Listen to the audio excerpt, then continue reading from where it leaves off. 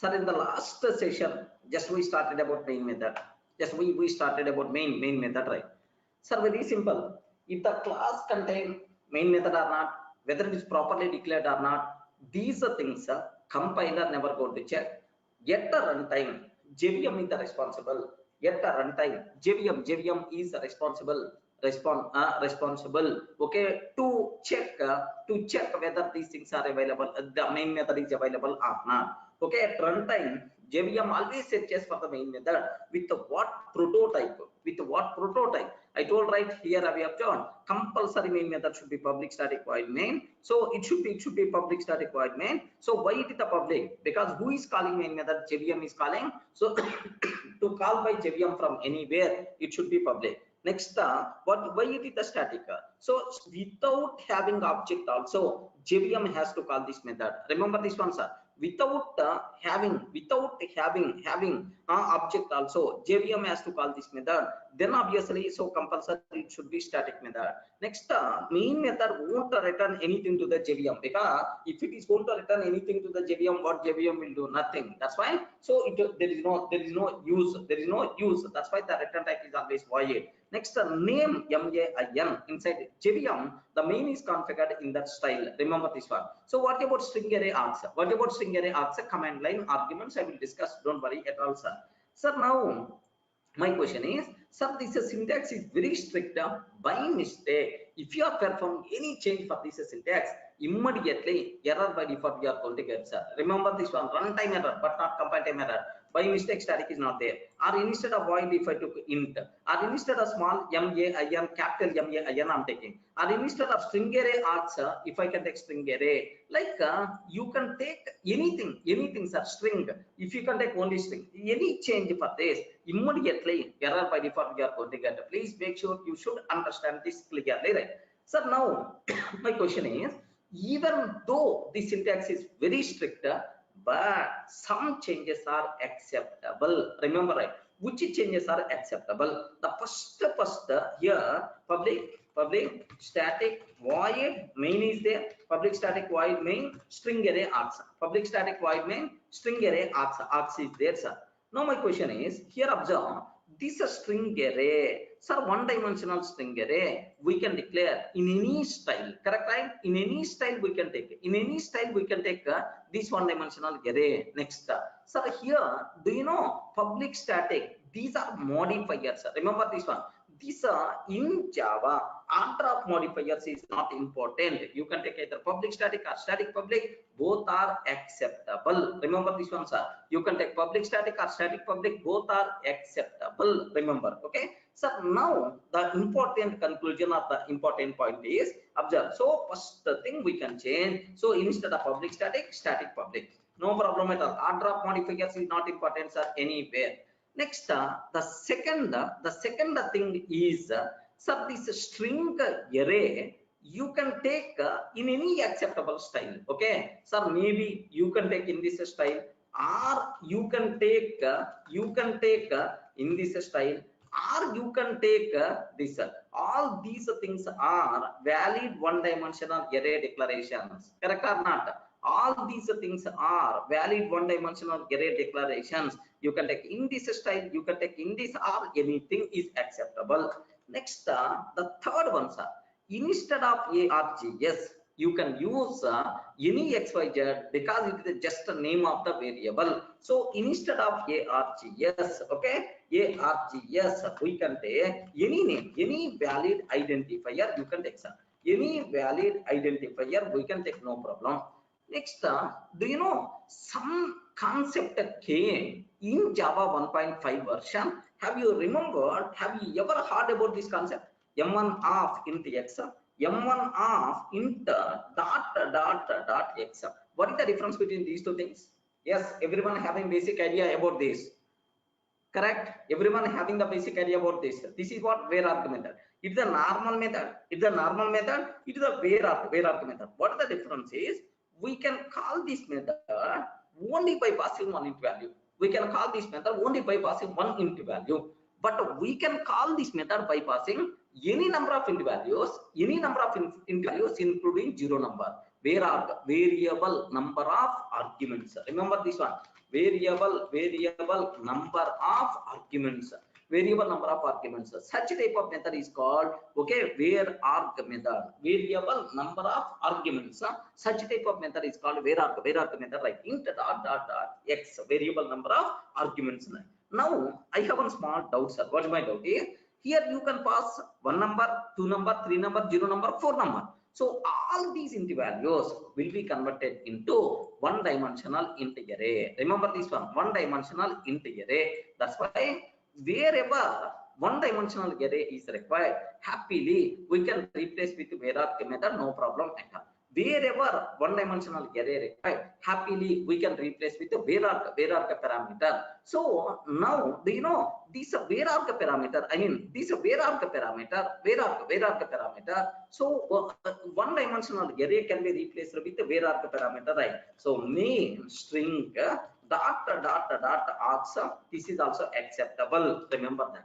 Are you in a position to understand, right? String array, can I replace with the var-arg parameter or not? Yes, no problem, because internally it will be converted into one-dimensional string array. That's why right, it itself is acceptable. Okay, next thing is the main method can be final, sir. Remember this one, main method can be final. I want to convey array child class is not allowed to define main method. Compulsory child class also should depends on parent class main method only. Okay, like it can be final, it can be synchronized, synchronized means this method should be executed by only one thread at a time. Synchronized, and this method can be strict FOP. All floating point calculations in this method has to follow IEEE 7 IEEE standard, so that we will get platform independent results. Remember this one, sir. We will get platform independent results for floating point arithmetic also. Okay, IEEE 754 standard something. I forgot. IEEE 754, right? IEEE 754 standard it has to follow. So all floating point calculations will provide same result across multiple platforms. That's what, sir. Don't worry, no one is going to ask about this one for the exam sake, whether it is the Java 8 or Java 11. So just aware, main method happily can be declared yes, final synchronized strict FOP, no problem at all. With these modifiers we can do that. Okay, but anyway, I will discuss these things in the next session, so don't worry, sir. So even main method is very strict, but these changes are perfectly acceptable. Remember it. Sir, now I have one small question. Is that, sir, I'm taking class test. Now I'm taking my main method. Observe that final final static synchronizer, final static synchronizer. Next strict FOP public void main. Next string dot. Okay, Durga, like I'm taking, sir. String dot Durga. Now system dot out dot println valid main method like this I'm taking, sir. Can you please confirm, is it valid or not? Please respond. System dot out dot println valid main method. Yes, it is a valid, because I specified already valid.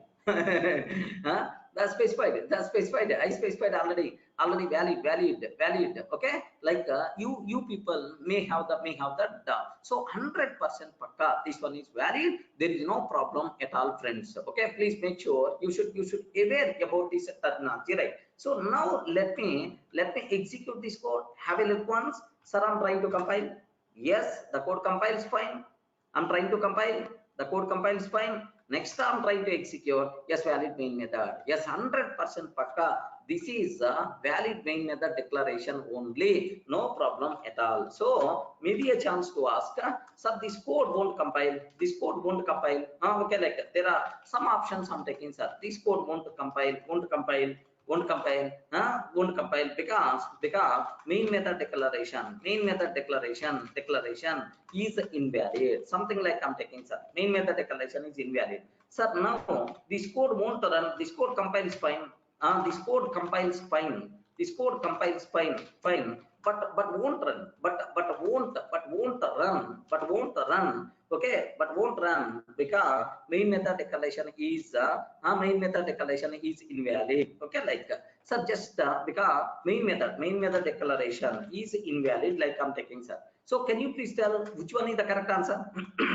What is the correct answer?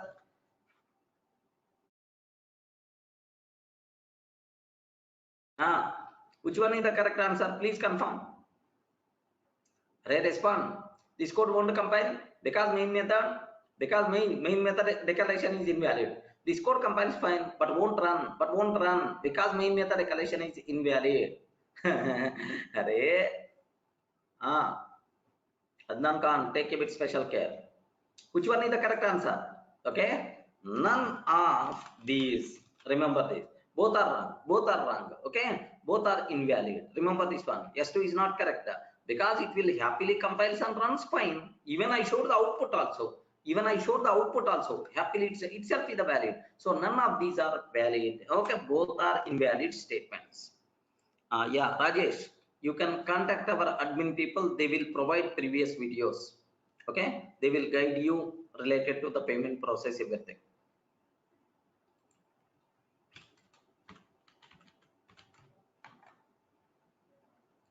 Yeah, now here that's all. This is about just related to the main method declaration, one important loophole. Now I have one small point is there, sir. What about my next possibility here? Just observe carefully. What about my next requirement is have a look once, sir. So Swarup, not yet. Okay, just observe carefully.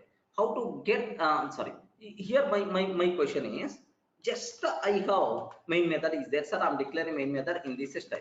Public static void main string args. Okay, public static void main string args, like I'm taking. This is the first main method.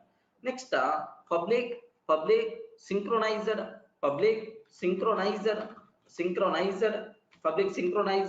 strict FOP final public synchronized strict FOP final void main method void main string array args. Okay, next public static void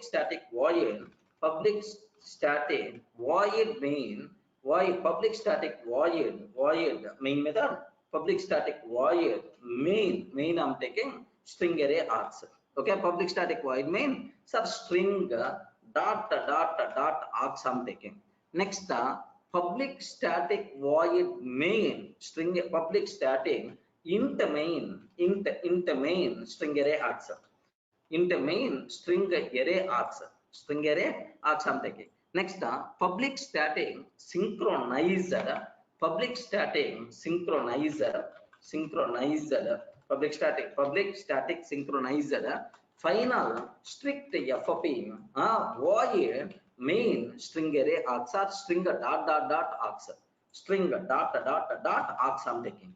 Next public static void main string array args. Public static void main string dot args. Next public void main string sir array args. String array args. That's all. So which of the following main method declarations are valid? Can you please spell out, sir? Which of the following main method declarations are valid? I'm asking. So can you please guide which are valid? Which of the following main method declarations are valid? Okay, like that. Yeah. Can you please confirm what is the A? Public static void main. B, sir. C, I'm taking. D. Okay. Can you please confirm E? Next F. Okay, sir. Like it. Please guide which are valid. Not required to keep any explanation about these things. So which things are valid, sir? So the first one is invalid because it is expecting string array, but you provided string. Next, the second one is invalid because all modifiers you used, but the required static is missing. Third one, it is invalid because capital M. Fourth one, it is invalid because int. Next, this one perfectly valid. Public static synchronized final strict FOP void main string dot args. Next, this one is also valid. This one is also valid. Public static void main string array. Happily we can replace with like this. It is also acceptable. Now this one is invalid because static is missing. So which answers are correct? Which answers are E, comma F. Remember, right?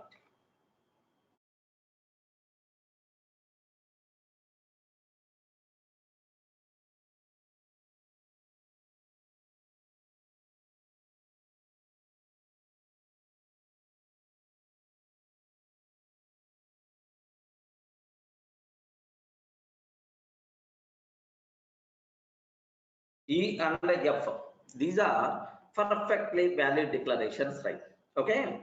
So next, same possibility inside a class. Which of the following main method declarations will cause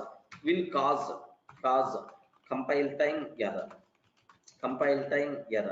Which of the following main method declarations will cause compile time error? Can you please tell what is the answer?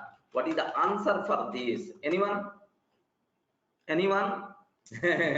What is the answer for this? Okay, good. Because whether you declared main method properly or not, whether it is required according to the declaration, according to the requirement or not, compiler never going to check. That's why which one in this case the answer is answer H. Remember this one. Completed, right?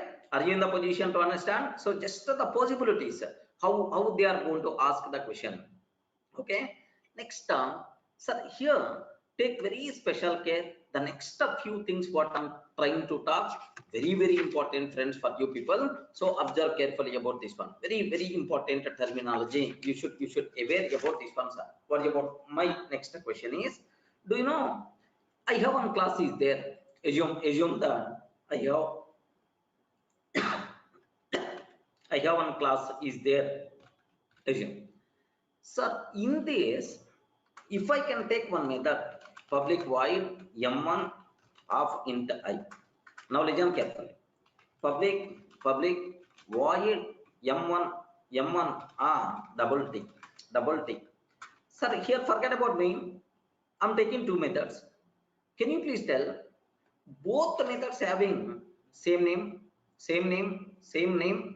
and different argument types? Okay, different argument types, same name, different argument type. We never want to worry about these things. Forget about that, whether these are same or not. If two methods having the same name, but different argument types, whether return types, modifiers, we never going to worry. If two methods having the same name, but having different return types, then these two methods are said to be overloaded methods. Remember this one. Then these two methods are said to be overloaded methods. Are you getting right? So overloaded, right?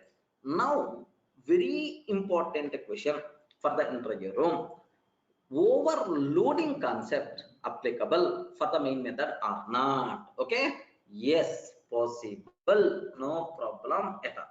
Okay. Yes, possible. No problem at all. So here I'm taking string array. This is string array. This is string array method. Now here I'm taking object array. Now this is object array. Can you please confirm, is it valid or not? Yes, friends. Yes, is it valid or not? Valid. Overloading concept applicable for the main method. Remember this one. Overloading concept applicable for the main method. Remember, right? Okay. Now my requirement is, if I compile, run this code, but JVM is always going to call string array argument main method only. Remember this one. JVM is always going to call string array argument main method only. Okay. So the other main method we have to call explicitly, just like a normal method. Sir, JVM required main method is always this is. That's why it is only execute. The other overloaded main method we have to call explicitly, just like a normal method. Then only it will be executed. Yes. Are you getting the point? Okay. Overloading concept applicable only for the main method. Remember, applicable for main method, no problem at all. But JVM is always going to call string array argument main method only. The other overloaded main method we have to call explicitly, just like a normal method. Okay. Remember this one, sir. Sir, I'm taking this is instead of object array, int array I'm taking. Yeah, no problem. You can take object array or int array, acceptable, right? Now let me run this code. Let me run this code. Java C tester.java. Yes, compiles fine. Java tester. What answer we are getting, sir? String array. What the answer we are getting? String array. Perfect. So itself is the valid. Okay. Consider the code here. Just consider the code. Consider the code here. I'm taking, just observe. Class tester, public static void main string array answer. So what is the result? What is the result like? Sir, first option compilation fails because we should not declare two main methods. Next one, after that an exception is thrown at runtime. An exception is thrown at runtime. An exception is thrown at runtime. Next, C, sir, compiles and runs fine. It will produce the output.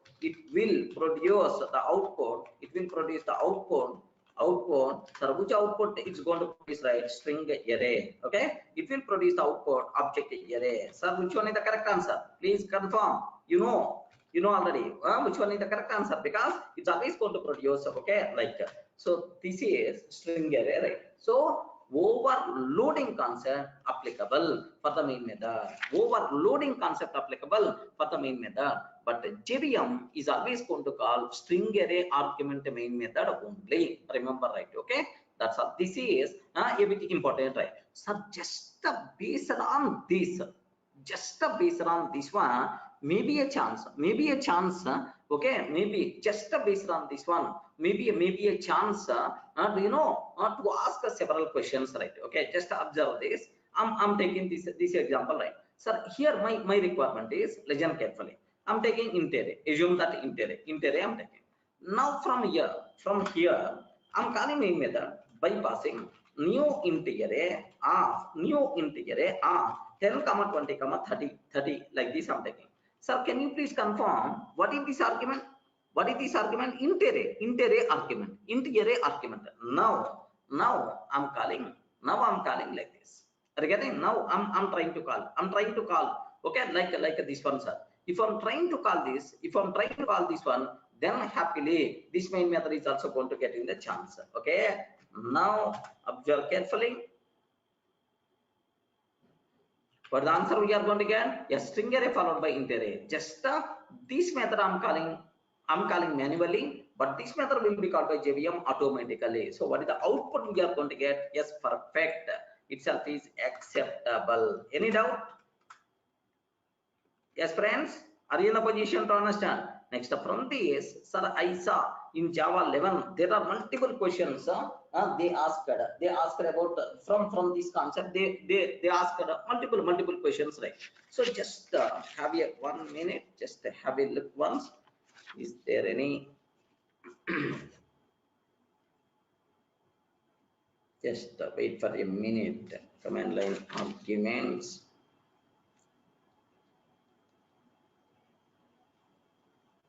How you can invoke int array.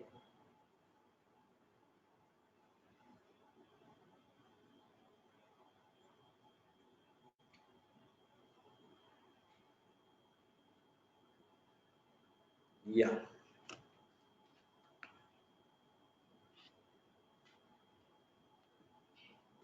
Okay.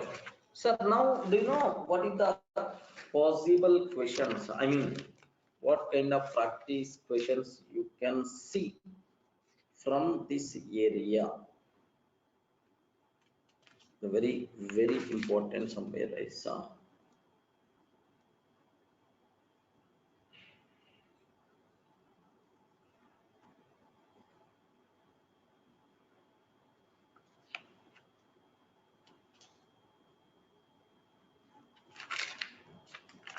Correct.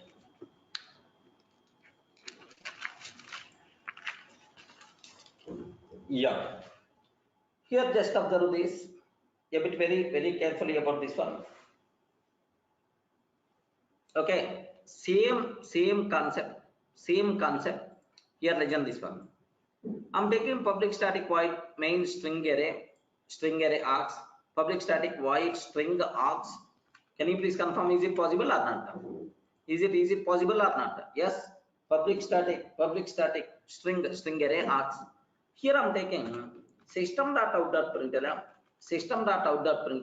print print. Here just I'm trying to take OCJA.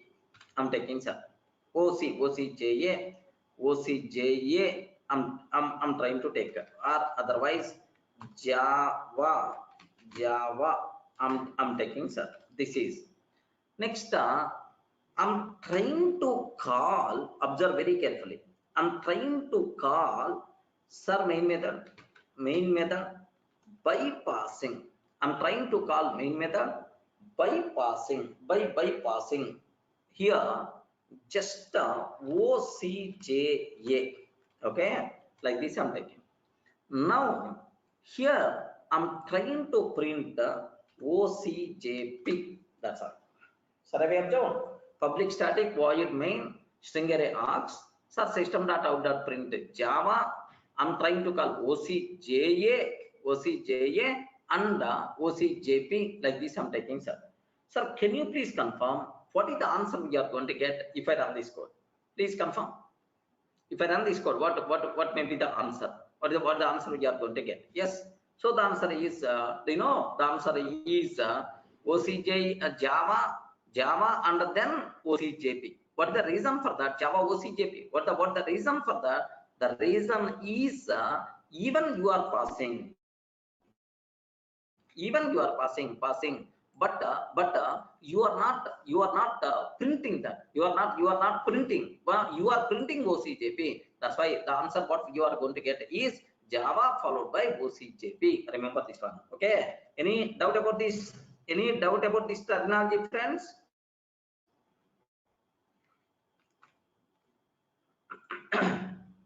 Yes. Here consider the following. What maybe what the result like? So just the options. If you consider just what the result like? So just it will. So compilation fails. An exception is thrown at runtime. It will produce the output Java OCJA. Next Java OCJP like. Sir, which one is the correct answer, sir? If you consider, sir, just can you please confirm what is the answer, sir? Java. Okay, answer D. Okay, very important, sir. This type of questions you can expect for the exam sake. That's why please make sure you should have clear clarity about this terminology. Okay, so now the next step. So can you please confirm overloading concept? Is it applicable for the concept? Is it applicable for the main method or not? Please confirm. Respond. Overloading concept, is it applicable for the main method or not? Yes, we covered multiple examples from that, right? Sir, similarly here there is one small point is there. Sir, I'm taking assume that here my code is, sir, I have class parent is there.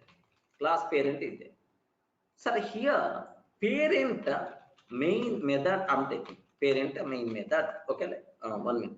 What will happen if we call main of new string array A, B, C, D, E, F from main method, sir? What will happen? It's always going to call same main method, recursive method invocation, stack overflow error we are going to get.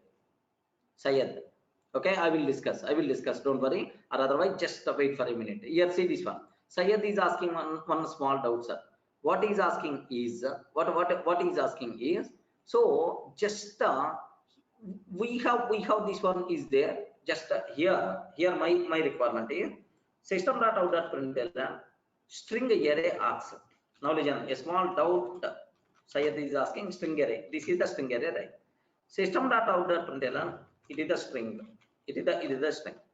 Now I'm taking new string array new string array of new string array of.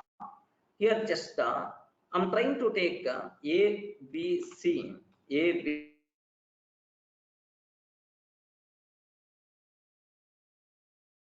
Can you please tell what will happen in this case? Is the output is what the answer we are going to get in this case? Yes, Bhaskar already executed it seems. Can you please tell what will happen in this case? Here the problem is, now listen carefully. Now listen carefully. JVM is always going to call this main method. Okay, it will print a string array.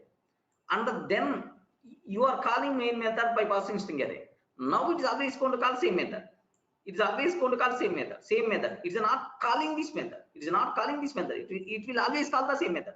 So method again calling the same method, again calling the same method. At certain point, what will happen? Stack overflow is going to happen. A runtime exception we are going to get stack overflow error. Okay, have a look once.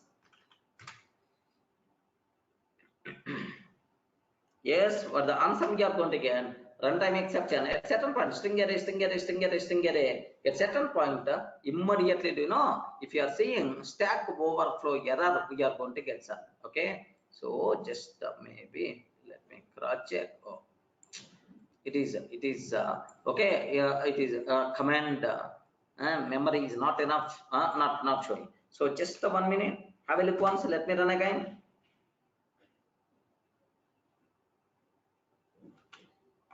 One minute. Just I stopped in the middle. I didn't print complete stack trace.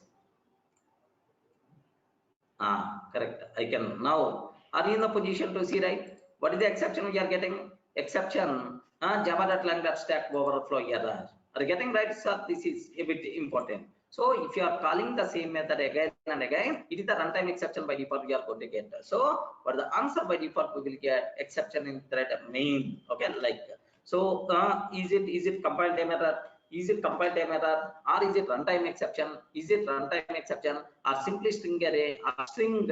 Like you may ask, sir, what the answer we are going to get is, so it is an exception thrown at the runtime. Okay, an exception is thrown. It will print string array. It will print string like no. So if an exception is thrown at runtime, which exceptions are stack overflow error? So Sayed, is it okay, right? Are you in the position to understand?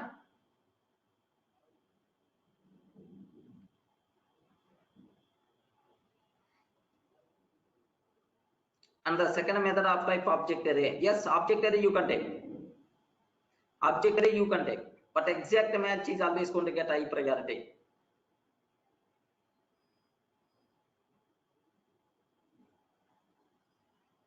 Sayed. Okay. Next, Swaroop is asking one small doubt. Let me clarify in the form of bit. Okay, here just what his doubt is. Observe that carefully. Now here main I'm taking public static void m1 static method m1. Next this is m1. I'm trying to take m1 main method m1 main hyphen sir, just m1 I'm taking, sir, that's all. If I run this code, how many static methods are there? Please confirm. Amit Kumar, in constructor there is a small difference is there. In constructor there is a small difference is there. Recursive constructor invocation is a compile time error but not runtime exception. Amit, there is a small difference is there. Normal methods stack overflow error, but a constructor related recursive constructor invocation is always compile time error. Please remember that, Amit. Okay, yeah. Now here see this one. How many static methods are there? 2 static methods are there. Can you please confirm? If I run this code, what is the output we are going to get? Sir, my expected outputs, just I'm telling. If I run this code, if I run this code, what is the output we are going to get, sir? My expected output is, sir, A.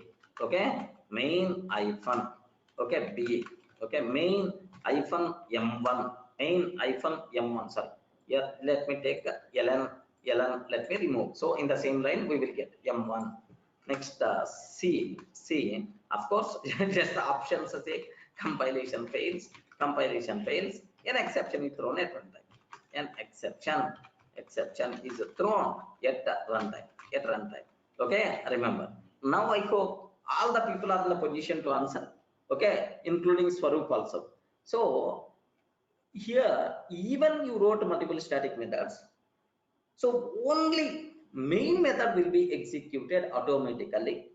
The remaining methods we have to call explicitly. Then only that method will be executed. Remember this one, sir. The remaining methods we have to call explicitly. Then only it will be executed. If we are not calling, then it won't be executed. So JVM will execute automatically only one method, but that's all main. It won't execute all the remaining static method. If you call, then only remaining static methods will be executed. Yes, Swaroop, your doubt got clarified?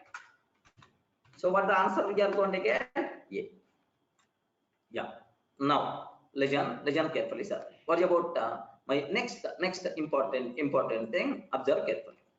Sir, I have class parent, public static void main, string array args, parent main method. Now I'm taking class child. Now class child I'm taking. Child class doesn't contain main method. Okay, child class doesn't contain main method. This total program I saved inside test.java. Okay, inside test.java. So now class child extends a parent. We have to take compulsory. Yeah. Now it is the child class of parent. Okay. Now my requirement is I saved this code inside test.java. Okay. The code compiles fine. Now Java C test.java. Java child I'm taking, sir. Can you please confirm what is the output we are going to get?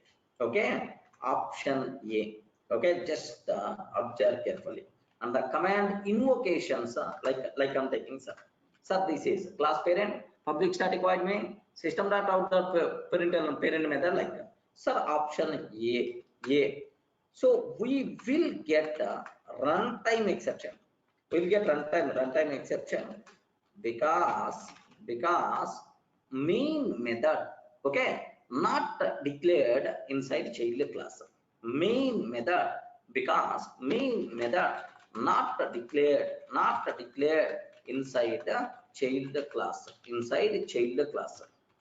But we are trying to run child class. Okay, next S2. We won't get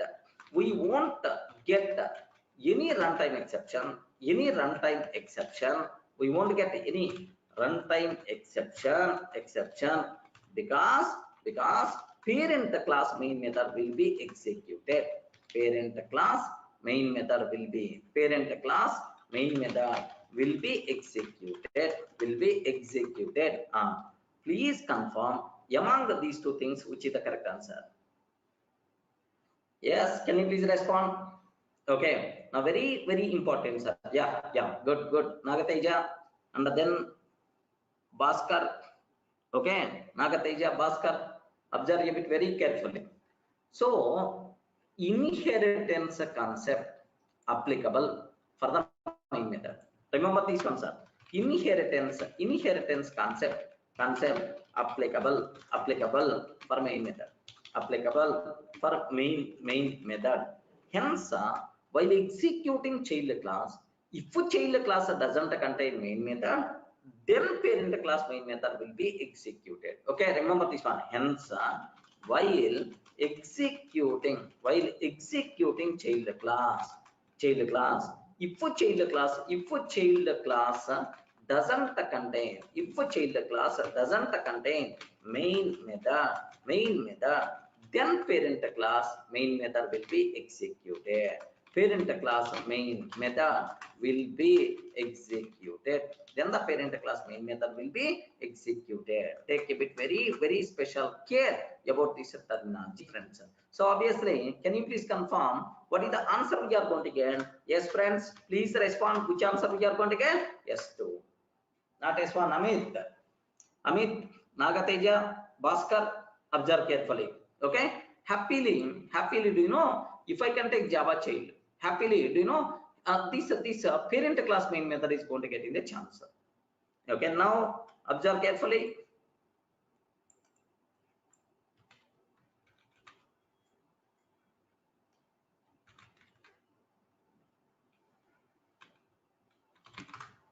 Okay, now observe carefully, sir. The code combines fine. There is no compile method at all. Next, Java child. For the answer parent main method, happily it is getting the chance. So inheritance concept, is it applicable for main method or not? Yes, why not? Happily applicable. That's why if the parent class main method, if the parent class doesn't contain main method, happily child class main method will get the chance. Remember this one. I mean, if the child class doesn't contain main method, parent class main method will get the chance. Yes, Amit, like static final methods also available in child class. Yes, available. Static methods available, final methods available in the child class, but final method you can override. Bhaskar. Child C is equal to child C dot main will also work. Yes, it will also work. Because just like a normal method, you can call Bhaskar. Amit. Clear, right? Any explanation is required? Overloading concept applicable for the main method. Inheritance concept applicable for the main method. Okay, like now the next terminology. Here see this one. Now the next terminology, right? So what is the next point? What the next important conclusion? What you people should aware is so very simple, very simple terminology, right? Okay. In the child class also, can I take main method or not? Okay. In the child class also, can I take the main method or not? Okay. Child main method. Now observe carefully. So in the child class also, is it possible to take the main method or not? Okay. Why not? Now, sir, here have you observed, right? Parent class and child class contain a method with the same signature. Method name and arguments are same signature. This concept is called, what is this concept, sir? Anyone? Please confirm. Yes, excellent. Anyone, can you please confirm? Okay. So overriding. Yes, parent class and child class having the methods with the same signature. Method signatures are same. This is called overriding. So seems to be overriding concept applicable for the main method. Overriding concept applicable for the main method. Okay, it seems to be overriding concept is applicable for the main method. No. Seems to be okay, but for static method, this is called method hiding. Remember this one. So it is called method hiding, but not overriding. Okay. So take a bit very special care. What is the difference between method hiding and overriding? Method hiding and overriding. In the OOPS concept, I will discuss. Don't worry, sir. But just please make sure you should aware, right? Okay. Now I'm taking Java C test.java child. Sir, what is the answer we are going to get for this? I hope you know already. The output what we are going to get is child main method. Okay, like we are getting. So, sir, seems to be overriding concept applicable for the main method. 1 minute.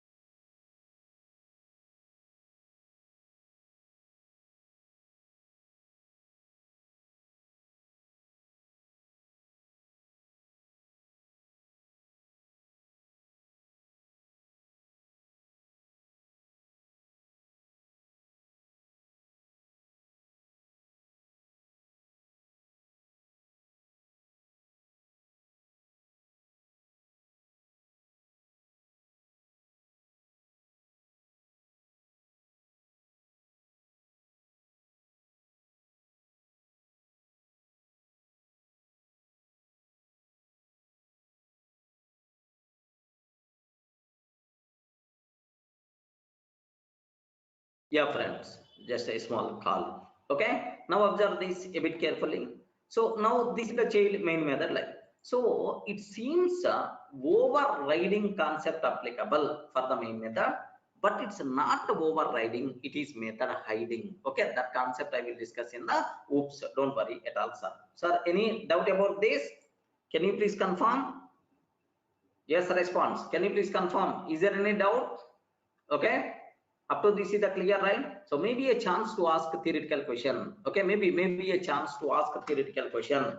Which of the following, which of the following is valid or true? Which of the following is true, like, so overloading concept is applicable for main method. Overloading concept is applicable for the main method. Okay, inheritance concept applicable. Inheritance concept applicable for main method. Inheritance concept applicable for main method. Okay, like, next, do you know? So main method is mandatory. Main method is mandatory for every Java class. For every Java class, main method is mandatory for every Java class. Okay, next, if we are not writing main method, if a class doesn't contain main method, then we will get compile time error. If a class doesn't contain main method,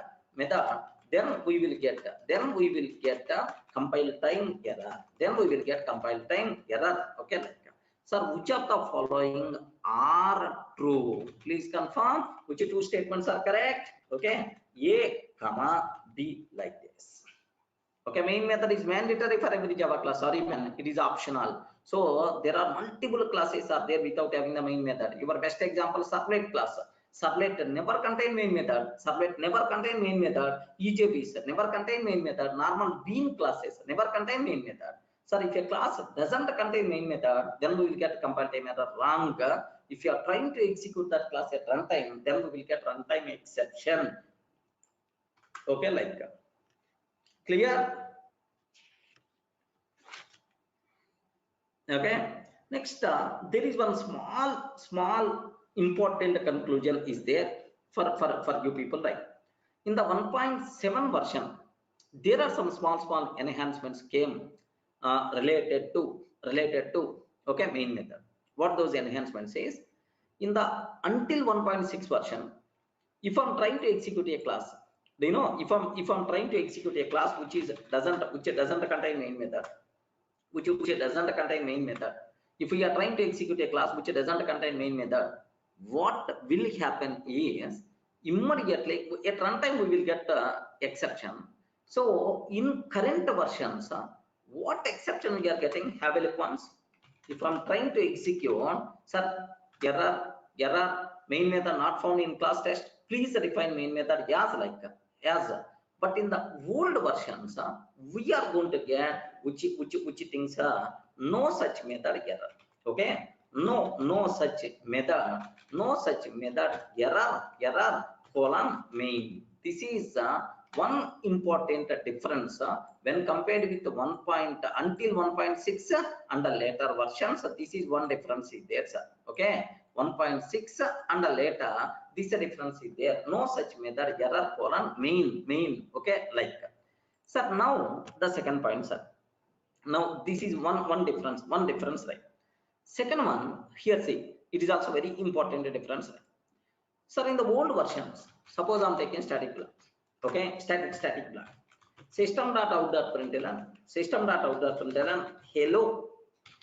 Static block I'm taking, sir. Static block I'm taking. Okay, like, so now static block I'm trying to take. Why says this error? Just Swaroop, what will happen is, no such method error colon main, and error main method is not found in class test, please. So do you know, it is the more elaborative, easy understandable to the programmer, correct, right?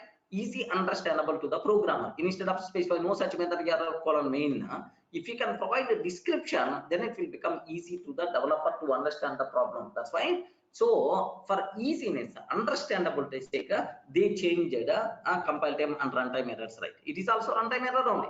It's also runtime error only, right? But it is providing the description. Sorry, getting right? Just it's a more meaningful description. Beyond that, nothing. It is the runtime exception only. But instead of displaying that exception, simply it is telling that it is the basic mistake, right? That's why more elaborated description they are providing.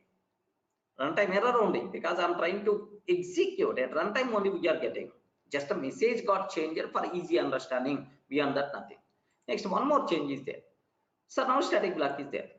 If I run this code, what is the output we are going to get? Can you please confirm? Yes. If I run this code, what is the output? Output we are going to get? Please confirm, friends. Yes. Excellent. What is the answer we are going to get? First static block will be executed. First static block will be executed, and then we will get a runtime exception saying main method is not defined. Main method is runtime exception saying main method is not defined. Correct, right? Main method is not defined. Please define main method as public static void block void main and so on. That is what you people should be aware. Remember this one, sir. That's what you people should be aware. Until 1.6 version, JVM first it will execute static block, and then it will check for the main method. And if the required main method is not there, then immediately we are going to get error. Okay, immediately we will get error. But okay, if I execute, but in 1.7 version onwards, okay, 1.7 version onwards, so you know it's a very strict.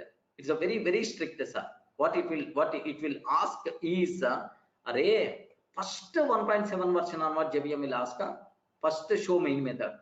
First show main method. Show main method. If the main method is not there, then execution JVM won't start its execution. In the 1.7 version, okay, the problem is compulsory you should show main method, and then only it will, if main method is available, then only if the main method is available, then only such static block will execute. If the main method is not there, even JVM won't execute static block. Now observe, so most of the people told static block followed by main method, no, static block won't be executed. In this case, static block won't be executed. In the old versions, static block will execute and then main method. But in the newer versions, first show the main method, and then only I will execute. Can you please confirm? Are you in the position to understand the difference? The people who told static block followed by main method, static block followed by error. Okay, sir, here if we try to execute, okay, this program, static block will be executed, and then error because main method is not there. Okay, static block won't be executed. To execute static block, main method is mandatory. Okay, remember, just if we run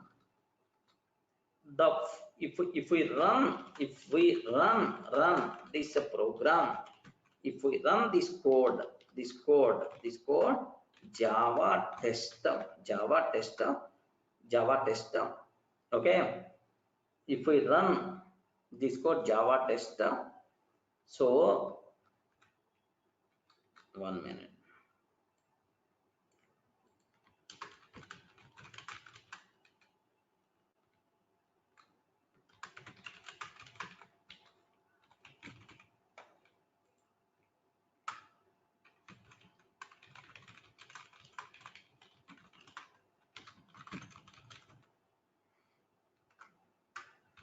Yeah, static block will be executed, and then we will get error, because main method is not available, main method is not defined. Next, here see, Static block won't be executed. Static block won't be executed because to start the program execution, main method is mandatory. Main method is mandatory. Can you please confirm which statement is the correct answer, sir? Please observe that. Why I'm typing is you will get much clarity. That's about, beyond that nothing. Getting right? So this is in the old versions and new version. This reference is there, friends. Static block won't be executed because to start program execution, main method is mandatory. Observe carefully.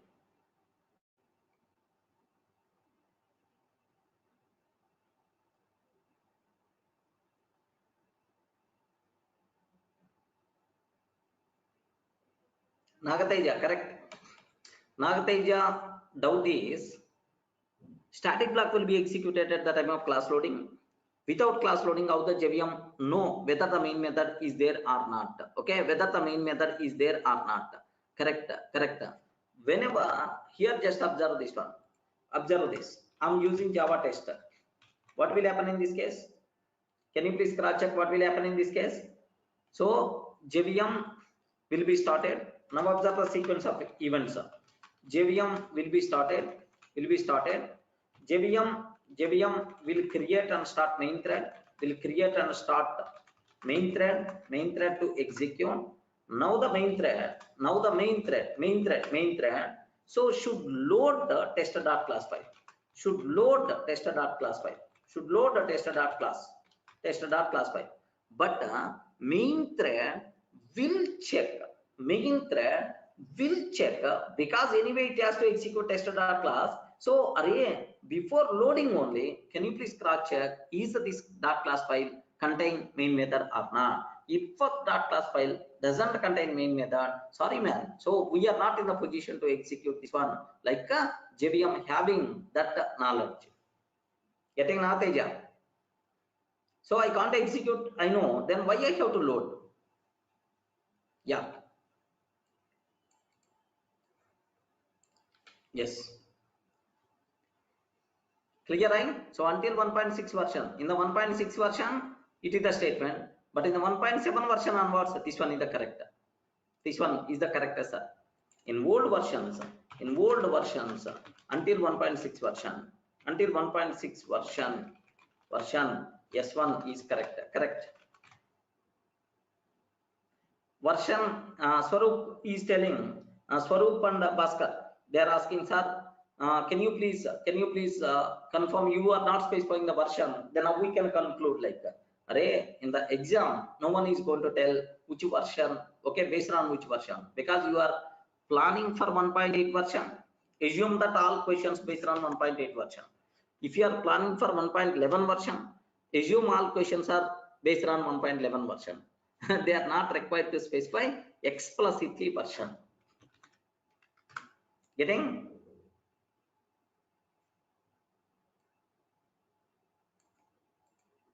Any doubt?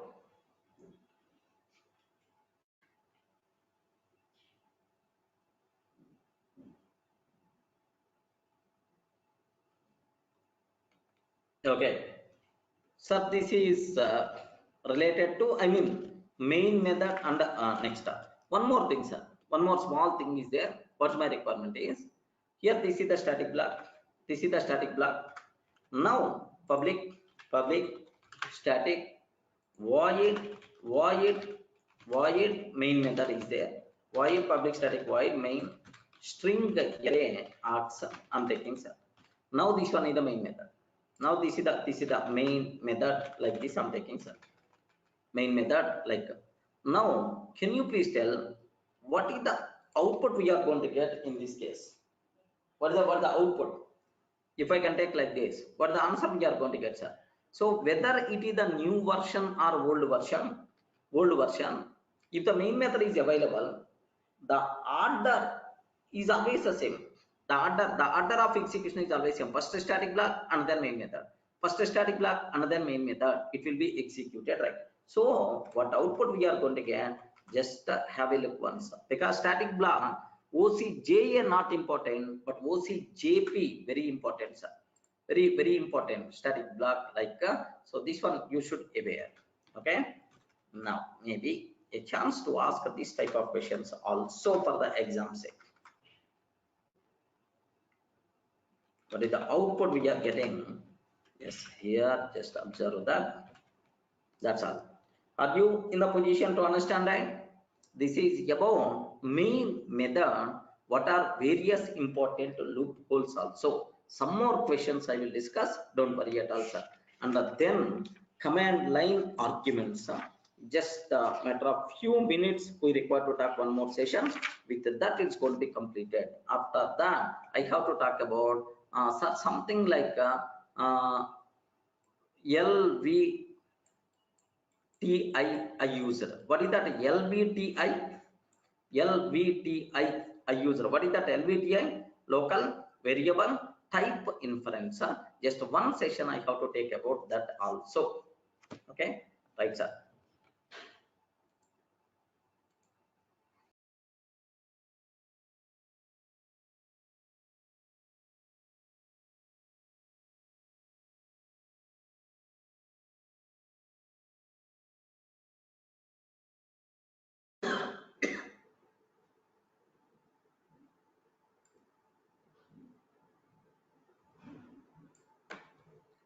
Good morning. Good morning, sir.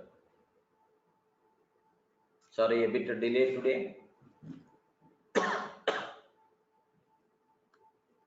Yes.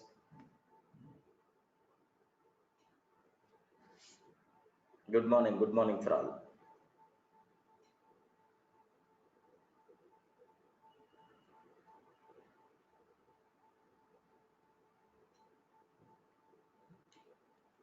Okay.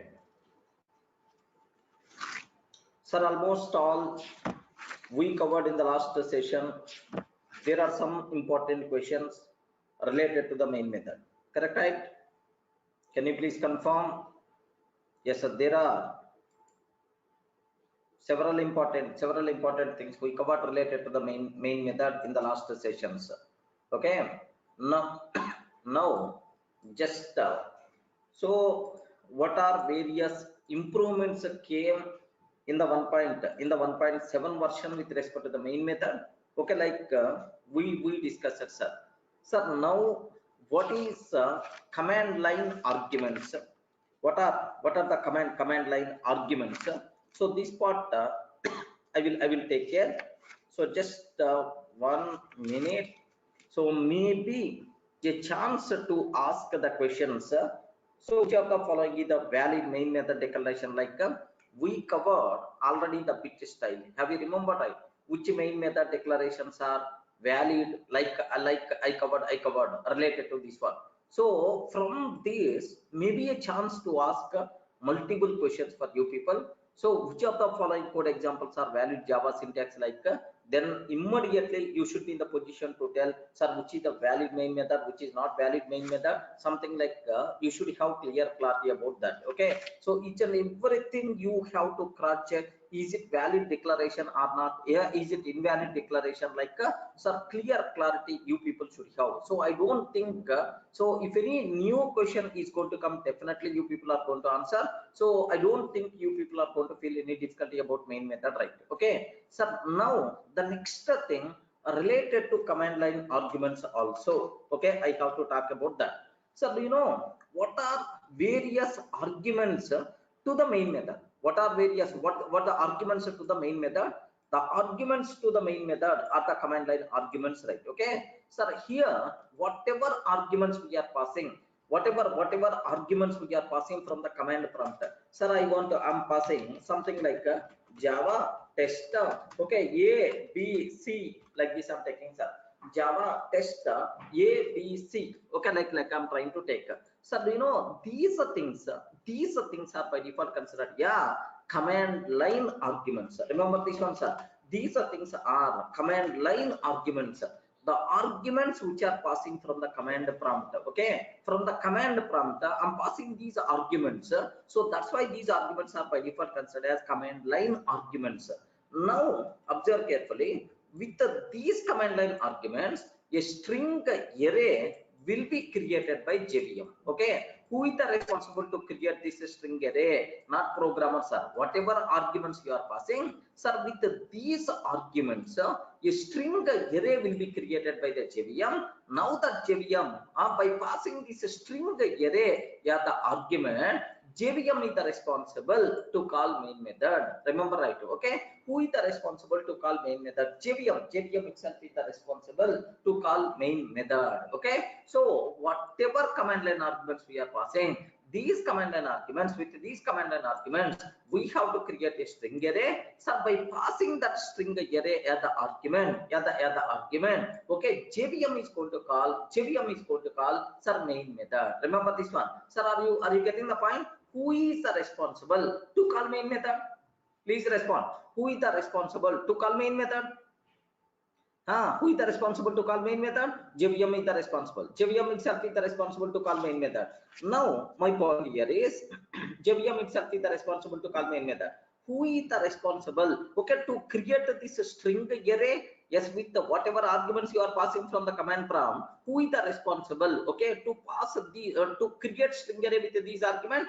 Everything performed by JVM. Okay, we are not required to do that. Whatever arguments we are passing with this string array will be created by the JVM. By passing this string array as the argument, JVM is the responsible to call main method. Okay. Now, sir, here take a very special care about this one.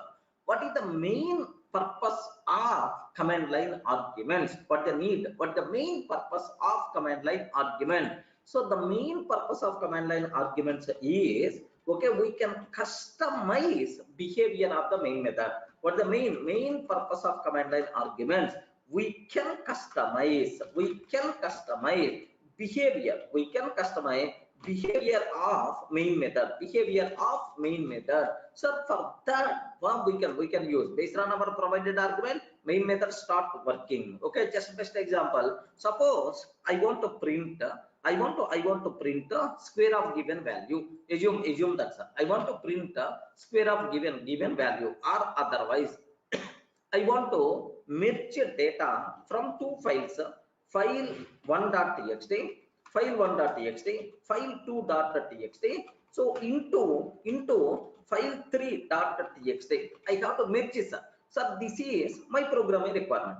What I will do is just I'm writing the code like this. Okay, so of course internally the corresponding file related code I will take. So this is, so this type of coding is not recommended.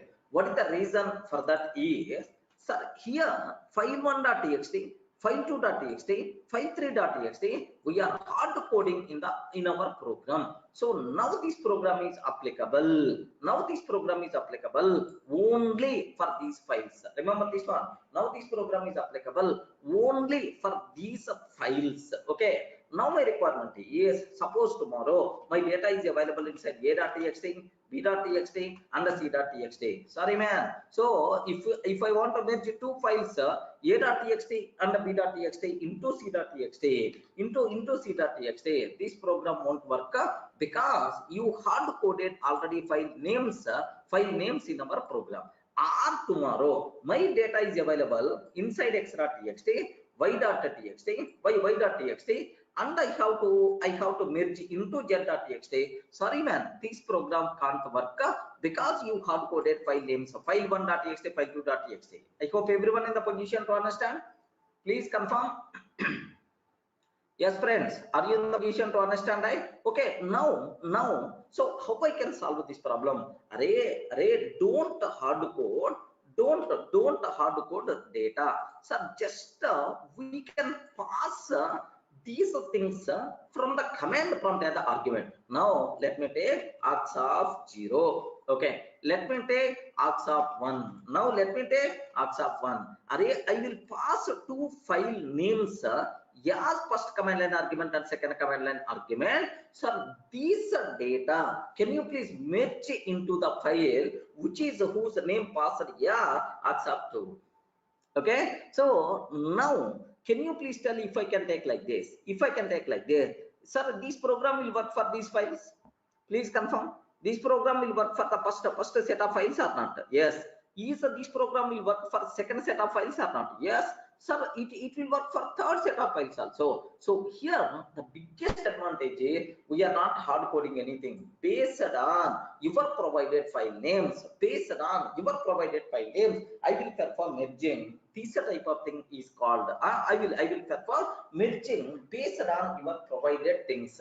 This type of thing is by default considered an advantage of command line argument. The biggest advantage, the main advantage of command line arguments is, have you observed, right? We can customize behavior of the main method. Any doubt? Any doubt about this terminology, friends? Please confirm. Okay. Now, so here just you may ask one more common doubt, sir. Why command line arguments are always a string type? Some people may have this type of doubt also in your mind. Sir, command line arguments, why these command line arguments are always a string type? Simple answer I can tell. Simple answer I can tell. So do you know, in any program, in any Java program, the most commonly used object is always string, sir. The most commonly used object is always a string. So non-string objects a bit rare. Best example, if I'm using 1000 objects, total 1000 objects I'm using in my program, minimum 900 objects are string type. Minimum 900 objects are string type, remaining are non-string objects. Okay, so most commonly used type is the string type. That's why so most commonly passed thing is always a string type. That's why they make a string as a default type for command line argument. Then immediately you may ask, sir, I don't want string, I want int values 10, 20, something like. Array, no problem at all. Even you are passing these things in the form of string, there is a way to convert that string to int values are there. But this type of conversion required very rare. That's why better to make a default type as the string type. Are you getting? So command line arguments are always what type? Command line arguments are always what type? I respond. Command line arguments are always what type? String type. Why it is a string type? Are you getting the point? Why this one is a string type? Are you getting the point, right? What they need? Why the Java people give the priority only for string type? Because string is most commonly used type. That's why, sir. Okay, because string itself is the most commonly used type. That is the reason why it's always considered as the string type. That's all. Okay, this is. Now from here there are multiple questions. You people can expect, sir. Even some questions already we covered related to the main method or related to the erase concept. So just observe that I'm taking Java test A, B, C, like this I'm taking, sir. Java test A, B, C. Okay, like do you know here the first command line argument is accept 0. Second command line argument accept 1. Third command line arguments accept 2, sir. So in some languages like C language, Python language, this will become sir, this one will become name, this one will become accept 0. So in some languages like Python, Java, Python and C, so this one will become accept 0. No, sir, but in Java, sir, this one will become accept 0. Remember this one, sir. Okay, take very special care. Accept 0. Next, I want to know, this is accept 1, this is accept 2. I want to know how many command line arguments you are passing. These command line arguments anyway available in the string form. That's why args.length variable is going to tell how many number of command line arguments we are passing. Getting? Yes, sir, this is. So in C language, this is accept 0. Sir, even in Python also, this one will become accept 0. File name itself is the accept 0. But in Java, it is not accept 0. This one will become accept 0, sir. So take a bit very special care about this terminology. Okay. Now I'm taking just a small question type. Sir, my question is, sir, here observe that for int I is equal to 0, I is less than or equal to args dot length, I is less than or equal to args dot length, I plus plus system dot out dot print print sir here args of I am taking, sir, args of I like this I'm trying to take. If I run this code, if I run this code, sir, with the command line argument, JVM creates an array of string rights. Yes, Swarup, correct. Whatever command line arguments you are passing, with that command line arguments, JVM is responsible to create string array, and by passing that string array as the argument, JVM is responsible to call main method.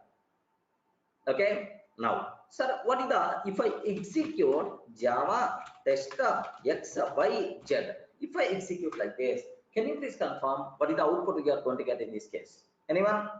Yeah, good. We covered already. And the command invocation, Java test x y z, what the answer we are going to get, sir? So I'm trying to print args of 0. I'm trying to print args of 0, args of 0, next args of 1, args of 2. Next, you are passing 3 command and arguments. I less than or equal to 3, it is satisfied. Args of 3 you are trying to print. Args of 3 you are trying to print. But args of 3 is not there. That's why immediately runtime exception, array index out of bounds exception we are going to get. Remember this one, sir. So if I can take, if I can take like this, sir, what is the result? What is the result? If you consider that, what is the result? Sir, first option, I'm taking test x y z. I'm taking, sir. Sir, second option x y z. Third option, compilation fails. Fourth option, an exception is thrown at runtime. An exception is thrown at runtime. Sir, obviously, which one is the correct answer? An exception is thrown at runtime. Not required to keep much explanation, right? Sir, now, do you know, just I am in the position where very speedily frame the bits. If I will give the chance, I will generate almost 500 or 1000 bits related to our certification. Okay, now observe that exception in the thread main, java.lambda, array index out of bounds exception by default you are going to get, sir. So this is what is the output you are going to get. Sir, just observe carefully. This is one thing you should give. Sir, now what is the next thing? What the next one? Next one is sir, I'm trying to take, of course, this point also we covered already, friends. Sir, here my question is Amit, we will discuss. Don't worry at all. Don't worry. I will discuss. Sir, now observe this. I'm trying to take. Sir, args here string array argh is equal to string array argh is equal to a, okay, b, okay, next c I'm trying to take. String array argh is equal to a, b, c I'm taking, sir. Args is equal to argh, okay, like that. Sir, now my question is, okay, sir, here take very special care. If I run this code, args, next for each string yes in args, okay, print system dot out dot print arg yes, sorry, yes. Can you please print yes, okay, like I'm trying to take, sir. So now my question is, if I pass Java test, first command line invocation Java test, second command line invocation Java test, sir, x y, third command line invocation Java test x y and then z. So in the first case, what is the output? In the second case, what is the output? And the third case, what is the output, sir? Anyone, can you please tell? So under command line executions, okay. So what the output you are going to get? Yes, sir. Take very special care about this one, sir. So the point is, in the first case, a command line string array with a 0 size will be created with a 0 size, and then once we are taking this line, args is always pointing to abc only. ARGS is always pointing to ABC only, right? So now whether we are passing 0 number of command line argument or 2 command line argument or 3 command line argument, in all these cases, remember, in all these cases, same, ABC, ARGS is always pointing to the same. That's why in all cases we are going to get what the answer we will get, just ABC, ABC. That's all. That is the output we are going to get, sir. Simple, ABC. Okay, like in all cases, we will get the output. We will get the output. Yes, sir. ABC. Okay, like. Sir, where is the proof? Simple, sir. Not required to keep explanation. Somewhere we covered this type of discussion. Okay. The code compiles fine. Next up, if you consider ABC, I'm not passing any command line argument. Now X, Y, ABC. Now X, Y, Z, ABC. Getting?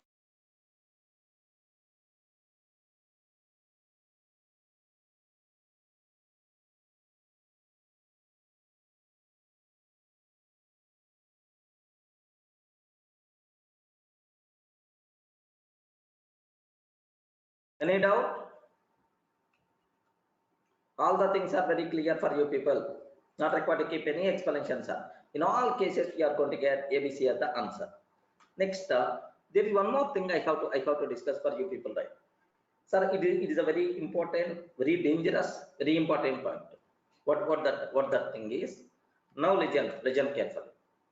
I'm taking, sir, here my requirement is system.out.print here just system.out.println args of 0 plus args of 1, args of 0 plus args of 1 plus args of 1, like this I'm taking, sir. Args of 0 plus args of 1, okay, like I'm trying to take. Okay, now my important conclusion is, sir, I'm passing Java test, okay, just Sunny Leone, okay, like I'm passing, sir. Can you please observe that? What is the output we are going to get in this case? Yes, 1 minute. Sir, here I'm taking only args of 0. Only args of 0. What is the answer? What is the answer we are going to get in this case? Okay, so take very special care about this terminology, sir. Here, the space is the separator between command line arguments. If our command line argument itself contains space,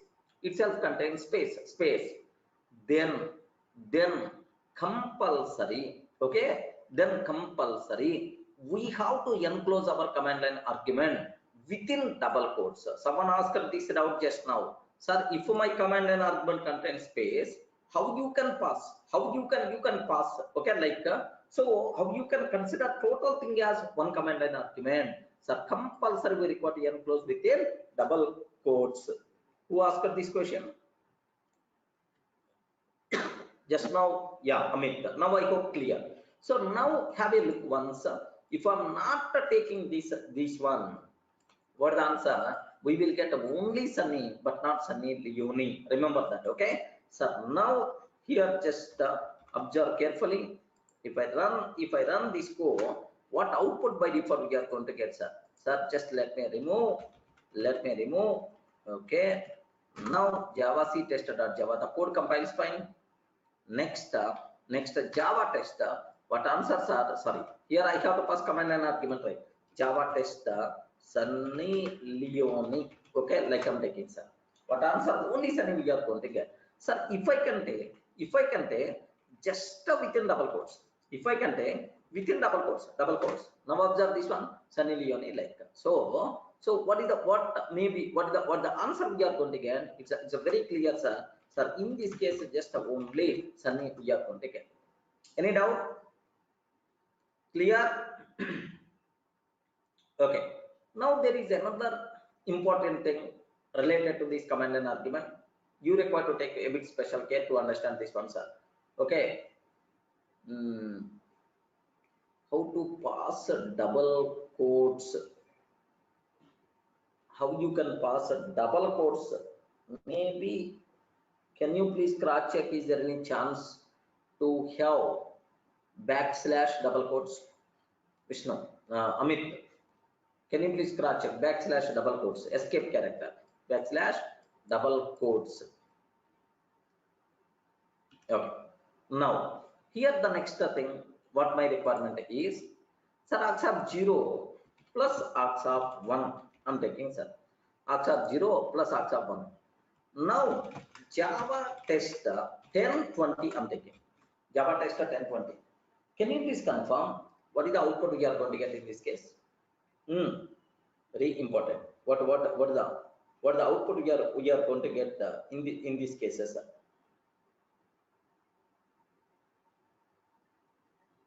Yes, 1020. Java test 1020. What answer we are going to get? Sir, very simple. Command line arguments, whatever we are passing, is always treated as a string type. Remember this one. Command line arguments, whatever we are passing, is always treated as a string type. Then so if we use a plus operator, now the plus operator simply acts as concatenation but not arithmetic addition. Remember, right? Simply concatenation but not arithmetic addition. A 30, B 1020, 1020. Next, the compilation fails. Okay, an exception is thrown at runtime. An exception is thrown at runtime. Because we are not passing string arguments. Okay, like we are not passing string arguments. Like so these are there. So obviously, which one may be the correct answer, sir? Sir, B. Not required to give any explanation. So command line arguments are always treated as the string type. That's why if we use plus operator between command line arguments, it's always going to perform concatenation only. Okay, like now have a look once if you want. Let me execute this code, sir. Sir, here I'm trying to remove. Let me execute this one. The code compiles fine. Next, let me run this code. The code compiles fine. 1020. What output we are going to get, sir? 1020 is the answer we are going to get. So clear? Okay. Now if I can take int x is equal to integer dot parse int, integer dot parse int of args of 0, integer dot parse int of args of 0. Int y is equal to integer dot parse int of args of 1.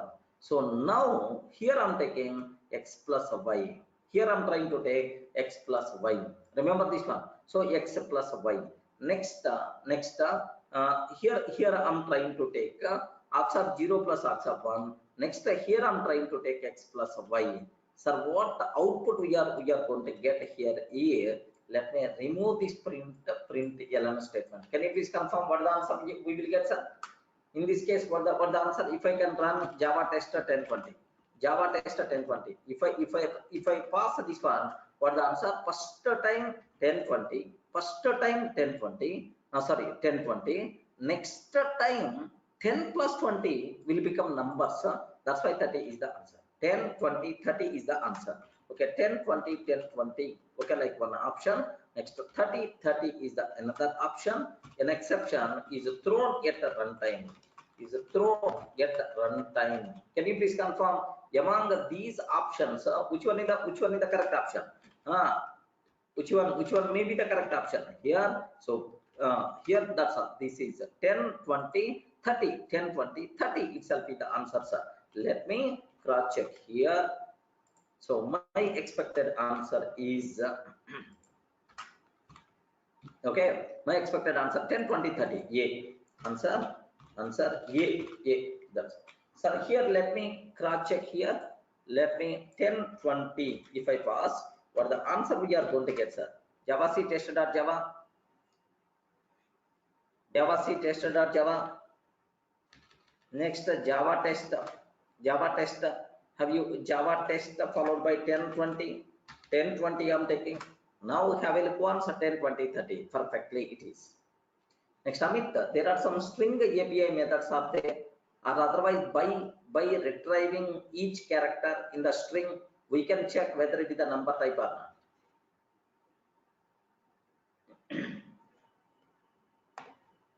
Okay, so this is just another important point, sir, about these command line arguments.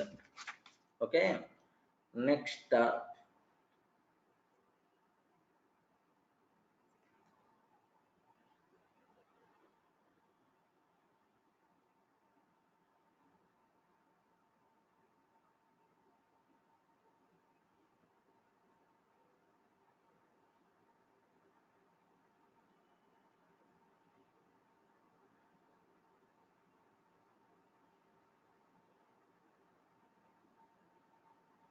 Okay, this is a bit important points I want to talk. Sir, here I'm trying to take, just observe that. I want to take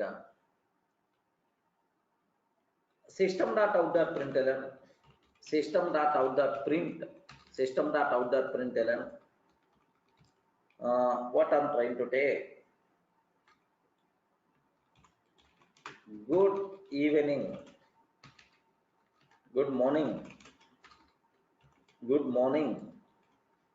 okay. Here args of 0 I'm taking. Good morning, args of 0. Just I'm passing, here just observe. To print good morning, to print good morning, okay, good morning sunny, to print good morning sunny, which is set of commands we require to use, which set of commands we require to use, which is set of commands we require to use. The first option, now I'm taking Java test.java, Java C test. Okay, Durga, Java C test, Durga, like I'm taking. Next, B, Java C test.java, and then I'm taking Sunny. Next, Java test I'm taking. Next, C, Java test.java, Sunny. Okay, Java C test I'm taking. Okay, now Java C test.java. Okay, Java test Sunny I'm taking. Have you observed, right? So just what the intention? Just maybe a chance to ask these type of questions. Sorry, how to compile, how to run. Sir, in Java 11 also this concept is there. You should aware how to run and how to compile and how to run, sir. So let me take this. Which one is the correct option? Can you please confirm? Which may be the correct answer in this case? Okay, just a class test good morning also 0. Okay, now perfectly this one is the correct answer, sir. Okay, just if you consider, that's all, this is the correct. Not required to keep any explanation about this terminology, friends.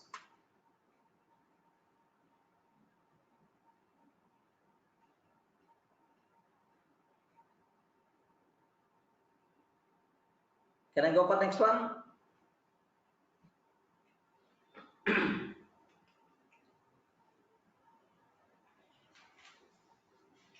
Okay, maybe a chance to ask these kind of questions. It's a very common possibility, friends. Okay, now just 1 minute, I will share some. Am I missing any? In which memory static and instance methods are stored? Swarup is asking in which memory static and in which memory static instance methods are stored. Instance methods and static methods are the part of that class file. It will be stored inside method area. Swarup, it will be stored inside method area. Okay. Next, I have one more small doubt. Here my doubt is just args.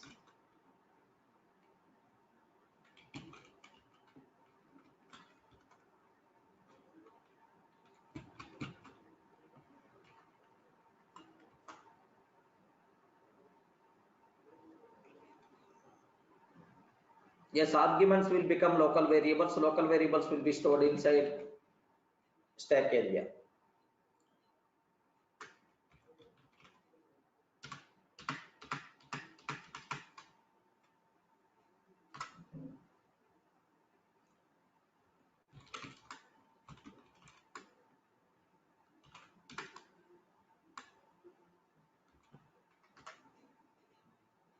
Yeah, Vishnu, are you seeing?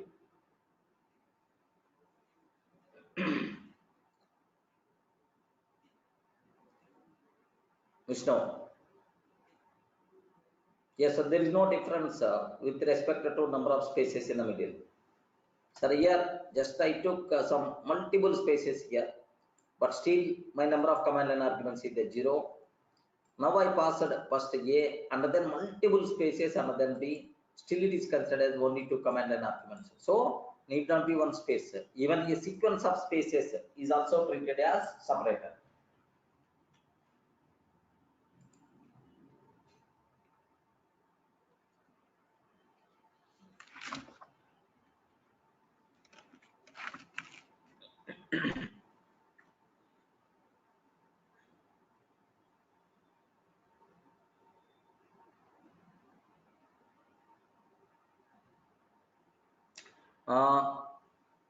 Yes, Nagateja. Most of the times, command line arguments, whatever we are passing, it is a bit high level information. High level means what we call generic information related to the functionality, not related to the end user. Remember this, which database driver I require to use, or which database I have to use, or which system property I have to consider. Such type of high level information generally we will pass from the command line. Next, from the streams, you can prompt user to provide end user related input. Getting right? Nagateja. General end user related input we can pass by using streams, scanner, streams, these kind of things. Command line arguments are just something like the system information we can pass. This database driver can use. Or otherwise, this log file information, this is the log file you have to consider, something like. Okay. Next, still, Vishnu, if I use B within double quotes, next, if I use space B, compulsory, here the length of command line argument is only 1, but here these spaces also will be included in the command line argument. Remember, it will be included in the command line argument. Sorry, Vishnu. Getting right? Now these spaces also will be considered because it is the part of command line argument, because we opened double quotes. So let me cross check. What then? What the value for the second arg? Is it B or spaces B? Oh, it is B only. 1 minute, let me cross check args.len. Okay. Next, args of 0.len. Next, args of 1.len. Now observe, the code compiles fine.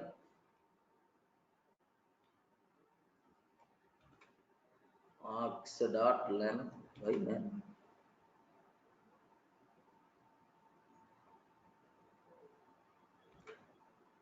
here method string type, right? Length method we require to use.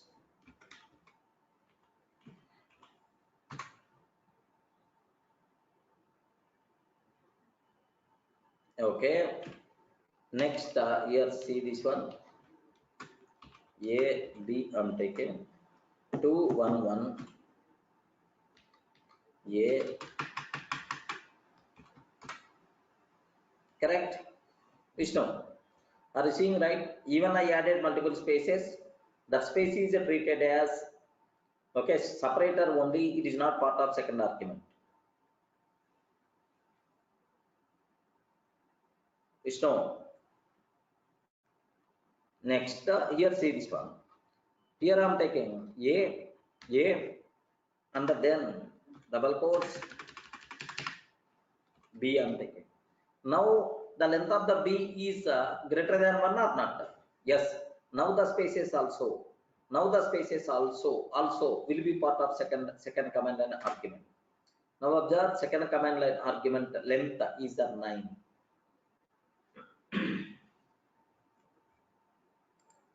Okay, that's all. So just some more questions related to the main method and command line arguments. If you are missing anything, so for the certification sake, just I will cover. Let me cross check, sir.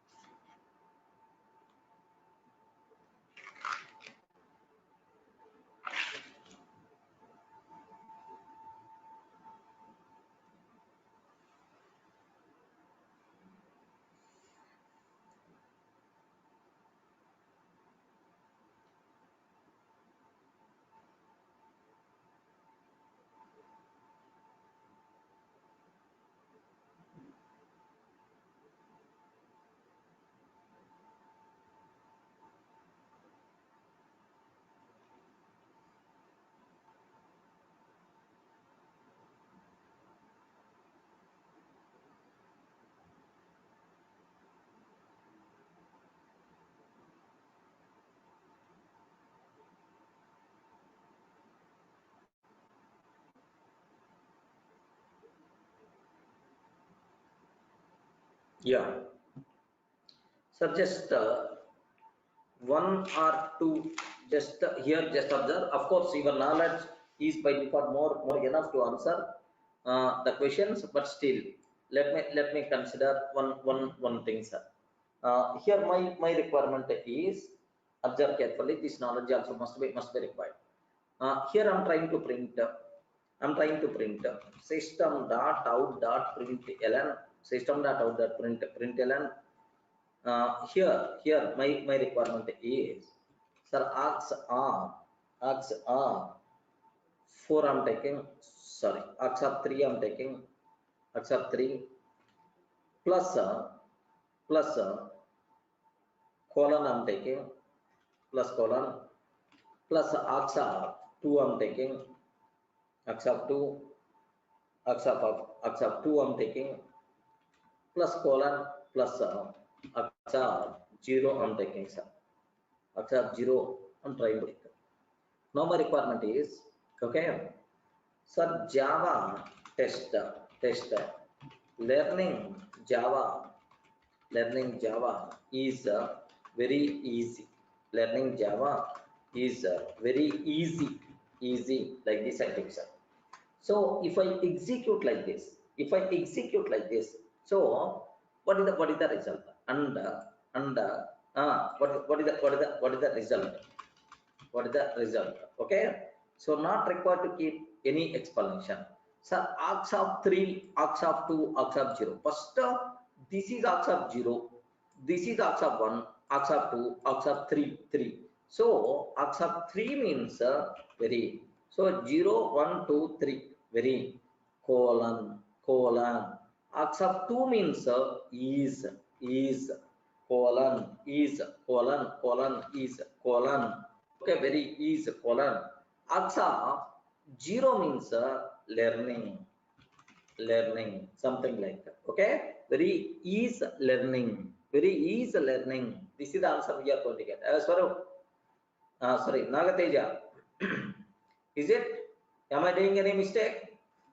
0 1 2 3 0 1 2 3. Sir, args of 3 means very very. Okay, next args of 2 means is.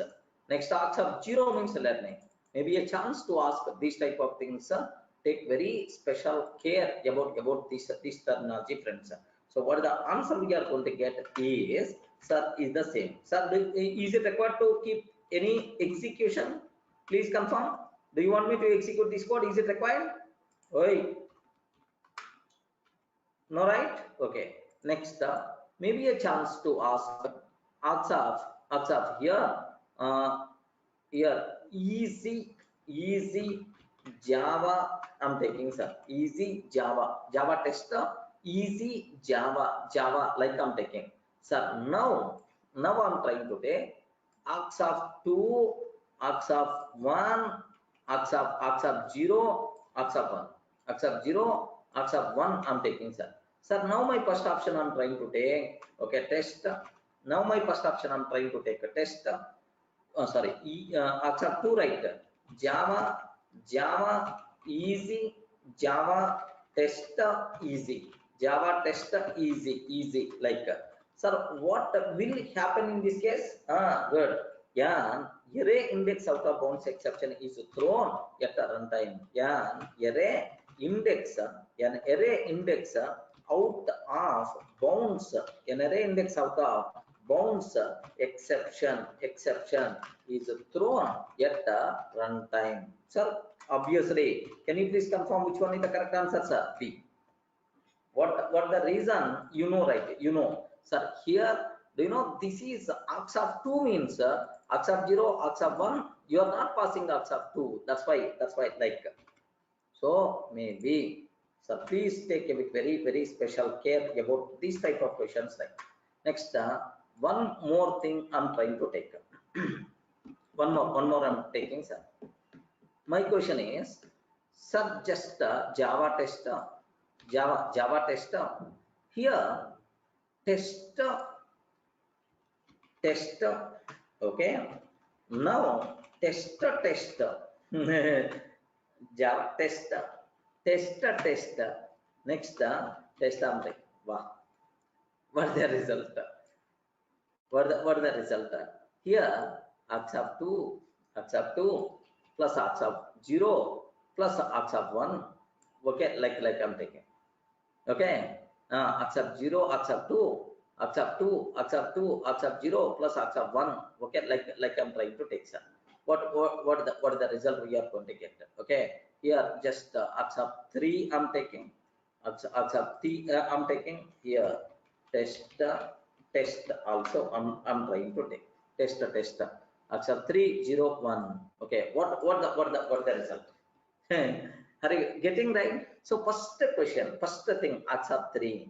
Args of 3 means what? 0. Sorry, this is 0. Don't get confused. Don't get confused. This is 0. Args of 0. Array, this is the file name. This is the args of 0. Args of 0. Args of 1. Args of 2. Args of 3. That's why test is args of 3. Okay. Next, args of 0. Args of 0 means test. Args of 0 means test. Okay. Next, args of 1 means test is the args of 1. Test is the args of 1. Are you getting? Sir, here a bit dangerous.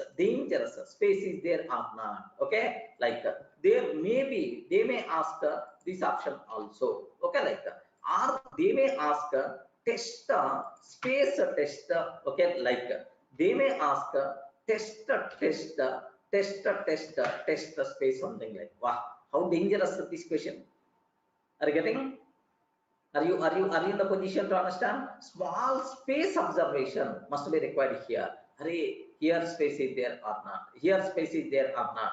Here is there any space? Okay, here space is there. Here space is there. Like so, this is especially the people who are planning for Java 11 certification. Okay, more concentration you people should require. Okay, so which maybe the answer in this case is answer. Can you please tell? Yeah, itself is the answer. So do you want me to execute this code?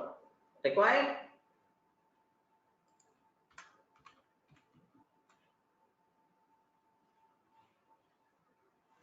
That's all. Okay. So this is related to this one is itself is the related to the so how you can use command line arguments. Okay, how you can use main method, something like that. These are things you should have clear clarity. Next, one more question I'm taking, sir. Sir, do you know what is my current working directory? Yes, sir, this knowledge must be required, friends. What's my current working directory? D colon Durga classes. D colon Durga classes, right? Okay. Now assume that, okay, assume that test.java present in d colon slash Durga classes, d colon slash Durga classes, Durga classes. So now my test.java is very simple, sir. I want to take anything.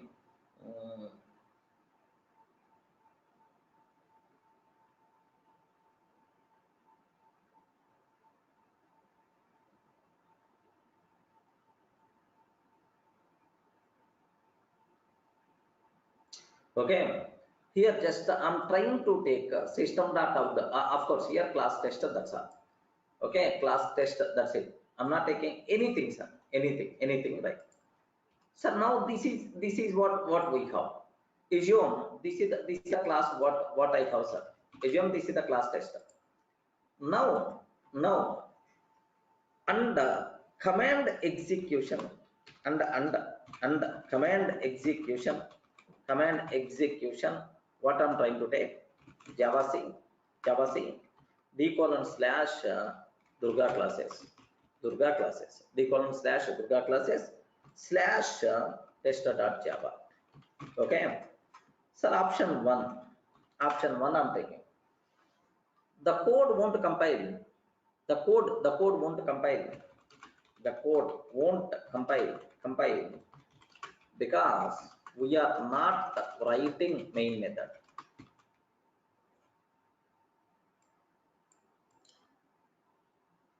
We are not writing main method. Okay. Next up, B. The code won't compile. The code won't compile because we are not importing. Java.lang package. We are not importing Java.lang package. Okay. The code won't compile.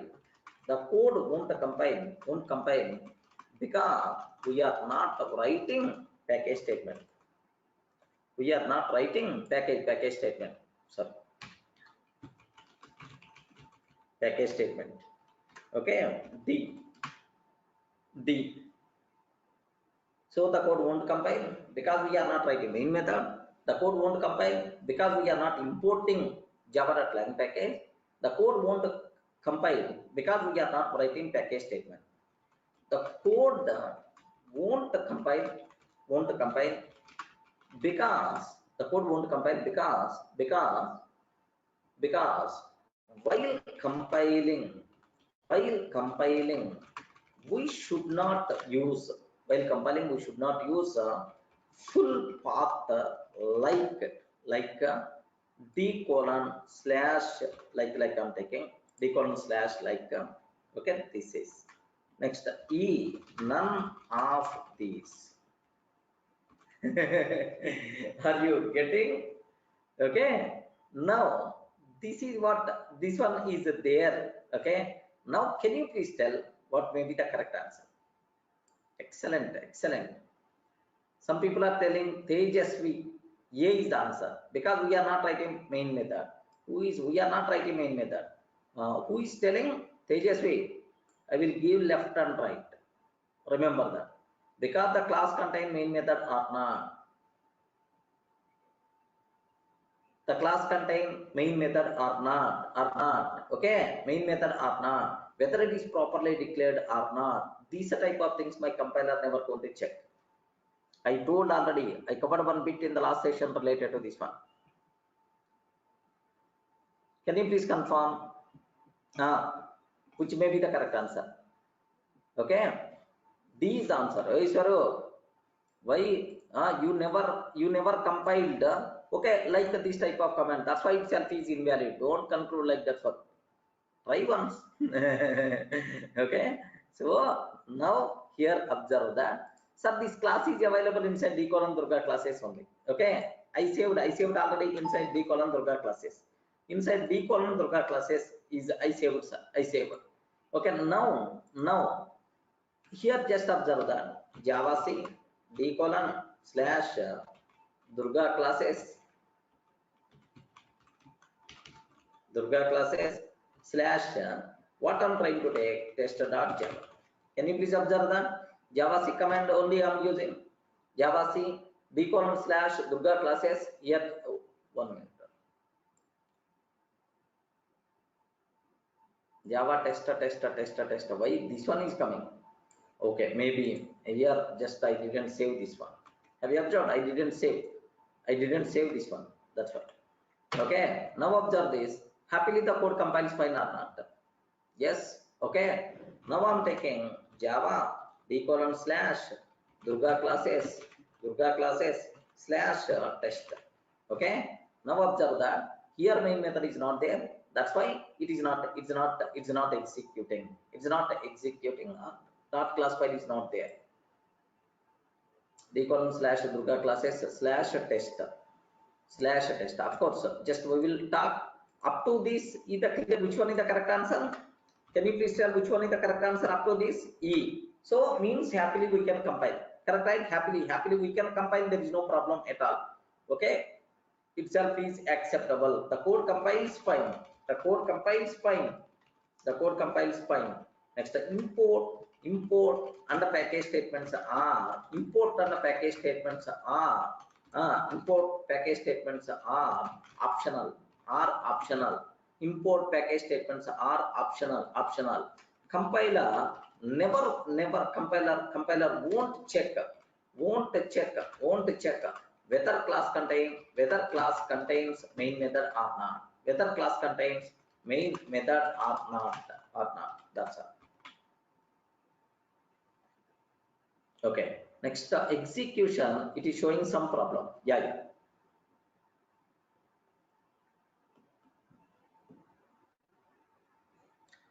D is correct. Can you please check like the code won't compile because while compiling we should not use full path like I used the full path, right?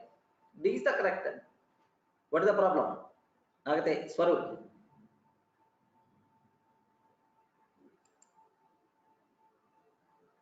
Previous point. This example you are talking, Swarup.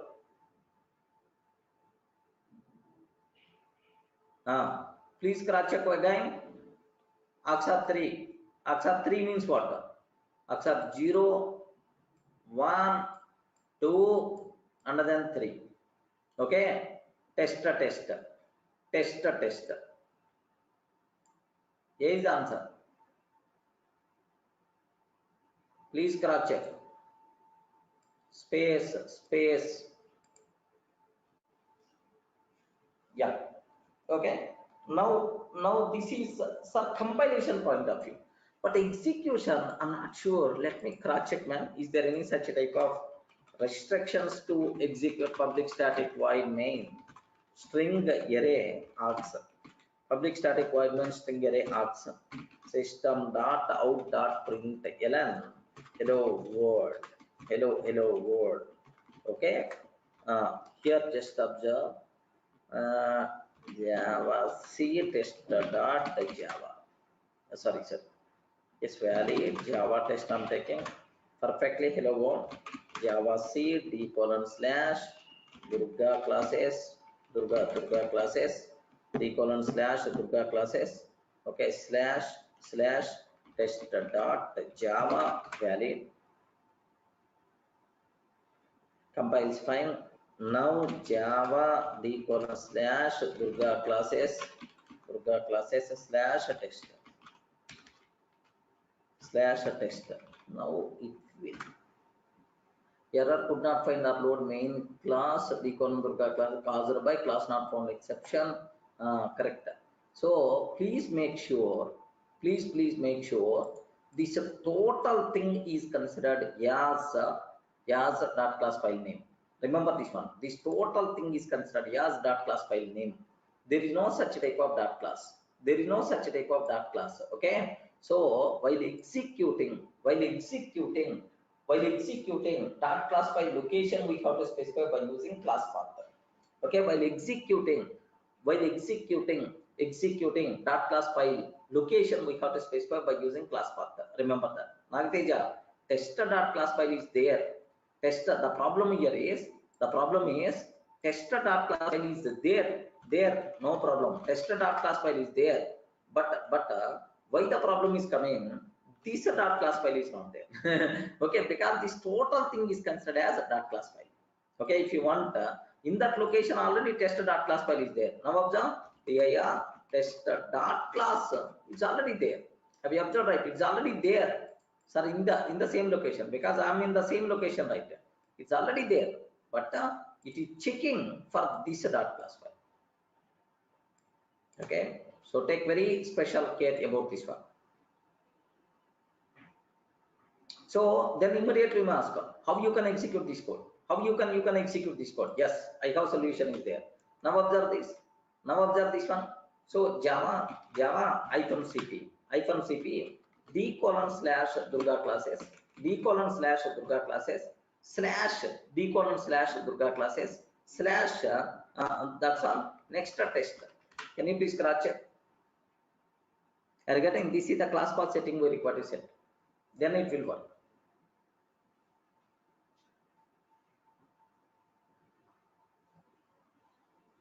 Vishnu, don't worry much, but anyway, just I will cover some questions related to this one also.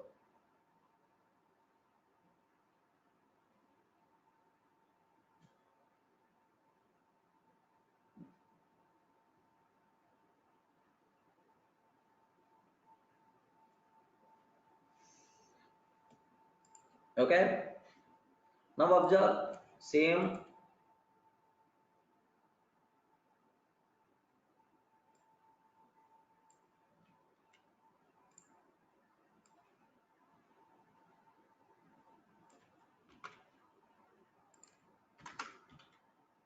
Here assume tester.java present in d:/Durga classes. Now this time my tester.java is this one. Okay, this time this is my tester.java, and command executions. Okay, and commands execution Java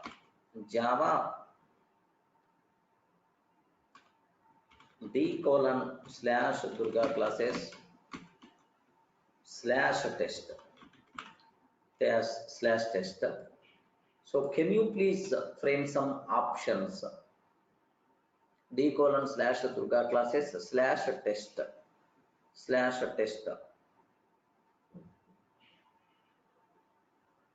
Okay, Nagateja, what's your doubt?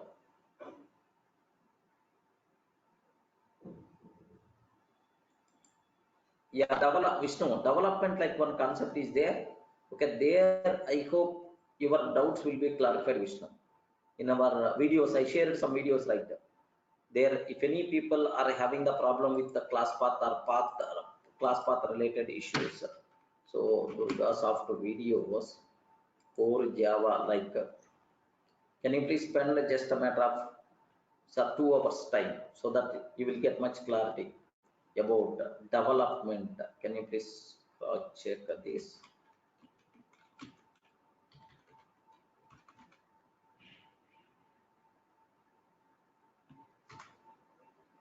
Yeah, web development. No, there is one concept named with development. Oops, exception and multi-threading, inner classes, lang package, serialization, collections, generics, garbage collection, internationalization, enum. Yeah, these videos, can you please cross check? So these videos is going to provide. So this topic is also a bit important for Java 11 certification. Please go through these videos. Vishnu, the people who are having the problem with the class path or path related issues,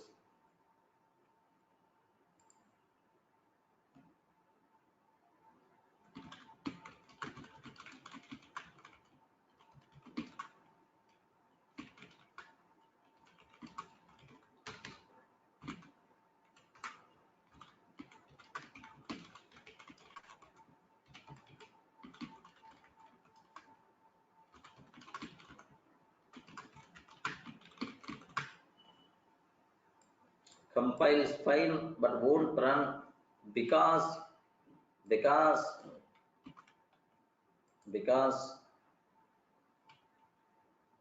D:Durga class is a test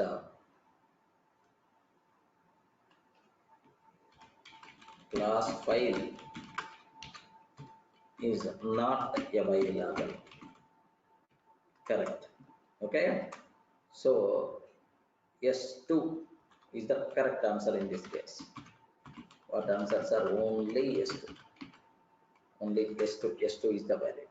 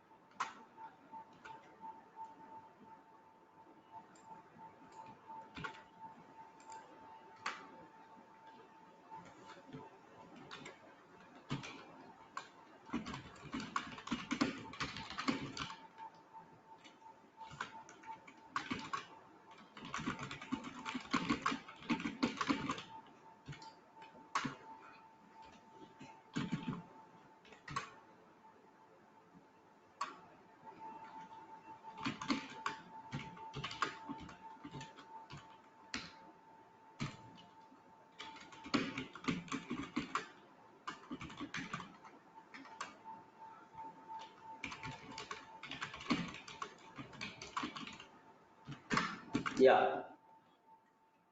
Are you in the position to understand? Maybe a chance to ask these type of questions also take a bit very special care.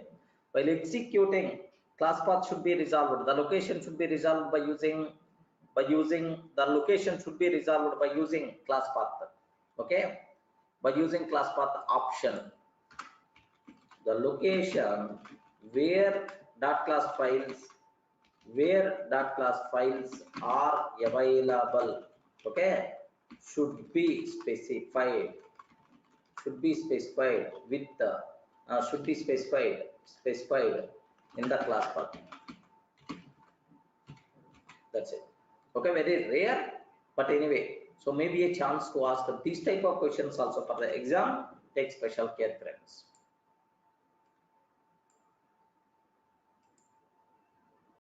Now, it is especially applicable for the people who are planning for Java 11 certification, especially, right? So what the concept is, local variable type inference, local variable type inference, local variable type inference,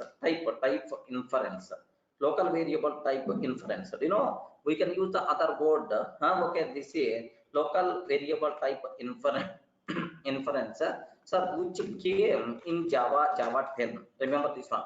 A bit a new concept which came in Java type inference. Sir, what is the first? What is the meaning? What is the meaning of type inference? Just what it means? Type inference. What it means? Sir, very simple. Automatic detection of the type.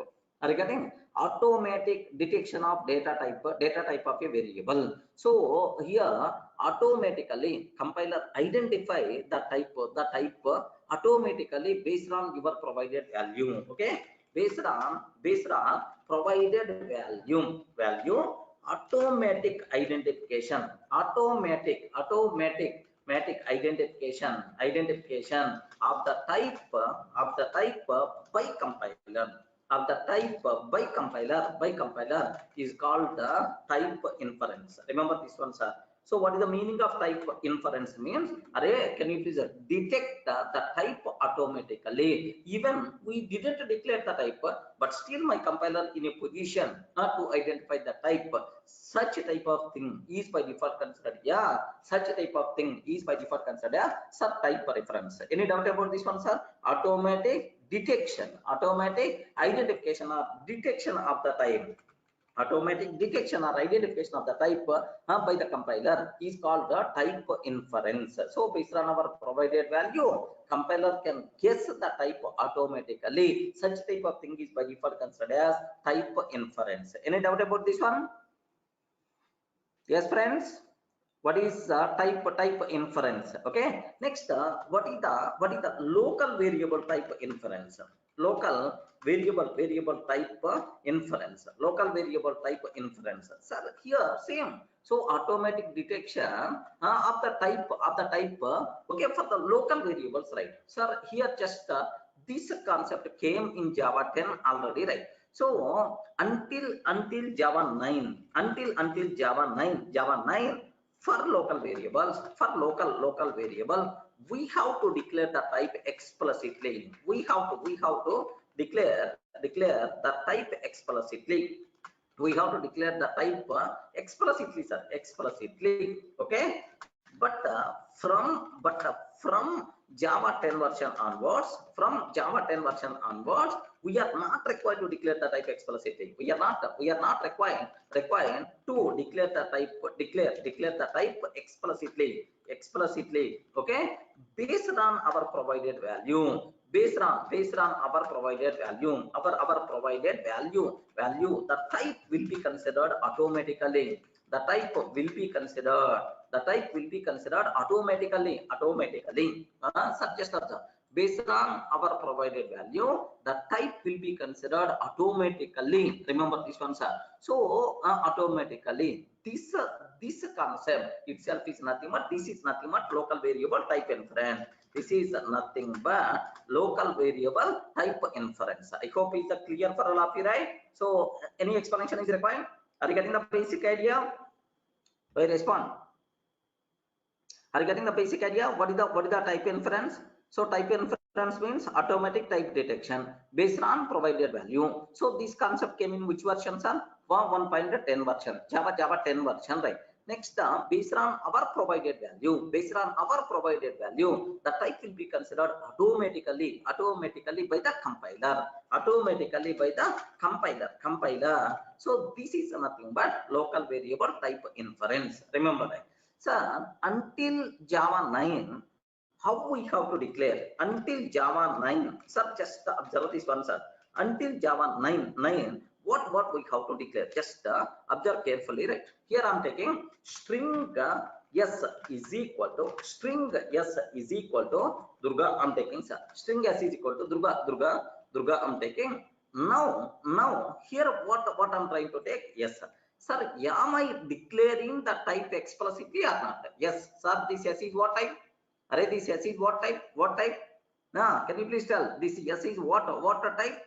Okay, so string type. S is what type? String type. We have to declare explicitly. But now I will ask only one question. Array, here on the right hand side, you took a sequence of characters within double quotes. Then it's always a string. You know it's always a string.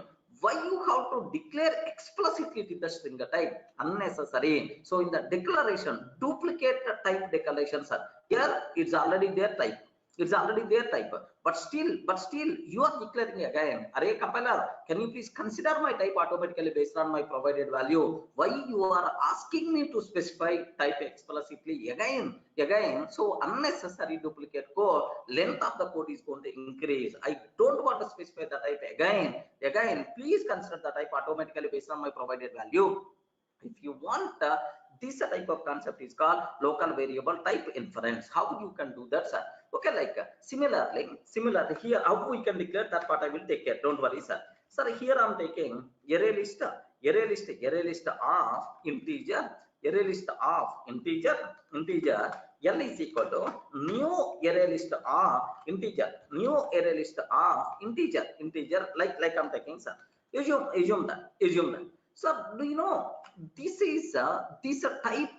So here you already specified it's the array list of integer. You already specified it's the array list of integer. Why you are declaring the type again?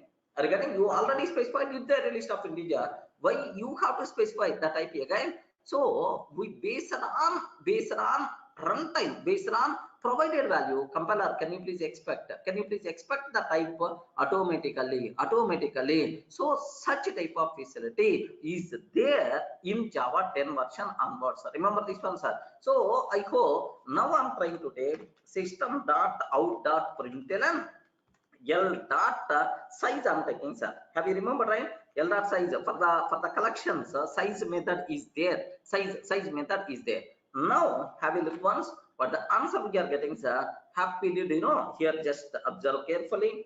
Java C, okay, tester.java. It is until 1.7 version, until 1.9 version, the cinema, sir. Okay, 1 minute. Just here array list we are using, some import statement must be required, java.util.start. Okay, like now have a look once. Happily the code compiles fine, there is no problem at all. Now let me execute this code, Java tester. But the answer Durga 0 perfectly, it's a valid, sir. So now from Java 10 version onwards, okay, sir, until in Java 10 by using, what is the concept? I forgot the name. Anyone can you please remind what the concept? What concept we are discussing in Java 10 by using? Ray, what concept we are talking? What is that? Can you please spell out each and every person? I forgot the name. Usually my mind, you know, is a very short memory I have. I can't remember more than 1 minute. Okay, please confirm what is the concept we are talking in Java 10 by using local variable type inference. How you can do the same thing, sir? How we can do the same? So now observe, here you are not required to specify types, we just declare where. Remember this one. Here we are not required to specify the type, just we have to declare where. Here we are not required to specify the type, just we require to declare where. Remember this, sir. So now duplicate type declaration we can prevent, so that more convenient to the programmer, length of the code is going to decrease, readability by default is going to be improved. Okay, like now have a look once, sir. Let me execute this code here, but make sure in your system which version is there, Java 11 should be there, then only it is going to run. Okay, am I getting the same output or not? Yes, Bhaskar, we will discuss, don't worry. Am I getting the same output or not? Yes, please make sure, sir. Which version of Java in my system? I have Java C version, Java version compiler, Java 11, Java version compiler is the Java 11, because I'm using Java 11 version, that's why happily it is. But in your system by mistake, if you are using Java 10 or Java 8 or 9, yes, sir, this concept is not going to work. Okay, this where concept came in which versions of Java 10. Okay, this is. So this is how you can declare local variable type inference. Any doubt about this one? So which thing we require to use? Where. Regarding which thing we require to use? Where. So this where must be required. Sorry, it is a variable. So of which type? Please consider the type automatically from the right hand side, based on the right hand side provided value. Okay, this is called the what is the type local variable type inference. Remember this one, sir. So here just take what is the syntax? Where S is equal to Durga, where L is equal to new array list. Like, sir, what are various advantages? Advantages are local variable type inference. Can you please spell out, sir? What is the advantage? We are not required to declare the type multiple times. We are not required to declare the type multiple times. It reduces length of the code. It improves readability of the code. Okay, we are not required to specify the type multiple times. We are not required to specify the type multiple times. Remember this one. We are not required to specify the type multiple times. Multiple times. So it reduces length of the code and readability will be improved, sir. Readability will be improved. Okay, this is the first thing what you people should aware. Any doubt regarding? Next, is it more convenient to the programmer or not? Yes, we are not required to specify the type multiple times. Okay, it is more convenient to the programmer. Okay, it is more convenient to the programmer. That's what you people should aware, sir. That's all. So now here, in other languages this concept is already there. Correct, Bhaskar? So what Java people are doing from Java 8 version onwards, do you know what Java people are doing from Java 8 version onwards until Java 7? My perception is Java was the king, sir, in the market. Until Java 7, Java was the king. But after that, what happened is, do you know the remaining languages like Python? These languages are slowly started dominating Java. Immediately, what Java people did is they are trying to analyze the features related to other languages. They are trying to implement those features in Java. That's what they are doing. Beyond that, nothing. They are not their concentration. Java people concentration is of now. What other languages are providing feature, those features are trying to implement in Java. That's all. Their concentration is always like that. That's why, do you know, if I discuss from Java 8 version onwards any topic, then immediately we ask us, this concept is already there in the other languages like Python, JavaScript, TypeScript, like automatically these things will come in the picture. Remember this, sir. Java 8 lambda expressions. Sir, this concept is already there in Python. In Python it's already there. Java 9 J shell. Sir, this concept already there in Python. In Python, like ideal. Next, it's already there in Swift programming like playground. Yes, it's already there. Sir, in Java also, why we have to miss the concept like they are introducing? So this concept is already there. Sir, this concept is already there. Okay, in which versions, sir? I mean, in other languages like JavaScript, TypeScript, yes, it is there. Even in Python, we are not required to use this var also. Automatically, the type will be considered based on our provided value. Dynamically typed, sir. Yes, Bhaskar, are you getting right? Yes, this concept, this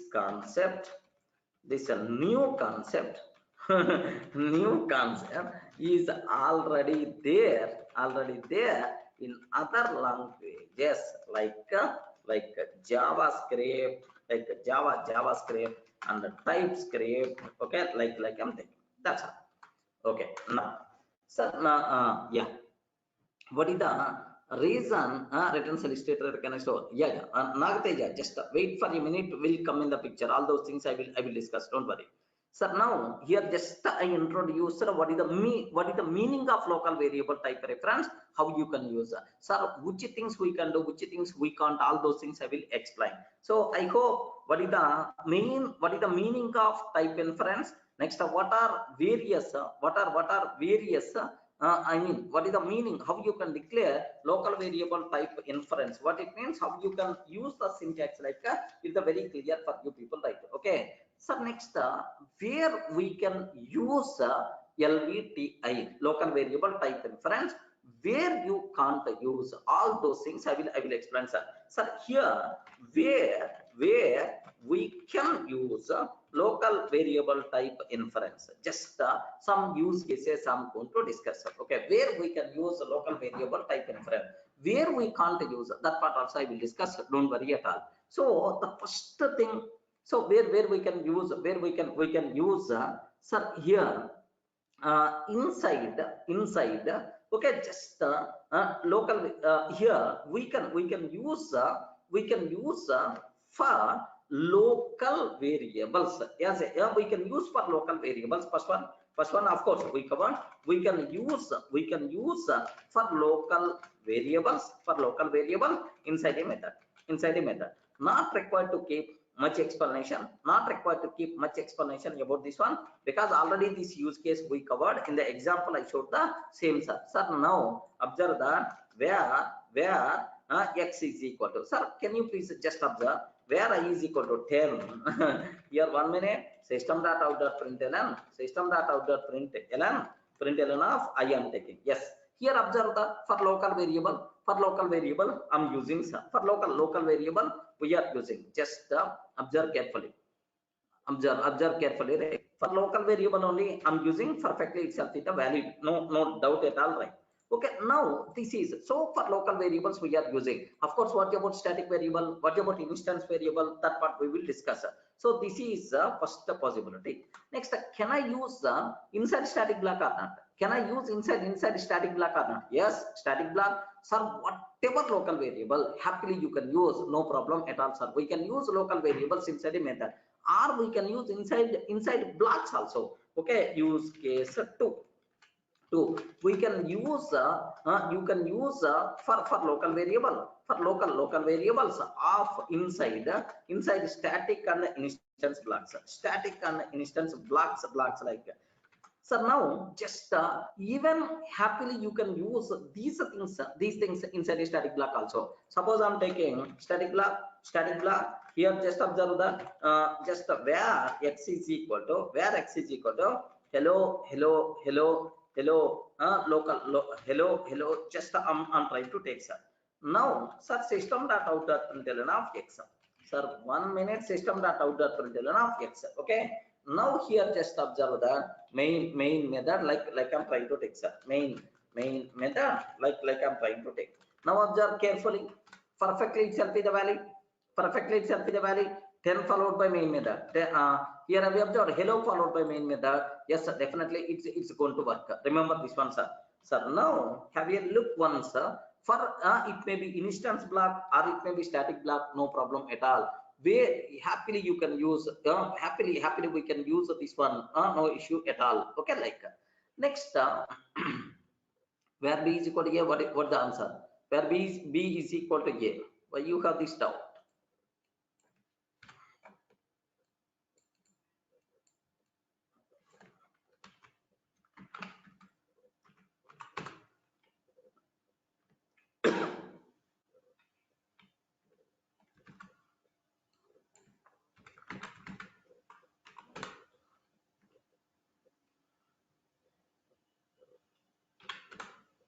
Yes, have you observed what the type it is considered? It the char type.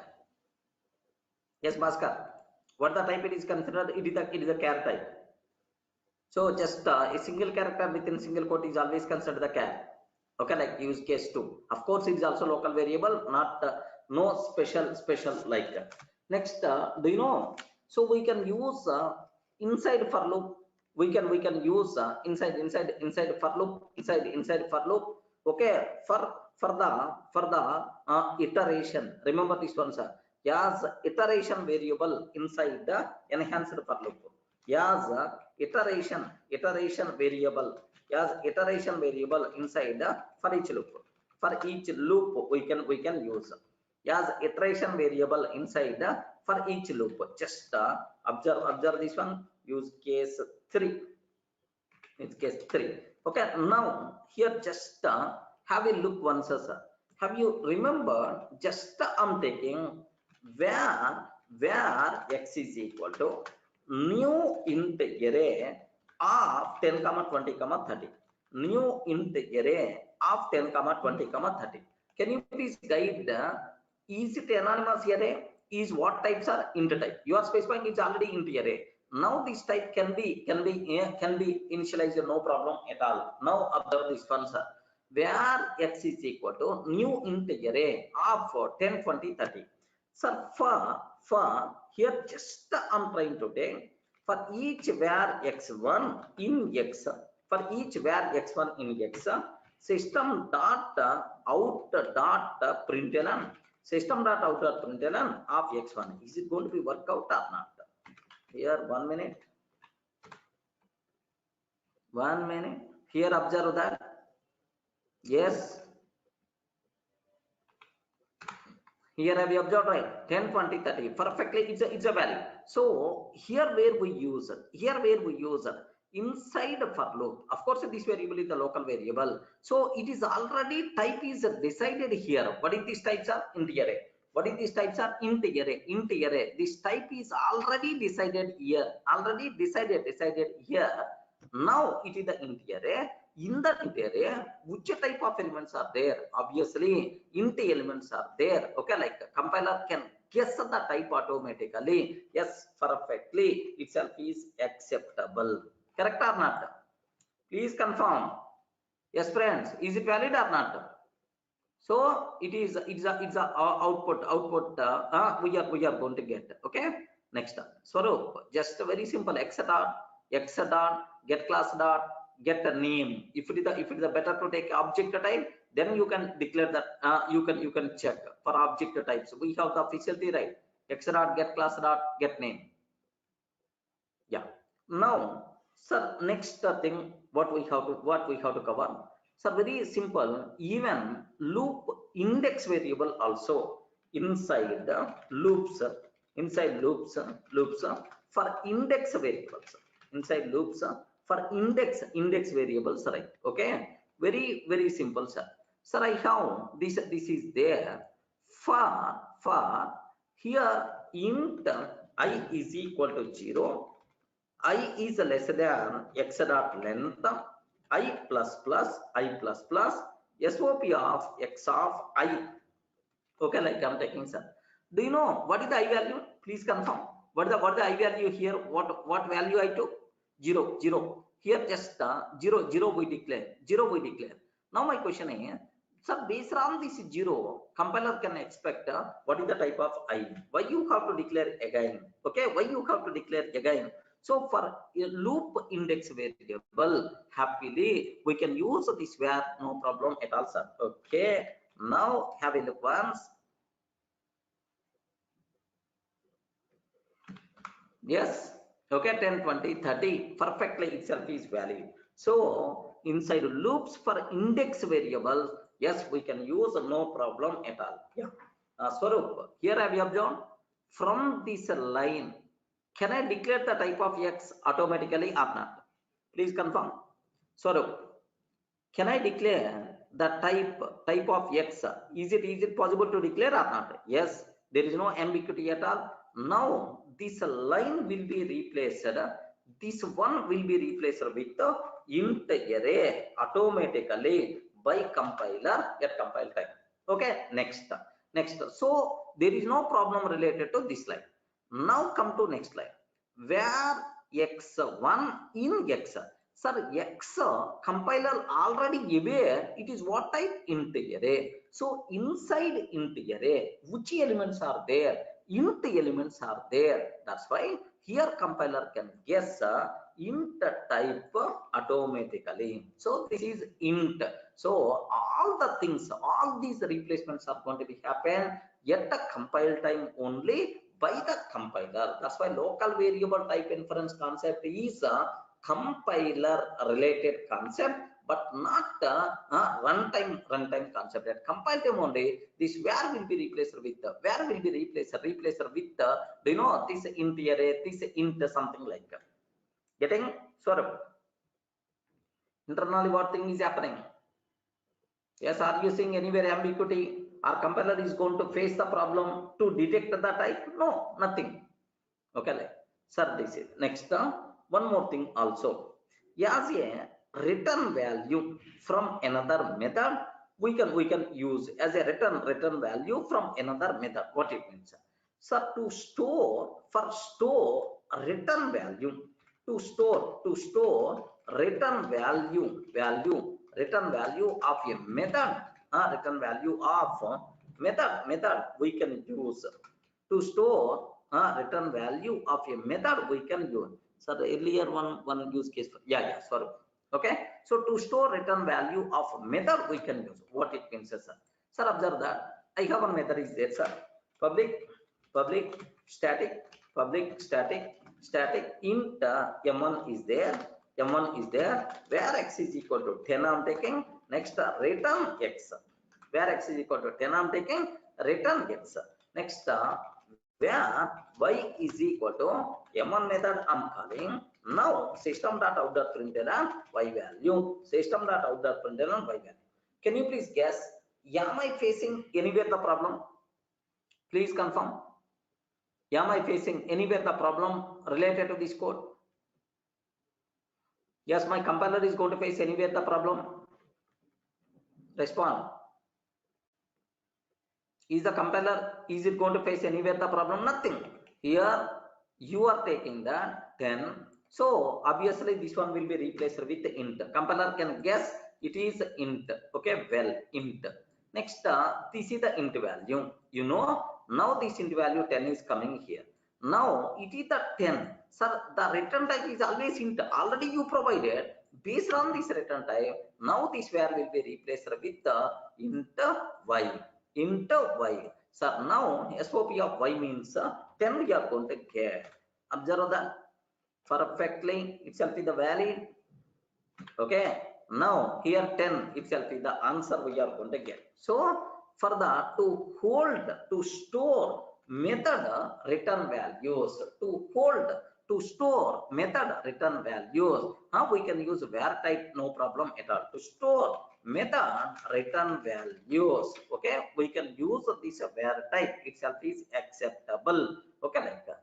Next, sir, as a return value inside a method, of course, sir, we covered already this part, right? No problem at all. Sir, this is itself is acceptable. So any doubt about these things, right? Just some 3 or 4 use cases I covered, so that you may aware.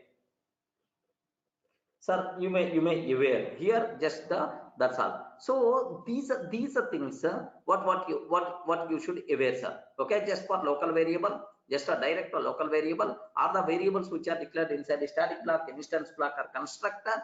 These things are local variables only. Next, for loop, inside for each loop, iteration variable you can use. Normal for loop, sir, index variable you can use. Next, and after that, to specify to return value inside a method, and to store that return type, to return value inside a method, and to store method return values. So happily we can use okay, this var type.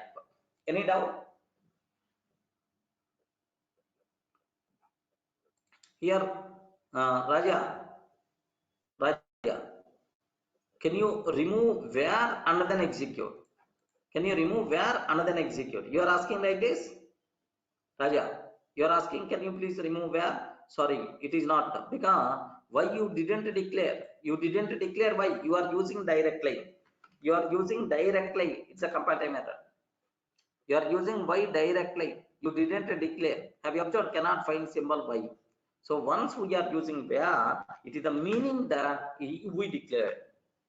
If we are using var, means that we declare. Okay, that's it. This is okay. One like, sir, now the important things. What is var? Var means variable, nothing. So that var means variable. This var will be replaced by the compiler with the provided type. Amit, var means variable. This var will be replaced with this variable, replaced with the type by the compiler, variable type.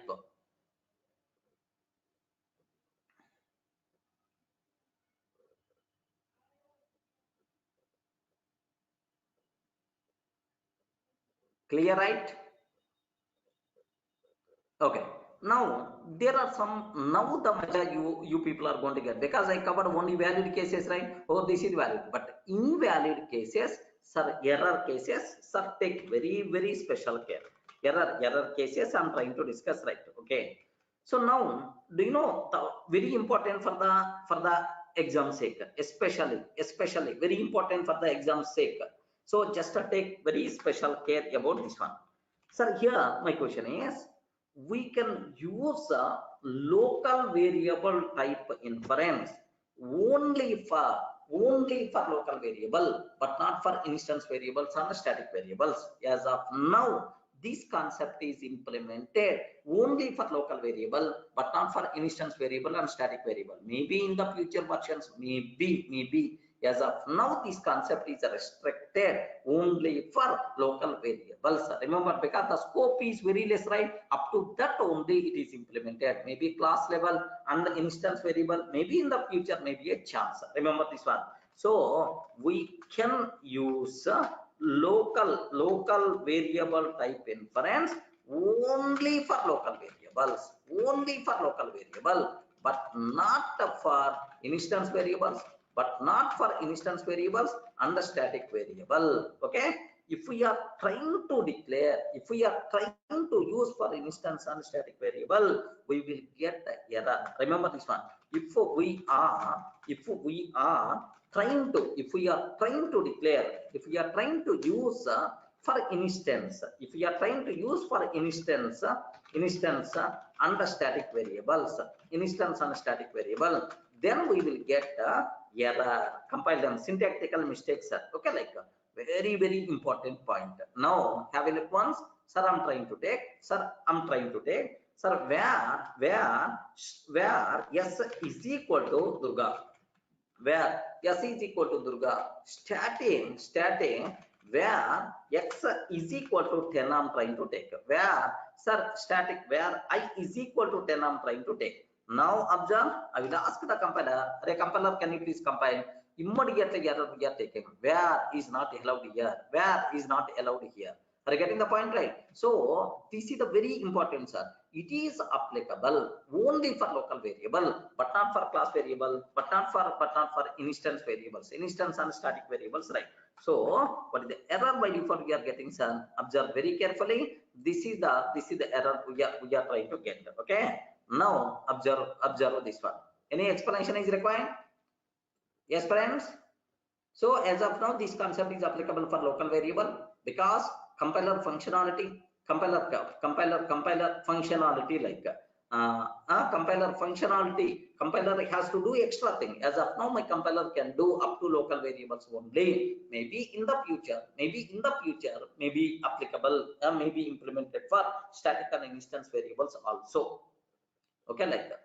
So we will discuss that just after completing this. So next, can we use it inside instance blocks? Yes, Raja. Inside constructor, inside instance block, wherever local variable is there, happily you can use that. Remember, wherever local variable is there, happily we can use that. Clear? So the first case, dangerous case. Now the second case, right? Sir, these things are very important for the exam sake. Remember that. Next, we can't use here. Just observe very carefully, sir. Suppose I'm taking here main method is there. Here main method is there, sir. Inside main method, where x, that's all. Okay. Can you please tell, is it valid or invalid? Respond. Is it valid or invalid? Where x, is it valid or invalid? Yes, man. Please confirm. It is a local variable. It's a local variable. What is the problem? It's a local variable. What is the problem? If I can take like this, immediately compiler is going to give left and right. Array, you are taking where x. What is the type of this x? I can decide the type based on your provided value. You are not providing the value. Then I can decide the type. So immediately compiler is having big question mark face, because where should be replaced with the type at compile time based on provided value, but you didn't provide the value. That's why, sorry man, I can't accept this thing. So if you are not performing initialization for local variable, then we can't use where. Okay, for uninitialized local variables, we can't use where. Remember this one, sir. By mistake, if I can take like this, immediately error by default you are going to get. Now have a look once. Observe that cannot infer type for local variable x. Here cannot use where on a variable without initializer. Directly it's going to tell. So case 2, sir. Case 2. For we can't use use local variable type inference for uninitialized local variables. So if the local variable is not initialized for such type of variables, we can't use where. So if local variable is not initialized, if the local variable is not initialized, for if the local variable is not initialized, then it is not possible. It is not possible to use. Remember this one. If local variable is not initialized, then it's not possible to use, or then we can't use where for that variable. We can't. Then we can't use where for that variable. Okay, same word only. Don't worry at all. Just the same statement I'm typing again. Now here, sir, just observe carefully what the thing we are getting, sir. Here, what is the error we are getting, sir? Error. Can't use where on a variable without initializer. This is one problem we are going to get. Sir, friends, is it clear, right? Sir, this is so compulsory. It should be initializer. Then only my compiler can guess what is the type. You are not declaring. That's why, sorry, it is also invalid. Okay, like next case, sir. Okay, sir, what is the next case here is very important, sir. Sir, we can't use where for the variables assigned with the null values. Null values. What is the problem with that? What is the problem with that?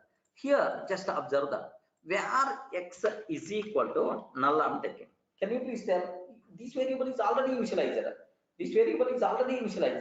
But still, this variable is already initialized. Still, what the answer we are going to get? Is it valid or invalid? Invalid. Because the reason is null is allowed for any type. For string it is allowed, for string buffer it is allowed, for thread it is allowed, for any object type null is allowed. So it is allowed for any type, then how I can consider this type, man? Sorry, here to choose the type multiple options are there. Sorry, I can't use. Are you getting the problem?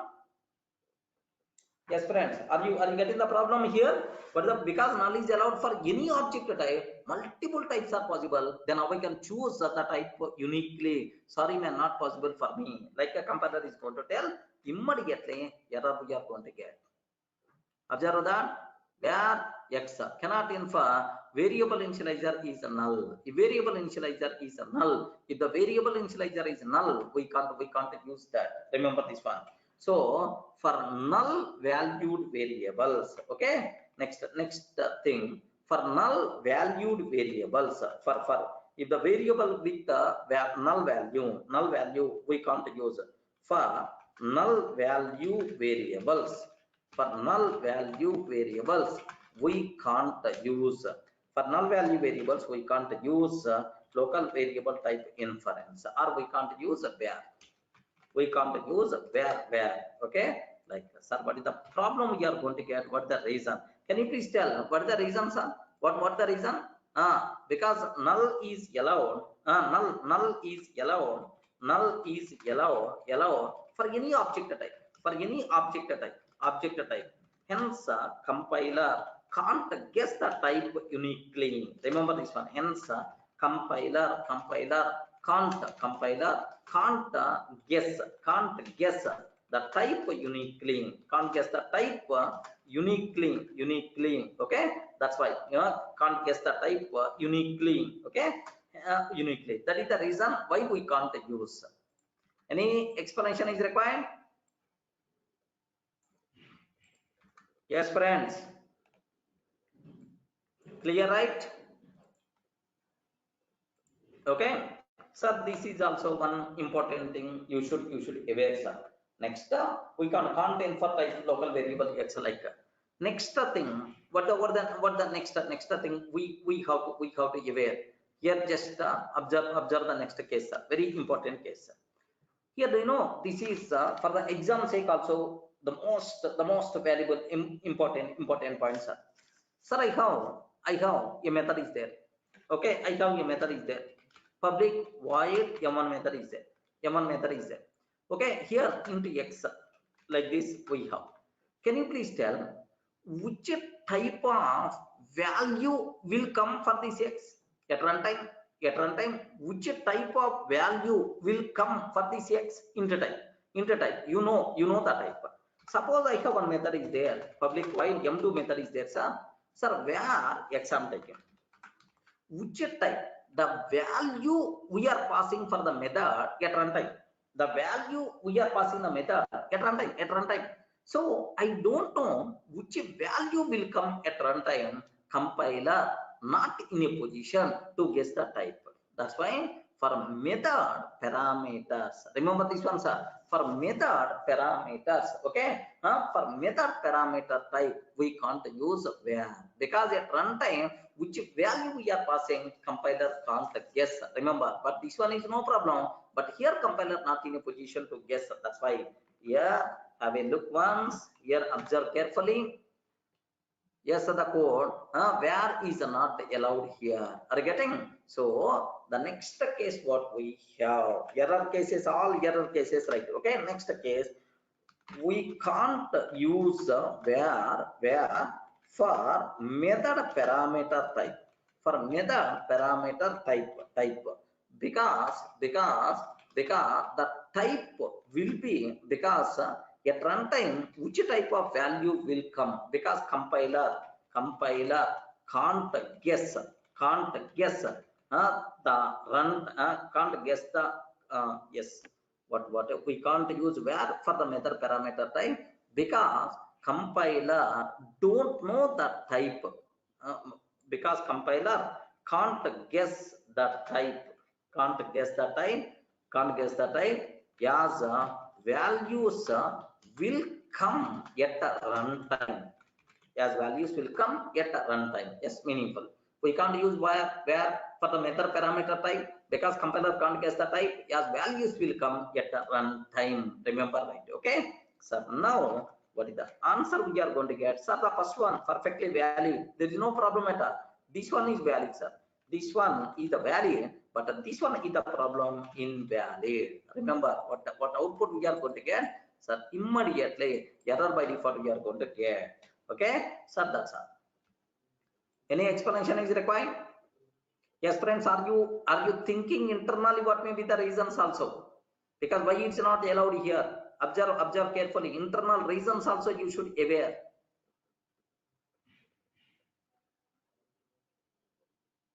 Okay.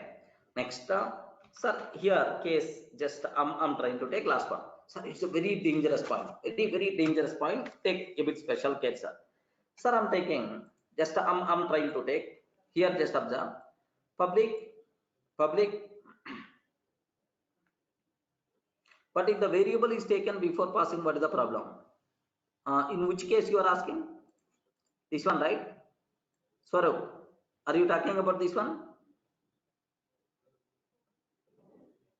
Swarup, are you talking about this one? Your doubt is related to this line?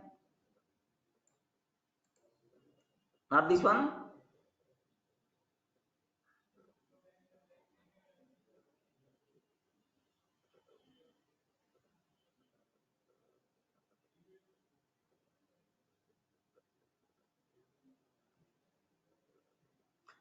Where can be used for any type, I mean object type, primitive values, no problem at all.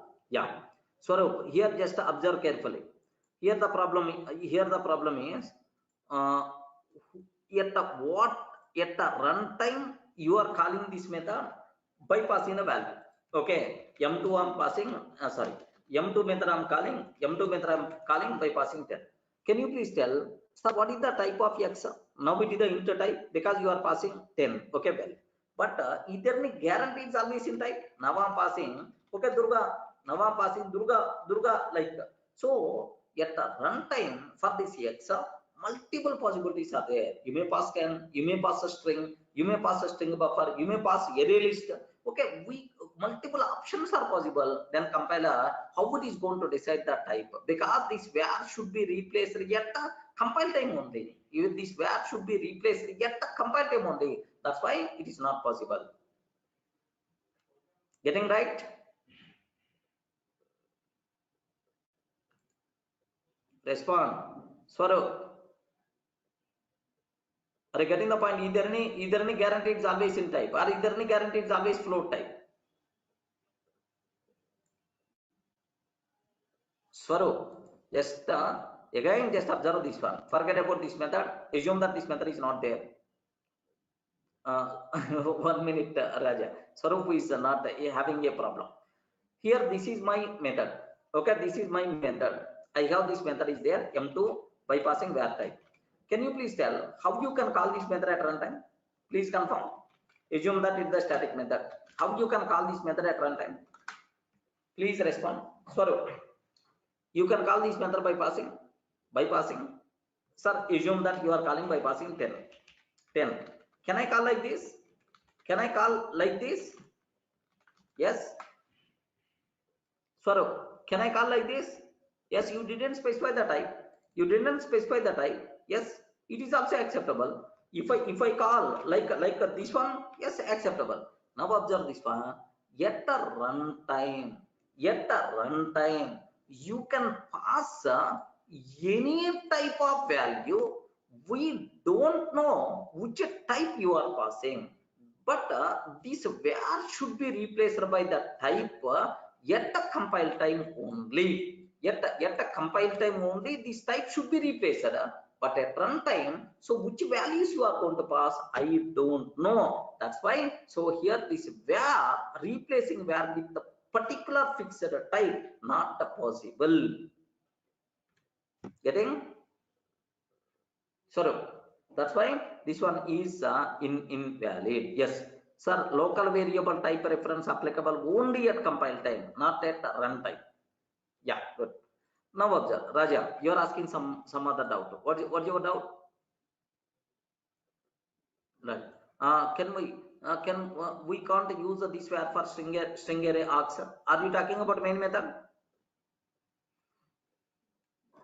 Yes, here I don't think for main method only I want to replace. Is there any chance? Because it's the local variable. No, not possible. Not possible, because compiler never going to worry about main method. Okay, he is asking about for main method, can I declare like this or not? where args like for the main method, is it possible to declare like this or not? So just now I told, right, for method arguments, for method parameter type, you can't use var. For method parameter type, you can't use var. Remember this one, including main method also. Okay, for method including main method also, we can't use var including main method also, sir. Okay. Now observe, in this case also same error by default we are going to get. Var is not allowed here. Okay. Now the next one, very dangerous point. Take a bit a bit special case, sir. Do you know? I have a method is there. Sir. Public. Okay. Static. M1 method is there. Okay. Some code is there. Some code is there inside. Some code there, sir. Okay. Assume that some code there. Now I'm taking where return type, sir. For method return type, I'm using var. Can you please guess, is it valid or invalid? Is my compiler is facing some problem or not? Yes, definitely. the compiler is going to face some problem. What may be the reason? Because here at the runtime, which value it is going to return, we don't know that. Even compiler can't see the return type and so on. Compiler can't see the return type and so on. So at runtime, which value you are going to return, compulsory it should be, you have to specify the type explicitly. Remember, that's why for method return type, yeah, for method return type in method return type declaration, we can't use where. Remember these ones are okay. So just for method not permitted in method return types. Okay, for method return type we can't use where. For method return types, for method return types we can't use where. For method return types we can't use where. Okay, here just if I can take like this, now observe what comparative method we are going to get, sir. Here just have a look once. Have a look once. Where is not allowed here? Where is not allowed here? Clearly it's going to tell where is not allowed here. Now take a bit very special care. What may be the reason? Because internally which value you are going to return, we don't know. This is, yeah, beautiful.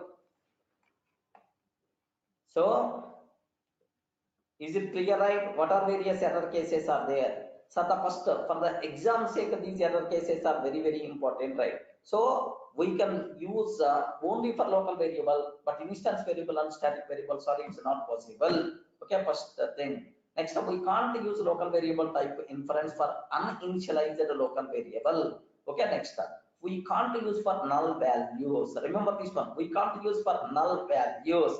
Null values you can't use.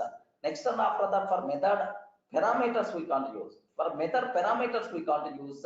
Next in the return types, for method return types we can't use where. Okay, by mistake if you try to use where, immediate error we are getting. Clear? Okay, now I'm trying to take, can you please observe a bit very carefully about this terminology, friends? Okay, now there is one more important point I have to discuss. Observe very carefully, sir. Use case, sir. Do you know? Here I'm taking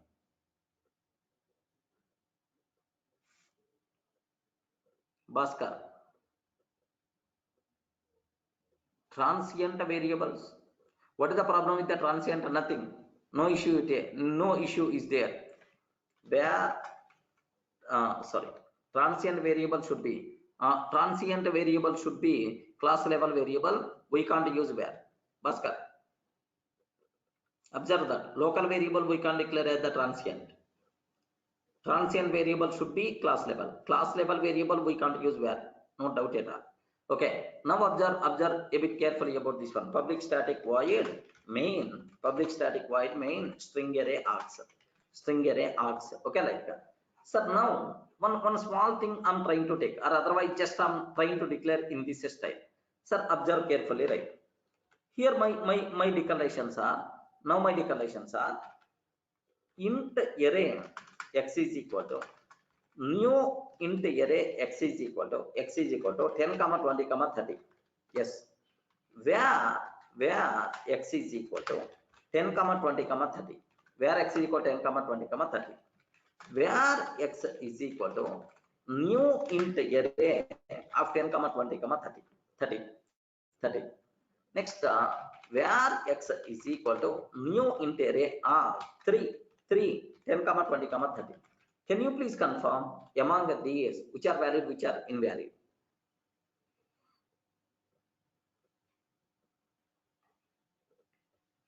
Can you please confirm?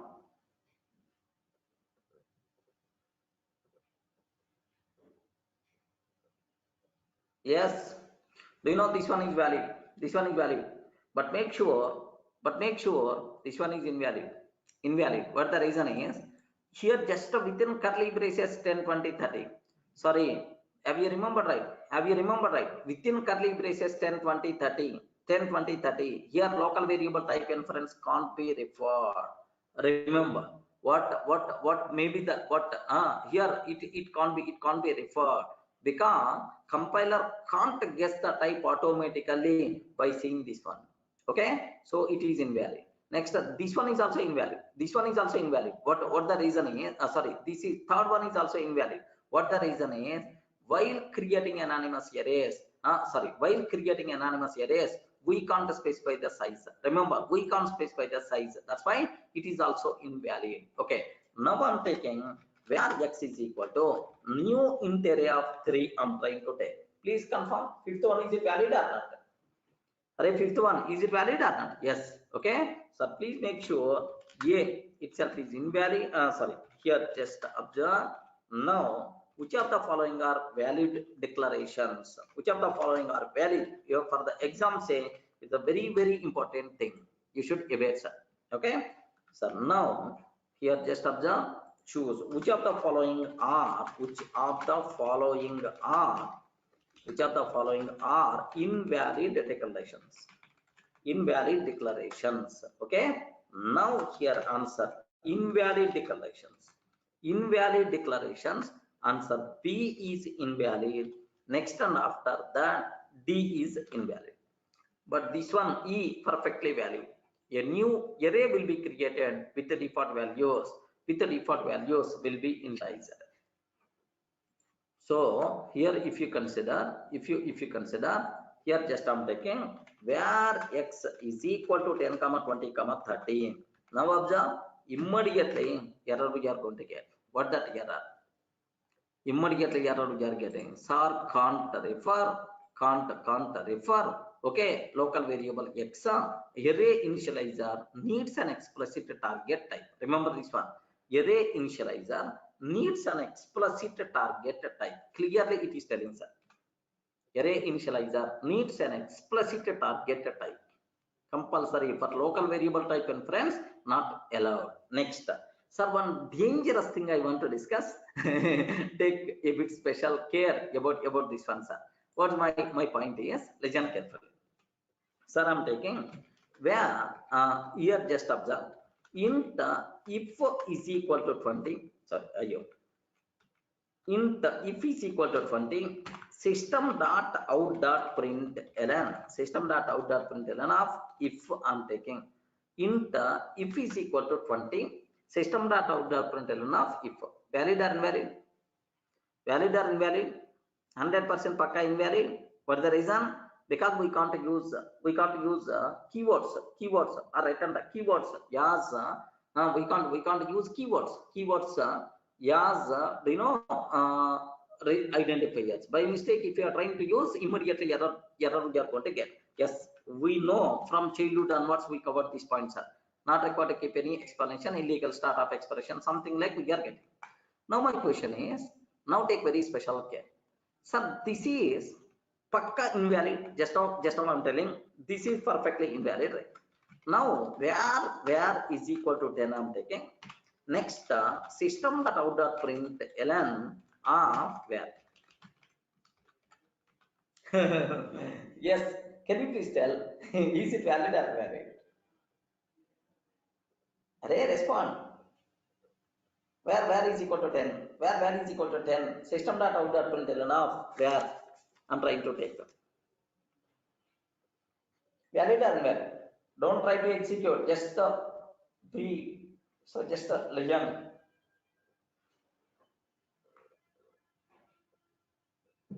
Okay. Remember that 100% pakka. This one is valid. This is the valid because the reason is, listen carefully. If is a keyword which is required at compile time, which is required at runtime. So if means at runtime it is required, at compile time also it is required, sir. It is required at compile time, runtime. If JVM having some special functionality, it based on that it will do. But now where is it? It is required only at compile time, but at runtime there is no such type of concept because compiler will replace this where with the int type. Remember this one. Compiler will replace this where int type. Okay, by the compiler. Where will be replaced with the int type, right?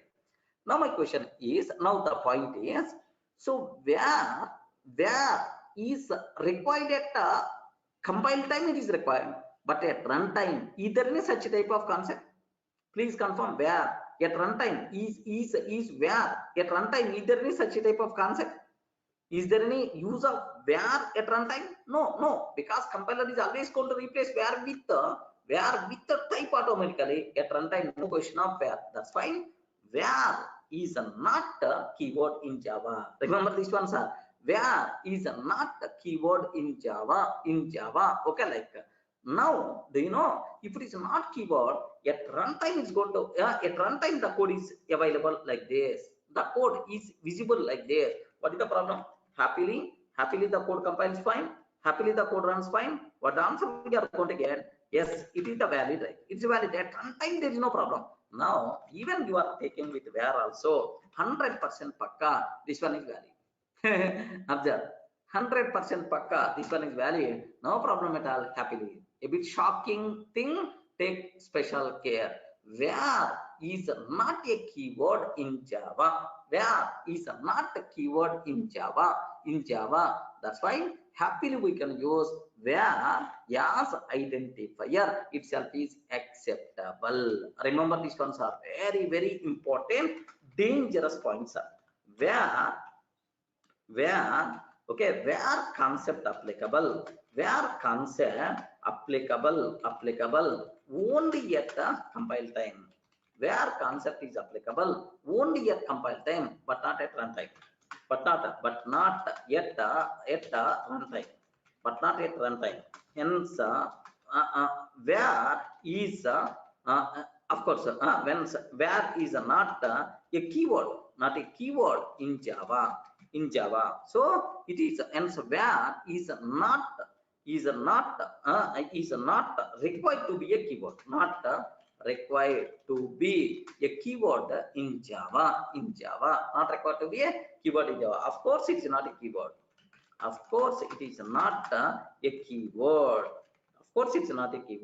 Okay. So hence where. So because of this or due to there, we can use where. As identifier. No problem at all. Okay, we can use where as identifier. Okay, like if I can take where is equal to 10. Yes, perfectly. This one is going to work, but the answer we are going to get, sir. Yes, output is 10. Output itself is the 10 we are going to get. Itself is the value. Friends, can you please confirm? Are you in the position to understand? Sir, this concept is required only at compile time but not at runtime. Keywords means JVM is required to provide some extra functionality, but JVM doesn't vary about where, so there is no problem at all. Happily you can use wherever type is there. That where will be replaced with the type by the compiler. Now it will become normal variable. Now system.out.println of where. So a small confusion, but don't get confused. Any doubt?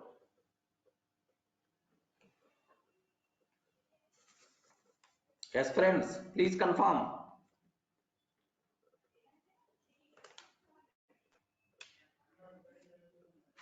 Okay, well, sir, based on this, some small questions I want to discuss. Which of the following declarations are valid? Which of the following declarations are valid? Okay, like I'm taking, sir, here where is equal to 10 is my first thing. Where is equal to 10 is my first thing. Just I'm trying to take. Next, one more small clarity must be required for you people, right? What that clarity is, sir, do you know? There is one small twist. That point also you should have clarity, friends. Here, 1 minute. So small newer versions changes. Int underscore x is equal to 10. System.out.println of x. Is it underscore x? Where if it is equal to 10 is invalid. Amit, it is invalid. What is the reason you are using if? Yes, identifier, which is the keyword. Can you please tell what is the output we are going to get? Here, see this one. Underscore x I'm taking. Yes, valid, no problem, 10. Next, int underscore x is equal to 10. System dot out dot println underscore x. Sir, assume this is the value 10. Can you please observe? It is nowhere related to where, but anyway, you should have this knowledge also.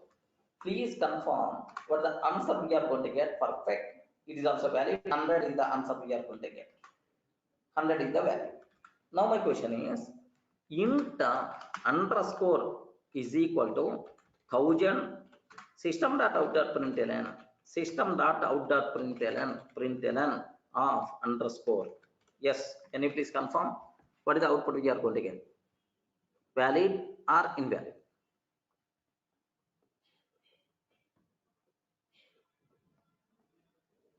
Valid or invalid? Please.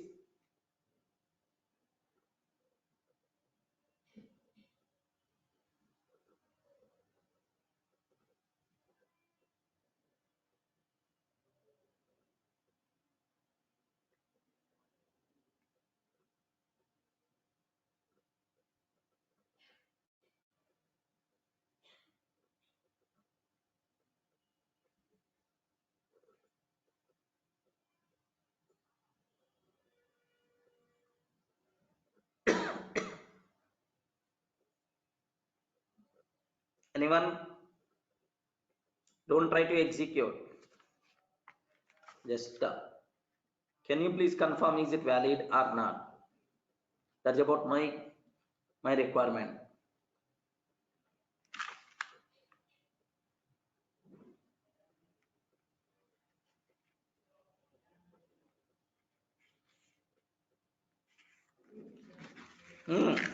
Okay. Remember, a small enhancement we have to aware related to the identifiers concept. Take a bit very special care about this one, sir. Sir, if I'm trying to execute this code, what will happen in this case? If I'm trying to execute this code, what will happen? Can you please release it? Can you please observe? As of release Java 9, underscore is a keyword and may not be used as identifier.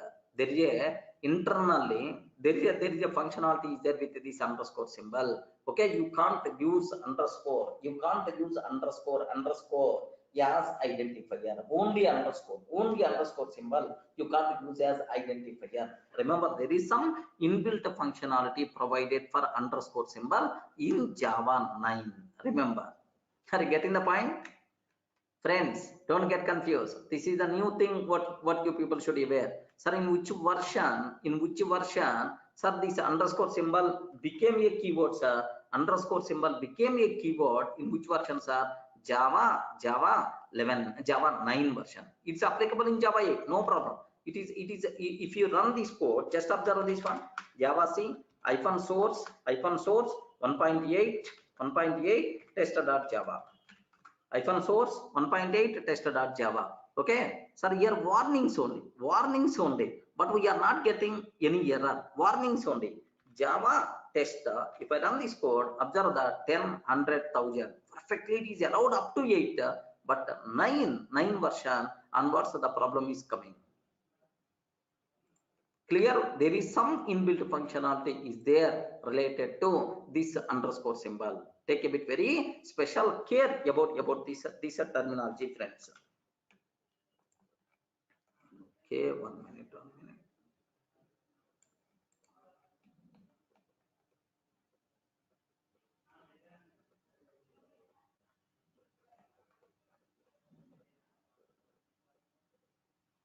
Yes, rules to define identifiers.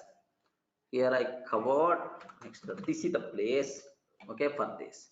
So from Java 9 version onwards, okay, from Java 9 version onwards, underscore is a keyword, underscore is a keyword, and hence cannot be used as identifiers, and hence cannot be used as identifiers, and hence cannot be used as identifiers. Okay, like that. So now here, if you are trying to compile this code, what is the warning, what is the error by default we are getting, sir? This is the error in the Java 9. This is the error we are getting, sir. Java 9, this is the error we are getting. This is the error as of so like we can't use underscore as the identifier, like but if you consider Java 8 version, so happily Java C -source 1.8 test.java valid Java test. Yes, what is the answer? We are going to get 10, 100, 1000 like this, right? But anyway, warnings, but no errors, that's all. So this is one very important terminology you people should aware clearly, right? Okay,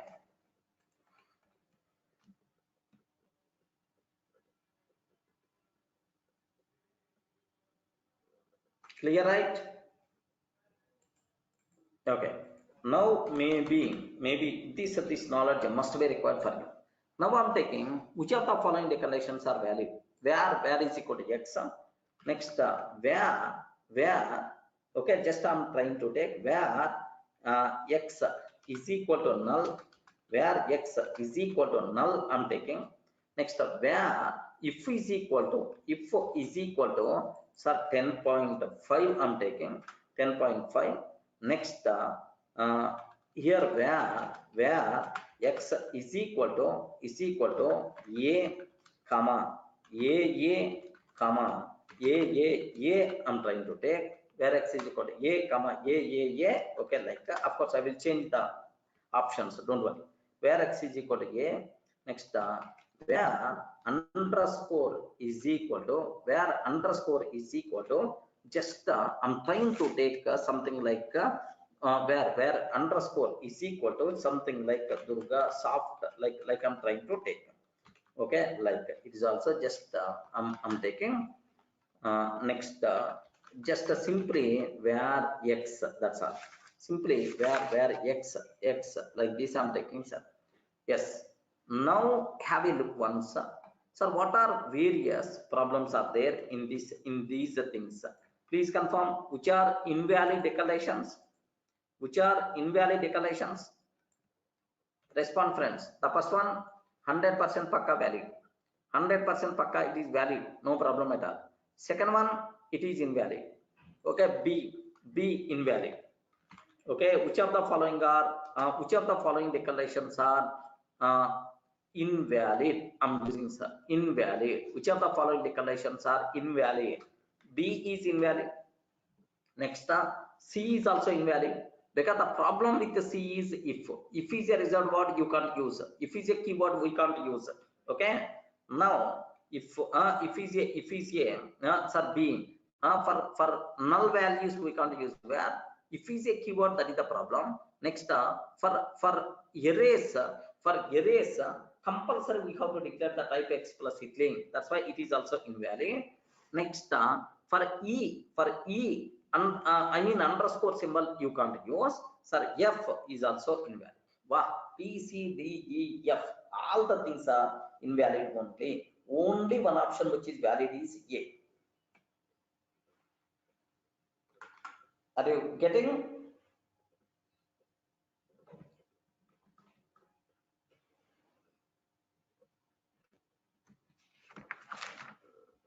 Clear, right?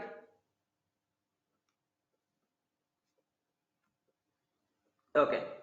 Now, just I'm trying to take which of the method declarations are valid. Which of the method declarations are valid? Like I'm trying to take, sir. My method declarations are public void. Okay, here public void m1 are where x I'm trying to take. public void m1 of var x. This is my A option, var x. Next, public void public var m1, public var m1 of int x I'm trying to take. Okay. Next, public void m1 of int x. Okay, where x is equal to 10, return x. Okay, like I'm taking public int int x, public int x. Okay, like public int x, return x. Can you please confirm among these things which are valid, which are invalid, friends? Please confirm among these which things are valid, which are invalid, right? Any doubt about this one? Please confirm. Sir, the first one pakka invalid because for method parameters you can't use var. Second one perfectly invalid because return type you can't declare var. The third one is invalid because for the method void return type you are returning int value. For method void return type we are returning int value. Sir, only last method declaration is valid. Regarding A, B, C is also invalid. Bhaskar, A, B, C also invalid. So maybe a chance. Which of the method declarations are valid? Only D.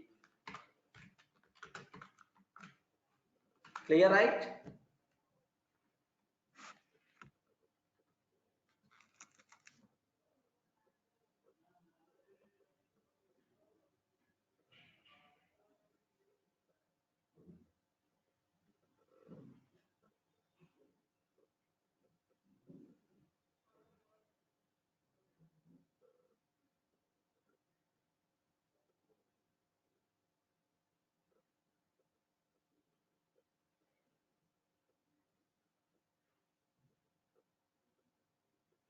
Yeah. So next, one more thing.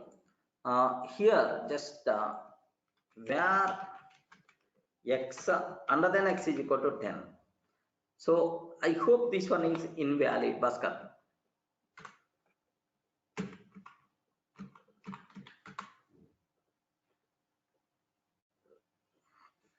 Have you observed, right? So compiler is always going to consider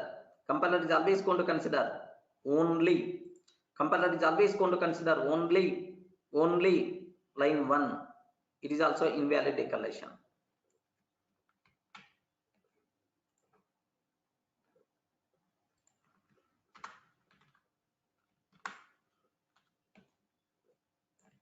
I'm trying to declare in 2 lines. Okay, this one is also invalid. So your doubt is also clarified. Correct, right? Amit, the material I will share, don't worry. Any doubt about this one?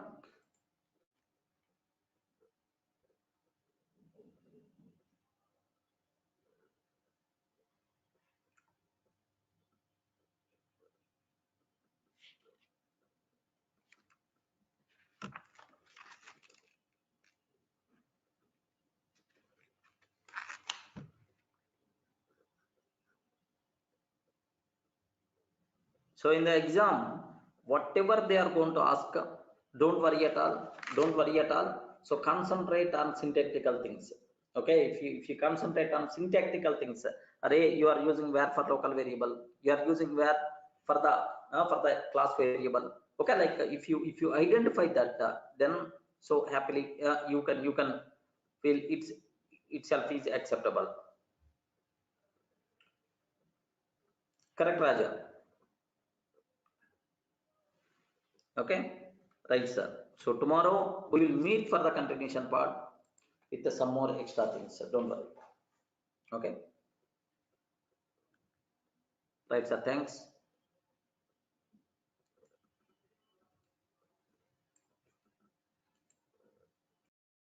Here is just observe that. Here I have a class. Here just observe that. Oh, this thing is not required for us. Okay.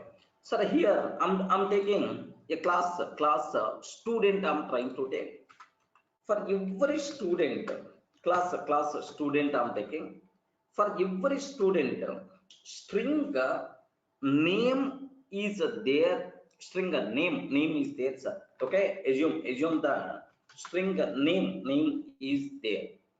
Now my target is class test. I'm taking, sir, where static variable, where static variable, static static variable I'm taking. So students is equal to new here static where, sorry, static where I'm taking new just I'm trying to take a new linked list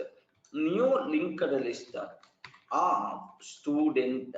Okay, like, sir, have you observed this student object, this linked list object is going to hold the student objects, right? Okay, sir, just aware, Raja, just I'm framing one small bit, that's my requirement.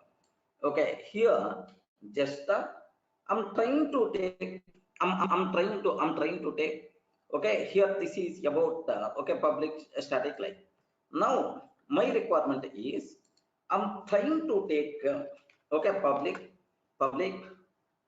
here public public where, okay, so info is the function I'm trying to take.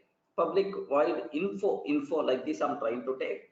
Okay, now my requirement is just to take very special care about this one, sir. Now here I'm trying to create where, okay, so just where student yes is equal to, where student yes is equal to new student of, okay, just I'm trying to take Sunny. Okay, let me take int roll number.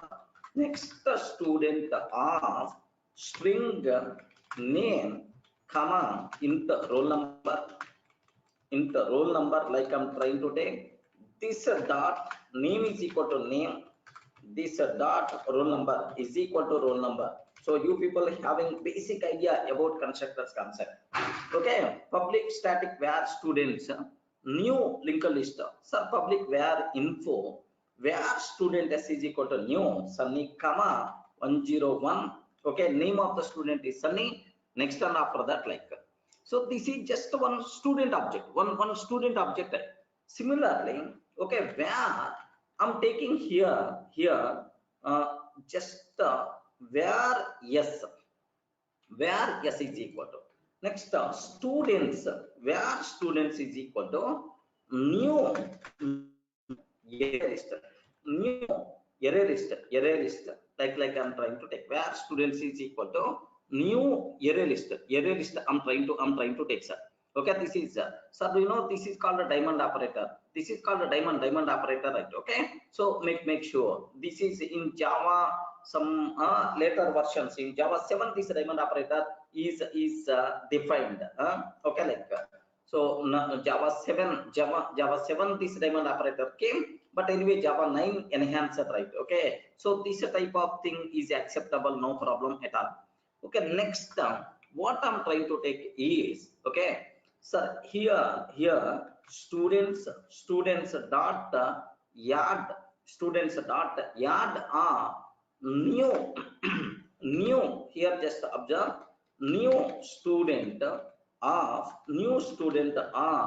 bunny comma 102 I'm trying to take bunny comma 102 students dot add new student Chinni, sir, 102 103 I'm trying to take, sir.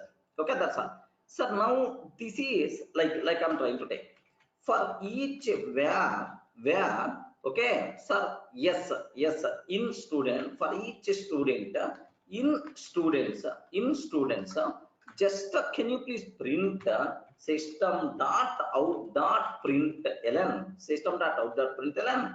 Here student name is just observe that name is, sir, yeah, student dot name student dot name. Okay, sir, plus comma. Here just observe that plus comma roll number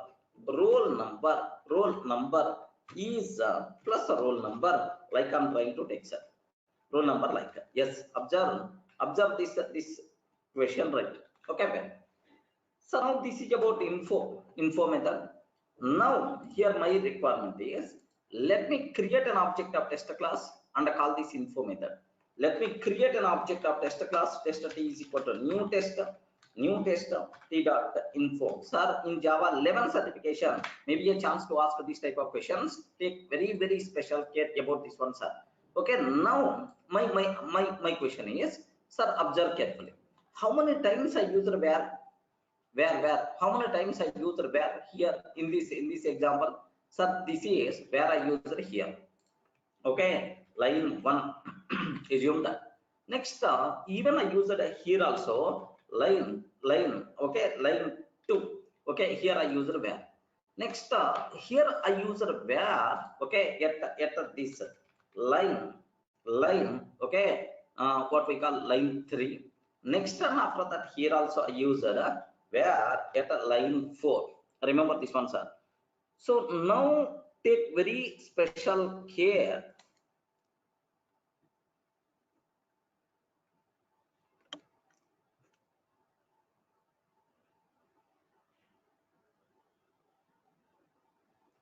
Yeah. Okay, like now I use where even for loop also. Okay, line 5. Okay, like so total these are the line 5. These are the things what I have. Can you please confirm? My question is, in which of the following cases, at which of the following lines we will get compile time error? Okay, we will get compile time error. Maybe a chance to ask this type of questions, sir. Sir, observe that. So simple, sir. They are trying to use where everywhere. You have to identify at which places we should not use sir where. Sir, first thing related to this class student, no problem at all. So this one here, just the 1 minute here, just observe. So consider the code here. Just I'm trying to take this is my code. Which of the following lines causes compile time error, or compilation fails? Okay, like that. So first option I'm trying to take line 1, line 2, line 3, line 4. Okay, line 5, line 2, line 3, line 4. Next and after that line 5. Yeah, can you please guide in which cases we will get compile time error, if you consider that? Yes, anyone? So just observe this one. So line 1, yes, definitely there is a problem, because where is applicable only for local variable, but not for static and instance variable. So line 1 causes compile time error. Next line 2 also causes compile time error. What the reason is? For method return type, we can't use where in the method return type, right? Next for method parameters also we can't use where. That's why yet this line also we are going to get compile time error, right? Sir, what about this one? It's a local variable. It's a local variable. This one is also local variable. It is also local variable, no problem at all. So these two things where it is applicable. Next, what about this terminology, right? What about this one? Yes, for loop, iteration variable for loop, happy we can use where. We covered with the example in the last session, so not required to keep any explanation about this one, sir. Okay, that's why 100% pakka this one is acceptable. Yes, observe. So only, so in which lines the problem is going to come? Can you please tell what the answer we are going to get, sir? A comma B. These two lines we will get compile time error. Now what I'm trying to take here is, observe. Let me comment this line and let me remove, sir, where with the void. If everything, sir, if I do the required changes, definitely this code should be valid. Okay, let me, because it is executable code, right? Let me run this code. Is it going to run or not? Okay, have a look once. Sir, here Java C test.java, Java C test.java. Still, am I doing any other mistake? Yes, because array list import statement must be required, because I'm using array list, right? Import java.util.start. Okay, this is, it's not a mistake, because in the exam import statements assume that it's already, we have to assume present already. Yes, here observe, still can't find the symbol student dot name student for each student. Yeah, for each student, student dot name student of type object. Yeah, here there is one more problem is there. What the problem here is? Yes, there is one more problem is there. What is the problem? What is the problem is? Take very special case. If we are not taking type, if we are not taking type here, so on the right hand side we didn't mention the type. On the right hand side we didn't mention the type. That's fine. What will happen here is it is treated as object type, because on the right hand side this array list is of what type of object you didn't specify. That's fine. It is by default considered as what types are object type. Okay, like now what I'm trying to take here is just let me take public string name, sorry, public string to string method, public string or to string method, return, okay, name, return. Here what I'm trying to use print statement, let me return this one in the form of to string. Sir, how many people having the basic idea about a to string method? Whenever we are trying to print any object reference, internally to string method will be called. Okay, whenever we are trying to print any object reference, internally to string method will be called. Name, yeah, student dot name here, instead of student this dot name, roll number this dot roll number, like I have to take. Okay, to string. Now for each student in students, let me use student. Whenever we are trying to print object reference, internally which method will be called, sir? Internally which method will be called? The to string method will be called. That to string method is responsible to print this one. Yes, observe carefully. Okay, here just have a look once, sir. So I'm making the code is a valid code. Now I'm doing, yes, wonderful. Okay, now observe perfectly this code is a valid, but the answer name Bunny roll number 102, name Chini roll number 103. Yes, friends, are you in the position to understand? So what mistake? Here we didn't specify the type. This is called a diamond operator. Diamond operator concept came in which version, sir? Sir, 1.7 version. I hope 1.7 newer versions only this concept came. We are not required to specify the type explicitly. Okay, like so if you are not specifying the type, this array list is by default what types are object type. This array list by default what type? Object type. Object, it's going to hold the object type of objects. That's fine. So for each student, the student internally is of object type. Okay, object to string method will be called, but to string method is overriding in the student class. Finally this to string method is going to be called. Okay, so yes, Raja, generics and diamond operator, both the things are same. Diamond operator is related to generics only. Yes, if we remove this one, still it will run. But the problem here is you may get the compile time warnings. Muhammad, get the point? Muhammad Rahim. If we remove this one, still it's going to run, no problem at all. But sir, you may get warnings. Array generic version is available from 1.5 version onwards. Why you are not using generics like immediately? So safety you are missing, like sometimes you may get that error. Okay, here not error, warnings. So have you observed, right? Uses unchecked or unsafe operations. Like once I started using generic syntax, then this problem by default will be gone. Observe. Getting? Yeah, one thing. Next, why it is required to string method? Yes, very well. Sir, here observe, I'm trying to print for each student present in this list. Each student present in this list. Whenever we are trying to print any object reference, internally toString method will be called. That toString method, what it's going to return, that thing is going to be printed to the console.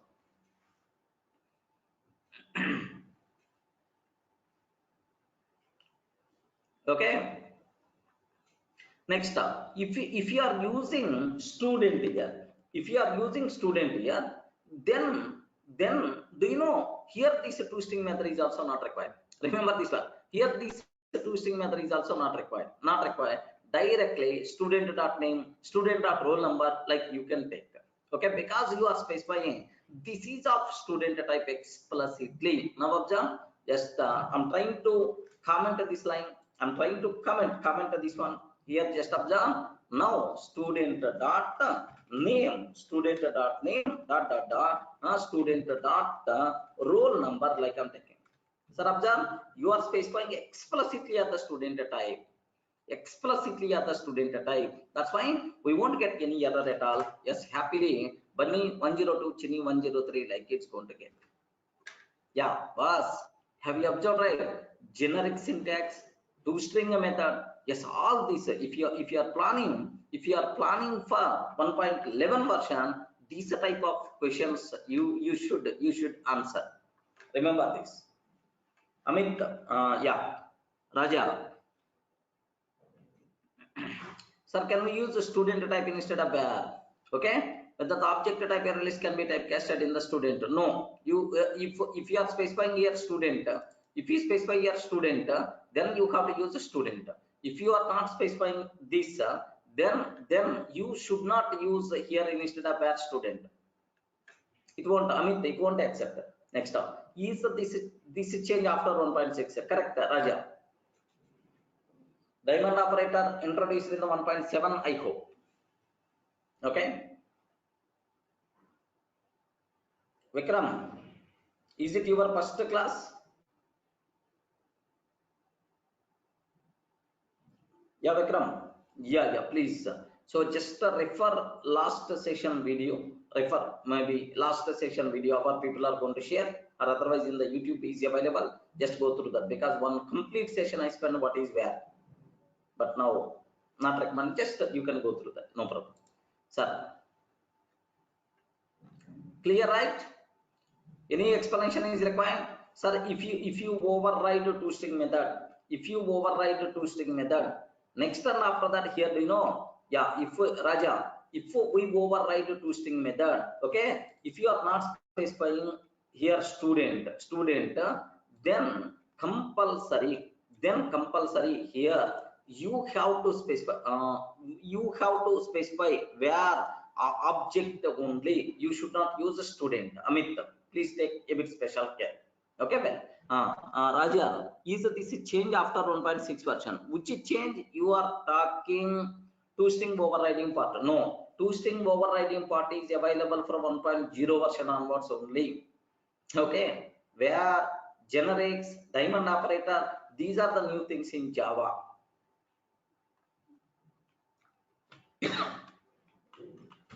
Now observe, happily the output what we are going to get, perfect itself is the valid. Okay, like so it's a perfectly executable code. Now let me take this part.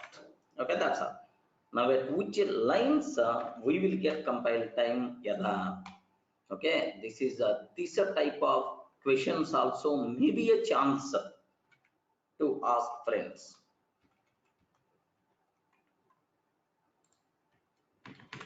Yeah, Vishnu, you can't.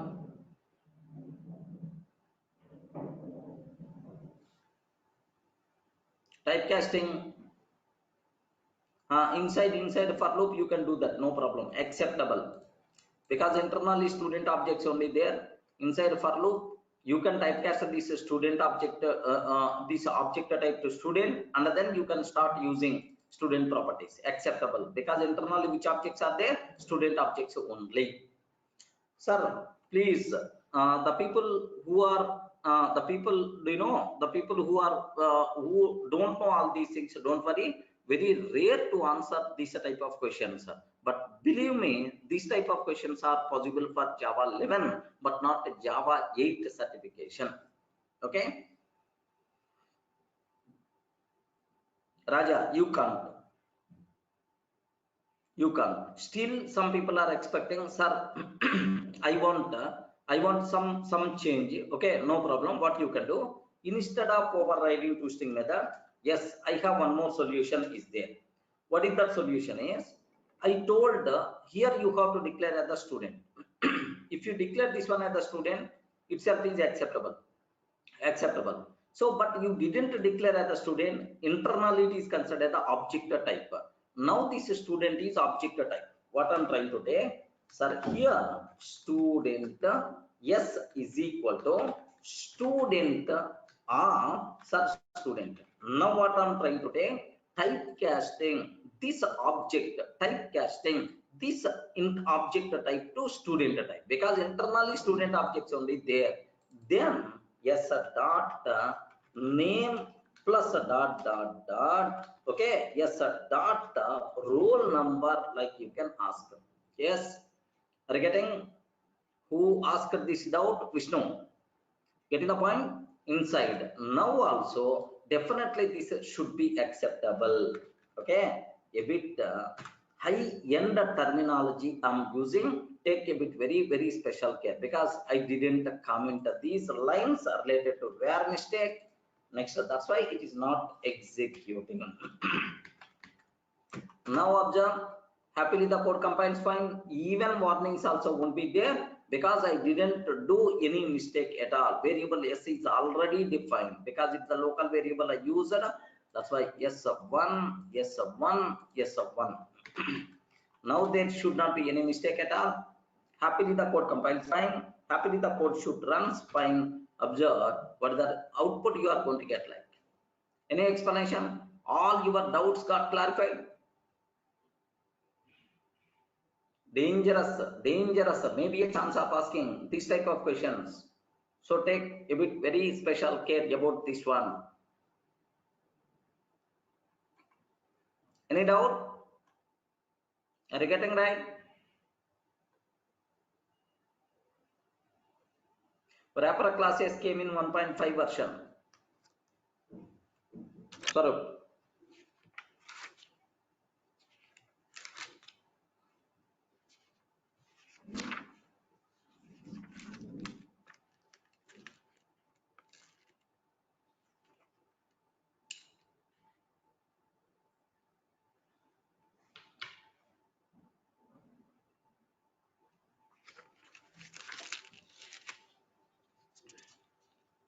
Yes, Amit, we can use a var only for local variable.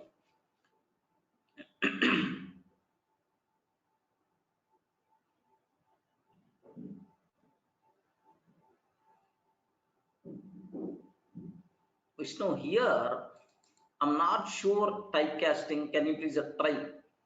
Yet this line is typecasting is acceptable or not? Can you please try this one?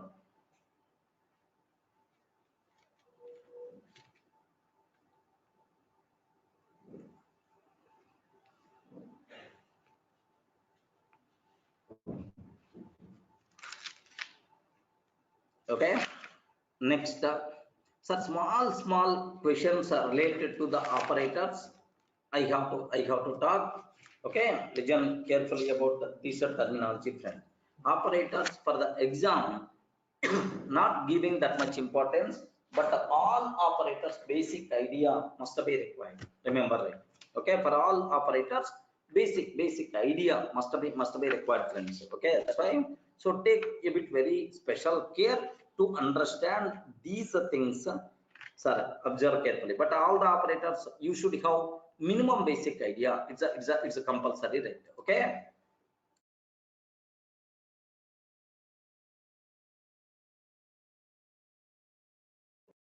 Correct.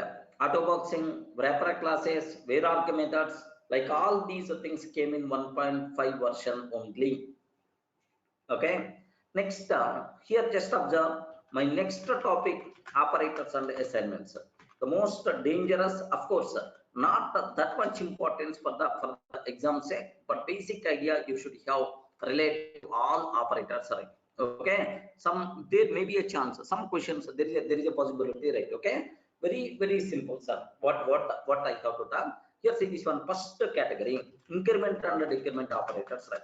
Increment and decrement operators, just observe carefully. Increment and decrement operators, right? So what the point here is, observe. So do you know here there are two types of increment operators are there? Okay, two categories are there, sir. So pre-increment,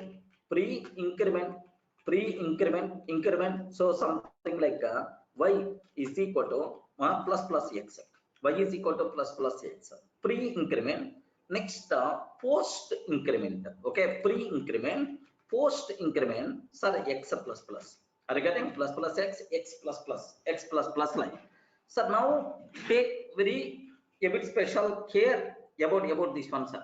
Pre-increment and then post-increment, y is equal to x plus like that. Sir, can you please guide what the difference between these two things? First x value will be incremented. First x value will be incremented. That incremented value will be assigned to the y. Remember, first x value will be incremented. That incremented value will be assigned to the y.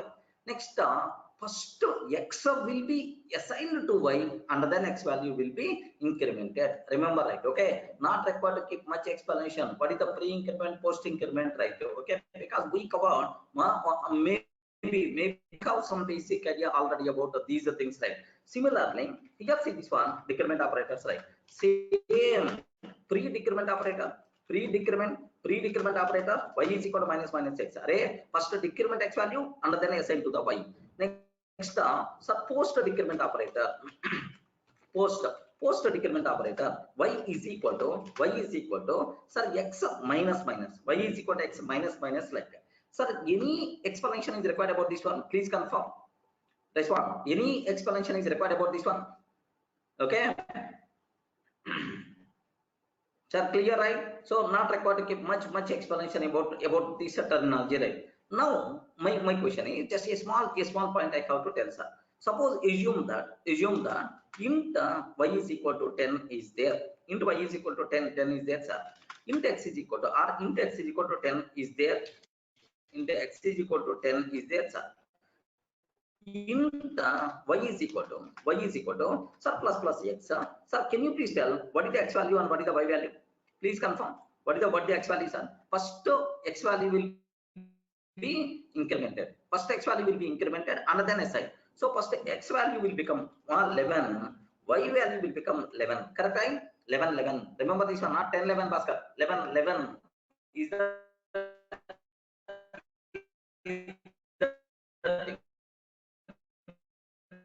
because same. If I can take x is equal to 10, but y into y is equal to x plus. Can you please tell what is the x and what is the y value? Please confirm. First assign x value to the y. So under then x value will be incremented. That's why y is 10, but x is 11. X is 11, but y is 10. Remember this. So next, if you consider y is equal to minus x. Can you please guide what is the output? Please respond. What is the output we are going to get in this case? What is the output we are going to get? First x value will be decremented. That decremented value will be assigned to the y. That's why, sir, it is the 9, and even in this case also 9 we are going to get. Okay, well. Next, if I consider x is equal to 10, sir, x minus I'm trying to take. What the answer we are going to get, sir? So first assign x value to the y. So y value will become 10, and then decrement x value will become 9. So can you please confirm any doubt about this? Nothing is there. From our childhood onwards we aware. Array in the case of pre-increment, first increment and then assignment. Post increment, first assign and then increment. So first decrement and then assign. first assign and then decrement. That's all. These are 4 things whatever we have. Okay, well, sir, now related to these things, sir, there are small questions are there. Sir, just observe the points, right? The first point, take very special care, sir. Sir, if I can take, if I can take here, 1 minute. Okay.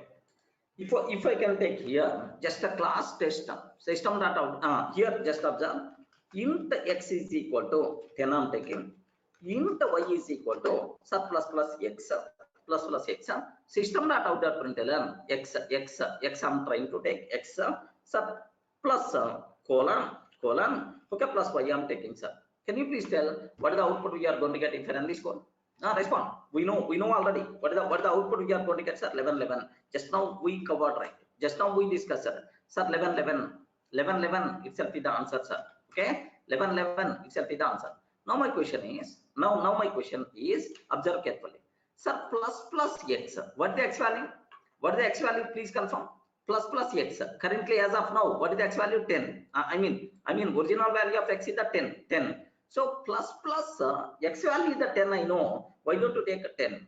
Why don't you take 10 plus 10? System dot out println x and y. Can you please tell what is the output we are going to get, sir? So please make sure this is one dangerous thing.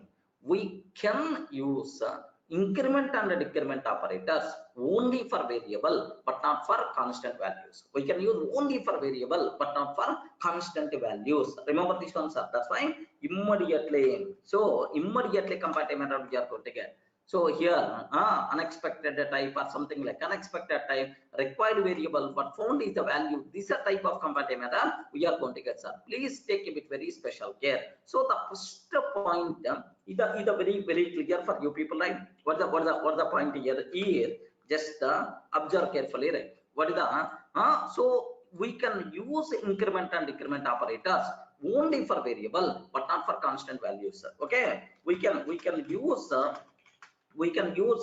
increment and decrement operators. Increment and decrement operators only for variables, but not for constant values. Otherwise, we are getting compile time error. Okay, excellent. Now my question is 1 minute, sir. Now just 1 minute. Into x I'm taking into y is equal to plus x into z is equal to, so plus 10 I'm trying to take plus 10 x plus y plus z. Okay, so here this is line 1. Okay, this is line 2. Can you please tell, consider the following code, sir, where which of the following is the correct? It produces output 10 11. Second option, compilation fails at line 1, compilation fails at line 2. Okay, something like we can frame, sir. Correct, right? Yes, obviously not required to keep much explanation, sir. Option A. Okay, it prints 10 colon 11. So next compilation fails at line 1, compilation fails at line 1, compilation fails at line 2, compilation fails at line 2. Next compilation fails at line 2. Next runtime exception, something like it throws an exception at runtime. It throws exception at runtime. Okay, what is the answer we are going to get, sir? Can you please spell out? Sub C. Okay, you know the reason for that, not required, just for the exam sake frame, just a bitwise frame. Next, one more dangerous point, sir. What the point here is, observe carefully. Int x is equal to 10, int y is equal to plus half x, sir. System dot out dot println of y, of x plus sir x plus y like this I'm taking, sir. What the output we are going to get? Yes, respond. Good, excellent. What the output we are going to get? So immediately compile method we are going to get. Okay, immediately error we will get, sir. What the reason why we are going to get error in this case? Very simple, sir. Very simple, sir. Here after applying increment operator, Now it will become constant. Now it will become constant. For the constant, you are trying to apply plus plus. It will become constant. For the constant, you are trying to apply plus plus operator. Immediately, error by default you are going to get. Now observe this one. So here it is the comparative method, right? Compilation fails. Okay. What the reason? Same comparative method we are getting. So here observe what it means. Nesting of increment and decrement operators is not allowed. Observe carefully, right? If I consider this code, so immediately comparative method we are going to get, sir. What the reason? Nesting of increment and decrement operators not allowed. Remember, right? Any doubt, friends? Can you please tell what the reason for that? Nesting of increment and decrement operators. Increment and decrement operators not allowed. Increment and decrement operators not allowed like that. So this is what you should aware related to that. So 2 points we covered. For constant values, you can apply increment and decrement operators. Nesting of increment and decrement operators are not allowed. Okay, like that. Next, one more point, sir. Sir, observe carefully. Observe a bit carefully. Sir, int x is equal to 10, x plus x. No problem. Increment x value plus x or x plus means do you know x is equal to x plus 1. X is equal to x plus 1 internally. System.out.println, what is the x value? Can you please guide what is the x value we are going to get? Int x is equal to 10 plus x SOP of x. What is the answer? 11. There is no mistake at all. Happily, 11 is the answer we are going to get. Observe, 11 itself is the answer we are going to get, sir. Okay, well, perfect. Now my question is, take very special case, sir. Now my question is, observe, sir. Now in this line, what thing is happening, sir? X is equal to x plus 1 is happening. So we are incrementing x value. That incremented value we are trying to assign to the x. Incremented value we are trying to assign to the x. That's fine. Please make sure, sir. So reassignment is happening in this line. Now if I can take this x is the final, can you please tell, is it valid or invalid? Immediately comparative method we are going to get. What the reason is, sir, x is a final. You are telling x is the final. Now how you can assign incremented value to the x? Because for final variable reassignment is not allowed. But increment and decrement operators reassignment is going to be happen. That's why increment and decrement operators are not allowed for final variables. Remember, right? By mistake, if you are trying to take, cannot assign a value to final variable x. Observe comparative method, cannot assign a value to final variable x. This is the comparative method we are going to get, sir. I hope is that clear. Any explanation is required? Yes, friends. Okay, can I use increment and decrement operators for final variables? Please confirm. Can I use increment and decrement operators for final variable? We can't use increment and decrement operators. Increment and decrement operators for final variables. Remember this one. You can't use increment and decrement operators for final variables. Okay, well. So now my next possible question. Okay, next possibility, right? So this is very dangerous point. Take a bit special care.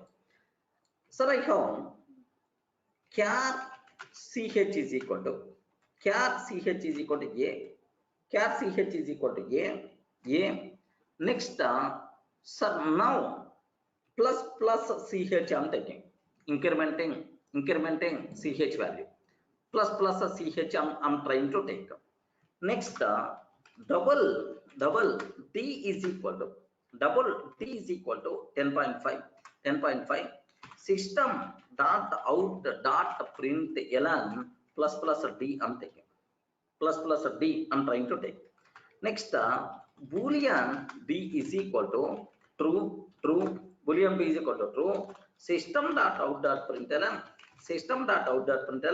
plus b I'm trying to take. Okay, plus b I'm trying to take, sir.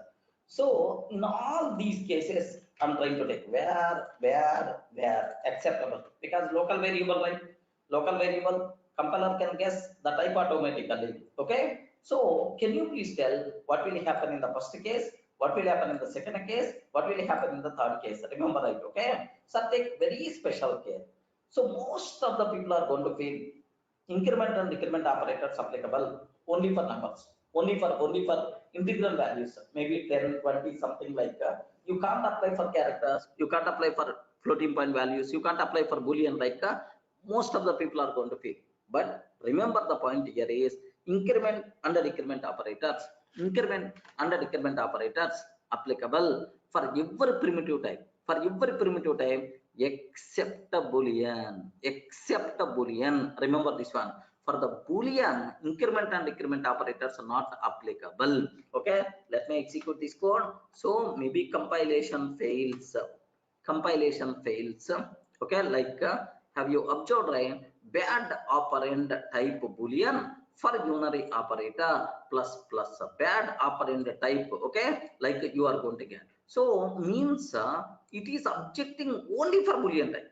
It is objecting only for Boolean types, not for the remaining types, because the remaining types are perfectly valid. Observe carefully, right? We can apply increment and decrement operators, okay, for every primitive type, except a Boolean. Okay, let me remove that Boolean. Let me comment that Boolean increment. Now perfectly it is valid. Anyone, can you please tell what the output we are going to get in this case? Ayyo, what the output we are going to get? Plus ch. Please respond. What the output we are going to get in this case? Very important, sir. Plus ch. Excellent. Raja 61. So simple, sir. Small a means 97. Unicode value small a 97. Capital A 65. Here 97 is the Unicode value if you want, for your information. Okay. So what is the output we are going to get, sir? If you increment a, automatically b will come, but not the 98. Okay, b will come, but not the 98. Remember, right? Okay. What the reason? What the reason for that? Okay, what the reason for that? Here is, observe carefully. Okay, happily the code compiles fine. No problem. But the answer we are going to get be 11.5. So in okay, increment and decrement operators, internal typecasting is going to be happen. That part I will take care. Don't worry. Internal typecasting is going to be happen. Internal typecasting is going to be happen. Okay, please make sure, sir. Internally typecasting is there. That's why it is going to be acceptable. So what the output we will get in this case is, yes, b, okay, followed by 11.5. okay, b followed by 11.5 perfectly itself is acceptable. Okay, so some people may feel 99 followed by 11.5 or compilation fails. No such type of terminology. Okay, like you should aware, sir. So what is the output we will get here? B followed by 11.5. Okay, some people may feel 98 followed by 11.99. 98 followed by 11.5 itself is invalid. Some people may feel compilation fails. So yet line 1 compilation fails. Yet line 1, some people may feel compilation fails at line 2. Remember this one. So which may be the correct answer is, yes, obviously A itself is the answer. So we can use increment and decrement operators everywhere for every primitive type except the Boolean type. Remember this one, sir. We can use increment and decrement operators. We can use increment and decrement operators.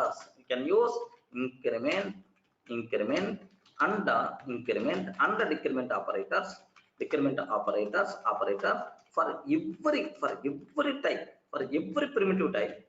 for every primitive type except Boolean type, except Boolean type. Remember this one, sir. Okay, so that's all. This is a bit very dangerous point, sir.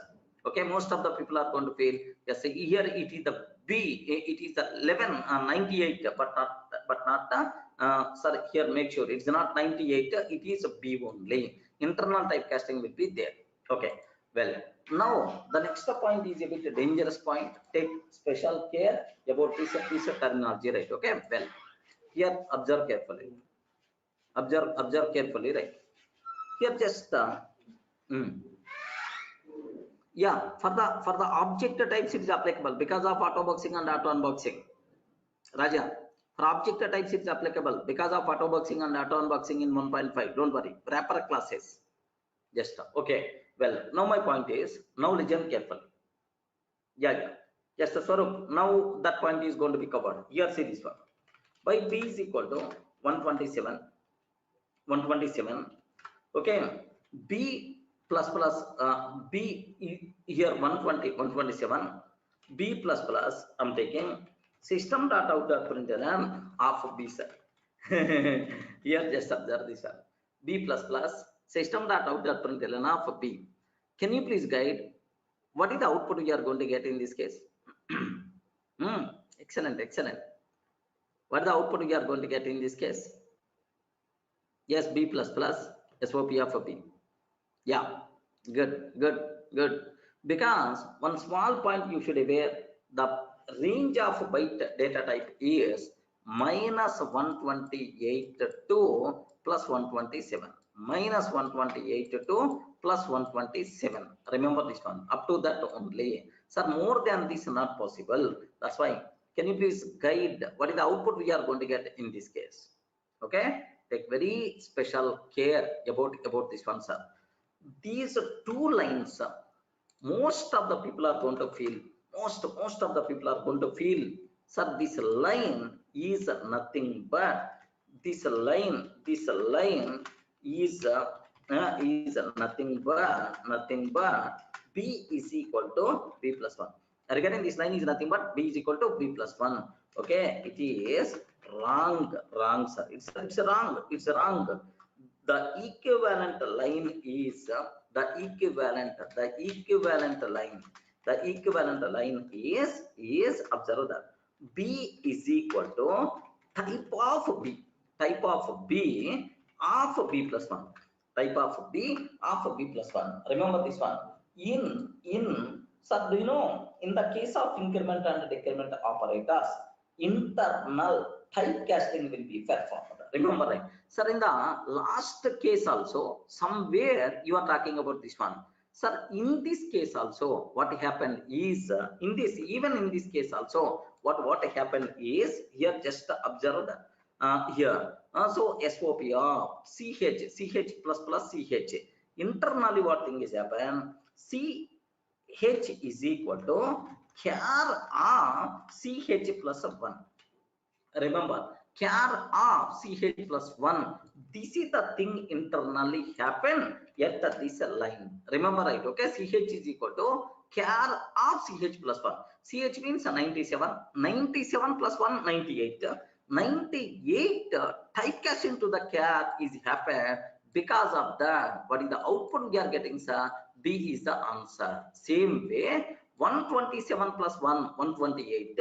128, I'm trying to typecast to the byte type. Yes, acceptable, because you are performing typecasting internally. That's why itself is acceptable. But the output we are going to get, if you convert 128 to the byte type, if you consider only last 8 bits, whatever may be loss of information, maybe there some 128 or something, like, you may get the answer. If you want to have a look once, internal typecasting is going to be performed, sir. Okay, you never going to get any error. We never going to get any error. Yes, that is the big specialty of increment and decrement operators. Okay, minus 128 we are going to get. So take very special care about this one. Okay, internal typecasting will be performed only in the case of increment and decrement operators only, no other case. Any doubt? Are you getting the point? Okay, so it is you never going to worry about what is the output we are going to get, what the output we are going to get. You are not required to worry about that, but just aware internal typecasting will be performed. That's why we are not going to get any compile error or runtime exception. Okay. Amrut Agarwal, what's your doubt? Byte b is equal to 5. Yeah, the b plus is equal to 1. That part we are going to discuss, don't worry. That is the compound assignment operator. In the case of compound assignment operator also internal typecasting will be performed. Yes, Amrut. In the case of compound assignment operators also internal typecasting will be performed. Remember that. Compound, okay, something like here instead of b plus plus, b plus is equal to 1. In this case also, okay, compound assignment operators, in this case also internal typecasting will be performed. Okay, take very special care about this one. Compound assignment operators and the increment and decrement operators, in these cases implicit typecasting will be performed. We are not okay, like sir, perfectly valid, but the output we are going to get, sir, minus 128. Of course, in this case also minus 128. How that thing is happening? Somewhere in the last sessions we got, right? Somewhere in the last sessions we discussed, right, about this point, sir. How this internal typecasting, how this loss of information is happening. Yes, we discussed already. Any doubt? Okay, so can you please confirm? Up to this we covered multiple points related to our increment and decrement operators. Sir, point number one, we can't use increment and decrement operators. First one, we can't use increment and decrement operators for constant values. It is applicable only for variables. Next, the nesting of increment and decrement operators not allowed. Next up, for final variables, we can't use increment or decrement operators because internal reassignment is there. Next, we can apply increment and decrement operators for every primitive, for every type, no problem at all. For every primitive type except a Boolean, Next, in the case of increment and decrement operators, internal typecasting will be performed. That's why boundaries, crossing boundary values, such type of things you are not required to worry. Internal typecasting will be performed. That's all. Any doubt about this one? All the people are in the position to understand?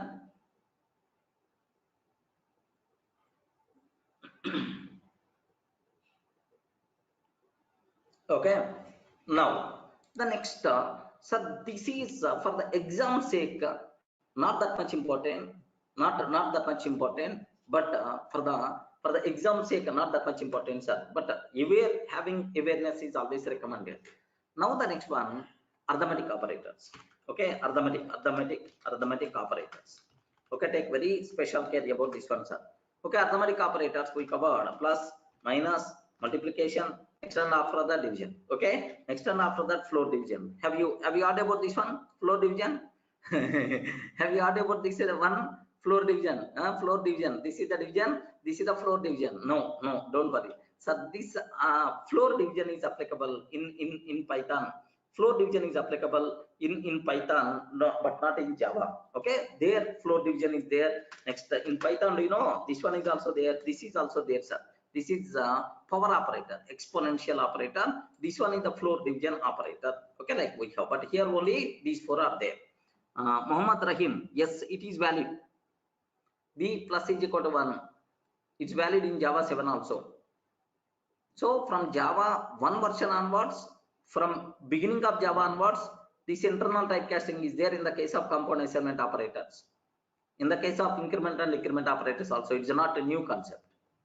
Okay, well, so now related to this, sir, 10 plus 20, what the answer we are going to get? 10 plus 20, what the output we are going to get? 30. 10 into 2, 20. These type of things not required to keep much explanation. Okay, no one is going to worry about this. But the problem, but the important conclusion here is take a bit special care. Sir, if we apply any arithmetic operation between two variables, sir, a plus b. If we apply any arithmetic operation between two variables a and b, between two variables a and b, the result type is always, what is the result we are going to get? Need not be plus, sir, maybe minus, maybe multiplication, maybe division also. If we apply arithmetic, any arithmetic operation between two variables a and b, then the result type is always, okay, max of int comma type of a comma type of b. Remember this one, sir, max of int comma type of a comma type of b. Sir, let me take max of int comma type of a comma type of b. Remember, right, type of b, very important point. So this is, sir, do you know what is, which is the max, which is the minimum, which is the minimum, which is the maximum? Like you know, by short, int, next long, float, double, next one after that char, okay, like that. Do you know? So left hand side are smaller type, right hand side are greater than max, bigger type. Double is the bigger than all other. Float is the bigger than all these things, but float is smaller than double. Okay, long is bigger than all these things. Okay, like you should aware this one, sir. So if I apply any arithmetic operation between two variables a and b, between two variables a and b, the result type is always, what types are? One, the result type is always what type? Max of int comma type of a comma type of b. Remember it, okay? Sir, now I'm taking byte plus byte. Sir, very danger. What is the type of this one? Byte plus byte. What the type of this one? Please respond. What the type of this one? What is the type of? Max of int comma type of first one comma type of second one. Type of first one comma type of second one. Okay, like you should aware. Yeah. Percentage is also, friends, correct. Here modulo operator is also there. Yeah, the arithmetic operator. Don't worry. Modulo operator. Yeah. Byte plus byte. Can you please tell what the results are? The result is always int type. Do you know, sir? See here. Suppose assume that byte a is equal to 10, byte b is equal to 20, byte c is equal to a plus b. I'm taking. Seems to be very innocent code. Array a plus b, a is byte type, b is byte type. So 10 plus 20, 30 in the range of byte only. No problem at all. Like no, compiler will give left and right. But the problem here is, what the problem here is, a plus b is what types are? A plus b is what type is int type. How you can assign int value to the byte variable? Okay, how you can assign int value to the byte variable? Immediately compatible method we are going to get, sir. Okay, incompatible time, possible lossy conversion from int to byte. Remember, incompatible time, possible lossy conversion from int to byte type. This is the compatible method by default we are going to get. Remember, right?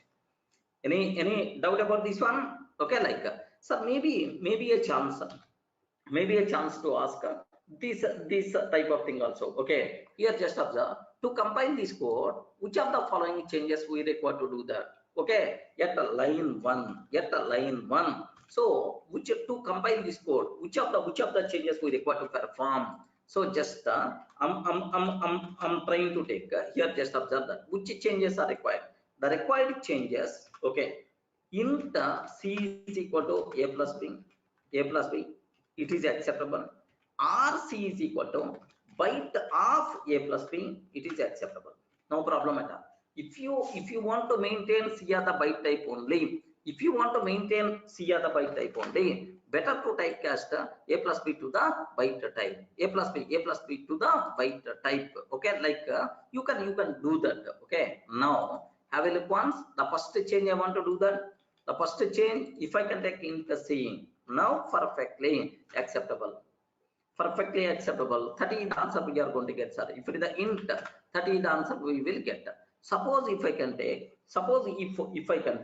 sir, here byte only, but here I'm trying to typecast to the byte type. Byte type, sir. Byte of a plus b. Now have a look once. Do you know what the answer we are going to get? Yes, perfectly itself is acceptable. The output is 30. We are going to get perfect. Okay. Now here again carefully. Some people, yeah.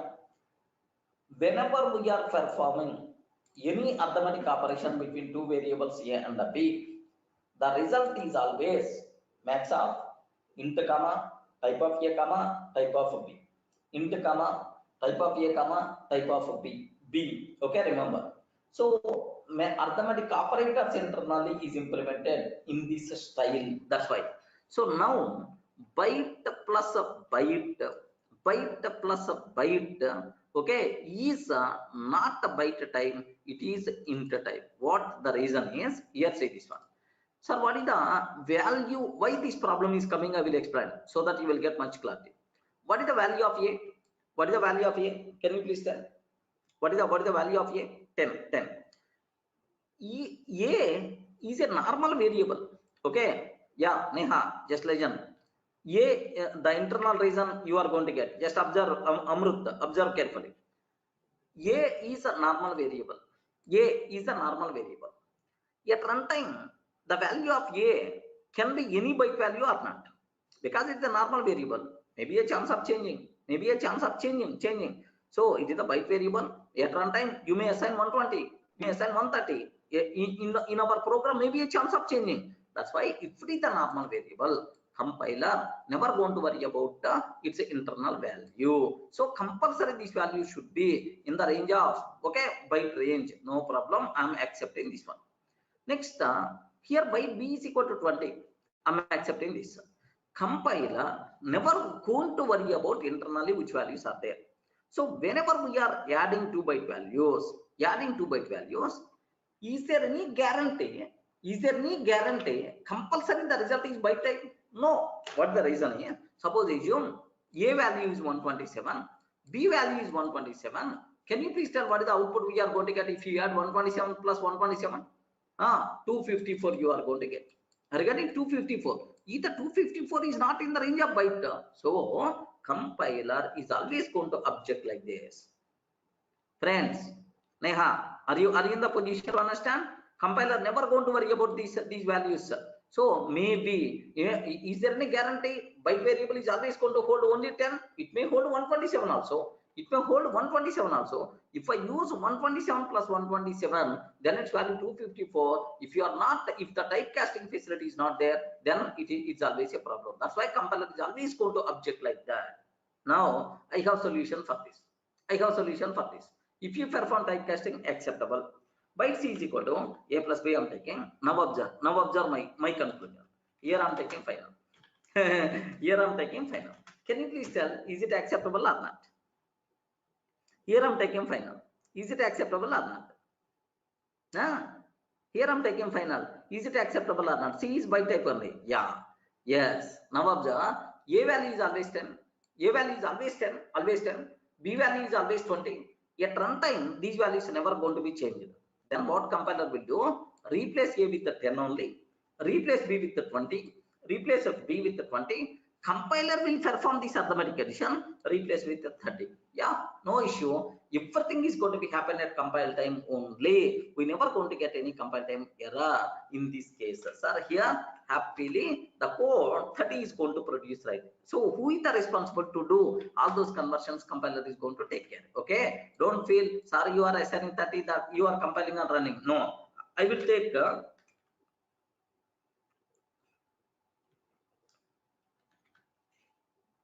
plus B. I will take A plus B, sir. I'm taking A plus B only. Now observe this one. What output by default we are going to get? Now perfectly itself is the value 30, because the values are never going to change. Then compiler is going to consider the values. If it is a normal variable, compiler never going to consider the values. Are you getting internal reason?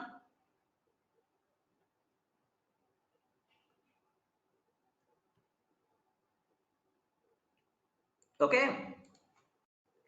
So take very special care about this. These are things, right? So here In this case, compile time error, which changes are required to compile this code? The required changes are one of these two things. Okay. Next, if I can take like this, yes, perfectly itself is valid, but the output we are going to get 30 is the answer.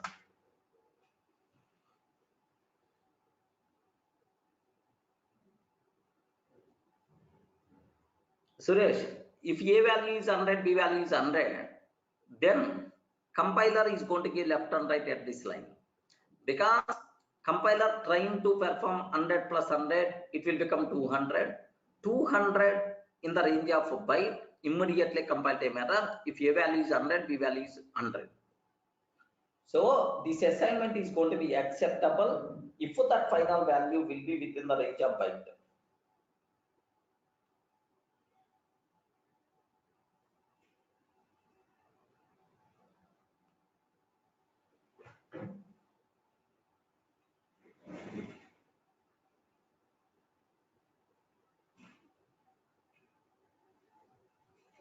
Getting?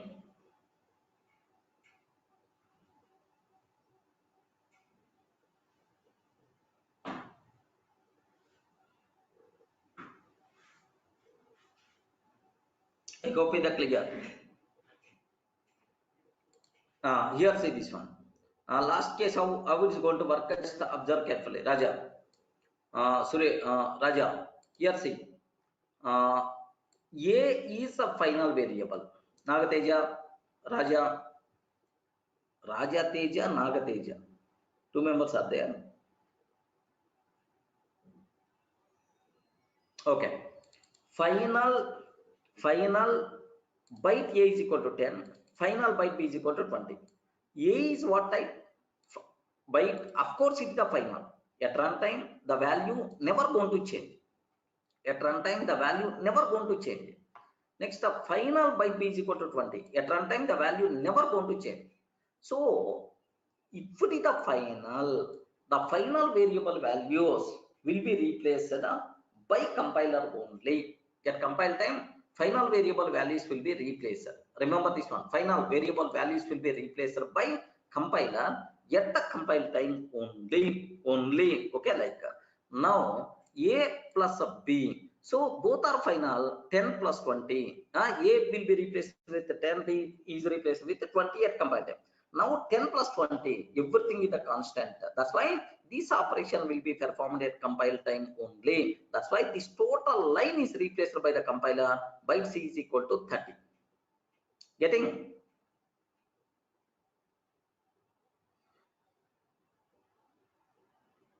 Getting the point? Yes, Nagateja. A and B values are 100, then byte C is equal to byte of A plus B. Is it acceptable? No, it won't acceptable. A, if you are trying to typecast to one, are you typecasting A plus B or only A? Are you typecasting A plus B result or only A? A plus B result, then it is acceptable. Next up, if at least one is not final, if at least one is not final, okay? If at least one is not final, immediately compile time error we are going to get. If at least one is not final, compile time error we will get. Remember this one, because compiler don't know the value, so immediately error we will get. At least one normal variable, compile time error, right? Getting? Okay, that's all. So this is, you should aware clearly about this terminology, friends. Okay, right? So tomorrow, just I will spend some more time related to these operators. Just please go through up to this. In the last session, just we started about arithmetic operators.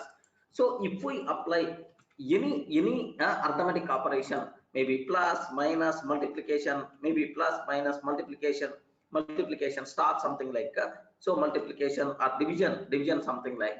So if we apply any arithmetic operation between two operands A and B, the result type is always max of int comma type of A comma type of B. Why it is the max type?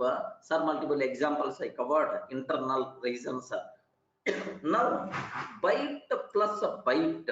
Okay, what is the type, sir? It is int type. Remember this one, byte plus a byte. What is the type?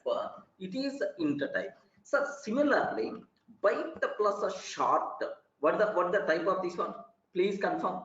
Byte plus a short. It is the int type only. Have you remembered, right? This diagram, byte, sir, short, next int, next long, float, double. This diagram compulsory you have to keep in your mind because it's a very required multiple times. Remember this one, sir. So byte plus a short, max of int comma byte comma int itself, byte comma short itself is the int. That's why. So the result of any arithmetic operation, minimum result is always int type. Remember this one, sir. Okay. Next, short plus a short. Okay, short plus a short. What is the result, sir? This result is always int type. Remember that this result is always int type.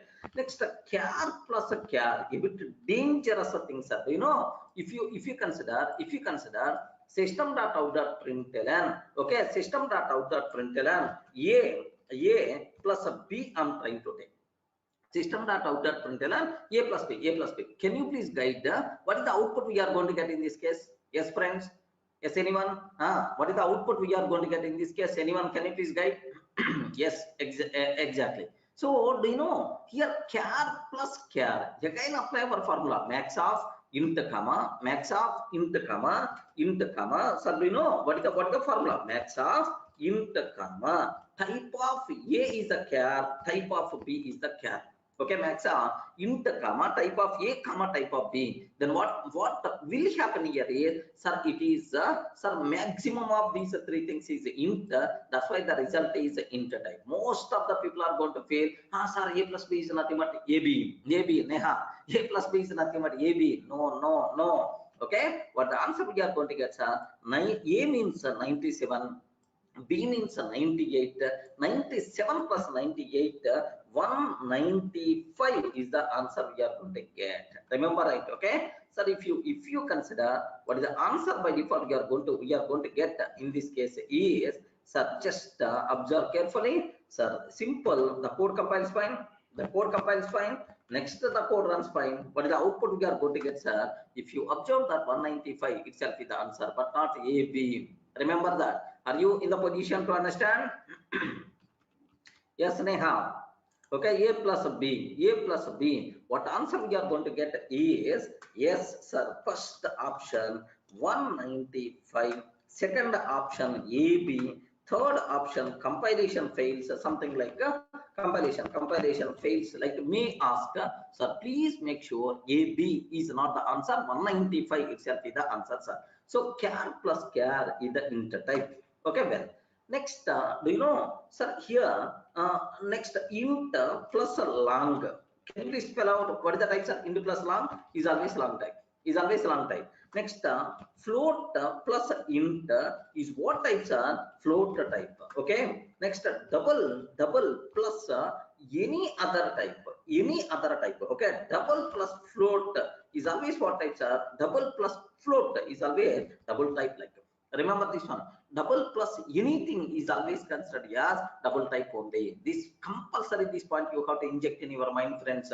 So whenever we are performing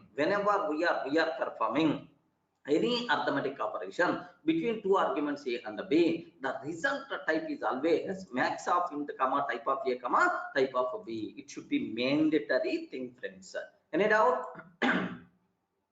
So all the things are very clear, right? Now I may ask, sir, here just observe carefully. Here just I may ask this type of thing also, right? Here just observe. I'm trying to take 10 plus A. 10 plus a. Is it valid or not? 10 plus a. Yes, this one is valid. Int plus a char. Int plus a char. Okay, what the answer we are going to get? Int type. 10 plus 97. 107 is the answer we have to get. Okay, 107 itself is the answer we are going to get, friends. Okay, so simple. What output by default we are going to get? 107. Is it clear, right? So maybe a chance to ask these type of things. Our hand is always going for, do you know what will happen? Our hand is always going for, sir, the answer is A, B, something like that. They may ask A plus B plus C. A plus B plus C, sir, the concept is always the same. Are you getting that? A plus B plus C, what the output we are going to get? Some people are going to fill ABC, some people are going to fill 97 plus 98 plus 99. Remember this one, 97 plus 98 plus 99. 99. Yes, perfectly, it is acceptable. 97 plus 98 plus 99, its value is 294. Clear, right? So these are type of things. There is a possibility to ask in the exam, friends. Okay, please make sure 294. 294 is the point we are going to get. So that's all. Next, related to arithmetic operators, there are two important things I have to discuss for you people, right? Related to these arithmetic operators, there are two important points I have to discuss. What the first point here is, okay, listen very carefully, sir. Of course, it's a bit important. Sir, I'm taking system.out.println 10 by 0, system.out.println 10.0 by 0, 10.00 by 0. Can you please tell what is the output we are going to get in this case? Next, sir, here 0 by 0, 0 by 0. Next, 0.0 by 0. Yes, 0.0 by 0. Sir, observe carefully. What the answer we are going to get in these cases? Anyone, can you please tell? If I can take like this, yeah. So take very special care, Sir, whenever in Java, whenever we are performing division by 0, if we are performing division by 0, then we are always going to get runtime exception, arithmetic exception, division by 0. Correct, right? We are always going to get runtime exception, arithmetic exception, division by 0. But here there is a small difference is there. Okay, so here 10 by 0. Here listen very carefully. 10 by 0. Sir, 10 is what type? Please confirm. 10 is what type? Int type. 0 is what type? Int type. Int by int means, can you please spell out int by int? Int by int means, can you please guide? Okay, int by int, the result is always what type? Int type, sir.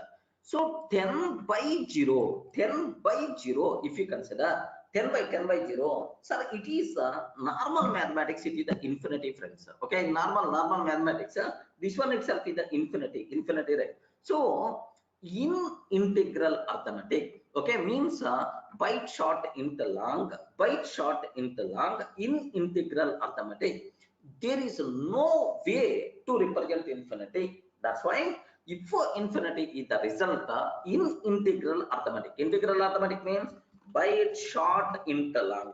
In these types, if the result is the infinity, then we are always going to get arithmetic exception, division by 0. So the first one, what we are going to get, arithmetic exception, division by 0.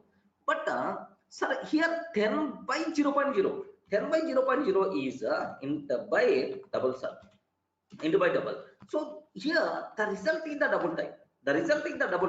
So in floating point arithmetic, float and double, there is a way to represent infinity. That's why here simple we are going to get infinity is the answer. But first one, division by 0, we are going to get arithmetic exception, right? Are you in the position to understand? Sir, very important terminology. Yes, sir, this is very important terminology. You should aware, sir.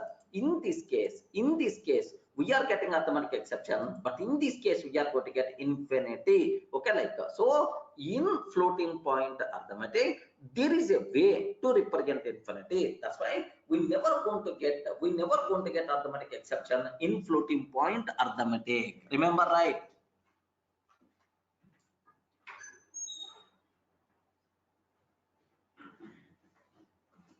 Completed, right? Are you in the position to understand this point? Sir, I will show this one practically. Here, see this one, sir. Sir, SOP of 10 by 0. Arithmetic exception. Arithmetic exception. Arithmetic exception. We are going to get. Yes, for the answer we will get here is happily the code compiles fine. Now let me run this code. The answer we are going to get java.lang arithmetic exception division by 0. This is the thing what we are getting, sir. Okay. Well, now the next thing what I have to take here is observe that. Sir, if I can take instead of sir, instead of 10 by 0, 10.0 by 0, 10.0 by 0, double by int or int by double, the result is always double. In the case of double,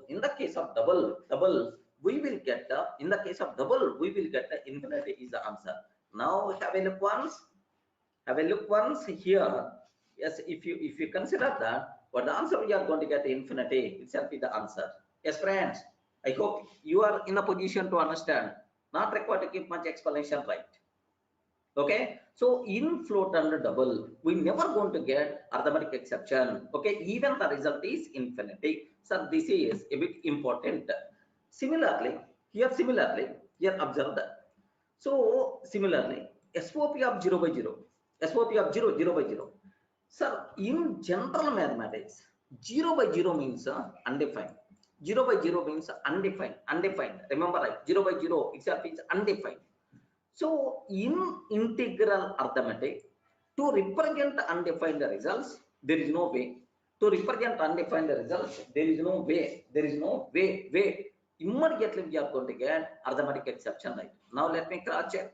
0 by 0. Let me cross check 0 by 0. 0 by 0. Okay. So 0 by 0. What the answer we are going to get, sir? Here. So arithmetic exception division by 0. If the result is undefined, there is no way to represent undefined result in integral arithmetic, because 0 by 0, 0 is the int type, 0 is the int type, 0 by 0 means int only. That's why we are going to get runtime exception, right? Okay, well, sir, if it is the 0.0 by 0, of course it is also 0 by 0, result is undefined, but still it is the result is of double type. In float and double, there is a way to represent undefined results. Sir, for that n constant is there. What is that constant? Can you please spell out? n constant is there, not a number. Is there. That's fine. What is the output we are going to get here is here just observe what output by default we are going to get is n. Are you in the position to understand? Yes, friends. Respond. Everyone in the position to understand, right? The output of infinity is treated as like output or runtime error. Nagateja, output of infinity is infinity only. It is not runtime exception. Infinity. To represent infinity in Java, there are some constants are available. That's why it is a valid output, but not runtime exception. So, any doubt about this terminology? Can you please confirm? All the things are very clear for you people, right? Okay, 0 by 0, 0.0 by 0, okay, 0.0 by 0, or 0 by 0.0, okay, like minus 0 by 0.0, something like that. In all these cases, definitely we are going to get the answer yes. We will get the answer yes. Okay, like what we are going to get n. Remember, right? Okay. Now maybe a chance to ask the questions. Here just consider the following. Sir, 4 lines of the code. Consider the following 4 lines or consider the following lines of the code. 10 by 0. 10 by 0 I'm taking. Okay, here just observe that 10.0 by 0 minus 10.0 by 0 minus 10.0 by 0. Next 0 by 0. Next 0.0 by 0. Next 0.0 by 0 minus 0 by 0.0 like that. Sir, how many statements are there? Okay, 6 1 2 3 6 statements are there. Okay, consider here my question is consider the following lines. Consider the following lines. So here just I'm trying to consider the following lines of the code. So how many lines will cause runtime exception? Java.lang.arithmetic exception. How many of the above lines? How many of the above lines will cause? How many of the above lines will cause runtime exception? Will cause a runtime exception, saying Java.lang.arithmetic exception. Saying Java.lang.arithmetic exception. So in how many cases we will get arithmetic exception? Like, okay. So just can you please observe? Consider the following 6 lines of code. 6 lines of code. Okay, perfect. Can you please tell how many lines of the code will cause Java.lang runtime exception? So first one. Yes, definitely we will get runtime exception. This is our required answer. Next, the second case, we never going to get arithmetic exception. Infinity is the answer. But in this case, again we are going to get okay, arithmetic exception. Next, here 0 by 0 nan. In this case also nan we are going to get. That's why in how many lines we will get Java.lang arithmetic exception is 1, 2, 3, 4, 5. 1, 2, 3, 4, 5, 6. I'm taking here. Just can you please guess how many lines? How many lines will cause runtime exception? Only 2 lines. Clear, right? Any explanation is required, friends? Okay, here just there is one small thing is there. In this case we will get infinity, but in this case we will get minus infinity. Remember this one, minus infinity, because positive infinity is there, negative infinity is there. Next, in this case we will get nan. In this case we will get minus nan. No. Okay, minus nan is not there. Nan, whether it is the positive or negative, undefined result means nan. Remember, right?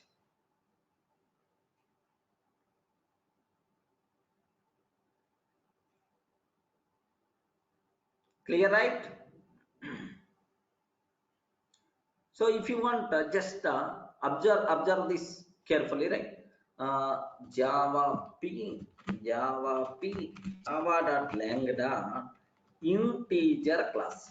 Okay, Java.lang integer class. If I can see in the integer class, in the profile of integer class, so which constants are there? Like, sir, if you observe mean value, max value, these are the constants which are available. What the mean value of integer, what the max value of integer, like. So there is no, it never talks about byte value, it never talks about infinity, it never talks about nan. Okay, like, but if you consider some Java.lang either float or double, no problem at all. You can consider either float or double. Now which constants are there? Now have a look once. Now observe, it is the float class, sir, including max value, mean value, Sir, here we have told positive infinity, negative infinity, nan. Okay, like these constants are already available. These are public static final. These constants are already available. Where, sir? Inside float and double classes to represent infinity and nan. Okay, remember this one. Float under double classes contains these constants to represent positive infinity, negative infinity, and then nan. Okay, these things are what types are float type, primitive float values, right? So just this is the proof. In the case of float, positive infinity is possible, negative infinity is possible, nan is possible. Similarly, in the case of double also, the same thing is going to be happen. Any doubt? All the things are very clear. Raja, which 2 options give arithmetic exception? In this case, yes, which 2 options cause arithmetic exception? Yes, sir. This is the first one. This is the first one, and this is the second one. These two causes arithmetic exception. Okay. Now I have another question, sir. Consider the following lines of the code. Consider the following lines of code. Consider the following lines of code. Okay. If we try to divide 0 by 0.0, then NaN will come. Correct, Swarup. So if the result is undefined, but if the float type or double type, you will get NaN. If the result is infinity, but the result is float or double type, you will get infinity. NaN, when we will get a Syed? Have you observed? If I consider 0 by 0, if I consider 0 by 0, 0 by 0, this is NaN case. Okay, the result is undefined, but the result is int value. It is the result is int type. Are you getting? The result is int type. So in int, there is no way to specify undefined result. That's why we are going to get arithmetic exception in the first line. Now have a look once. If I consider that, okay, if I consider Java C test.java, okay, now observe, happily the code compiles fine, but at runtime we will get arithmetic exception because of first line.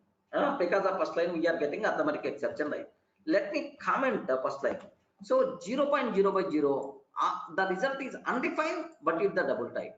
The result is undefined, but with the double type. No problem, double type. Now here happily the code is going to provide NaN.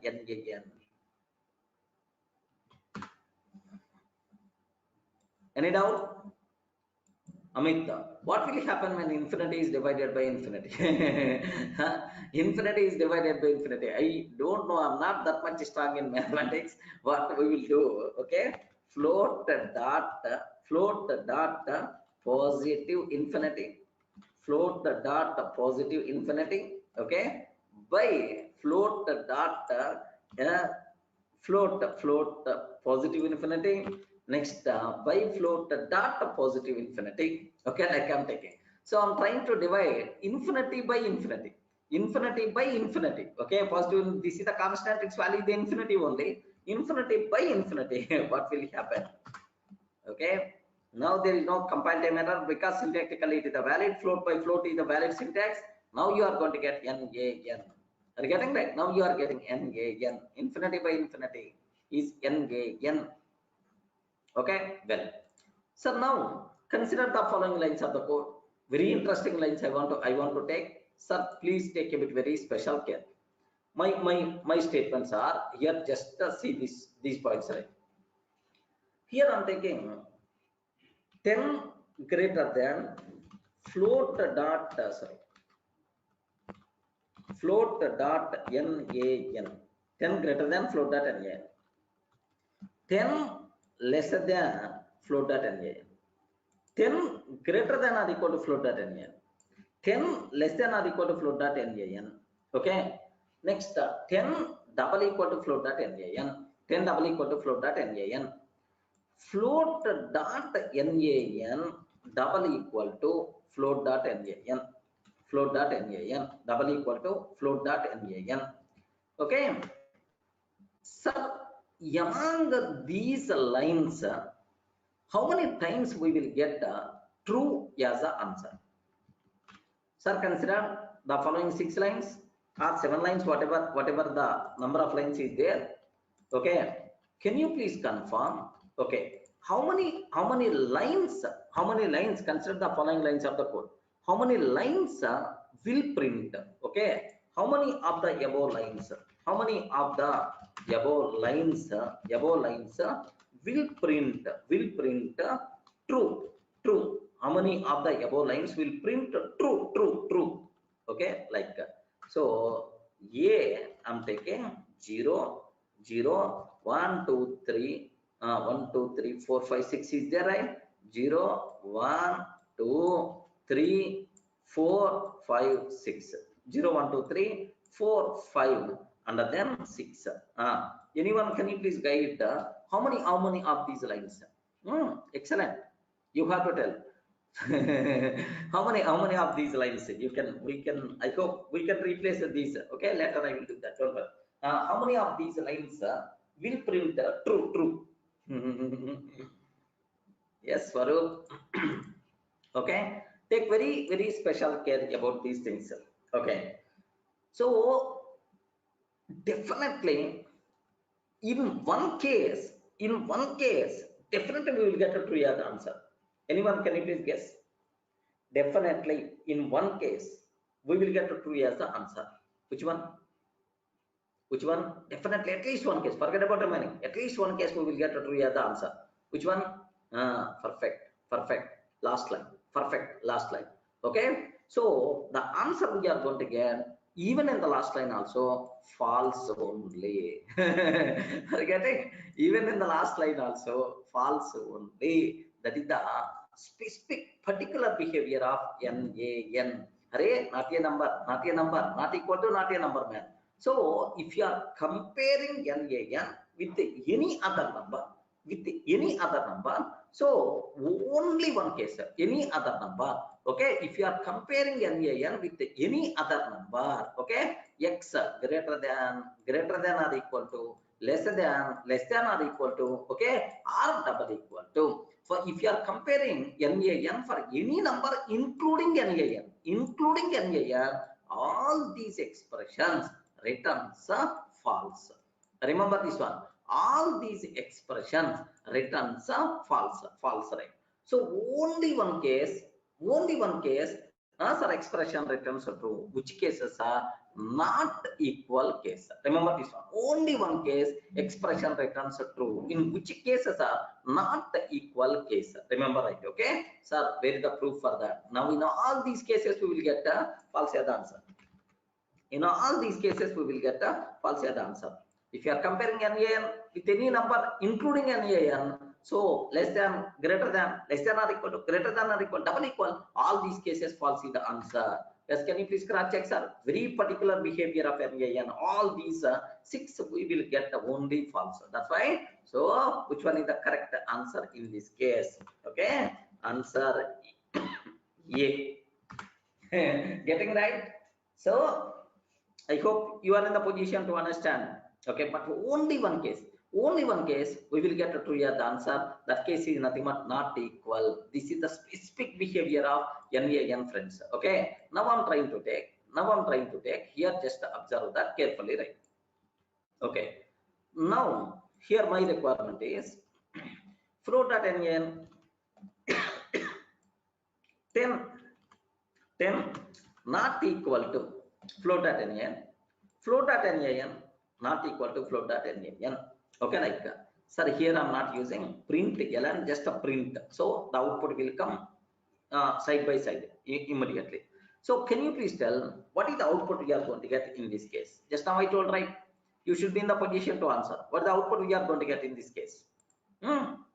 Please confirm what the answer we are going to get in this case. Okay,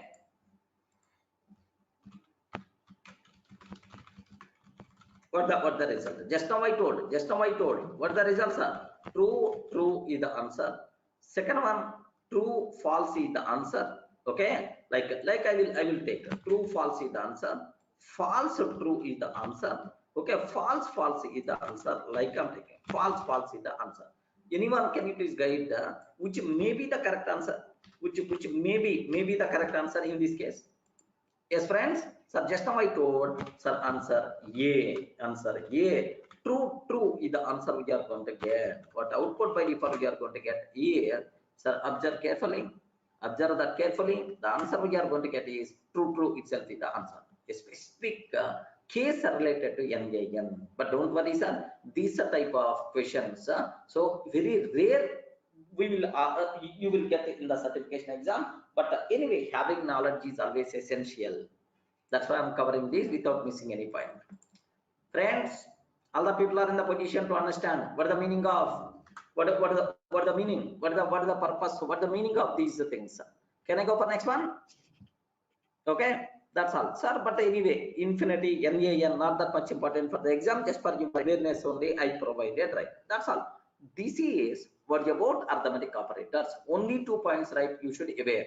If we perform any arithmetic operation between two arguments A and B, the result is always max of int comma type of A comma type of B. Okay, like max of int comma type of A comma type of B. If you consider next, do you know here instead so infinity case and then NaN case, take a bit very special care. In integral arithmetic, we will get the arithmetic exception if it is the division by 0, like. But in the case of in the case of floating point arithmetic, we never going to get arithmetic exception. Remember this one, sir. In the case of float and double floating point arithmetic, we never going to get arithmetic exception. Okay, like. So here, which of the following is true? Which of the following is true about arithmetic exception? Which of the following is true about arithmetic exception? Sir, I'm trying to take first one. So it is a runtime exception. It is a runtime exception, but not compile time error. It's a runtime exception, but not compile time error. Wow. Because sometimes so I will get an arithmetic exception. That's why the compilation fails, like some people may feel. Okay, next, second one, it occurs only in integral arithmetic. Only in integral. It will be raised. It will be raised only in integral arithmetic, but not floating point arithmetic, but not in floating point arithmetic, but not in floating point arithmetic, Okay, like. Next, third one. Okay, take very special care about this one, sir. Third one, the only operators which cause arithmetic exception, are division and modulo. That's all. Now I hope here, just observe this. Next time after that, I'm taking all of these. Okay, like I'm trying to take. Can you please guess which may be the correct answer in this case? It is the runtime exception, but not compile time error. It will be raised only in integral arithmetic, like. So which one is the correct answer, sir? Which of the following is true? Which of the following are true about arithmetic exception? So which of the following is true about arithmetic exception? So I can use the word, okay, not say Amit. It is a runtime exception, correct? It is not a compile time error. At runtime only we will get this exception. Okay, next, it will be raised only in integral arithmetic, but not in floating point arithmetic. Remember this one. In the case of float and double, even the result is infinity, even the result is NaN, but still we never going to get arithmetic exception in floating point arithmetic, right? Next, the only operators which cause arithmetic exception are division and percentage. If you are not performing, if you are not using these symbols, you never going to get arithmetic exception. Remember this one, sir. So if you start using either division or percentage, then only you are going to get, sir. Okay, like next, all of these. Any doubt, friends? So I'm seeing different answers on the screen. A, B, C, D. Some people are telling A, B, C, D. Now is that clear? Now the correct answer is D, because all these things are related to arithmetic exception, right? That's all. Beautiful. Any doubt? Can I go for next one? Okay. Just before going for next one, just wait for a minute, because arithmetic operators are very important for the exam. Just let me frame some more questions.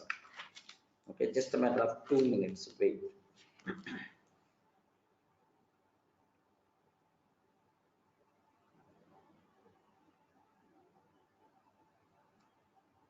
So please make sure you should have minimum idea about the math class. Okay, because for Java 11 certification, there are some questions you people can expect related to the math also. Math class, just compulsory, even if I forgot, please ask. So what about the math related things like you may.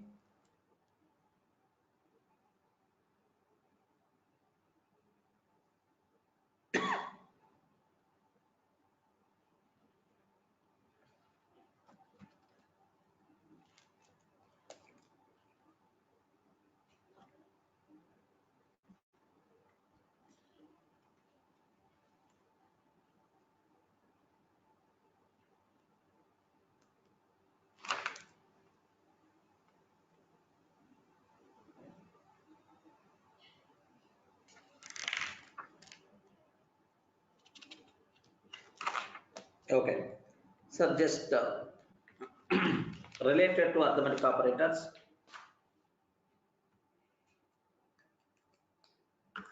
Bhaskar, correct. Most of the people, but in the old versions, that much really important. Java 1.4 version, most of the people will get very less score in operators concept. But the rule is applicable in the old versions, but not in the newer versions. In the newer versions, they are not giving that much importance for the operators. That's why just not required to have very strong knowledge related to operators. Okay. So now just I'm trying to take here is observe very carefully, of course, sir. So let me talk one more thing, and then by mixing I will tell, sir. There is one operator is there. Have you remembered about string concatenation operation? String concatenation operator. Take very special care. String concatenation operator plus very important for the exam sake. Okay, string concatenation operator. Now, yes, Swarup, correct. Wrapper classes came in. Wrapper classes are already there at the part of Java from 1.0, but auto unboxing concept came in the 1.5 version. Yes, your assumption is correct. Now observe string concatenation operator plus operator. Now my question is, sir, do you know it's a very important, sir. So plus operator is a overloaded operator. So some people are going to use the only overloaded operator in Java is the plus operator, is the plus operator. Sometimes, okay, the only overloaded operator in Java is a plus operator. Do you know is Java provides support for operator overloading? Is the Java provides support for operator overloading? No. Remember this one. Java won't provide support for operator overloading. Operator overloading. Okay. So Java won't provide support for operator overloading. Remember, right? Okay. So, but other languages like Python, best examples are Python. It is applicable. It is going to provide support. It will provide support for operator overloading. Suppose here best example plus operator in Java you can use only for numbers or only for strings. Only for strings. Remember this one. Durga plus soft like you can take only these two cases. But in other languages like Python you can use plus operator even for your student objects also. Even your book objects also. For any type of objects you can use plus operator including your own. That's why so we can overload plus operator for any of the type. Overloading is possible in other languages, but in Java operator overloading is not there, but plus operator is overloaded only for two cases. One is for string, the other one is for numbers. Remember this one is for string, the other one is for numbers. But if you consider student objects are there, okay, I have student object 1 plus student object 2 is there, sir. Student object 2. Array between two student objects I want to use plus operator. Sorry man, that thing is not possible in Java, but it's possible in Python. Sir, I have two book objects are there. It's not a student object, it's a customer object. Assume that. Sir, this between two customer objects, is it possible to use plus operator or not? Yes, in Python it is possible. That's why Python provides support for operator overloading. But in Java, such type of things are not going to be supported, friends. That's why operator overloading is not there in Java, including plus also. Sir, plus is overloaded only these two cases, not generalized. Getting Bhaskar? Sorry, what the meaning of operator overloading? You have to apply this operator everywhere, but the plus operator is we can use overloaded only for two cases. One is numbers, the other one is a string, but not for remaining cases. Okay. Now, so we can use for numbers, we can use for string objects, no problem at all. The only overloaded operator in Java is the plus operator, right? We can use for numbers, we can use for string objects also. Now my question is, take very special case. Now my question is, when this plus operator acts as arithmetic addition, when this plus operator acts as string concatenation, remember, right? Okay, sir, very simple terminology. When this plus operator acts as a string concatenation, when this plus operator acts as arithmetic addition, right? If both the arguments are numbers, if both the arguments are numbers,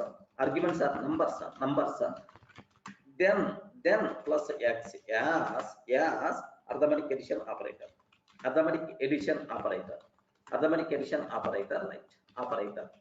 Next, if at least one argument is a string type, at least one argument is a string type, then plus operator x as concatenation operator. So observe this point is very clearly, sir. So from this maybe a chance to ask questions in the exam. That's why I take special care about these things, sir. So the only overloaded operator in Java is the plus operator. If both arguments are numbers, then only plus x as, then only plus x as arithmetic addition operator. If at least one argument is a string type, then plus operator x as concatenation operator. Okay, like sir, now Swarup, sir, yes, it is not working for other objects.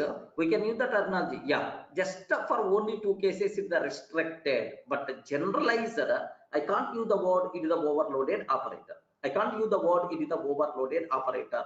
Okay, even still it is providing support for two cases, but still I can't use the word, strictly speaking, I can't use the word it is the overloaded operator, because we can't generalize this one for any of our objects, but generally the people are going to use. Amrit, sir, I'm very confused in execution flow that which will execute first. Where you are getting the doubt?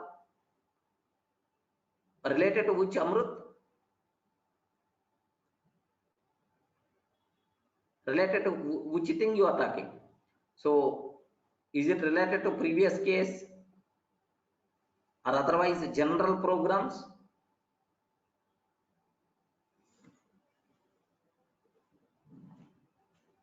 Code execution, general code execution, right? We will discuss it, don't worry. So that knowledge you will get. Sir, now observe carefully about this one. Okay, now my requirement is, sir, I'm taking, just I'm trying to take here there are two important questions. String a is equal to Durga, string a is equal to Durga, int b is equal to 20, comma c is equal to 30, comma d is equal to 40. I'm taking, sir, I have observed system. Okay, like I'm trying to take string a is equal to okay, string a is equal to Durga, int b is equal to like this. Sir, just I'm trying to take, is this valid declaration or not? Can you please confirm? Can I declare in a single line like this? Is it possible or not? Yes. Why not? Yes, here just that line is a valid, no problem at all. Valid line only. Okay. Now have a look once. Hello is the answer. We are getting perfect. Now my question is, observe a plus b plus c plus d. I'm taking a plus b plus c plus d. Next, sir, here just I'm trying to take b plus c, a plus b plus a plus c plus d, b plus a plus c plus d, b plus c plus a plus d, Next, B plus C plus D plus A. Okay, like, can you please guide what is the output we are going to get in these cases? Very important, sir. What output we will get? We will get in these four cases. Valid. Don't worry at all. Valid. But my requirement is what answer we are going to get in these cases. That's about my requirement, right? Very important. So just observe the rule. I told very clearly. The rule I told very clearly, friends. If both arguments are numbers, then only plus x as arithmetic addition operator. If at least one argument is a string type, then plus operator x as concatenation operator. Okay, like now here see this one. Here just see this point well. In this case, let me talk only plus one. Then you can understand very easily, friends. Only plus one. Then you can understand very easily. So 3 plus operators are there. Then first which plus operator will be evaluated? First one. So left associative. If multiple operators are same type, then the execution will come from left to right. Left associative. This is called left associative property. Now A plus B. A is a string type. B is a number type. If at least one argument is, sir, at least one argument is string type. At least one argument is string type. Now at least one argument is string type. Then plus operator acts as concatenation. Now it is the concatenation. The result is always a string type. Okay, plus. Now see, sir. Now see. Again string plus number. Again concatenation. Now this result is the string type. Now plus D. Again. It is the string plus D. Again string plus number is again concatenation like that. Now take very special care. So here A plus B plus C plus D, how the execution will be happen? Sir, A means Durga plus 10 plus 20 plus 30. Sir, first this plus operator will be evaluated. At least one argument is the string type. The other one is the number concatenation. So what is the result of this one is what the result of this one is Durga 10. Okay, like sir, this is now again string plus number concatenation. Then what will happen is, yes, here just Durga 10 20 string type. Next again string plus number concatenation. Now the answer will become Durga 10 20 30. Any doubt? Any doubt about this terminology?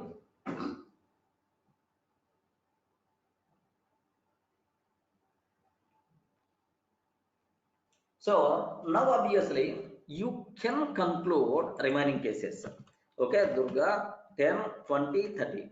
Anyone can you please guide what the answer in this case? First one number plus a string concatenation. Again string plus number concatenation. Again string plus number concatenation. 10 Durga 20 30 is the answer. Okay. Now B plus C. Both are numbers. If B plus C both are numbers, then it is arithmetic addition. 20 plus 30 50. 50 plus a string concatenation. Sir, string plus a number concatenation. What the answers are here? 20 30 40. Sorry, here let me take a 10. Sorry, 10. Next 20 30. 10 20 30. Okay, 10 20 30 I'm taking. Yeah.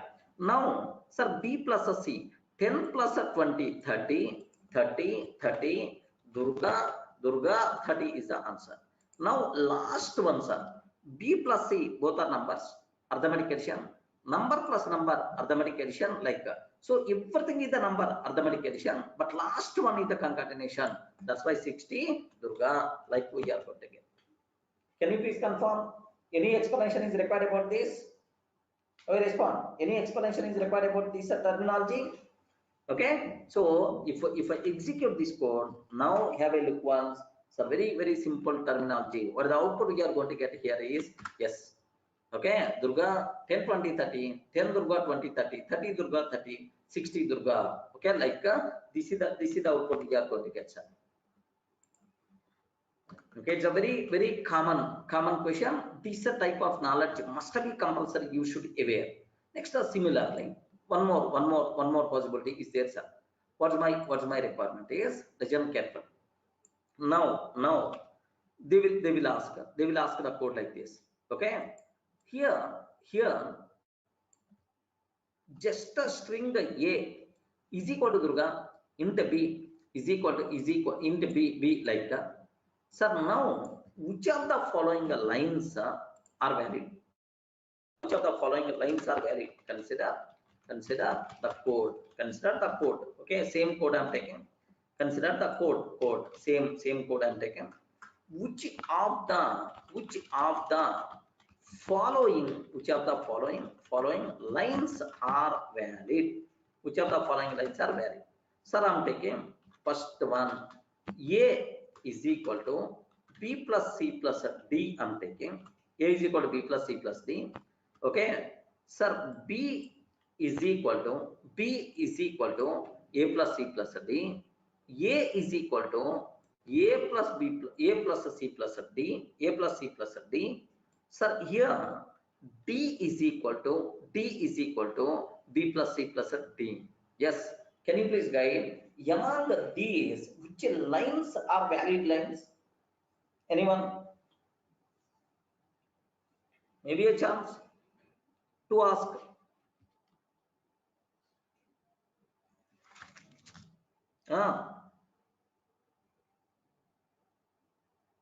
Yes. Hey, Oscar, observe carefully. Yes, which lines are valid and which lines are invalid? You should be in the position to answer. Okay, which of the following lines are valid? Okay. Now the first one is invalid. What the reason for that is? Okay, b plus c plus d number type. How you can assign number to string type? A is the string type.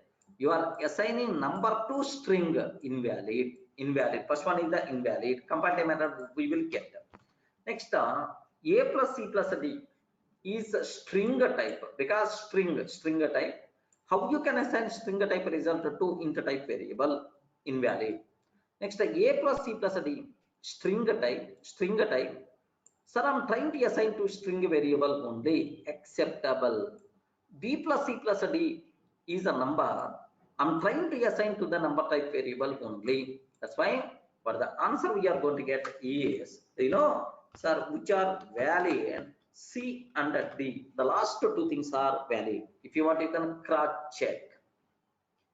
Friends, any explanation? Do you want me to execute this code, or any doubt here? Please confirm. Any doubt? Everything is clear, right? Okay, well. Sir, now the next question. I mean, these type of things, there may be a chance of asking friends.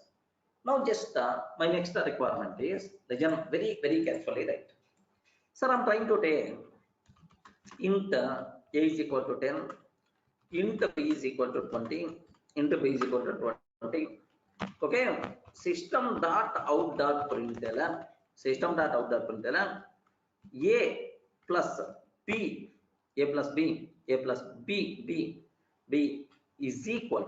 is equal to okay, plus I'm taking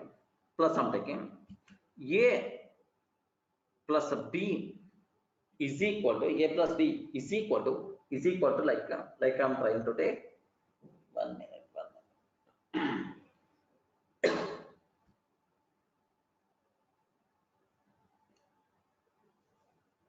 A plus b is equal to a plus b. I'm trying to take a plus b. A plus b is equal to a plus b. I'm trying to take.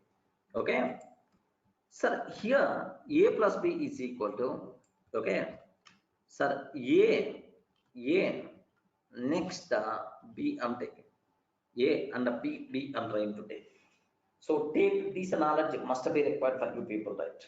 Okay, but the answer we are going to get in the first case, it is a string plus number and then again number.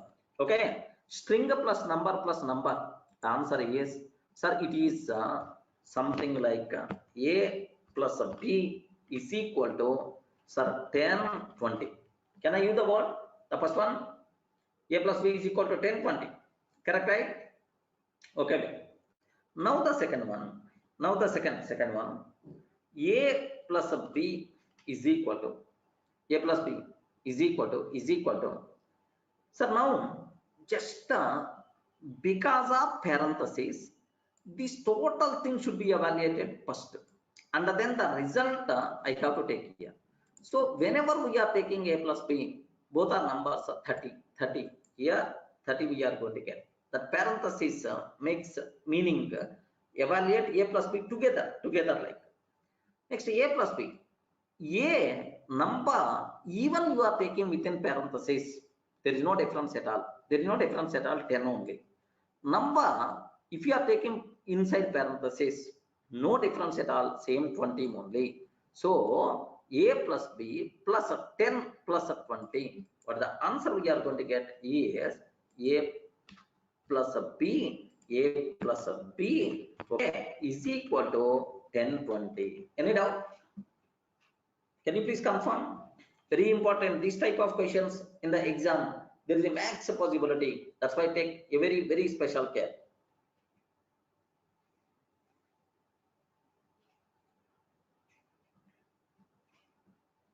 Any doubt about this one? Clear, right? Okay. Now observe what is the output we are going to get. Amit. So maybe possible, just check once. Why you have to worry? If it is a valid, then how it is going to interpret, you can analyze very easily. Okay. A plus B is equal to 10, 20, A plus B to 30, A plus B is equal to 10, 20, something like we are going to get. Okay. So this is, take very special care about this terminology, right? Okay. Well, now here just observe that maybe a chance to ask the same. Here what I'm trying to take is, okay, A plus B is equal to like this is one style. The same I'm trying to take A plus B, okay, A plus B plus equal to A plus B, okay, equal to A plus B, just I'm trying to take plus A plus B, like this I'm taking one case. Next, second, A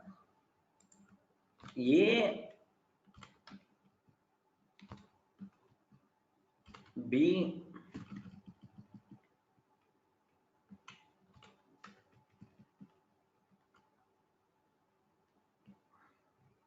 I'm taking like this. Next one, here I'm not taking this part. Okay, let me take here, but here I'm not taking this part. Yeah, can you please guess what the answer? Are you getting? Yes, what may be the answer we are going to get?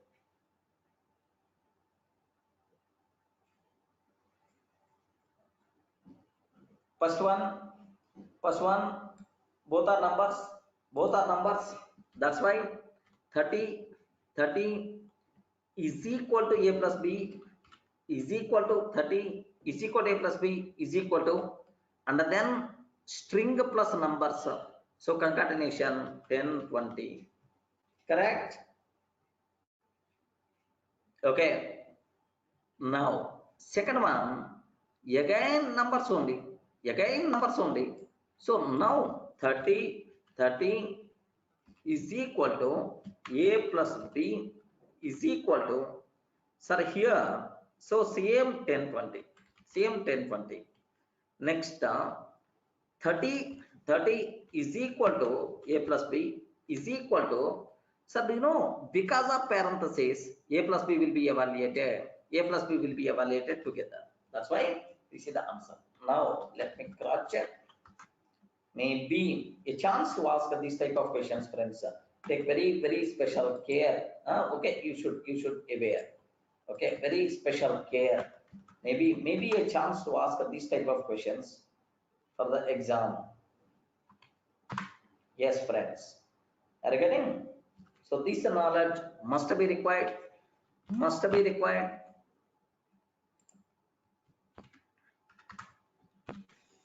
Any explanation is required for this?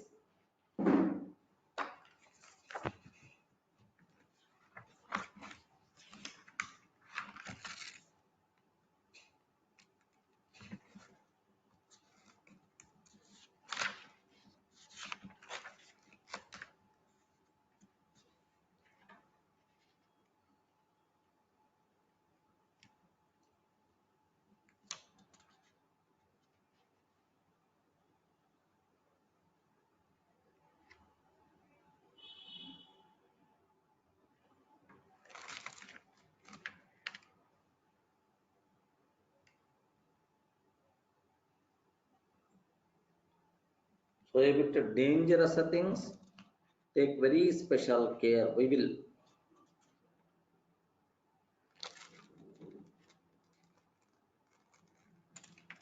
These type of things are very common for the exam sake.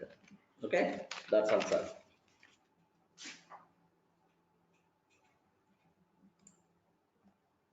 What that, Vishnu? These are not mixed. These are related to operators concept. So maybe a chance to ask these type of possible questions are there for the exam. Take very special care about this. Okay, I mean they may check these things also. Clear?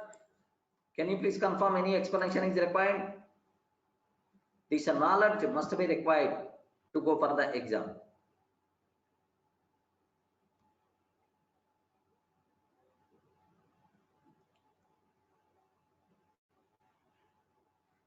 Vishnu, the questions never be syllabus wise. I mean, topics first language fundamentals, so next operators, such type of order may not be. First question you may expect collections concept. Second question you may expect multi-threading. We can't expect that. So order is not there. Okay. Next, relational operators. Relational operators. Relational operators, right? Just of course you should aware. You know, very simple, sir. Very simple. We can use greater than or equal to, less than or equal to, less than or equal to. These things are by default considered relational operators. Greater than or equal to, less than or equal to. These things are relational operators, right? Okay. So now my question is, we can apply relational operators everywhere, sir, except a Boolean type, except a Boolean, because true, less than false, true, greater than false, meaningless, sir. Except a Boolean, everywhere you can apply relational operators, no problem at all, sir. Here, if you observe system.out.println, okay, if you observe that system.out.println, okay, here I'm trying to take 10 less than 20, 10 less than 20, acceptable, a greater than b, acceptable, 100 is greater than a, acceptable, 10 greater than 10.0, no problem at all, 10 greater than 10.0, like that. Sir, all these things are going to work properly, no problem at all. Sir, first one true, second one false, because 97 greater than 98 false, 100 greater than 97 acceptable, 10 less than 10.0 it is I mean false is the answer. So if different types are there, here observe, one is number, second one is the char. So smaller type will be promoted automatically, okay, bigger type. Smaller type will be promoted to automatically bigger type before comparison. That's why this line will become 100 greater than 97 value. This line will become, one is double, second one is the int. Now int will be promoted to double, 10.0 less than 10.0, false is the answer. 10.0 here, just observe, 10 like this is. So what the output we are going to get? First case true is the answer. Second case false is the answer. Third one again true is the answer. Okay. Fourth one false is the answer we are going to get. Now everywhere you can apply. Everywhere you can apply. Okay, true, false, like we are going to get the things right. Any explanation is required? Friends, are you in the position to understand? Okay, sir, like but make sure Boolean type you can't apply, sir. By mistake, if you are trying to apply for Boolean, Boolean, sir, false is less than true. False is less than true. In other languages, it is acceptable, but not in Java. In other languages, it is acceptable, but not in Java. In Java, it's not possible. In other languages, true means 1, false means 0. There is some convention, but in Java, no such type of convention. That's why immediately compatible error we are going to get. Okay, bad operator or something like yeah, bad operand types for binary. Bad operand types for binary. Boolean, comma Boolean. So first type, second type Boolean. This is the error by default we are going to get. Any doubt, right? So for Boolean type, you can't apply. By mistake, if you are trying to apply for Boolean, immediately error we are going to get, sir. Okay, sir, take very special care about this one. You can apply everywhere. You can apply everywhere except Boolean. Okay, we can apply everywhere except Boolean type. Except Boolean type. Remember, right? Okay, well. Sir, now is it possible to apply for object types or not? Okay, for wrapper classes applicable. For wrapper classes because they are numbers. But normal objects, string type I want to apply, string type I want to apply. Also for object types we can't apply. Okay, sir, we can't apply relational operators, relational operators for object types. For object types, we can't apply relational operators for object types. Okay, what may be the reason why you can't apply for that? Of course, why? There is no meaning. Suppose here example s1 is there, string object is there. Array less than this first string is less than second string. First string is less than second string means with respect to what? You are not specifying anything. You are not specifying anything. Array with respect to the length or with respect to the alphabetical order, you are not specifying anything. That's why for object types you can't apply relational operators. Best example, if you want just observe string here, system.out.println SOPR Durga less than just soft. I'm trying to take Durga less than soft. Immediately compatible error we are going to get. Just observe carefully what that error we are getting. So bad operand same for the string you can't apply relational operator, like we are going to get the error. Yes, friend, are you in the position to understand? Okay, you can't apply for object types, but wrapper classes you can apply. But wrapper classes you can apply, no problem at all. What the reason is, sir, auto boxing, auto unboxing internally is going to be happen. Because of that, happily you can apply, no issue at all. Okay, like now my question is, now listen very carefully. So this one, if you want, you can ask with respect to the length, no issue at all. With respect to the length, you can ask, sir, Durga dot length greater than soft dot length. Can you please guide? Is it acceptable or not? Is it acceptable or not? Yes, we are not comparing two string objects. We are comparing two int values, because length is always going to return int. First int less than second int, maybe true or false, but this one is acceptable, no issue at all. So the answer what we are going to get is, simple, sir, false is the answer. Okay, false itself is the answer we will get. Now, so I hope everyone in the position to understand this terminology, right? Okay, so we can apply for every primitive except Boolean, but for object types you can't apply. Next, last point related to these relational operators, take special care, sir. Do you know in other languages like Python, sir, this line is perfectly valid. Okay, but in Java, just observe 10 less than 20 less than 30. Okay, this is less than 40, something like I'm taking. Do you know, is it valid or invalid? Invalid. What the reason? What the reason for that is, sir, here 10 less than 20, 10 less than 20, less than 20. So what will happen because of this line 10 less than 20? We will get a true. True, sir. Now the result of this one is Boolean. Booleans are true. True. Next, true less than 30. Oh, one is Boolean value, but second one value is the int value. Int value you are comparing. Boolean, how you can compare with the int value? Immediately, error we are going to get. Immediately error we will get. Okay, what that error? Bad operand, Boolean and the int. Bad operand, Boolean and the int. This is the error we are going to get, sir. I hope not required to keep much explanation about this terminology. Are you getting the point, right? Okay, so clear indication nesting of relational operators is not allowed. Nesting of relational operators is not allowed. Okay, remember, nesting of relational operators not allowed. Operators are not allowed. Okay, that's all.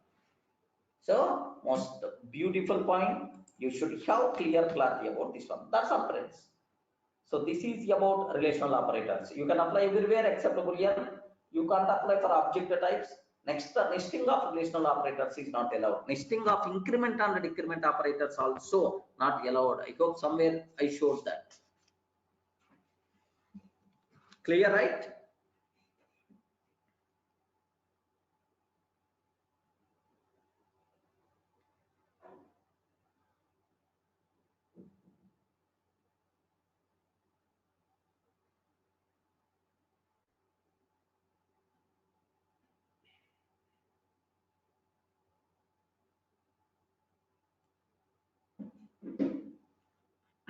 Yes.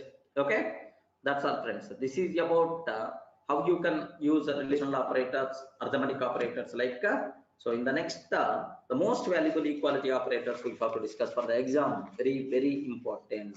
Please make sure you should have clarity, right?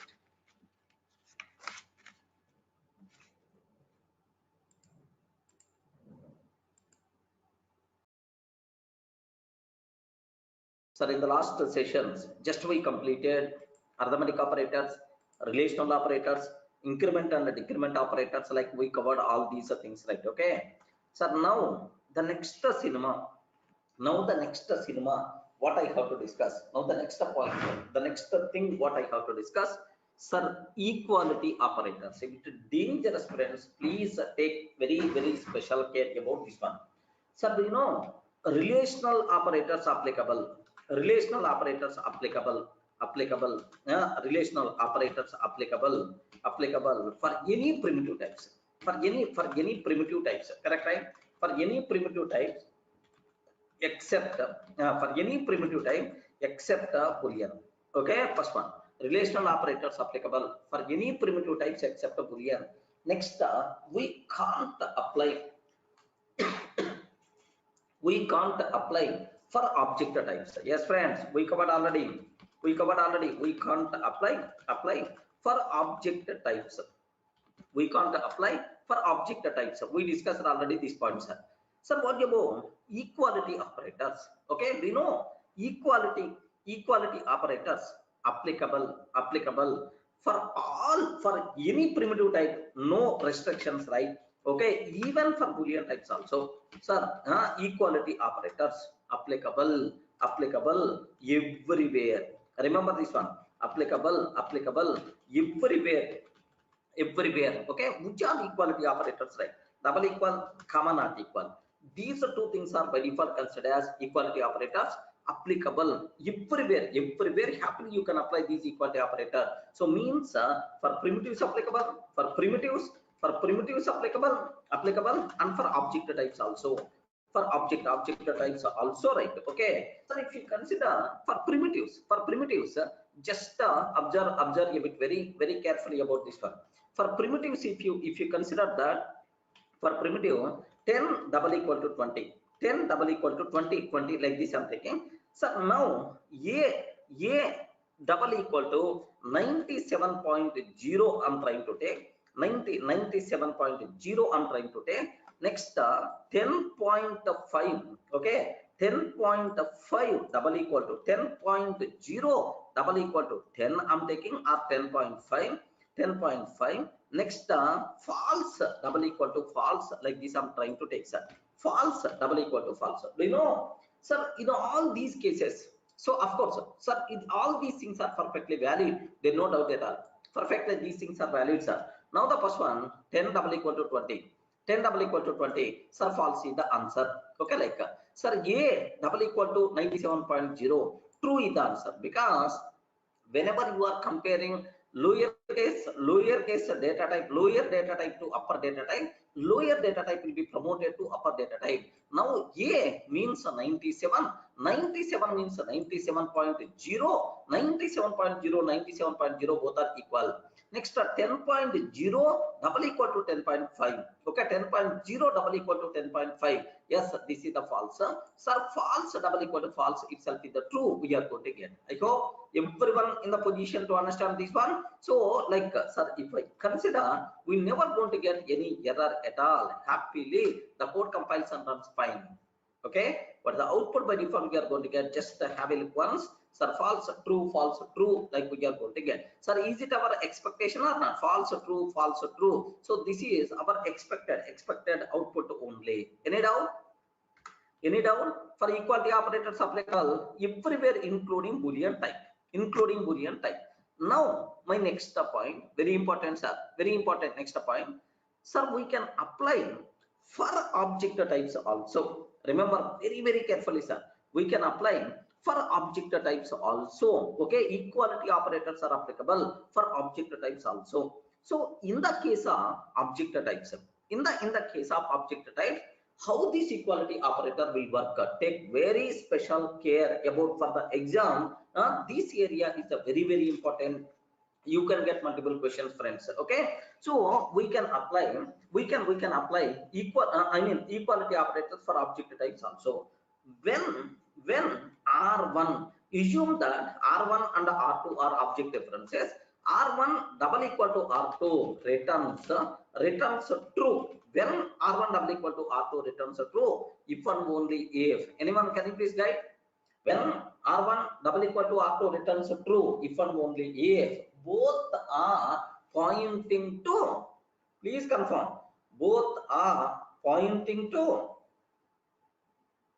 yes friends, both are pointing to, which ones are?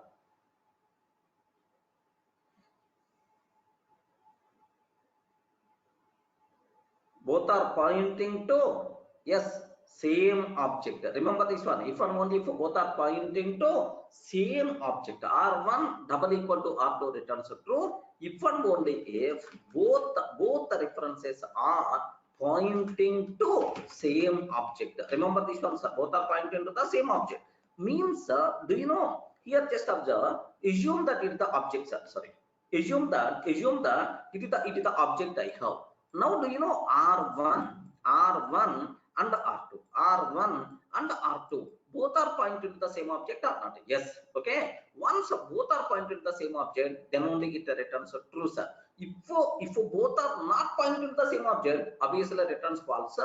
This type of comparison is called reference comparison, or sometimes we can use the word address comparison. Reference comparison, sometimes we can use the word address comparison, right? Okay, any doubt, friends?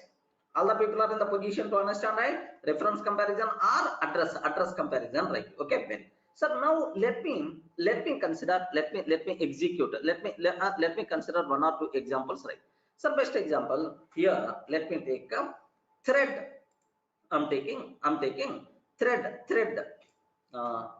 ref n and are different.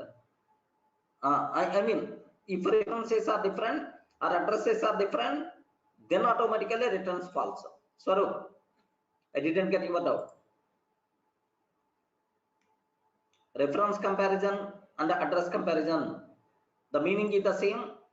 If both are pointing to the same object or both are pointing to the same address, then only it returns true. Otherwise, it returns false. Clear, Swaroop? Any doubt? Reference and address are two different things. No. Of course, reference comparison means both the references point into the same object. That comparison is also known as reference comparison. But reference variable is the different, address is the different. But here I'm using the word reference comparison, means both the references point into the same object. Reference variable is the different, address is the different. But reference comparison, address comparison, both the things are same. Don't get confused. So very, very simple. Here I have one object is there. R1 is the reference variable. Okay. Point into this object means point into this address. Okay. Now R2 is the reference variable. It is a different reference variable, but point into the same object. If both the reference variables point into the same object, then it returns true. This type of comparison is called reference comparison or address comparison. Any doubt?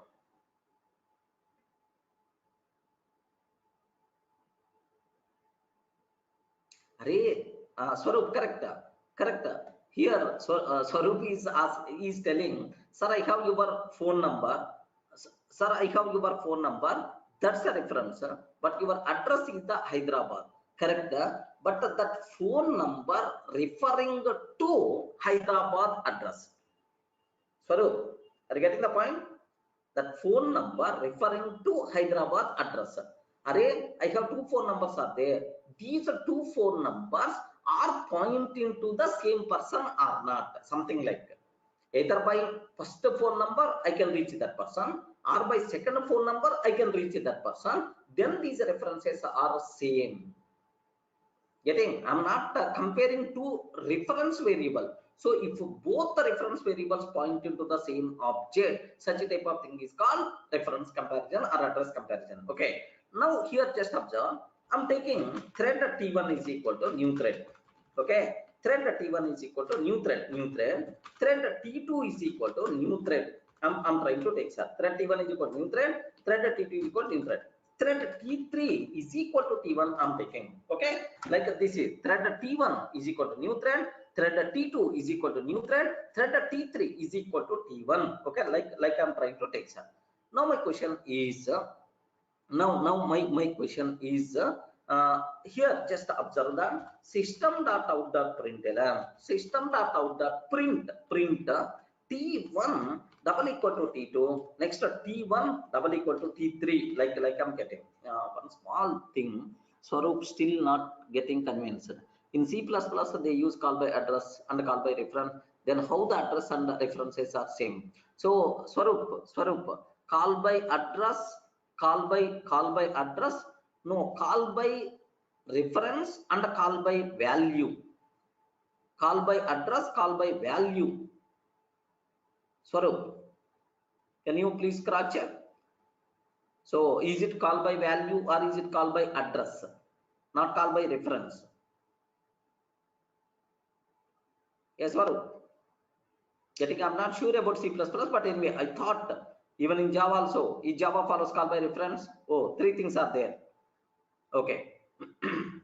Maybe here, then, so if really both the terms are different, then my intention, I hope you are in the position to get. So if really strictly speaking in other languages these words are different, but in Java my meaning I hope you can understand. If both the references are pointing to the same object, then only, okay, then only, yes, these references, then only, sir, R1 double equal to R2 returns true.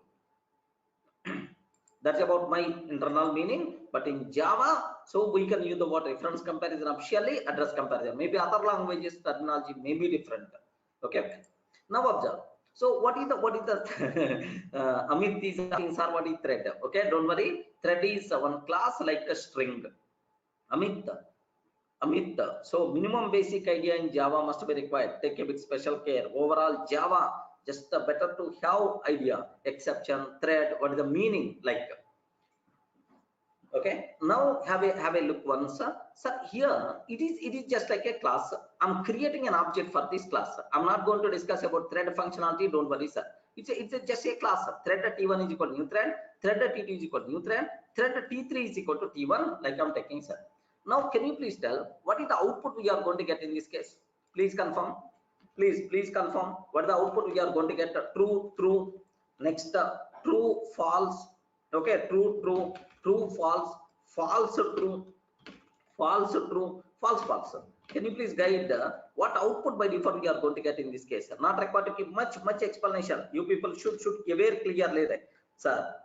So double equal operator always meant for reference or address comparison. Okay, here whenever we are using new operator, definitely a new object is going to be created, friends. So T1 pointing to this thread object. Okay, T2 pointing to this thread object. T2 pointing to this thread object. So thread T1, thread T2, like we have. Now thread, because every new operator always going to create new object, right? Thread T3 is equal to T1. Thread T3 is equal to T1 like this. Now T3 also pointing to T1 object. Okay, like T3 also pointing to T1 object, right? System dot out dot print T1 double equal to T2, false is the answer because both are not pointing to the same object. T1 double equal to T3, T1 double equal to T3, true itself is the answer because both are pointing to the same. So what the answer we are going to get, false followed by true itself is the answer.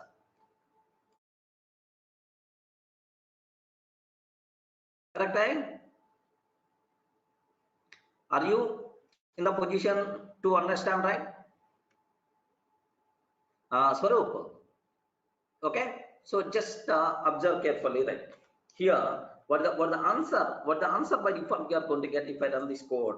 If I run this code, okay. So false followed by true itself is the answer, sir. If two references point to R1 double equal to R2 returns a true. If and only A, both are pointing to the same object. Okay, let me execute this one.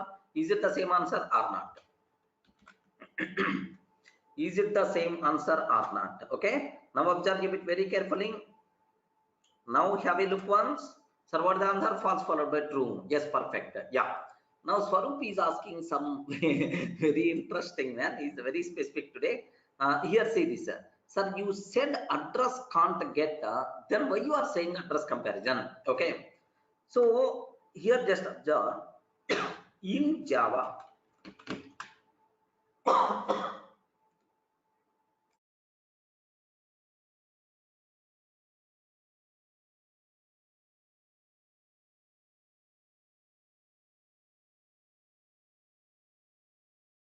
One minute.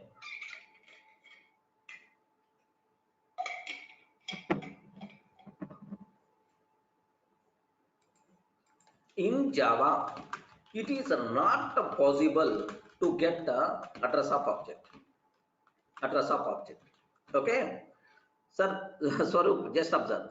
In Java, it is not possible to get address of object. It doesn't mean, okay, it doesn't mean object not having address. Not having address. They are getting right. So in Java, it is not possible to get address of object programmatically. It doesn't mean object not having address, object having the address. So it is not possible to get the address of object. That's why address comparison is not possible, is no such type of terminology. Happily, we can internally, this double equal operator is going to do that, right? Of course, not possible to get the address of object, but R1 always referring to object means compulsory R1 is pointing to some address. Getting, Swaroop? Yeah, Bhaskar, we will discuss. Don't worry about that.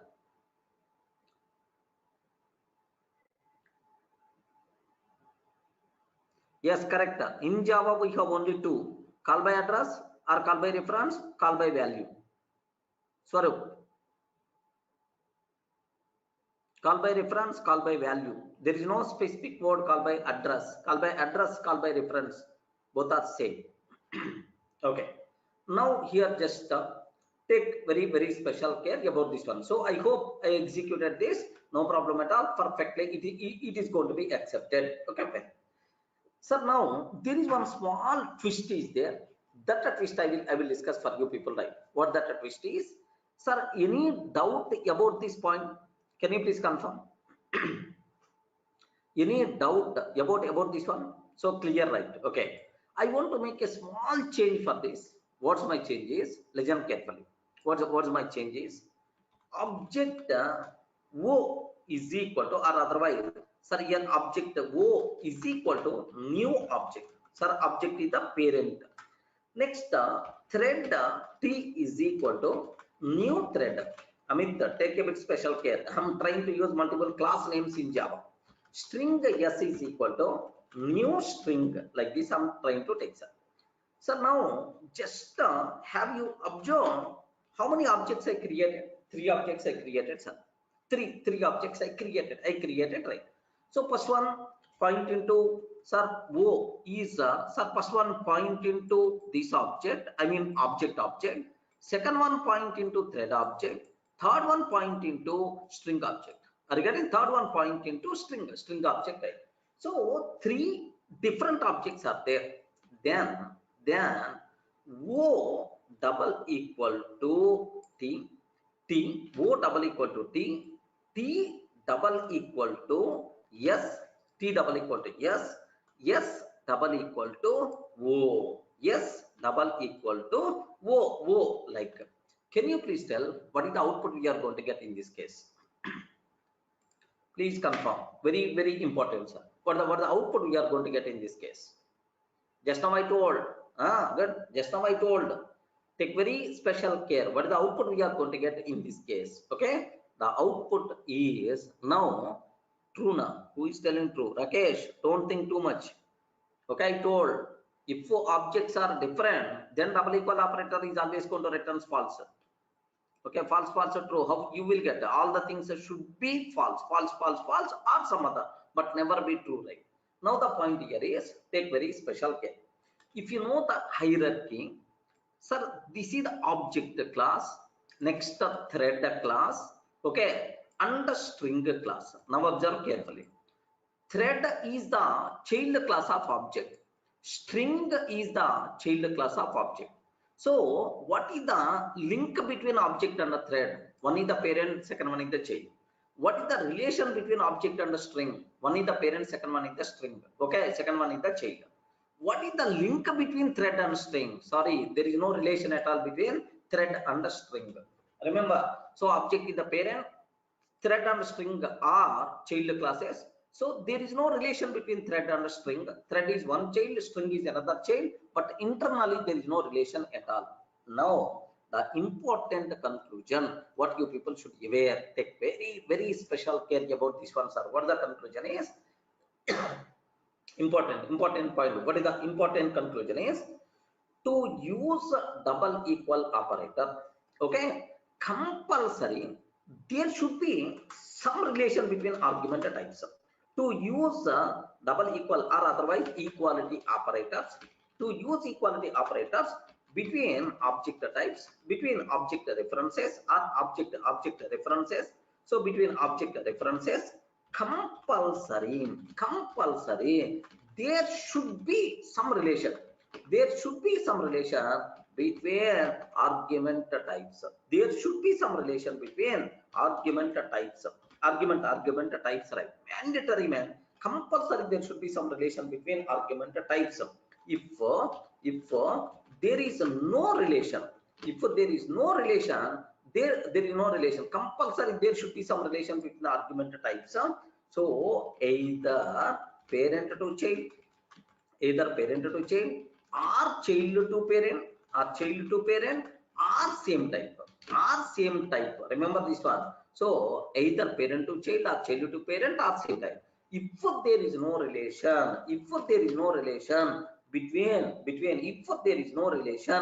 then we will get the compile time error. Remember this one, sir. If there is no relation, then we will get the compile time error. Sir, how beautiful this point. Take very special care about this one, sir. Almost all the people told, sir, false, like except a very few. Now take very special care. What the answer we are going to get in this case, compile time error we will get, sir. Sir, where? where. Sir, can you please tell which line causes compilation fails? Can you please tell? So this one is a line 1 I'm taking, this one is a line 2 I'm taking, and this one is a line 3 I'm taking, sir. Line 3 I'm trying to take. Which line causes compilation error? Yes, here line 1 no problem at all. Line 1 object and the thread parent and child relation is there, but thread and string there is no relation at all. String and object there is a relation is there. So if I comment line 2, then false is the answer. Now have a look once. Invalid thing I commented already. What the answer we are going to get? False itself is the answer. Are you getting? Now what I'm trying to take? Okay, here line 2, just I removed that comment, right? Now have a look once. What output by default we are going to get here is incompatible types. Are you getting? Incompatible types.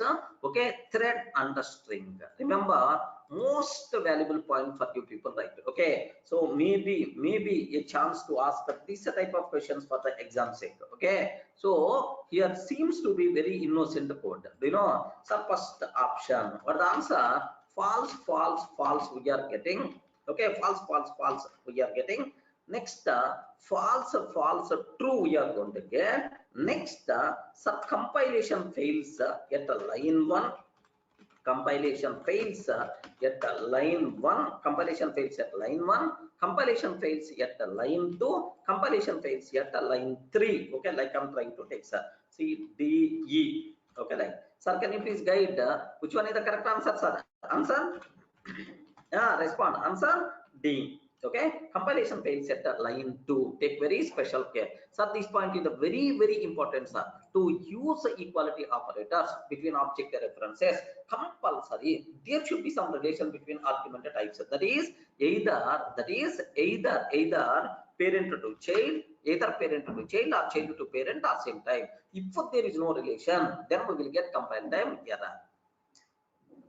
Friends, thoda clarity. Yes, are you in the position to understand this point, right? Okay, this is one thing. Next, one more small twist is there about these equality operators. There is one more small twist is there, sir. What that twist is? Listen very carefully, sir. Sir, I'm taking. Okay, I'm taking here. Just observe carefully, right? My question is, O double equal to null. Null is object. No, null is object type. Okay. Next, T is equal to null. S is equal to null.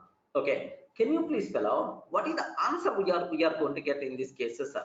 Okay. Now take very special care about SB is equal to null. SB is equal to null. Now system dot out SB is equal to null. Next, null double equal to null. Wow.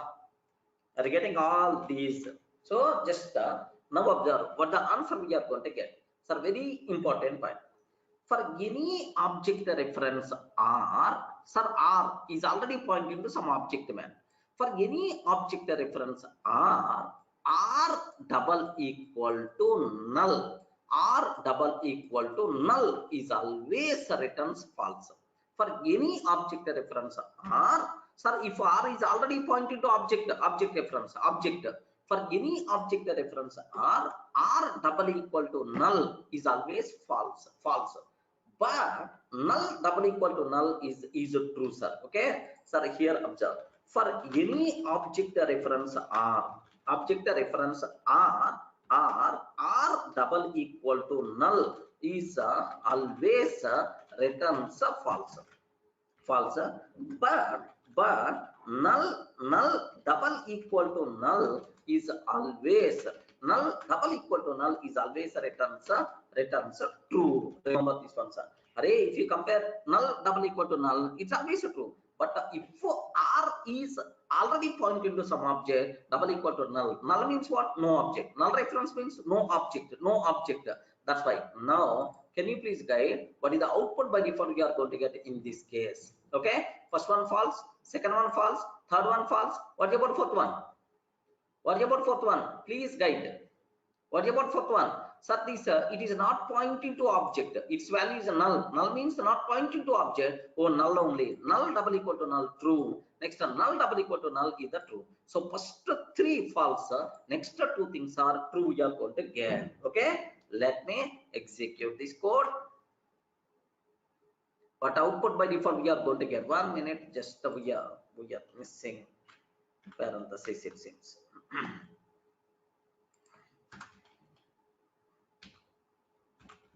Okay, so what is the output we are going to get, sir? All false except the last 2. False, false, false. Okay, true, true is the answer we are getting. Have you observed, right? First 3 false, false, false. Next one true, true is the answer we are going to get. Perfect.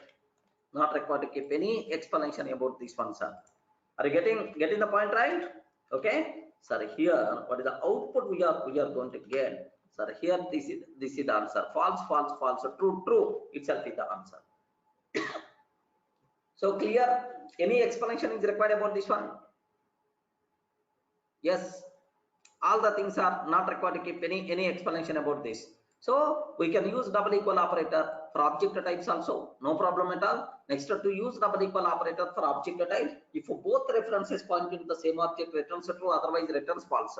But to use a double equal operator between object types, compulsory there should be some relation between argument types. Compulsory there should be some relation between argument types. So if there is no relation, we will get compile time error, incompatible types.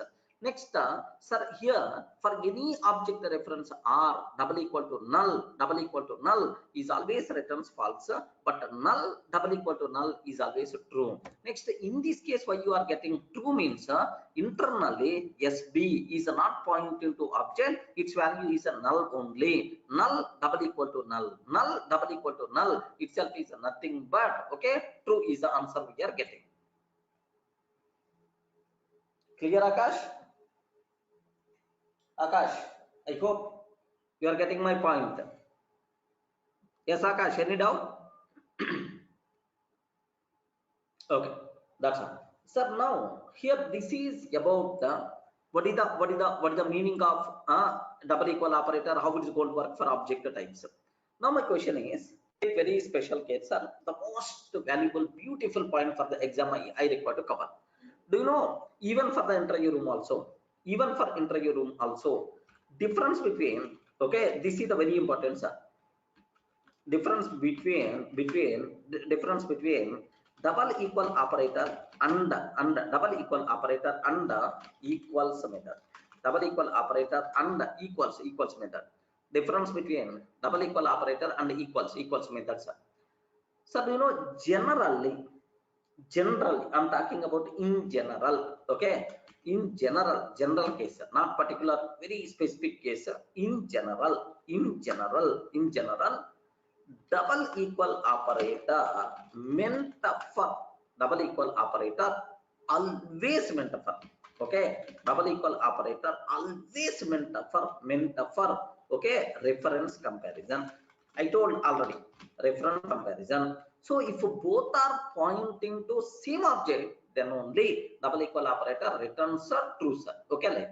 But general, double equal operator always meant for reference comparison. But in general, like observe carefully. In general, we can use dot equals method. We can use dot equals method for content comparison. Generally we can use a dot equals method for content comparison. Remember very carefully about up to this, right? Sir, can you please confirm? Are you getting this point, right? Double equal operator always meant for reference comparison. Array just now we covered, sir, always remember this one.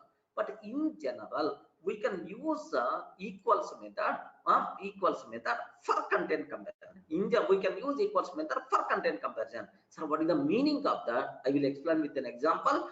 Then you can get much clarity, sir. Have a look once, sir. So here more clarity must be required. There is one small twist is also there. That part I will take care. String S1 is equal to new string of Durga. String S1 is equal to new string of Durga. String S2 is equal to new string of Durga. I'm taking, sir. Now system.out.println, system.out.print. So what I'm trying to take, s1 double equal to s2, s1 dot equals of s2, s1 dot equals of s2 I'm trying to take. Now observe, I'm trying to use double equal operator and a dot equals method simultaneously. Okay, what is the output we are going to get, sir? Now observe the content. String s1 is equal to new string of Durga. Yes, friends, this is the Durga. Durga is content. S1 is the reference variable for that. Durga is the content. S1 is the reference variable for that. Similarly, here Durga is the content. Durga is the content.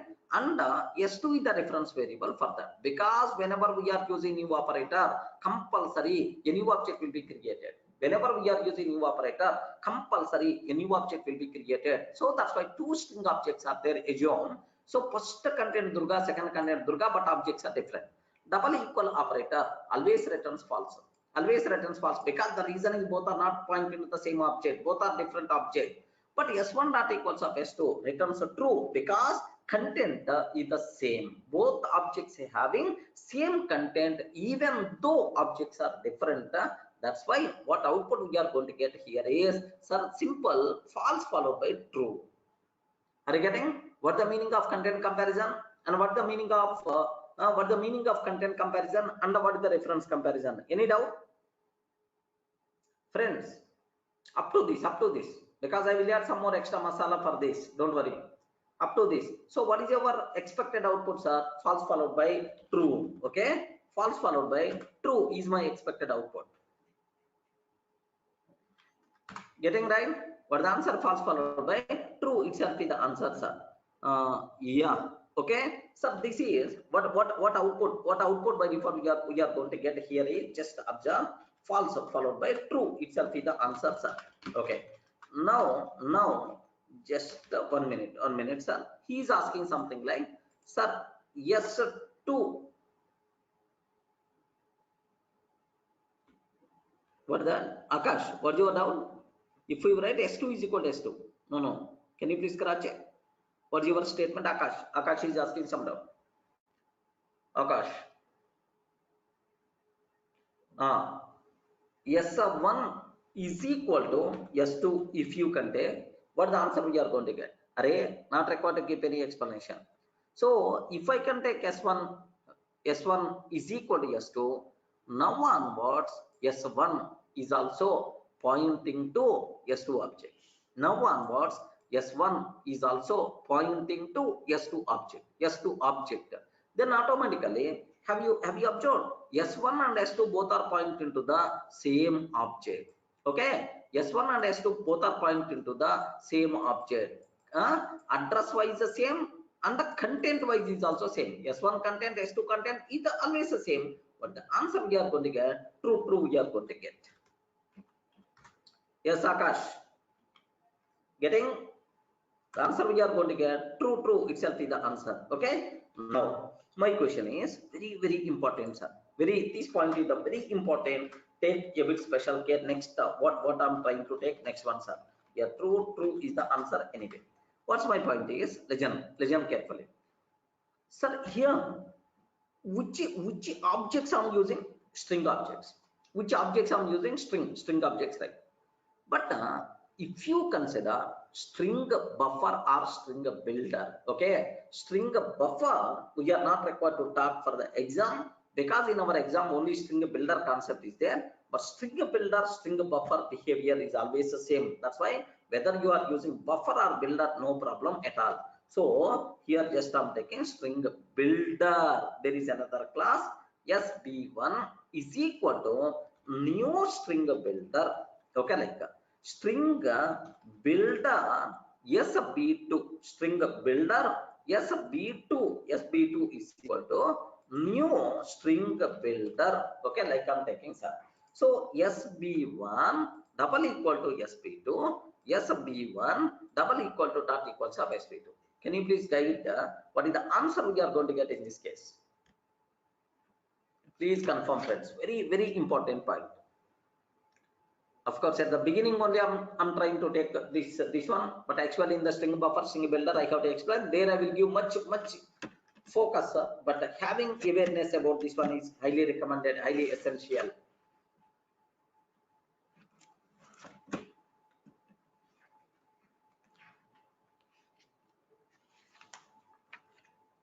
Okay. what the answer we are going to get here? Mutable, immutable is not the criteria. Mutable, immutable is not the criteria. Can you please tell what is the output we are going to get in this case? Okay, now the output is, yes, take very special case. You know, this knowledge must be required. This knowledge must be required. What is my expected thing is, listen carefully. Here object class is there. Okay, here just I have object class is there.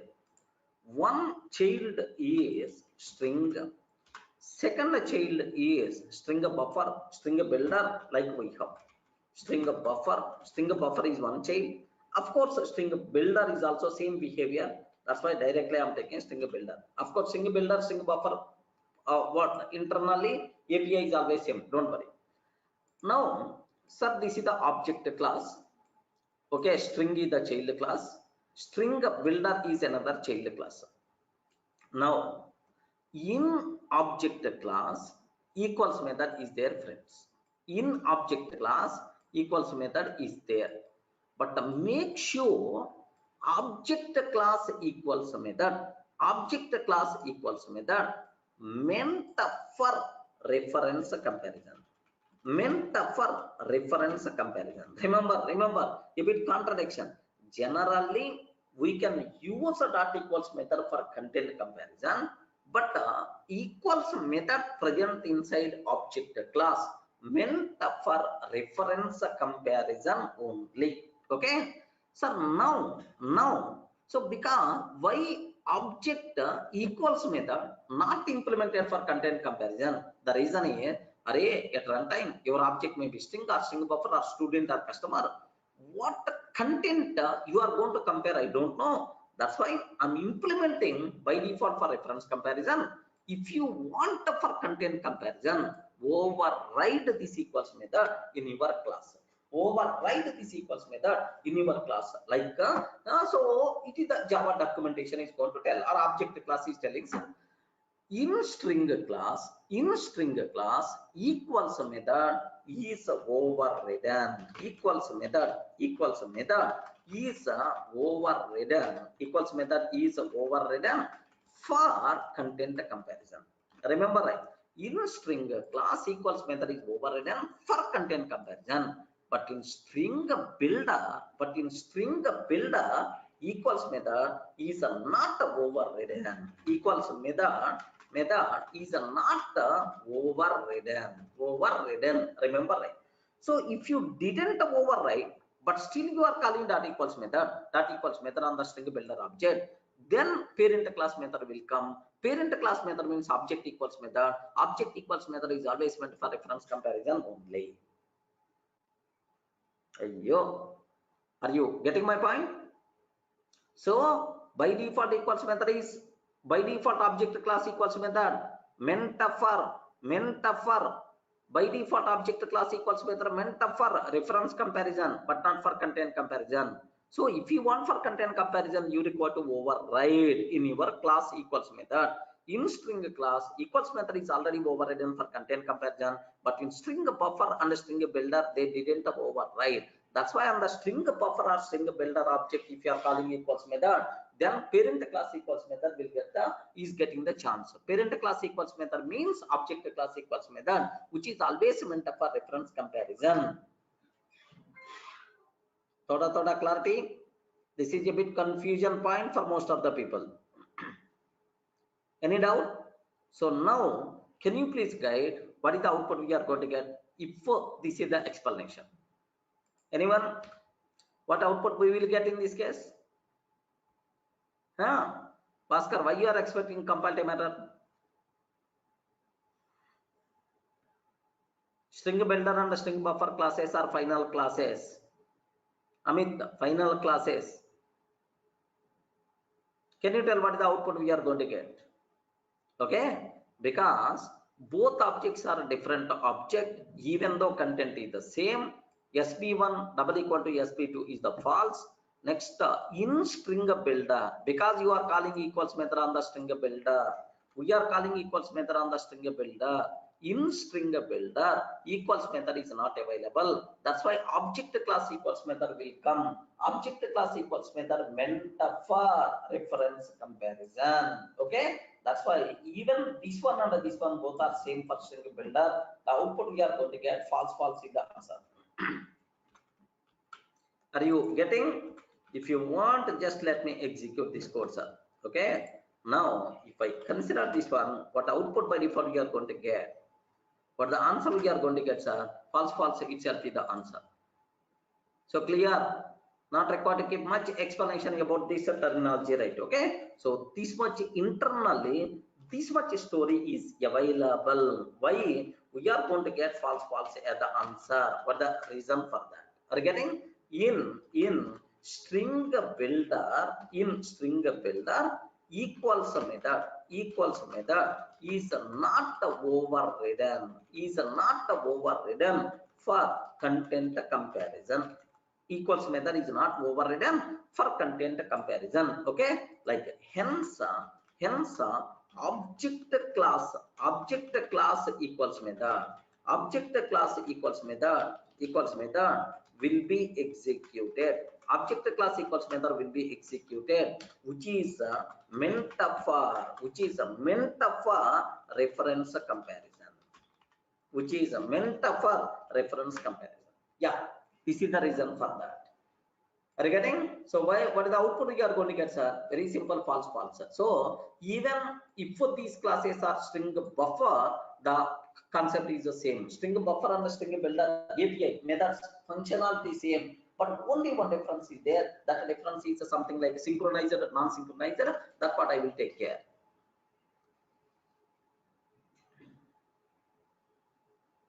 Two string method is overridden in all classes. I mean, in string class, string buffer, string builder. I mean, clear, right? Any doubt about this one? Yeah, Vimal, hash code and a memory address, memory address. So both are different most of the times. Hash code and address both are different terminology. That's why. So addresses are same means hash codes are same. Don't feel like that. Vimal, hash code is the different, memory address is the different most of the times. That's why don't compare address and hash code. Hash codes are different, addresses are different.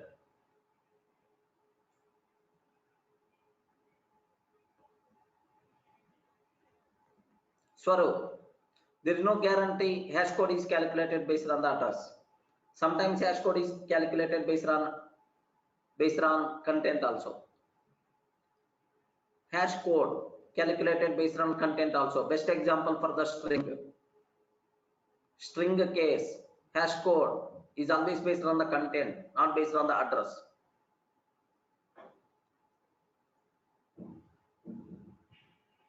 Swaru. Okay. So just if you consider that, here see this one. Best example. Yes. Here let me consider string S1 is equal to new string of Durga. String S2 is equal to new string of Durga. New string of Durga. There are two strings are there, sir. Now my question is S1 double equal to S2. What the answer we are getting? What the answer we are getting in this case? S1 double equal to S2. The answer is, in this case, the answer is false. Perfect, because both objects are different, even though internal content is the same. Now I'm asking about S1 dot hash code, S1 dot hash code double equal to S2 dot hash code. What the answer we are going to get? Now all the people who are feeling hash code and address both are same. Hash code and address both are same. Now observe this. What the answer we are going to get in the second one? I told. So the people who are feeling hash code, hash code means address of the object. Hash code means address of object. Okay, like this statement is completely wrong. Remember, right? Okay, wrong. Hash code in string class, okay, hash code method is overridden. Hash code method is overridden based on content. Okay, so if the based on the content, hash code is going to be generated. Okay, don't get confused. Hash code means address of object. This statement is wrong. In string class, hash code method is overridden based on the content. Okay, based on the content. That's why. Can you please guess what is the output we are going to get in the for the second print statement? Yes, please confirm. What is the answer we are going to get for the second print statement? Arey, why you are thinking again just now? Can you please read this statement? In string class, hash code method is overridden based on the content. Hence, if the content is the same, if the content are two string objects, if the content of two string objects is if the content of two string objects is the same, then their hash codes are same. Okay, because it is based on the content, right? Hence, if the content of two string objects is the same, then their hash codes are same. Can you please, based on this theory, what is the answer? You can guess what output you are going to get in the second one. Second print statement, true should be the answer, sir. Second print statement, true is the answer. There are out of 100, 99% of the people are always going to feel that, sir, always is going to feel, sir, hash code means address only, right? No. That statement is pakka wrong statement. Okay, remember, hash code means address of object. This is the wrong statement. You people should be aware. Okay, now, sir, here just take very special care about this one. Now false followed by true is the answer. Even though objects are different, but their hash codes are same. Are you saying true itself is the answer? Any doubt?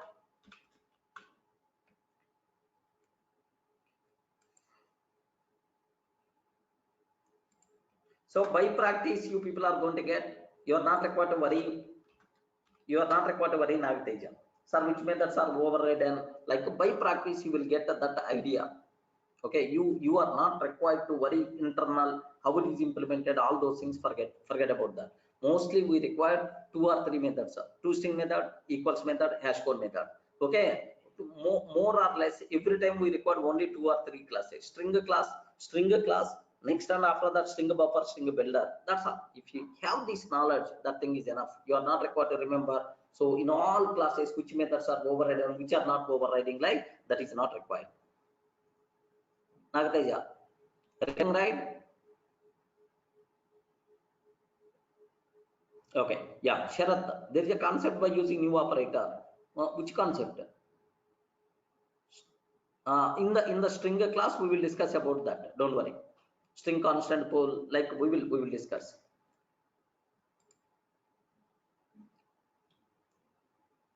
Clear, right? Any doubt? Swarup, I don't know your statement. Can you please copy paste again? Now I'm taking listen carefully.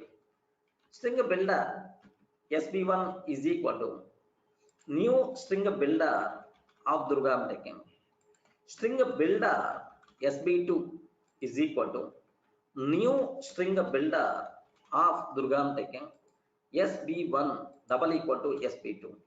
SB1 dot hash code double equal to SB2 dot hash code. Okay, like SB1 dot hash code double equal to SB2 dot hash code. Can you please guide what the answer we are going to get?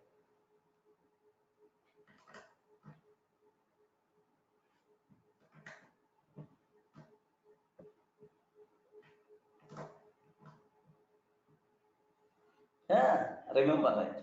Remember, in string builder class, okay.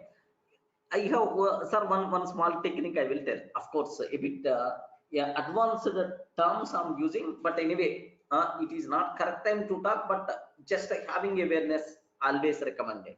Okay, just aware. You may not get much clarity at this stage, but once we are talking about Java.lang package, then you will get clear clarity about all these things. Don't worry at all.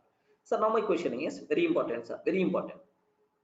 In string class, legend this one. Here, whenever we are overriding equals method, whenever we are overriding equals method, overriding equals method, it is highly recommended. It is highly recommended.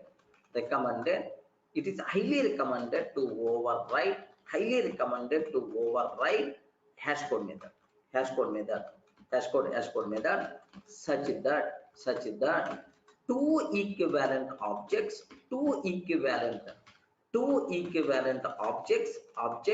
should have same hash code. Two equivalent objects should have same hash code. This is the rule is there, sir. Then only our you know, then only it's a meaningful whenever we are using with respect to the collections, then only it should be meaningful. Of course, it is a bit advanced terminology. Next level you may get much clarity. Whenever we are overriding equals method, it is highly recommended to override hash code method such that two equivalent objects should have same hash code. In string class, equals method is overridden based on content,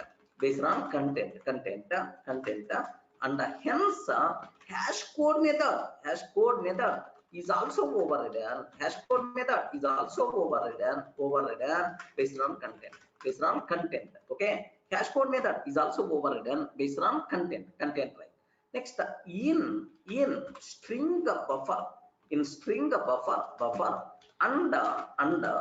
builder, in string buffer under string builder, equals method is not overridden based on the content, and hence hash code method is also not overridden. Hash code method is also not overridden. Okay, like that. Yes, Bhaskar, correct. By storing these objects in the hashing related data structures, hash code methods are okay, like hash map, hash table, like their hash code will come in the picture. Okay. Anyway, as of now, can you please read this statement very clearly, sir? Observe carefully. In string class, equals method is overridden based on the content, and hence hash code method is also overridden based on the content. That's why if two string objects having the same content, equals method returns true, hash code method is also returns true. But in string buffer and string builder, classes, okay, equals method is not overridden based on the content, and hence hash code method is also not overridden. That's why, can you please guess what is the answer we are going to get in this case? Please confirm. What is the answer we are going to get? So hash code methods are not overridden, equals method is not overridden. That's why false, and then here also false is the answer, because hash codes are not overridden based on the content. That's why. So what is the output by default? We will get false itself is the answer. Okay, now observe that. Any explanation is required, friends? Any explanation is required about this one? Most sir, a bit advanced terminology. If you are planning for Java 1.0.809 or otherwise 816 next level certification, these discussions are very valuable.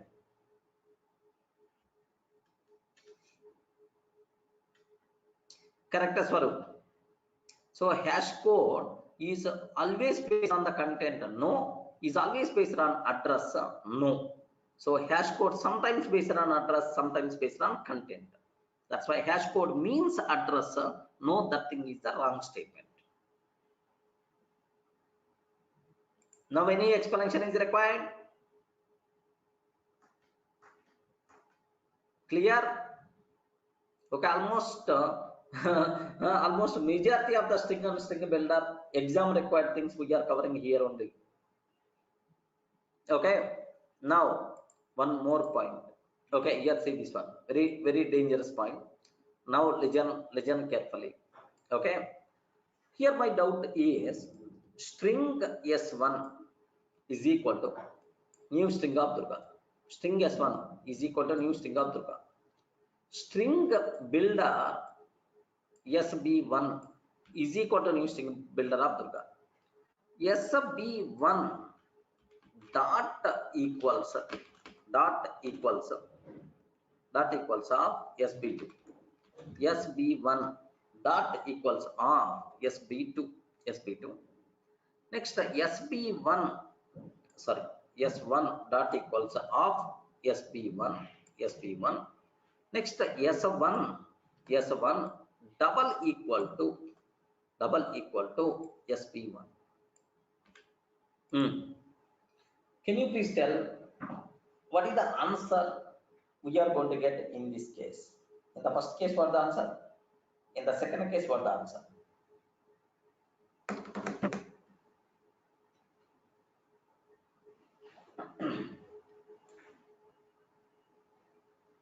Yes, everyone, can you please guess?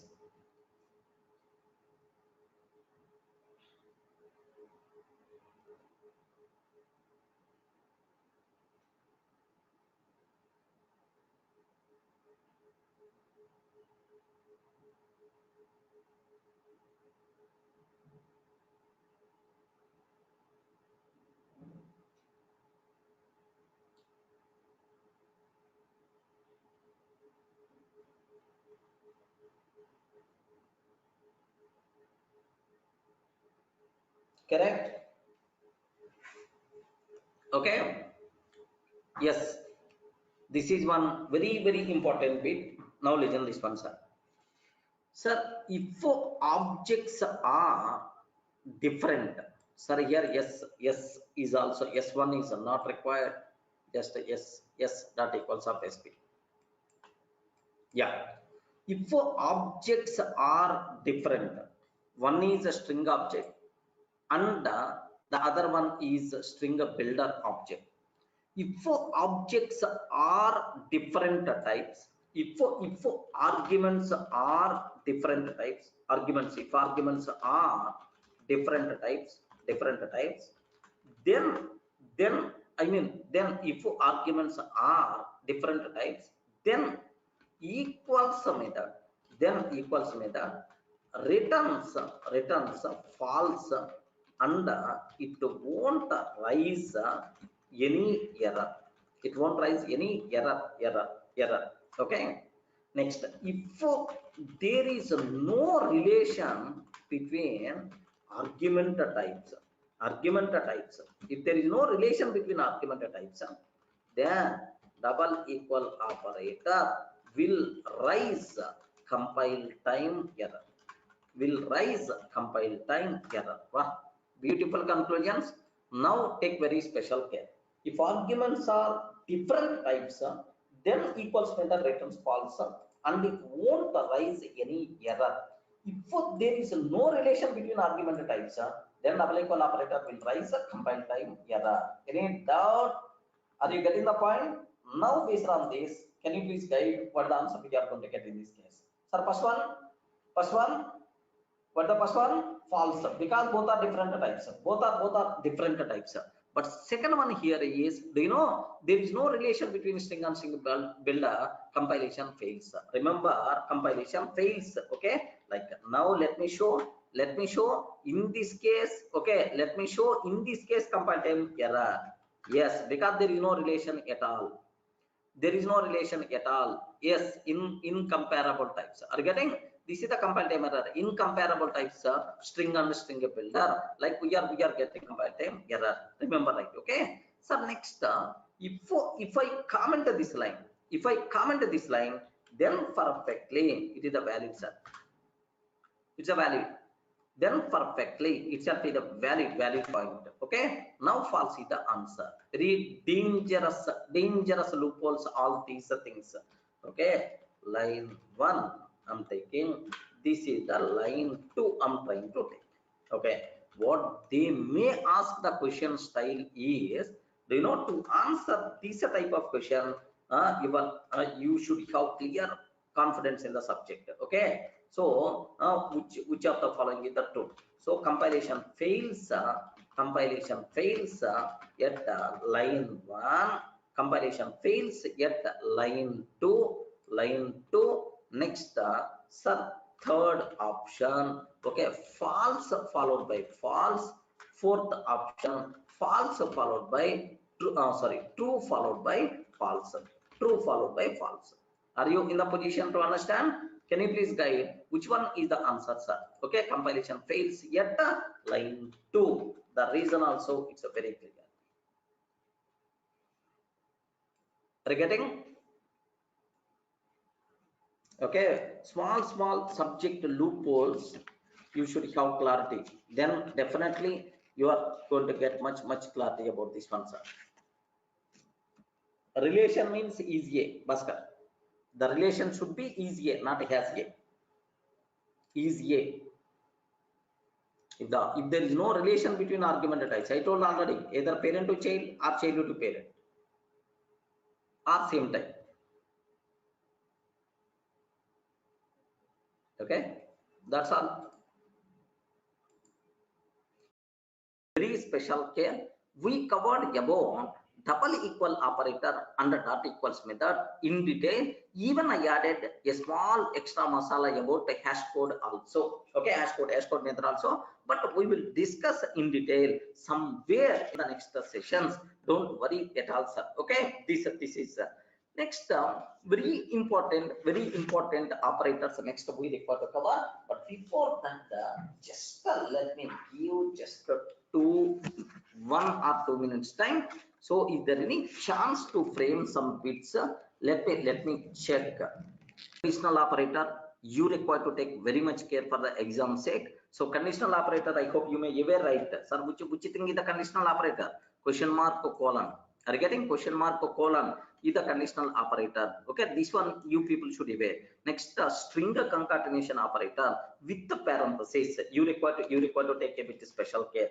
Result is plus a plus b. What will happen? Or result plus a plus b. What will happen? Next, result a plus b. What will happen? These type of things I hope you know. Correct, right?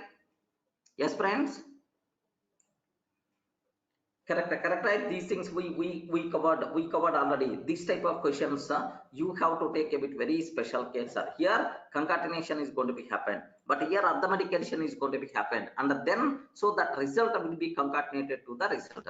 But here, do you know, again it will perform total concatenation only, because the reason is string next followed by numbers like. Okay, so take very special care about this type of terminology. Okay, well, sir, next is there any, yeah, not there, especially the people who are planning for Java 11 certification.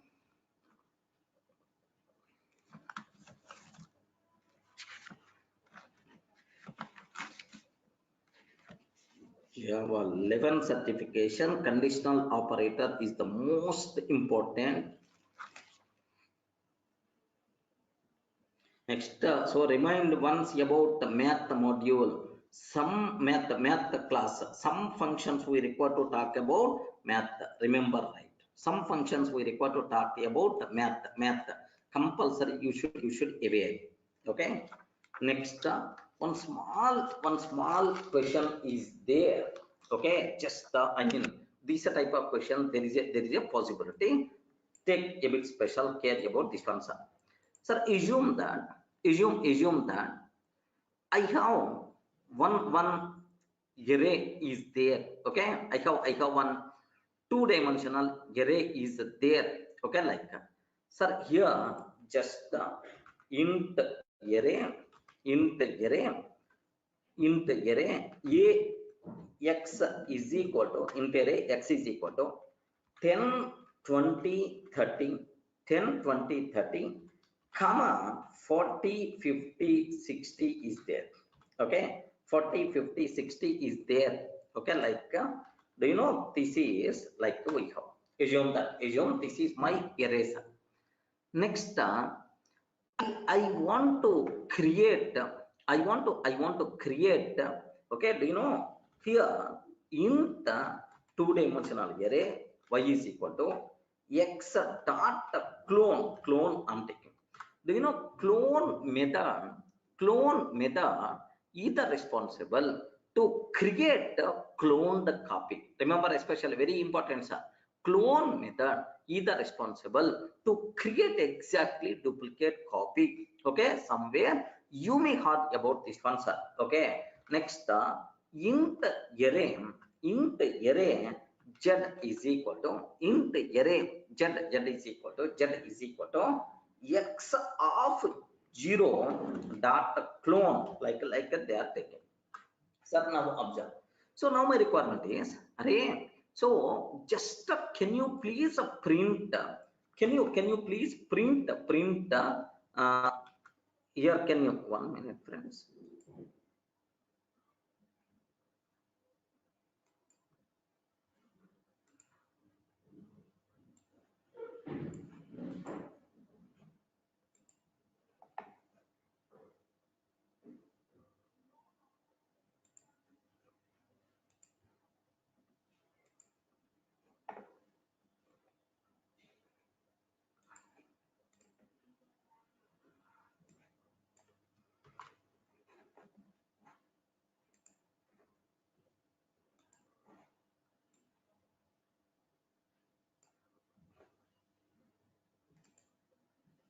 One minute, maybe by mistake if I'm clicking.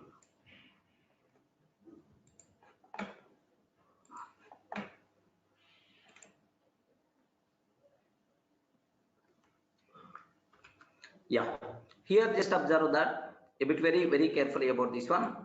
Yeah, sir, here my requirement is sir, maybe a chance to ask these type of questions also for the exam. Yes, what that options is clone method you require to evade, sir, but actually in the official syllabus they didn't mention, but maybe a chance system.out.print what I'm trying to take is here very simple, sir, very simple. X double equal to y or not? Is it x double equal to y or not? Next, x of 1 is double equal to y of 1 or not? X of 1 is double equal to y of 1 or not? Okay. Next, x of 1 double equal to z, x of 0 double equal to z or not? X of 0 double equal to z or not? Okay, like next, sir, here x dot equals of y, x dot equals r y I'm taking. Wow, you know, sir, if you want to answer this type of question, you know, minimum I may require to spend at least 1 hour to answer this type of questions, friends. Take very special care about this one. What the internal reasons, you know, how much thing must be required for you people just to answer this type of terminology. Take very special care, sir. Of course, need not be this, sir. They can ask any kind of thing. You should be in the position to answer. Have you ever heard about deep cloning and shallow cloning? Shallow cloning and deep cloning? Yes, friends. Have you ever heard about this type of terminology, shallow cloning and deep cloning? No. Yes. Okay, the most dangerous concept of this is. So what you can do is in our videos somewhere, okay, definitely you are going to get somewhere, okay, deep and shallow cloning, like in the YouTube Durga software, Let me cross check is there any video so that you will get much clarity about this one, or otherwise I will provide up to whatever required. Okay, here deep cloning versus shallow cloning, deep cloning and shallow cloning in Java. Okay, so just is there any my video is there or not, because already you are very familiar, right? Okay, no object, this is the object class clone method. Just everyone can talk about just only cloning, deep cloning and shallow cloning. Okay, there are some videos are there, just anyway aware. Now my requirement is observe a bit carefully. I will show for you people, right? Don't worry. Here, do you know, here assume that if I can take this array, this array, okay, so clone method present inside object class by default meant for shallow cloning. Remember this one, sir. Clone method present in object class, meant for shallow cloning. Okay, next if we want deep cloning, deep cloning for our objects, we require to override the clone method in our class. Remember, then immediately you may have the bigger doubt. Have you remembered that this is something like equals method present inside object class. Equals method present inside object class is always meant for, anyone can you please tell? Equals method present inside object class is always meant for what? Content comparison. Reference comparison. If you want the content comparison, you require to override in our class. Remember, right? We have to override in our class. Same clone method present inside object class meant for shallow cloning. If we want a deep cloning for our objects, we require to override clone method in our class. Then immediately you may have the bigger doubt. Immediately you may have the bigger doubt. The doubt here is the doubt you are going to get, sir, what is the meaning of shallow cloning? What is the meaning of deep cloning? Okay, so without that, what it means like, sir, very simple. Suppose I'm taking here just my array. Here observe that this is my array, sir. This is my array 10, 20, 30, 40, 50, 60. Can you please tell what is the memory representation of this array? Okay, what is the memory representation of this array, sir? Now have a look once. Here I'm trying to take. Okay, this is my code. This is the code. Just I'm keeping. So now I want to create the first array. Basically, it is the two-dimensional array. In that, sir, base size is the 2, sir. Base size is the 2. So first one, again it is array. Sir, how much size is 3 size, 10, 20, 30. Similarly, second one is also an array with how much size, sir? Okay, like how much size? Okay, like this one. Okay, now this is my array X. Now take very special care, sir. This is my array X. Listen carefully, especially the people who are planning for Java 11 certification. Okay, this is a very dangerous point.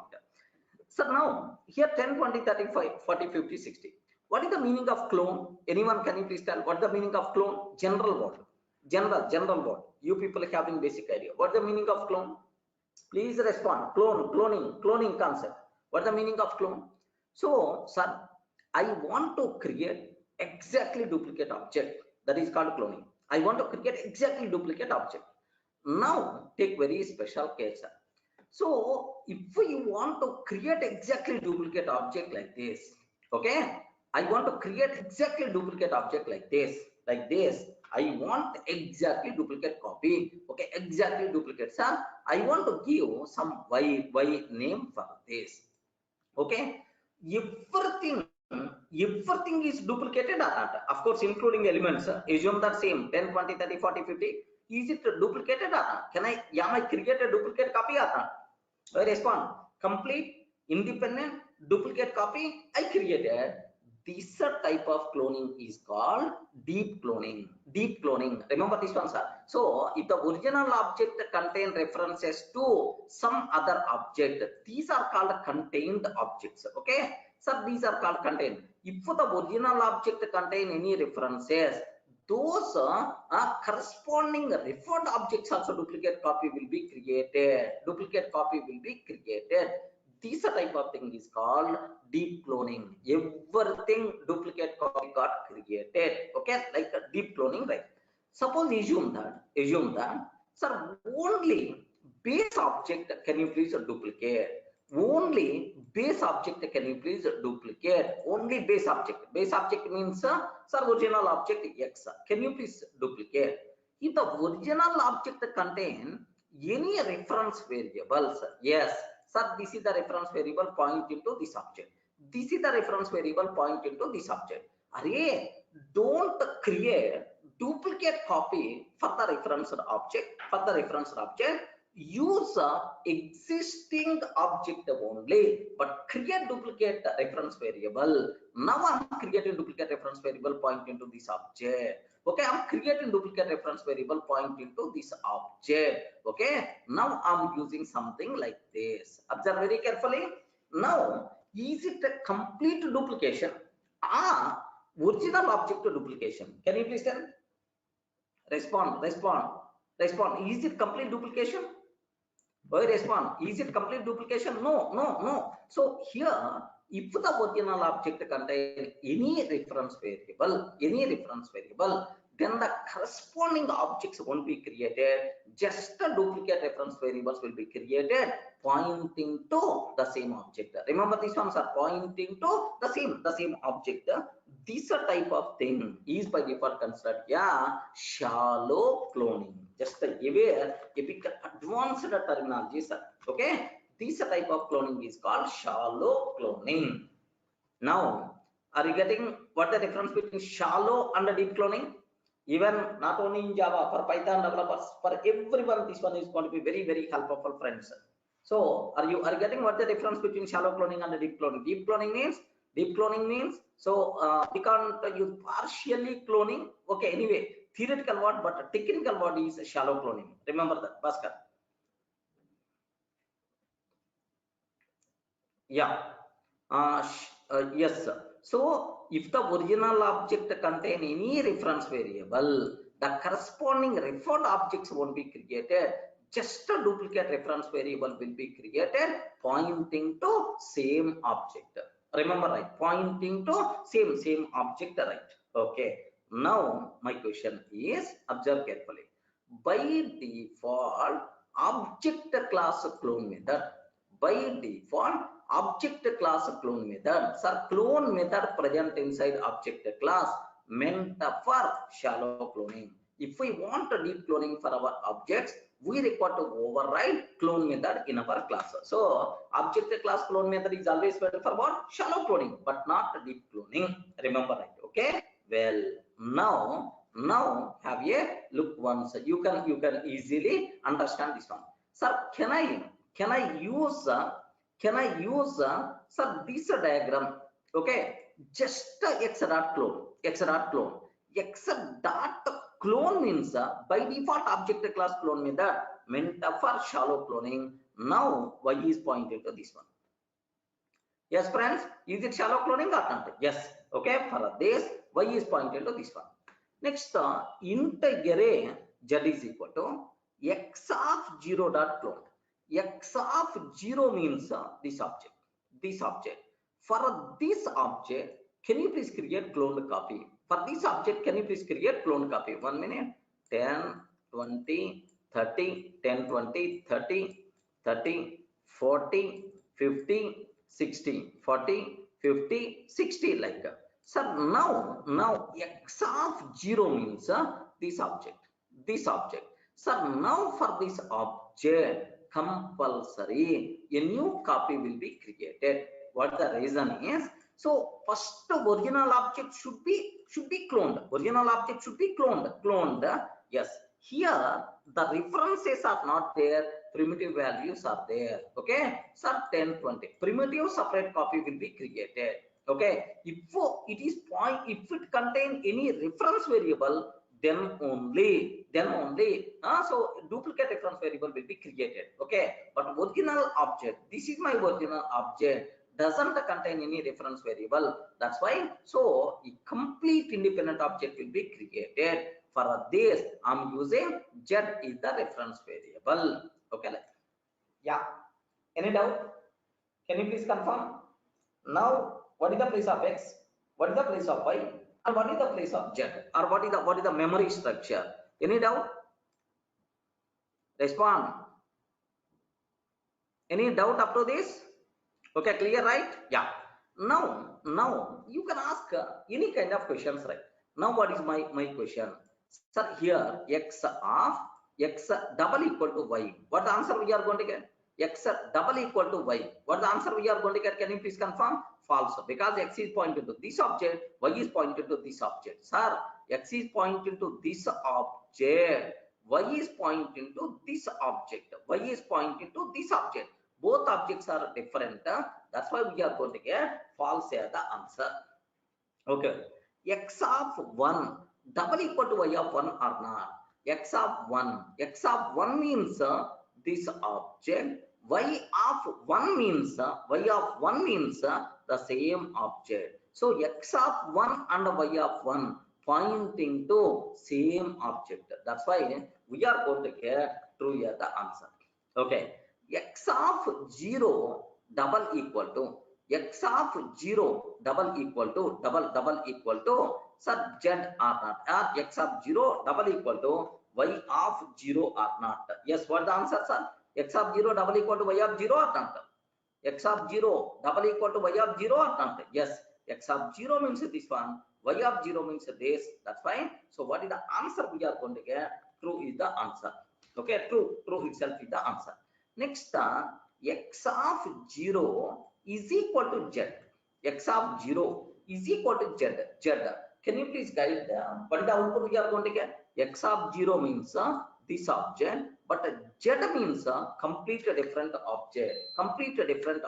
That's why both are different. That's why what is the answer we are going to get? False is the answer. Next, x dot equals of y. X dot equals of y.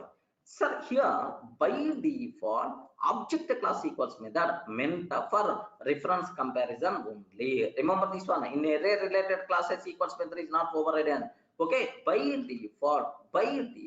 Okay, so equals method present inside, by default equals method present inside object class meant for reference comparison. So x reference, y reference, both are not pointing to the same object. That's why it is different. So false itself is the answer we will get. Are you getting how much story is there just beside this small chota example? Okay, take very special care about this type of terminology, friends.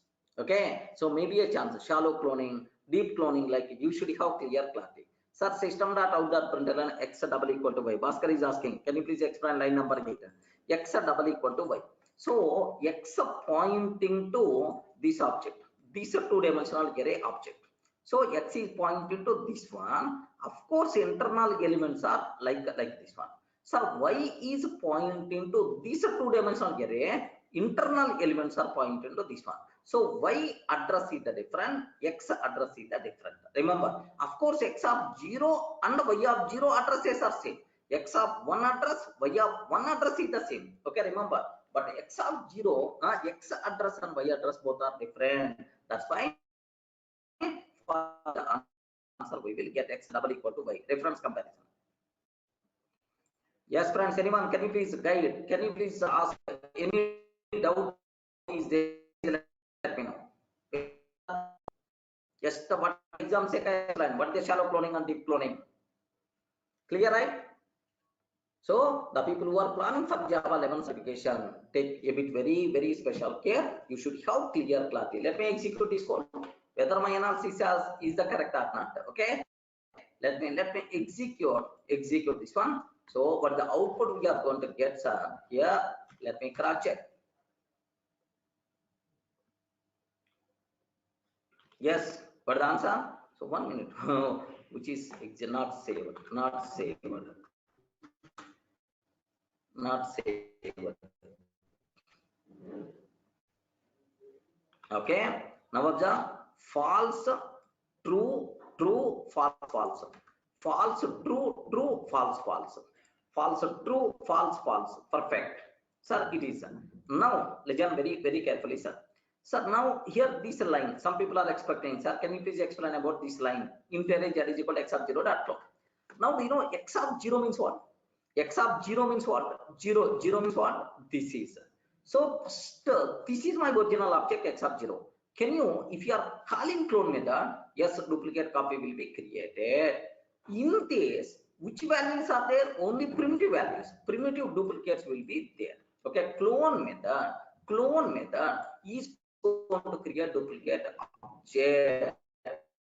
If this original object in any referable, so here for this x of 0, cloning must be required. Yes, I created clone object, sir, integer z is. Any doubt? Swarup, Raj?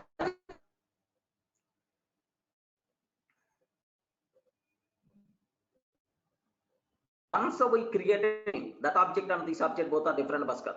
Don't, they are going to share same reference variable. No.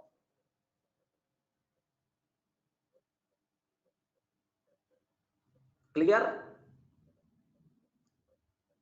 Yes.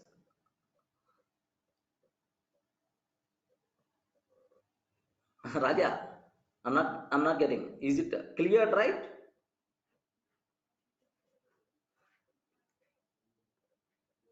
Okay. Yeah.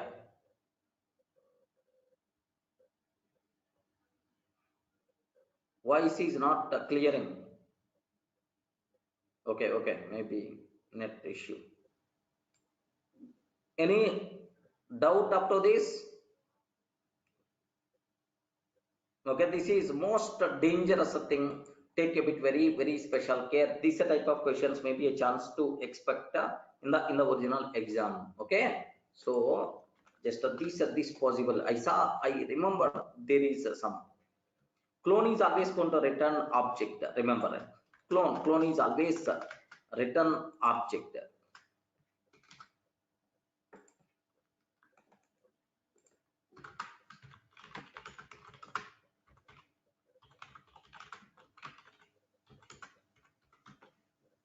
Yes, I can break this terminology into multiple small bits anyway.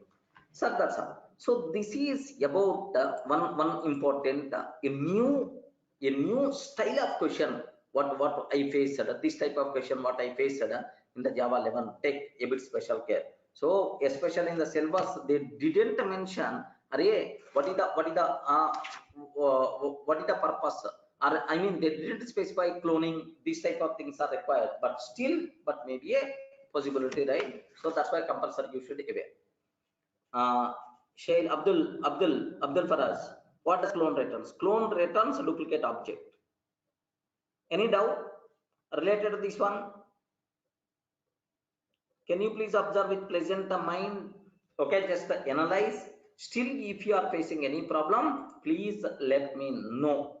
Okay, so that I will explain. But make sure, sir, before that you people should be aware shallow cloning and deep cloning. Shallow cloning and deep cloning. Okay, clone method present in object class meant for shallow cloning. Shallow cloning. Sir, if we want a deep cloning, we require to override clone method in our class. Okay, just here see this one, deep cloning or deep cloning, right? Okay, deep cloning, the process of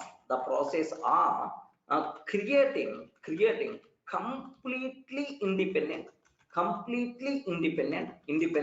duplicate object, completely independent duplicate object, completely independent duplicate object is called deep cloning.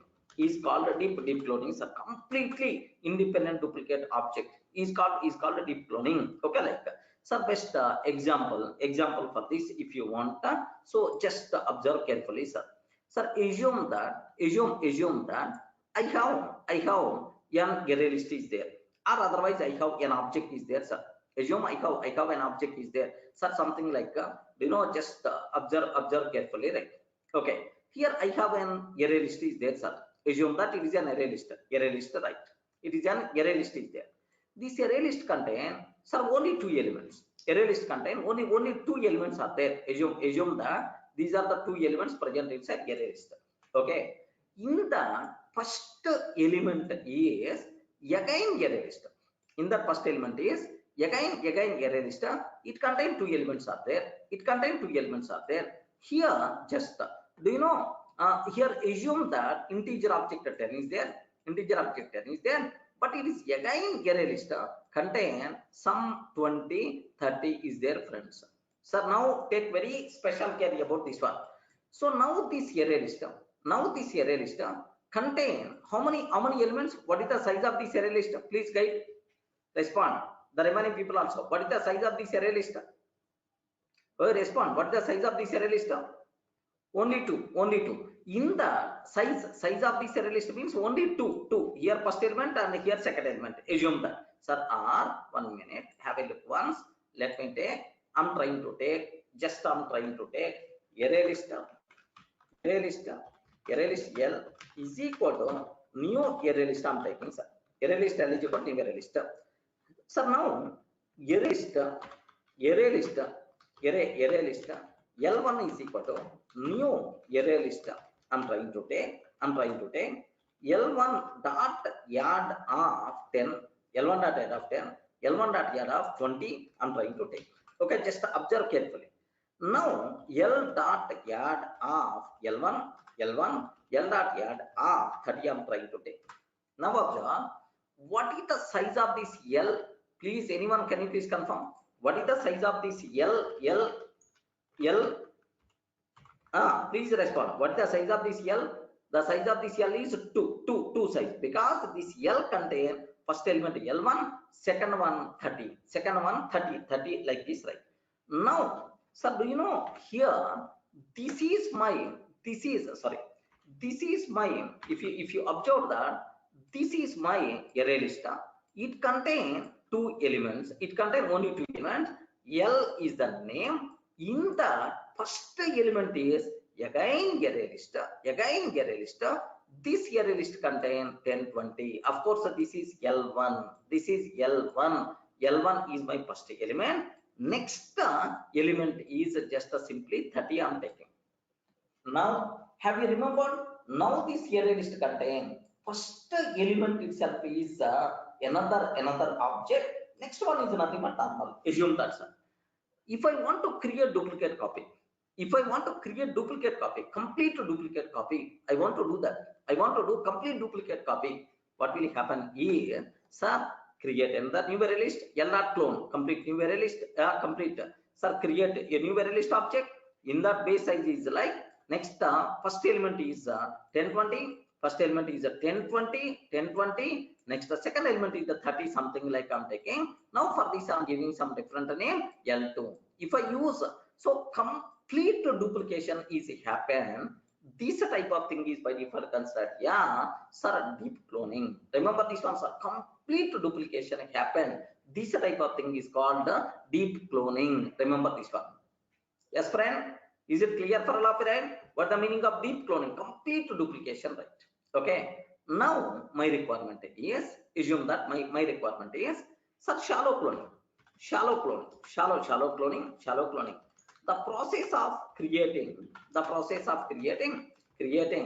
exactly duplicate copy of original object, exactly duplicate copy of original object. Next, original object.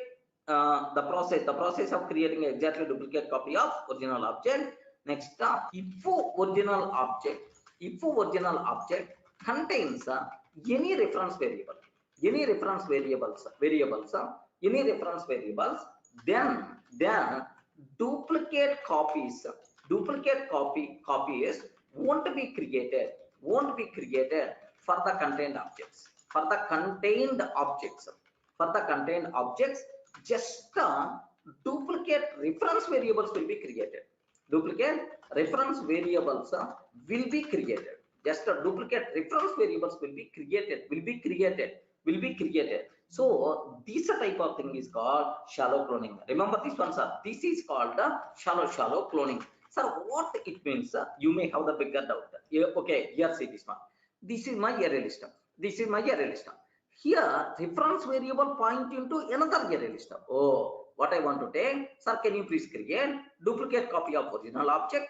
Duplicate copy of original object. Sir, here primitive value, assume that primitive value as it is, but it is a reference variable to some other object. Oh, okay. Don't create that contained object. Can you please create a reference variable just a point into same old object only? If you have this type of thing, this thing is by default considered what? Shallow cloning. Are you in the position to understand? Yes, friends. If the original object contain any reference variable, then the corresponding contained objects won't be created. So just a duplicate reference variables will be created pointing to original object. This type of thing is by default considered what? Shallow cloning. Swarup, Raja, are you getting? Yes, Swarup. Okay. So this is now observe object class clone method meant for object class clone method meant for shallow cloning but not deep cloning.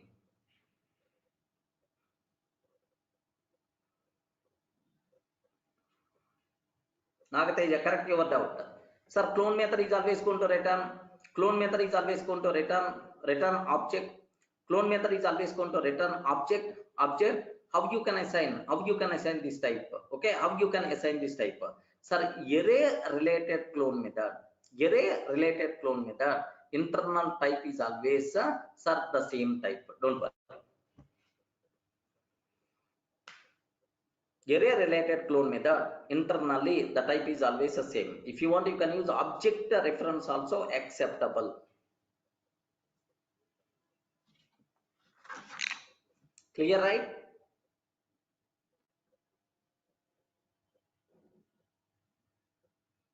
But anyway, very rare the people are going to use deep cloning.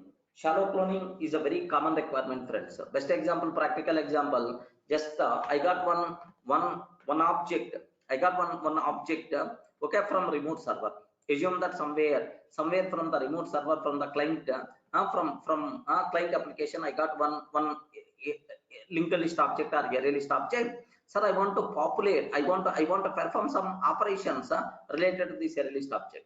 Sir, now before performing these operations, okay, I will create a duplicate object and perform required operations. If something goes wrong, sir, your original object is there. Happily, you can recover the situation.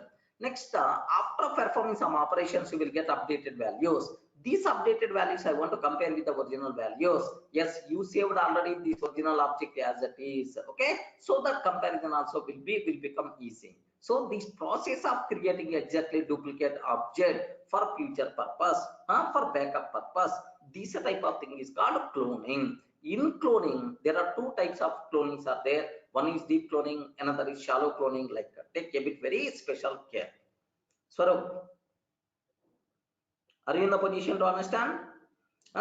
If you are performing any operations on the cloned copy, then those changes won't be affected to the original object.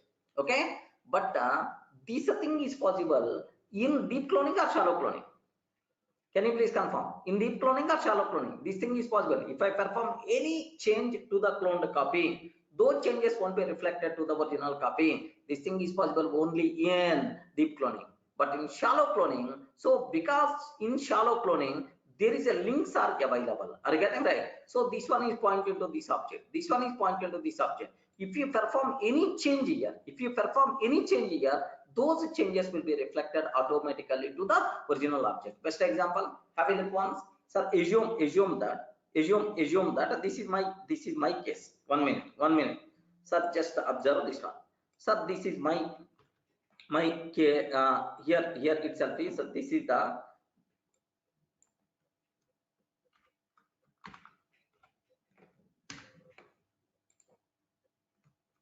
1 minute. Here, just observe this carefully.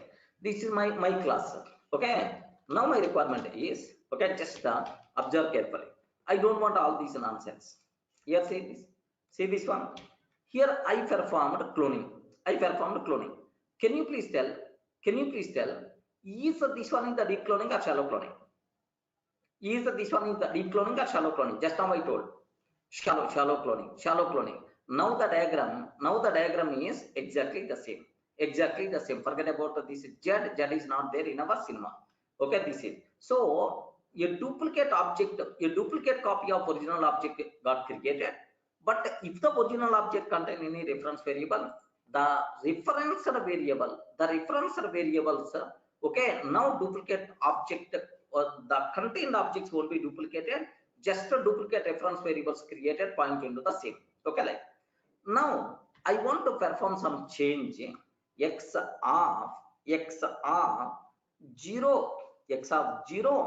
0, 1 is equal to 999. I'm taking 9999. I'm taking x of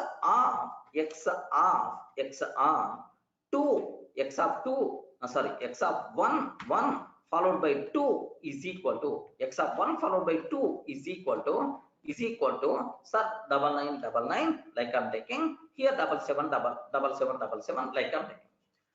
So I'm performing change to original object. I'm doing some change, right? Now let me print system.out.println y of 0 1 okay, y of 1 1 2 I'm trying to take. Sir, I did some change by using x.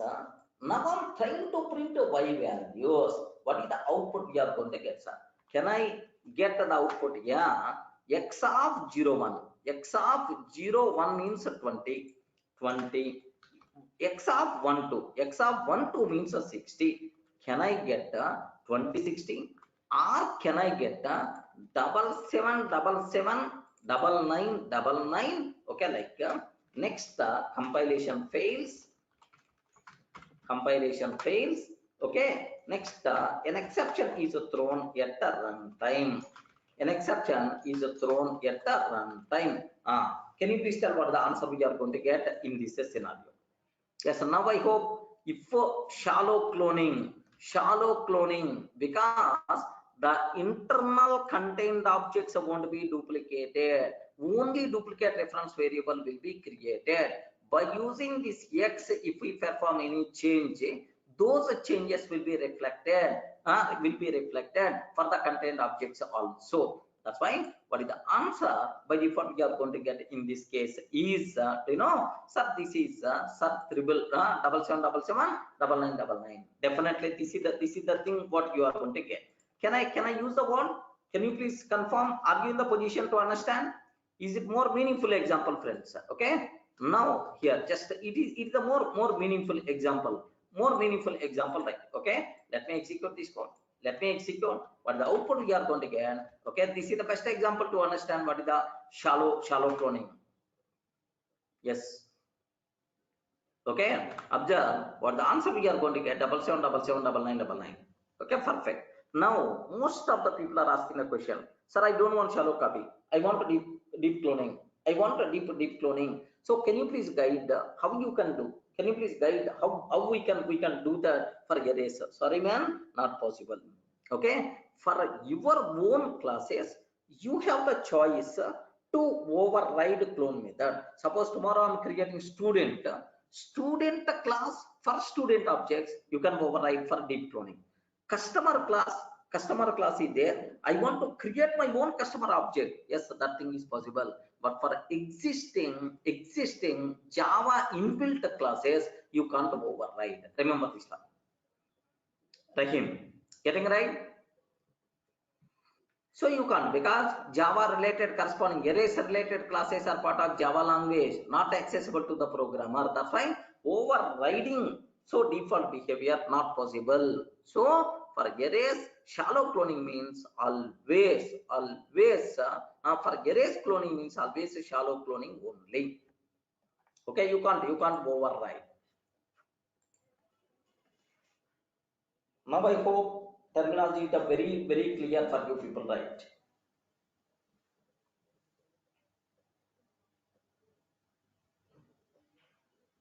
Okay. Now just I have one small thing I have to take. What's my thing is, sir, I create a duplicate copy. Now x of 0.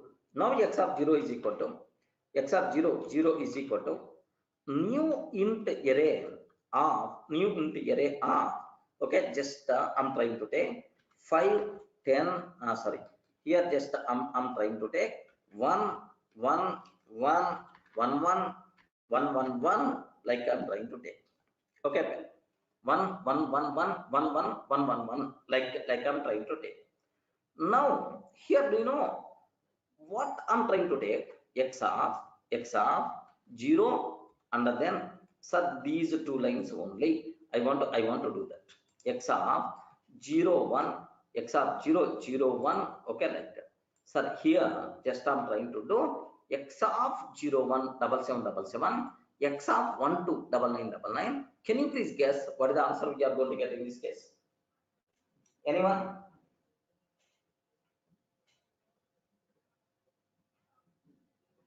Yes, memory structure, memory level.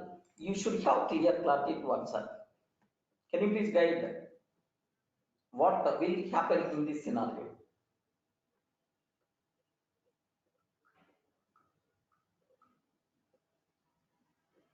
Right? What is the output you are going to get in this case? No idea? Exactly, Rakesh, excellent. What output we are going to get in this case?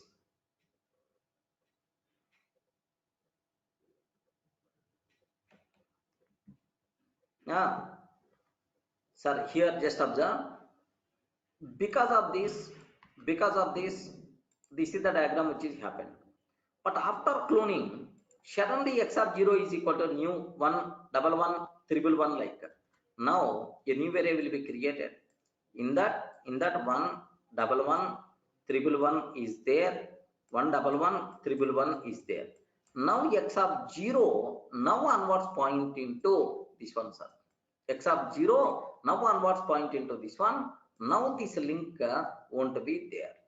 Remember this one, x of 0 I reassign, but y of 0 point into this one only. If you perform any change here, okay, I did x of 0 1 7 7 7. X of 0 1 means this one, sir. This one 7 7 7. Okay, is the thing which is going to be happen. Okay, 7 7 7. This is the thing which is going to be happen. But y is always pointing to this one only, no different. Next, y x of 1 2. X of 1 2 9 9 9. X of 1 2 means 60 will be replaced with 9 9 9. Okay. Now observe y of 0 1. Y of 0 1 means 20. Next, y of 1 2. Y of 1 2 means 9 9 9. Can you please guide what is the output you are going to get? As per our analysis, what the answer we are going to get? Please confirm. Yes. What answer we are going to get as per our analysis? X of 0 1, x of 1 2. So y of 0 1 like 20 9 9 9. Yes, perfect.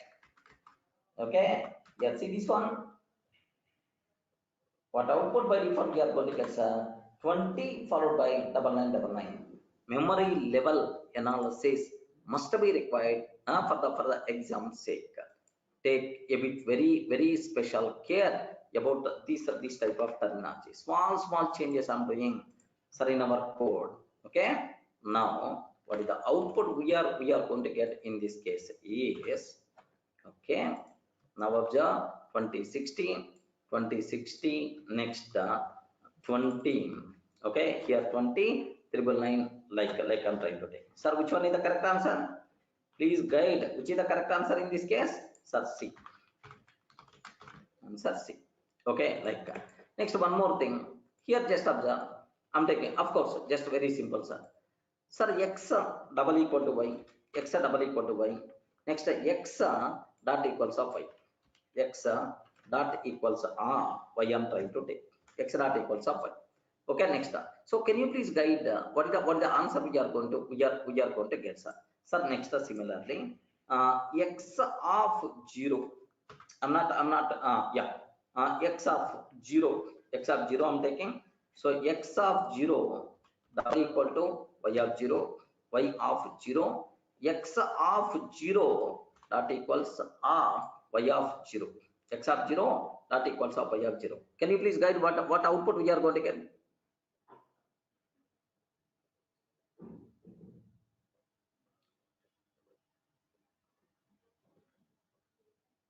Sorry, don't worry.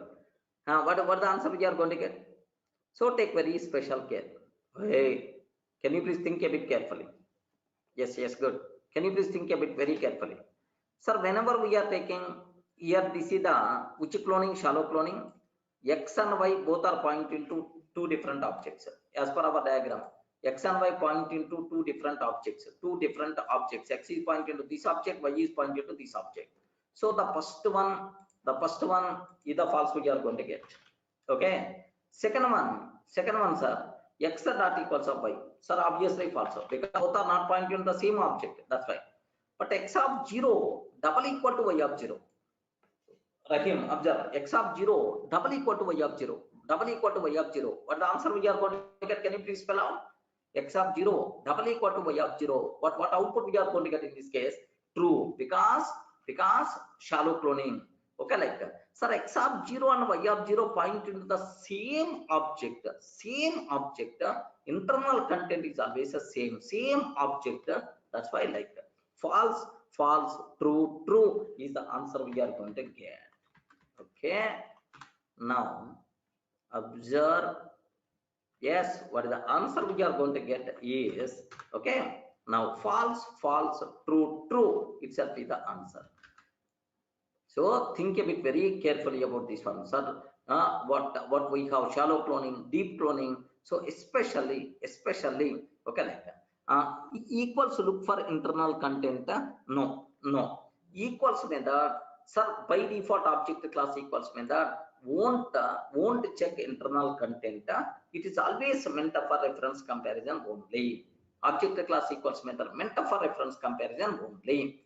Now, so here have you observed this x of 0 and y of 0 point into same object. That's why true is the answer we are getting. Yes, in object class equals method, double equal operator dot equals method are same. Yesterday I told right side. In object class equals method meant for reference comparison only. So it's simply acts as double equal operator only. If we override, then do you know? Then there is a difference in the behavior.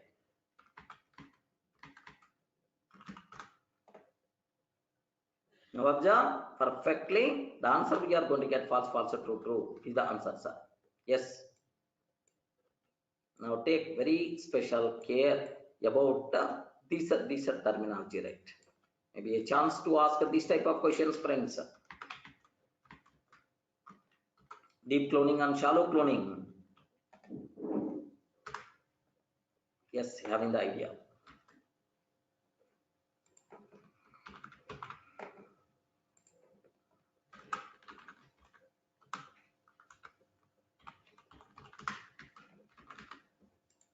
Yes, still some people are having the doubt. Please guide. Please confirm what you were down, Raja. But equal is not overridden to compare content in arrays. But equals is not over. Yeah, correct. Raja, in arrays related classes, equals method is not overridden. That's why object class equals method got executed, which is always meant for reference comparison. These two references point into the same object. That's why true. In this case also true. Next, here objects are not pointing to the same. Reference variables are not pointing to the same. Objects are different.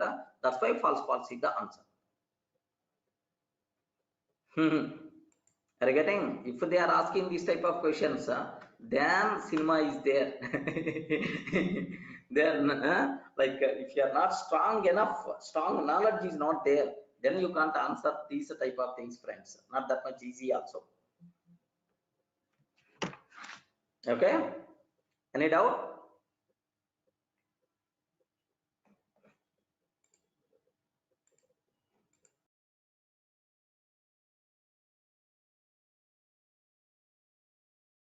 Here just observe, Swaroop is asking what the difference between constructor and a clone method. This is his doubt. Now have a look once. Student I'm taking, class student I'm trying to take. Sir, for this student, just I'm taking this is the constructor, string name comma into roll number, like I'm trying to take, sir.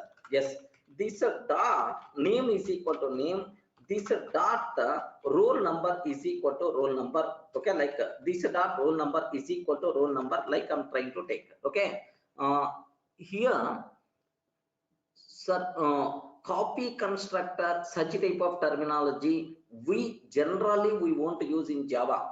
Okay, Swaro, it is the related to C++ terminology. Getting, maybe you are asking C++ related thing in Java. Okay, it is related to C++, but not related to Java. Remember. Okay, now here just observe that. Just yeah. Now observe a bit very carefully about this one. I want to create a student object. Now see the difference. Student S1 is equal to new student I'm taking of Durga, comma 101 I'm trying to take. Okay. Now here see this. What I'm trying to do, can you please tell?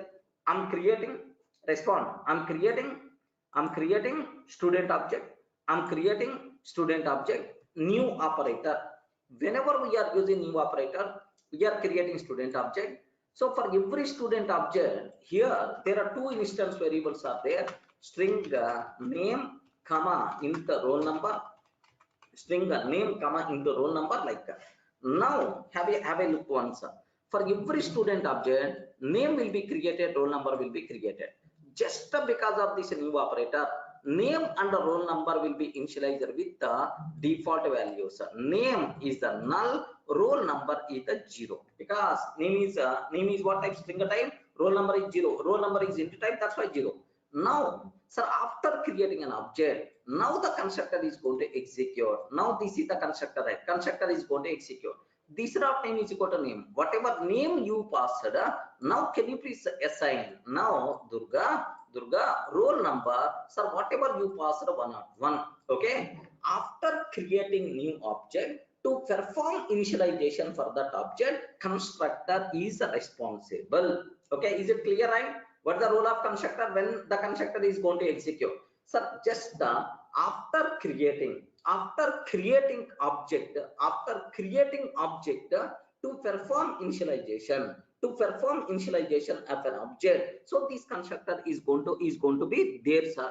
It is the responsible to perform initialization. Okay, like now my target is, sir, I'm trying to use student S2 is equal to, sir, student S2 is equal to student of S1 dot clone method I'm taking, sir. Now I have one small doubt. To perform cloning, there are something we have to take care. Implements clonable. Next time after that throws some clone not supported exception, or simply close exception, like I'm taking something. Now observe, in this case, constructor, in this case, can you please guide, either constructor is required or not required? I respond all the people. In this case, constructor is required to execute or not required to execute? Not required to execute. What the reason? What the reason for that is, because this S1 object already initialized with Durga and 101. Whatever values are there for S1, take the same values. You are not required to perform separate initialization, like now constructor won't be executed, right? In this case, system dot out dot println S2 dot name. Okay, now I'm trying to take S2 dot roll number. S2 dot name, S2 dot roll number, like I'm trying to take, sir. Yes, 100% pakka. This one is perfectly going to execute, sir. Remember, so constructor will be executed how many times? So only once whenever we are using new operator. Okay, just constructor execution. Constructor execution, like I'm trying to take. Any doubt? Are you getting the point? Yes, sir. Here first time constructor is going to execute, but whenever we are using clone method, constructor won't be executed. So let me save this code in d::Durga classes. Okay, now observe carefully about this one. Okay, let me take this is the student, because I took this one inside the student.java. Okay, student.java. Now observe carefully. What is the answer? What is the answer we are going to get? Here is sir java c tester.java. Java c tester.java. Perfectly the code is going to compile. Next turn after that Java tester. Happily do you know, sir, here there is one small problem is there with respect to the versions, unsupported class version. Okay, here there is a dot class file is with one version, dot Java file is with another version. That is the problem we are facing. Okay, program files Java. Okay, like let me strict to Java 11. Yeah, here just observe the same example. Set path is equal to Java 11 specific path I'm trying to take. Okay, now Java c tester.java. Next Java tester. What answer by default we are going to get? 1 minute. Java c student.java. Java c student.java. Next Java student. Java C student.java, Java student. What is the answer? Constructor execution only once, but I'm getting Durga 101. If you observe that, I'm trying to print s2.name, s2.roll number. Yes, Swarup. So what is the role of constructor? What is the role of clone method? Why clone method won't use constructor? Because the initialization already performed, already available. We are not required to do explicit initialization for the newly created object.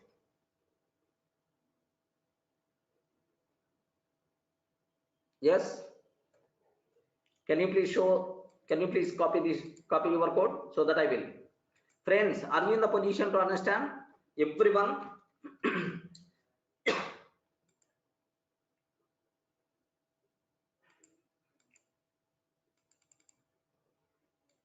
Yes, I'm not enabling this copy option. I don't know the reason. Earlier it is there.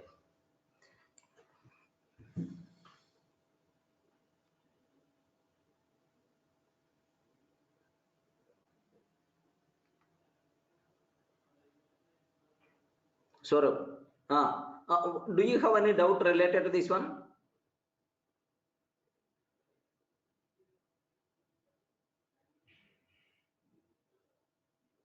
No, right? I mean not this one. Whatever the code you share, do you have any doubt?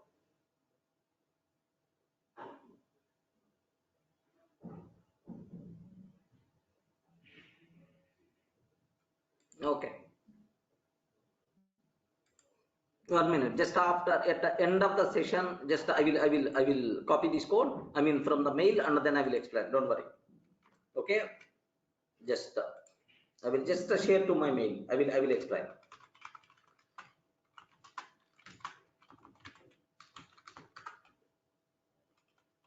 Yeah. Now here just take very special care. What is the last example? What is the last thing we discussed? Last operator what we covered, sir? Anyone can you please tell? What is the last thing we covered, right? Have you remembered? Relational operators we covered, equality operators we completed. Next bitwise operators. Okay, remember this one, sir. The next thing what I have to talk, bitwise operators, the most valuable, very important concept for you people, right? Okay, here just take very special care, sir. Which are bitwise operators? Okay, and operator, or operator, next XR operator. Remember this one. So AND operator, OR operator, XR operator, right? So this one is AND operator. Next this one is OR operator, Next this one is XR operator. Regarding AND operator, OR operator, XR operator, right? Can you please guide when AND operator returns true? If both arguments are true, then only result is true. Correct, right? And sir. If both arguments are true, then only result is true. Then only result itself is the true, sir. Okay. Next, here R operator, when it's going to return true, if at least one operand is true, then the result is true. Then the result is true. Sir, next, when XOR operator returns true, sir, if both operands are true, if both operands are true, then result is true, sir. If at least one argument, if at least one arg is true, then the result is true. If at least one arg is true, then the result is true. What is the third scenario? Can you please tell what is the third one? Third one you people should be aware. When the XOR operator is going to return true, can you please tell? When XOR operator returns true, anyone? When XOR operator returns true, who will respond? AND operator, if both arguments are true. R operator, if at least one argument is true, then the result is true. Remember that. If arguments are different, then if arguments are different, then only XOR operator returns true, sir. Means true, false, true, true, false, true, something like if you have, then it is going to return true. Sir, just observe that. If I'm trying to take true and false, I'm taking. Next, true or false, I'm taking. True or false, true XOR false, I'm trying to take. Okay, now let me save this code here. Just observe that carefully. Let me save this code, sir. Can you please guide what is the answer we are going to get in this case? Please guide what the answer we will get, sir. First one false, because both arguments should be true. But second one perfectly true, because at least one argument is the true. Next, the third one is the true, because arguments are different. If both arguments are different, then the result is true. If both arguments are same, true, false, then the result is always false. Remember XOR operator, right? So now observe carefully. Here I'm trying to take the code compiles fine. Now let me execute. Sir, what is the answer? False, true is the answer we are going to get. Any explanation is required? We respond. Any explanation is required? So bitwise operators, I mean these operators applicable for the Boolean time. If you apply for the Boolean, what the output we are going to get, it's a very clear for you people, right? False, true we are going to get. Now my next question, we can apply these operators for numbers also.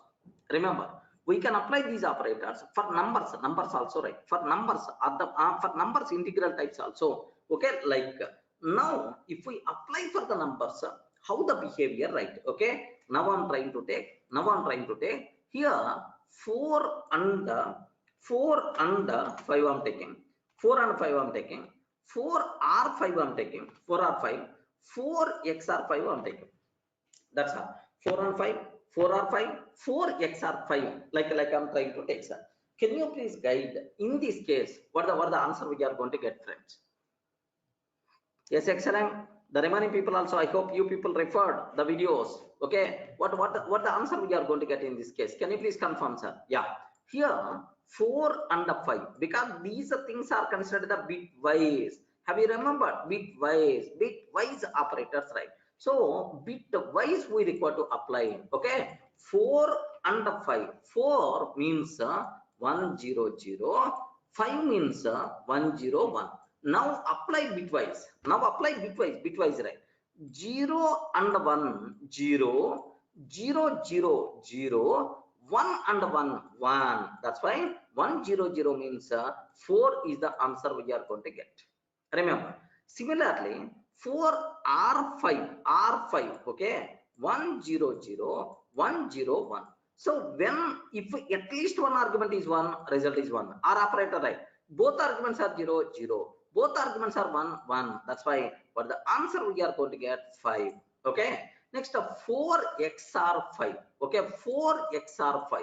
100, 101, 101. Okay, 100, 101. 0 XOR 1. 0 XOR 1. Both are different. Both are different. Then it is the 1. Both are same. It is the 0. Both are same. It is the 0. 0, 0, 1 means 1 itself is the answer we are going to get. Are you getting?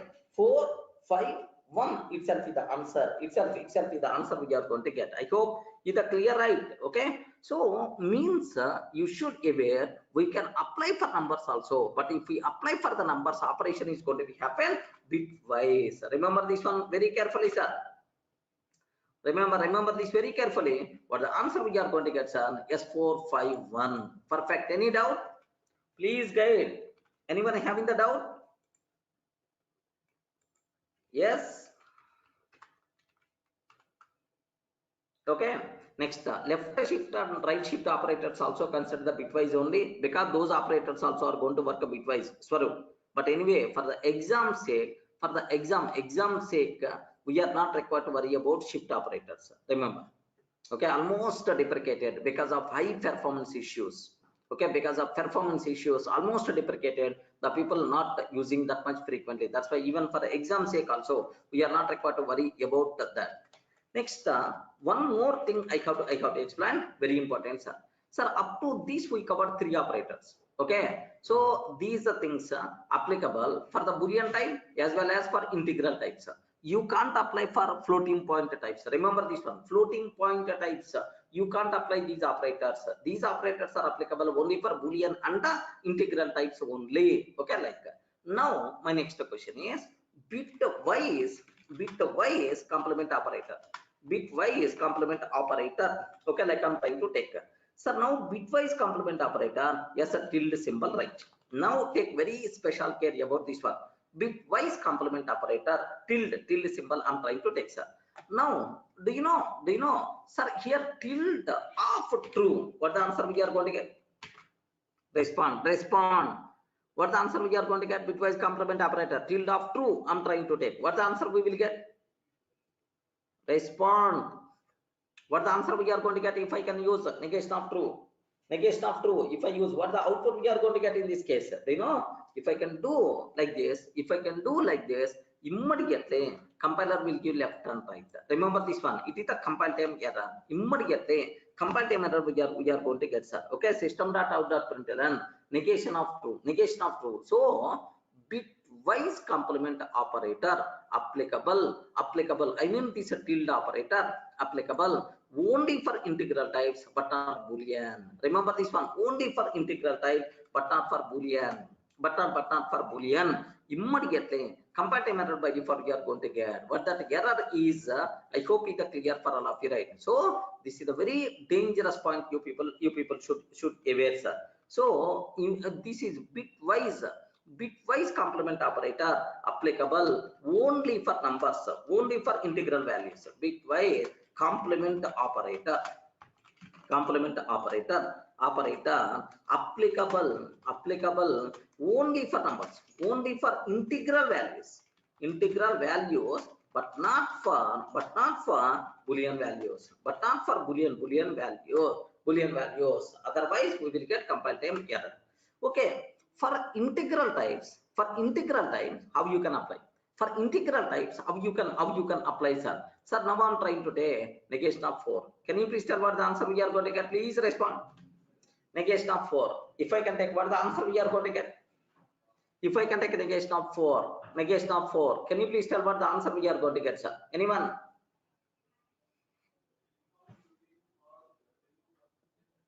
Respond.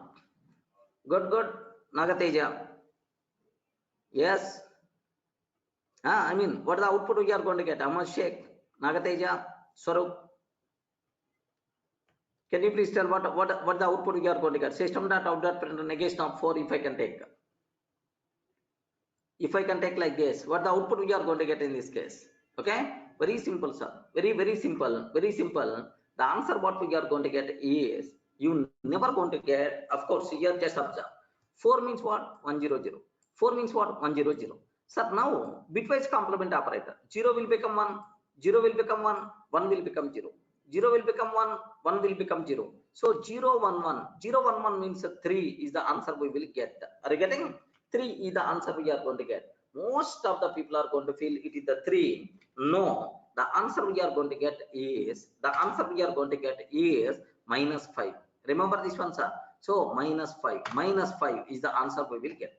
What is the reason for that is, we have to consider, okay, here integral type. By default 4 is integral value, int type. 32 bits complement we have to do, but not 3 bits complement. Remember this one, sir? 32-bit complement we require to do, but not the 3 bits complement. Because of that, we are going to get minus 5 as the answer, but not 3. Are you getting? So then immediately you may ask, what about minus 5? How you are going to get minus 5? Just a matter of 2 minutes. Do you want me to explain? Yes. Do you want me to explain that? Okay, just a matter of 2 minutes. Take very, very special care. Okay, so for the exam sake, it is not required. Just a matter of 2 minutes. The people who are very much interested, have a look once. Okay, just 2 minutes. Here, just very, very simple, sir. Very, very simple. Here just observe. Integral data type, of course, the most significant bit, yes, the most significant bit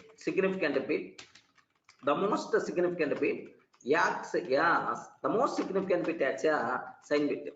Remember, the most significant bit acts a sign bit. 0 means positive number. 0 means positive number. 1 means negative number.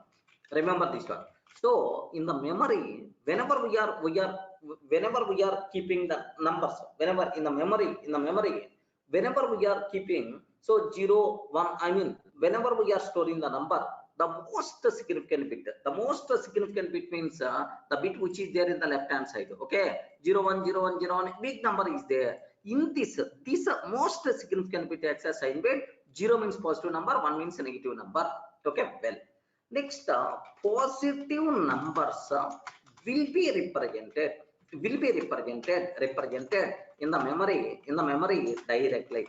Positive numbers will be represented in the memory directly. But negative numbers will be represented in 2's complement form. Remember this one. Negative numbers will be represented in 2's complement form. Positive numbers will be represented directly in the memory. But negative numbers will be represented in 2's complement form. Are you getting that? Next, how to get a 2's complement form? Anyone? How to get a 2's complement form? Anyone aware normal mathematics? How to get a 2's complement form? Sir, very, very simple. 2's complement form. How you can get a 2's complement form, sir? First find one's complement. First find one's complement, and then add 1. How to find one's complement? Okay, so just one's complement means interchange zeros and ones. One's complement means interchange zeros and ones. Okay, that's all. So can you please observe, if you aware this theory, then you can understand very easily that. So whenever we are storing number in the memory, the most significant bit acts as sign bit. 0 means positive number, 1 means negative number. Positive numbers will be represented directly in the memory, but negative numbers will be represented in 2's complement form.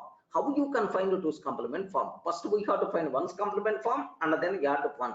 But how to find 1's complement form? Interchange zeros and ones.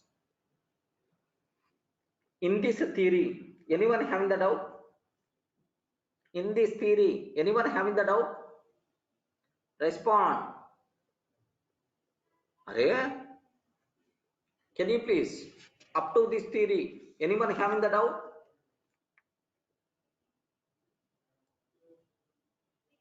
Okay, no. Good. Now observe this one. So now I have to represent negation of 4. This is about my requirement, right? I have to represent negation of 4. Okay, this is about my requirement. How you can how you can take a negation of 4. So 4 in the memory, how you can represent, sir? 4 in the memory, sir, is it positive number or negative number? Please guide. Is it positive number or negative number? Positive number. If it is a positive number, most significant bit is what? 0. 0. Most significant bit is 0. That's why 0, because positive number. Next, 4 means 100. 4 means 100. But I want to represent in 32-bit style. In that 32-bit, 1 bit already reserved for sign. 1 bit already reserved for sign. In the remaining 31 bits, I want to represent 4. That's fine. What you can take 0, 0, 0, 0, 0, and then 1, 0, 0 like that. This is the 31 bit representation of 4. Only last 3 bits are 1, 0, 0. All the remaining are zeros. Most significant bit is the 0. Now observe 0, 0, 0, 0, 1, 0, 0. That's all. This is 32-bit representation of 4. Any doubt? Please confirm. Any doubt? Any doubt up to this? So in the memory, how you can represent 32-bit representation? Is that clear? Okay. Now I have to use negation of 4. My job is I require to use negation of 4. Okay. Negation of 4 means what will happen? Interchange zeros and ones.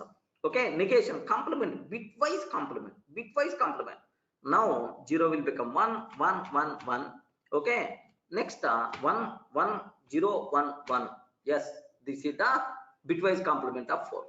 Okay, bitwise complement of 4. This is the thing. Now my job is whatever value represented by this, that is the result. Whatever value represented by this one, it is the result. In this, now observe, what is the most significant bit? The most significant bit is 1. If the most significant bit is 1 means a negative number. Are you getting? So if most significant bit acts as sign bit, 0 means positive number, 1 means negative number.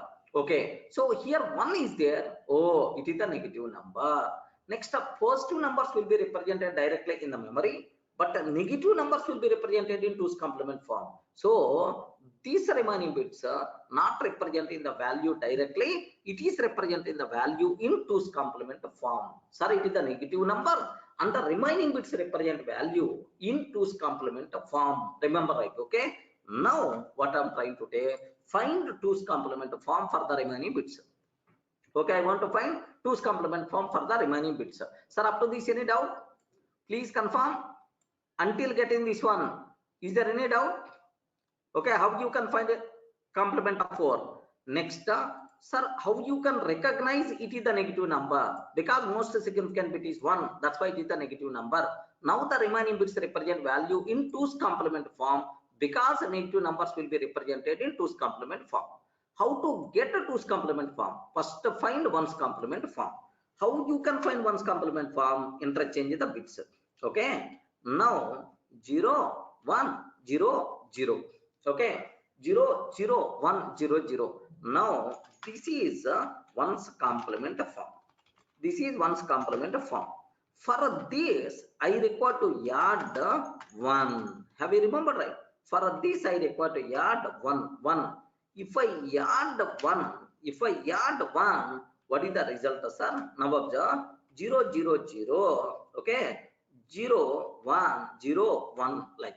Now 0 plus 1, 1, sir. 0 plus 1, 1. And then 0, and then 1, and then 0 like add 1. If I add 1, now what will happen here? It will become 2's complement. Now whatever value represented by this one itself is nothing but the value, sir. So can you please tell 101? 101 means what? Please respond. 101 means what? 101 means 101 means what? 3 na? 3 means 11. Bhaskar, don't get confused. 101 means 5. 101 means 5. Okay. Now it is already negative number. It's already negative number, and the 101 means 5. Then obviously, what is the answer by default? We are going to get -5 is the answer. Okay, remember this one. It's already negative number. Already negative number. Next, what is the value represented by remaining bit says 101 means 5. So minus 5 is the answer we will get. That's why we are going to get what is the output we will get in this case, sir. Minus 5 as the answer. Oh, this much story is there at memory level. Are you getting? But anyway, just for the exam sake, these things are not required. Just my intention is I want to show boss, there is a possibility. I mean, you should aware internally memory level, basic idea purpose only I covered.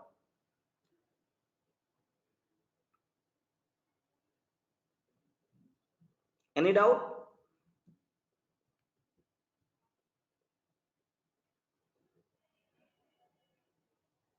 Clear, right?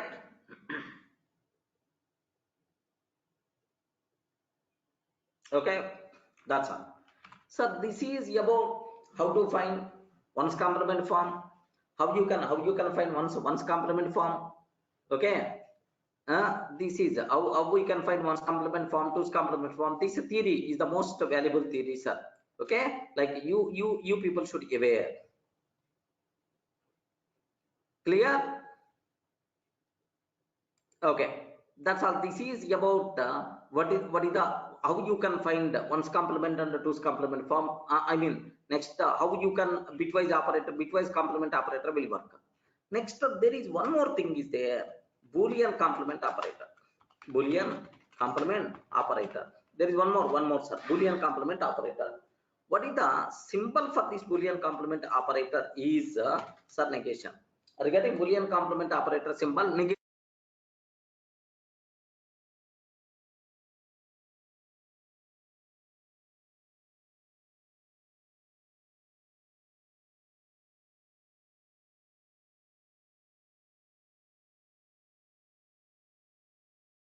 Yeah. Now the exclamation mark. Sir, this is the Boolean complement operator, sir. It is the Boolean complement operator, exclamation mark. Okay. Now, what is the way? Here, just very simple. System.out.println. Sir, this is a negation of true. Are you getting SOP of negation of true? What output by default we are going to get is, just observe that. Sir, false. False is the answer we are going to get. Yes, sir, true negation means false. False negation means true. We will get that.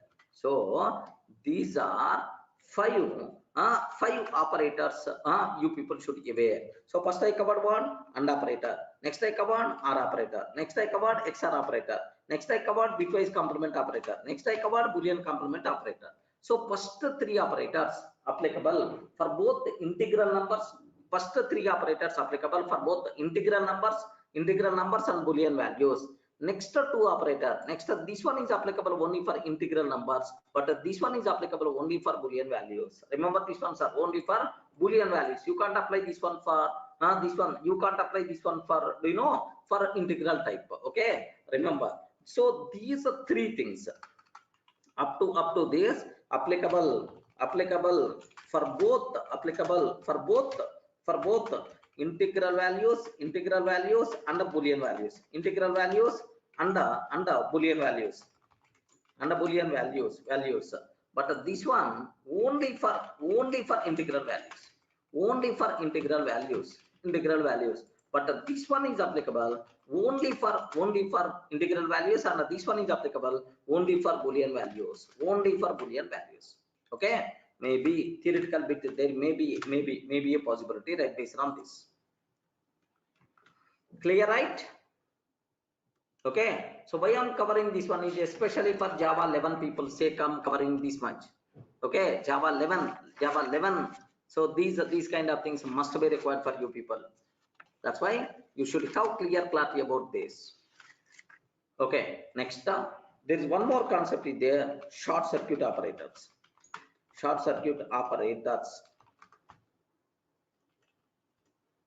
Remember the short circuit operators like. Sir, just observe very carefully which operators are short circuit. Sir, these are very important, sir. Very important operators. Sir, which operators are short circuit operators, right? Sir, so generally double and comma double R. These are the short circuit operators, sir. Sir, even I'm taking Unix sessions. even in Unix also, you know, these thing will play very important role in our commands. Next, in the commands, this one is going to play very important role. Okay, now my question is, observe carefully, double and double R. What is the difference between normal and operator, normal and R operator, double and double R operator, right? Sir, very simple, very simple, sir. What is the difference between these operators and the normal R? Okay, here in the case of bitwise operators, remember this one, in the case of bitwise operators, bitwise operators, and in this case, what is the difference between these two things, right?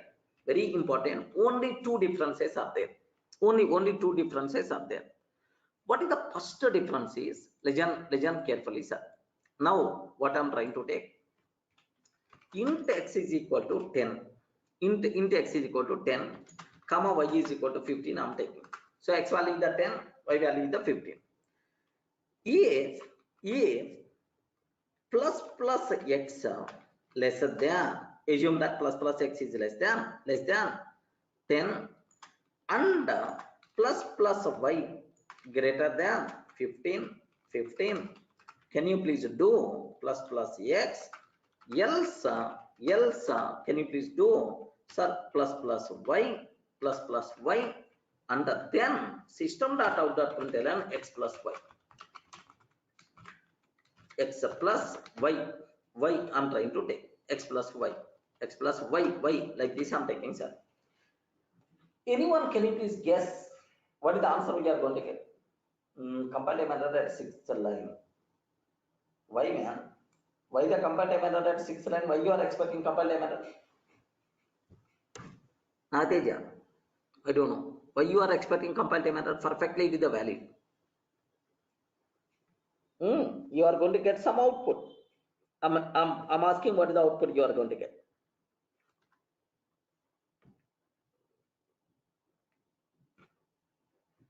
Compile time error at line number 14. Why, man? Vishnu, why compile time error? Don't think too much. Where x might not have been initialized. Who told to you? Already direct initialization only I'm performing. Local variables, Vishnu, correct. But I performed already initialization. Just I'm changing the values. If I'm not performing initialization, maybe the problem.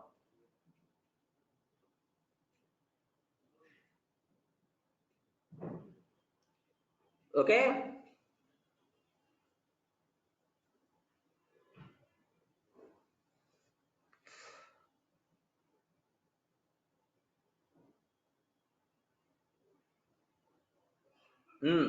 Remember, what the answer we are going to get in this case? Very simple, sir.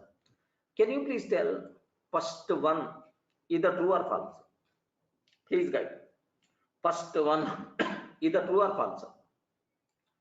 Plus x means 11. 11 lesser than 10. Is it true or false? False. First one is the false. Sir, if the first condition is false, if the first condition is false, so now do you know what is the need of evaluating second condition? Okay, if the first condition is the false, if the first condition itself is the false, what the need of evaluating second condition, second condition? Because if the first one is the false, irrespective of second one, and operator, the result is always false. The result is always false, we know. But whenever we are using AND operator, whenever we are using normal bitwise AND operator, compulsory both arguments should be evaluated. I don't want to evaluate second one. I don't want to evaluate second one because it's already false. Then instead of single AND, you require to use double AND. Are you getting the point, right? So in the case of single AND, bitwise operator, logical operators, do you know both arguments will be evaluated always, whether it is required or not required. Required or not required, compulsory both will be executed always. But in the case of short circuit, if the first one is the false, then the second argument is not going to be evaluated. If the first one is the true, then only second one will be evaluated. So if it is really required, then only second argument is going to evaluate. If it is not required, then the second argument won't be evaluated. Remember this one, sir. That is the main difference between, so what is the single AND and double AND? That's why performance wise, short circuit operators is good when compared with the normal bitwise operators. Any doubt about this one? Friends, are you in the position to understand, right? Now, here just observe, what is the output we are going to get? Sir, x value is already incremented to 11. So, it is the false. Y value already incremented to 16 greater than 15, it is the true. False and true, false only. Again, y value will be incremented, else part is going to execute. Now, y value will become 17. So, x value is the 11, y value is the 17, is the answer we are going to get. Can you please confirm? Everyone in the position to guess this output? Yes. Everyone in the position to guess this output? Yeah. Observe carefully, right? What is the answer we are going to get here is, let me execute 11, 17. 11, 17 is the answer we are going to get. 11, oh, 1 minute. I didn't save this code. Yeah. 11, 17 itself is the answer we are going to get. 1 minute, maybe spelling mistake. Yeah.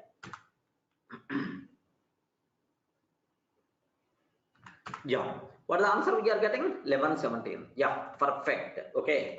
Now, same thing I want to do. Same thing I want to do.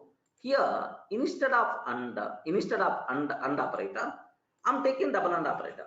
Can you please guess what is the answer? Instead of AND operator, I'm taking double AND operator. Anyone can you please guess what the answer we are going to get in this case? Yeah.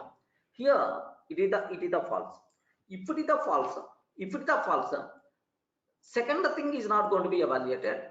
Directly control is coming to else part. Now x value is incremented once and y value will be incremented only once. That's why x value will become 11, y value will become 16. Okay, like that. Now have a look once.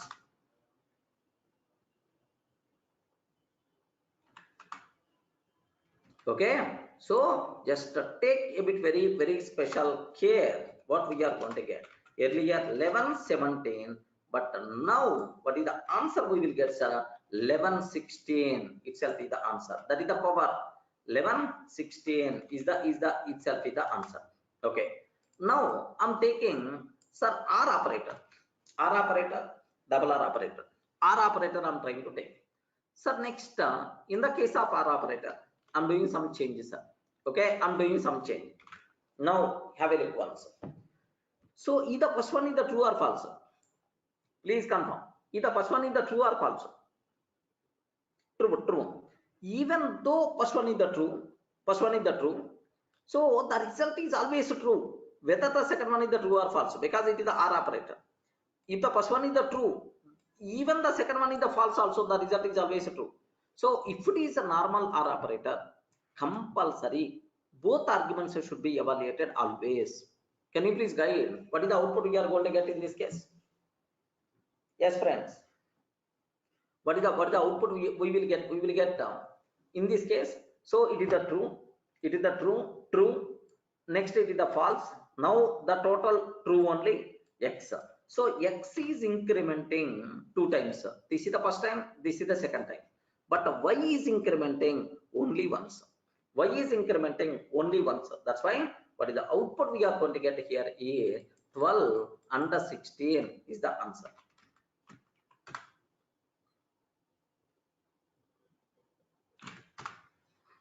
Now have a look once. 12, 16 itself is the answer we are going to get. Okay. Now have a look once. 12, 16 is the answer.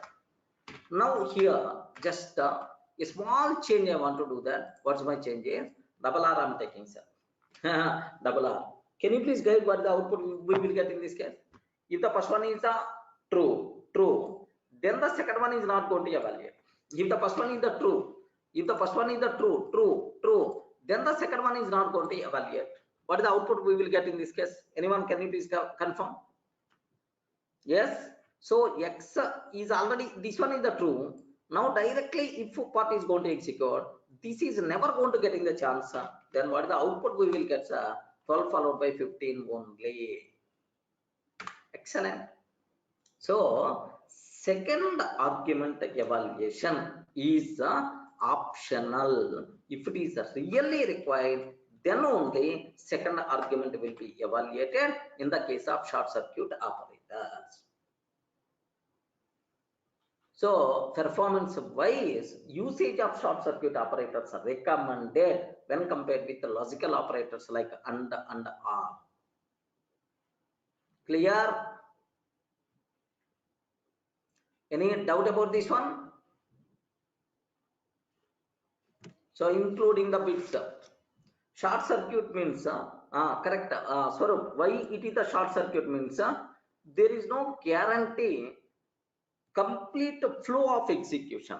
So after in the middle only, now the control is coming to this if part, else part without going further.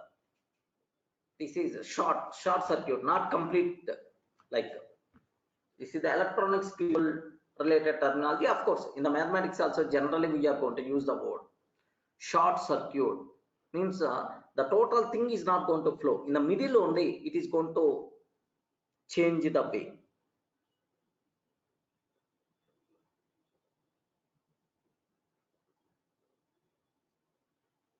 Clear, right?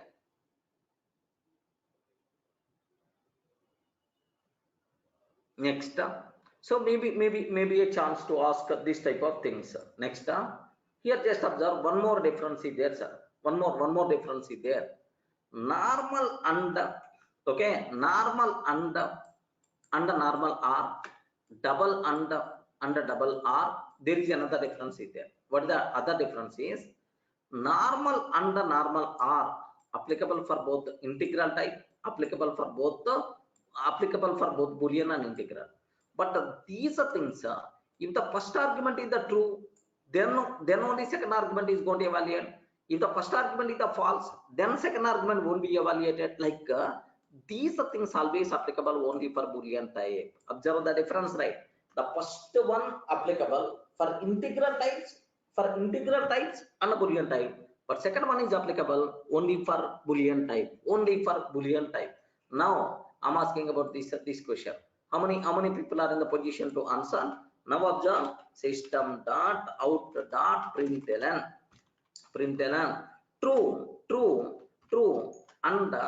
true and false I'm taking.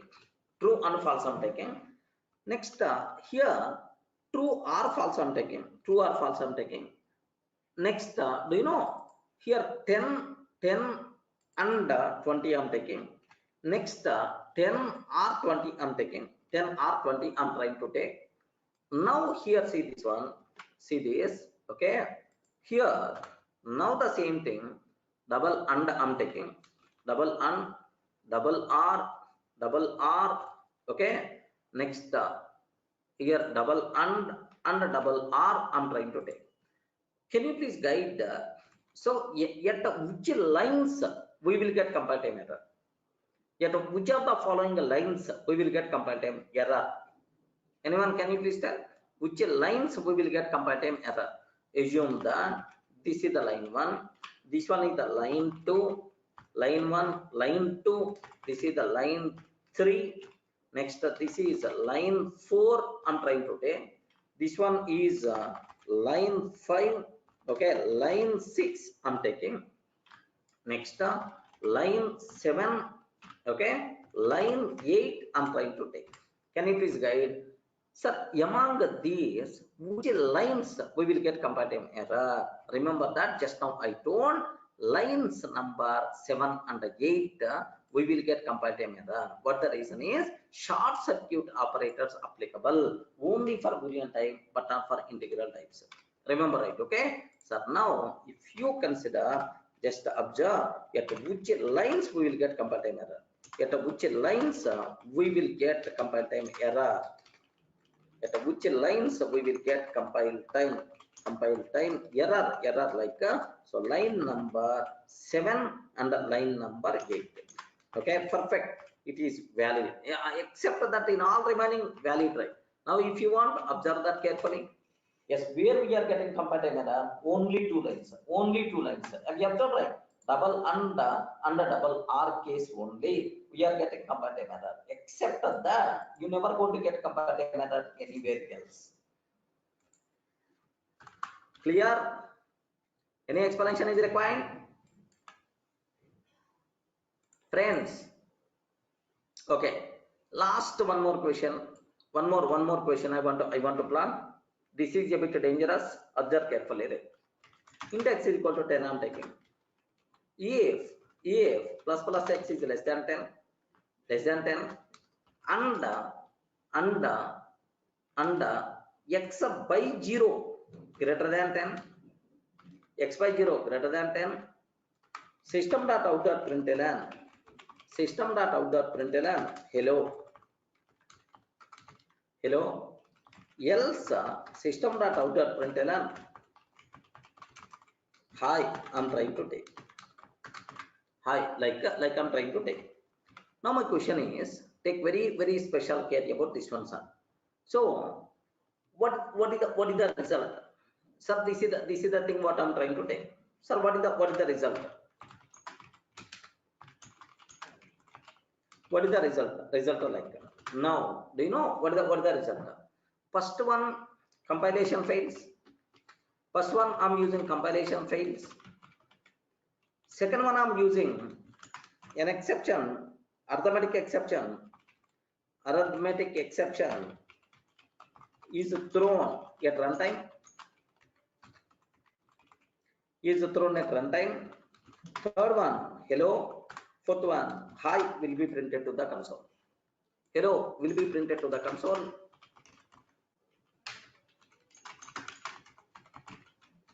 Hello will be printed to the console. Hi will be printed to the console.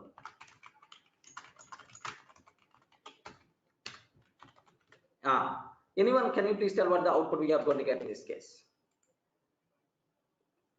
Please guide. Good.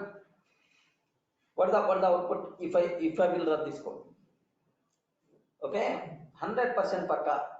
The output is arithmetic exception, because 10 by 0 is always going to rise arithmetic exception. Yes, friends, what is the output we are going to get? Can you please guide? Respond. What is the answer we are going to get in this case?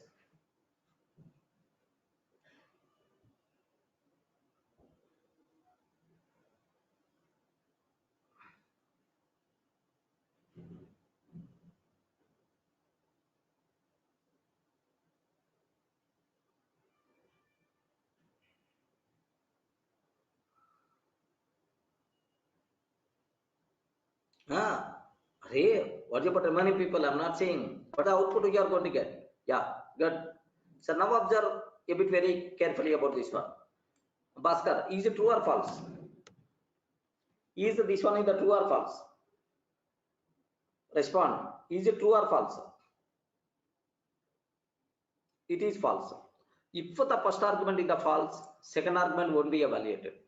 If the first one is the false, second one won't be evaluated. Directly the control is coming to this part.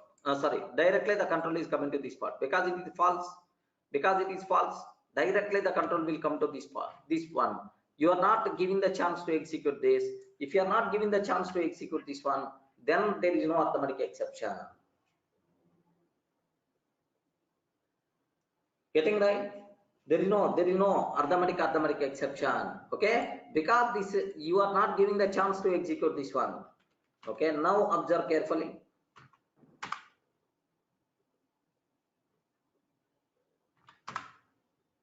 What answer? High is the answer we are going to get. Perfect. Okay, high will be printed to the console. Answer D is the answer. Now I have one small doubt, sir. What's my question is, what's my same thing I'm trying to take with the same options. Same thing I'm taking with the same options, but instead of double and single and I'm taking. What's the answer? Instead of double and I'm taking single and. What's the answer? Instead of double and I'm taking single and. What the answer we are going to get? Now definitely we are going to get arithmetic exception because you are giving the chance for the second argument. Okay.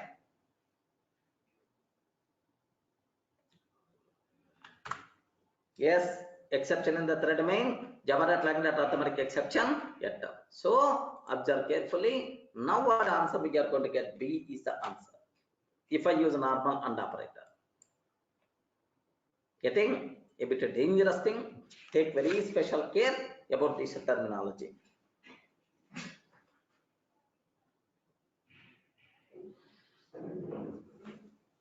Okay.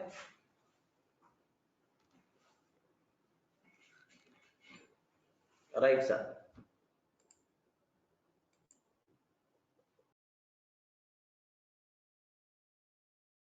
Asking about this question, right? You are asking about this question. I hope, Swarup. So in the last session, I explained this one, but still, just observe that. Very simple. Here alpha is the parent class, alpha is the parent class. Next up beta is the child class. Alpha is the parent class and beta is the child class. Next up parent class contain constructor which is going to print alpha. Next the child class contain constructor which is going to print beta. Next in the child class there is a method is there, void go method is there. Okay, like that. Parent class contain one instance variable. This instance variable by default will come to the child class, no problem at all. Okay, because child class doesn't declare that variable. Okay, parent class instance variable by default available to the child class. Okay, just remember this one, sir. Now, sir, I'm creating new beta object. Whenever you are creating new beta object, so constructors will execute first parent class constructor and then child class constructor. That's why the first thing what you are going to get alpha followed by beta. Okay, just because of creating an object, alpha followed by beta. Beta is the answer we are going to get. Of course, in oops concept I will discuss just aware. So alpha followed by beta. Up to this any doubt? Swarup, up to this any doubt? We are just creating a new beta object. Whenever we are creating beta object, parent class constructor and child class constructor both will execute. That's why like that. Next dot go I'm taking. Sir, go means this one. Go means this one, right? Now my question is, so type variable is coming from the parent. Remember this one because child doesn't contain. That's why. So type is equal to a will be there, sir. Once we created an object from the parent instance variable type a came. Now in the child class type is equal to b I'm taking. Sir, this is assignment but not a declaration. That's why this a will be replaced with b. Means this a will be replaced with b because we are referring the same variable, right? Now this dot type. This dot type means current object. What is the type value? B. Next super dot type.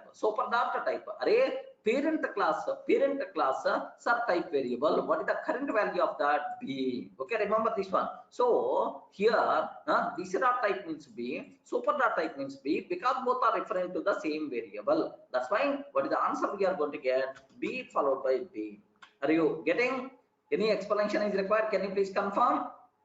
Okay, observe carefully, right? Now let me execute this code. What the answer we are going to get? Yes, here just alpha beta b followed by b, something like we are going to get. Okay, anyway, this is just a bit advanced terminology related to our groups, so forget it. As of now, just you can ignore, no issue at all, sir. Now the next thing what I'm trying to take. Now the next thing I have to take. Sir, we are talking about so these operators concept. Almost we are at last of operators, like. So you know, just very briefly I want to explain instance of operator. Not that much required for the exam, but in day-to-day coding it's a very common requirement, right? Okay, so now have a look once. Instance of O is the small or capital? Please confirm. Is the O is the small or capital? O is the small or capital? O is small. Remember this one, not capital. By mistake, if you are using capital O, because in Java, camel case is there, sir. Instance of, if by mistake if you are using capital O, immediately compile time error we are going to get, because compulsory it should be small o, it is a single word. Remember, Teja, it should be small, it should be small. Okay, like, so what is the purpose of instance of operator? What is the purpose of instance of operator? Do you know? So here, to check whether the given object is a particular type or not. Array, I have an object is there, sir. Is this object is of student type? Is this object is of student type? Is this object is of student type? Okay, like, or this object is of customer type? Like, to check whether the object is of particular type or not, this instance of operator is going to be very, very helpful. Remember this one, sir. Sir, where we have this type of requirement? Very simple, sir. I have some linked list is there, or array list is there. I have some linked list or array list is there, sir. In this list, there are, because collection can hold any type of object. Collection can hold any type of object type. Now my question is, sir, in this, do you know, sir, the first object is what type? I don't know. Second object is what type? The third object is what type? Okay, the third object is what type? We don't know. We don't know which object is there, because my array list can contain any type of object. My linked list can contain any type of object. So I want to retrieve this object. So now observe very carefully what kind of code we have to write. Sir, very simple, sir. Here, sir, object O is equal to L dot get of 0. Sir, now I got first object. But internally, is it student object or is it customer object? We don't know that. That's why if O instance if O instance student, so it is internally student type. Then typecast to student type. Student S is equal to student of O and perform student specific functionality. Perform student specific functionality. Okay, like you can take. Are you getting right? So if O instance of student, then automatically, sir, perform student specific functionality, typecast to the student. Okay, like, next I can use the word, okay, else if, okay, else if, okay, else if my hand is going for elif, like, in Python, elif syntax is there, okay, else if O instance customer. Remember that. Can you please typecast to customer type? Typecast to customer type. Okay, like, provide or perform customer specific functionality. Remember this one, sir. I hope you are in the position to understand. So sometimes you may get object, but we don't know that type of object. To check this object is a particular type or not. For that purpose, we are going to use what? Instance of operator. Any doubt? Are you getting? This is the use case. This is the use case, right? Okay, you should aware. Double equal operator, Muhammad Rahim. Double equal operator to check whether two references point into the same object or not. Are getting R1 and R2, both are pointing to the same object or not. For that purpose, we can use double equal operator. But now my requirement is, I have already object. This object is of student object or customer object or string object, string buffer object. To check that, we are going to use instance of operator. Both are different.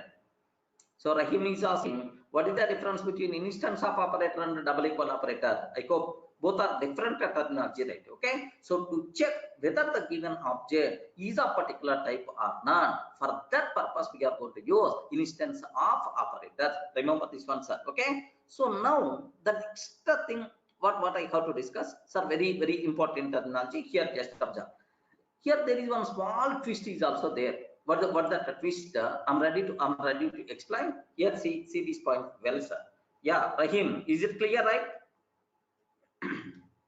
Rahim. Now I have thread object is there. Thread T is equal to new thread. Assume that I have thread object. Now do you know thread is if I consider thread class as per API, as per API. Okay, do you know thread is child class? Thread is child class are thread is the child class are object. Remember this one, sir. Thread is a child class of object because every class in Java is the child of object only. Next, thread is the implementation class of runnable interface also. Remember, right? Now, sir, I thought thread is there. Now, if you observe the thread is a child class of object. Thread is the child class of object. Next, thread is implementation class of runnable interface. Remember this one, sir. It is the implementation class of runnable. Every child object is a parent type. Is a parent type automatically. Remember this one. Every child type automatically. Every child object is a parent type automatically. Automatically, right? Okay. Sir, now have a look once. Sir, system.out.println. System.out.println. T instance of array thread or not. Yes, obviously it is the thread type only. T instance of object or not. T instance of runnable or not. Okay, runnable or not. What is the answer, sir? Anyone can you please tell? What is the output you are going to get in all in these cases? Respond. Whenever what the output we are going to get, because every child object is a parent type by default. Every child object is by default is a parent type by default. Thread is by default object type. Thread is by default runnable type. Now what output we are going to get, sir? Here, sir, just observe carefully. Here what is the answer we are going to get here, sir? Just have a look once, sir. Java C test.java. Next and after that Java test like what is the output we are going to get? Yes, true, true, true. Itself is the answer we will get. Remember this one. True, true, true is the answer. Next, I have one small doubt is there, sir. The most dangerous thing. The most dangerous thing. What about T instance of callable? Yeah, Muhammad. Yes, sir. This is a bit very important terminology, right? Okay, like now I'm trying to take. Now I'm trying to take T instance of string or not. What the answer we are going to get? Anyone can you please tell? What the answer we are going to get? T instance of string or not. String or not. Okay, take very special care. Yes. Compulsory you people should be aware at this stage. T instance of string or not. Compiler will give left and right. Remember this one. Compiler will give left and right. What is the reason for that? What is the reason for that is to use instance of operator compulsory. There should be some relation between argument type T type and the string. Thread and string, there is no relation at all in our API. Remember that. So to use instance of operator compulsory, there should be some relation between argument types. That's why. So otherwise, immediately we are going to get compile time error. Are you getting? So what that error? Incompatible types. Incompatible type. Thread cannot be converted to string. Incompatible type. Thread cannot be converted to string. This is the compatible error by default we are going to get. Remember, right? But in all remaining cases, yes, sir, true. Exactly the answer we are going to get, sir. But there is a small relaxation is there. A small relaxation is there. I hope for the interface types. Okay. Callable if I can take, okay, like callable or compatible if I can take, if I can take, I hope small relaxation is there for the interface types. For interface types, maybe small relaxation is there. Okay, so now observe false it's going to provide. Are you getting the point, right? If it is the class, then if it is the interface type, a small relaxation is there. Don't worry at all. So the output what we are going to get false because thread is not comparable type. Thread is not callable type. Callable is also one interface, friends. Callable maybe. Am I required to import anything? Callable. Yes, cannot find the symbol instance callable. In which package callable interface is available? Java Xadon, Java.util package. Anyone concurrent multi-threading enhancements? Yo, callable where it is available? Import Java lang, java.lang doesn't contain callable. If callable is there, java.util.concurrent, correct? I'm not sure, I forgot. Multi-threading enhancements, sir, this one is there, perfect. Okay, now observe that yes, false is the answer we are going to get. I hope it is clear for all of you, right? So take take a bit very special care about this terminology. So for interface types, no problem at all, but for classes, yes, there is a restriction. Okay, to use instance of operator compulsory, there should be some relation between arguments. To use instance of operator compulsory, there should be some relation. Compulsory, there should be some relation between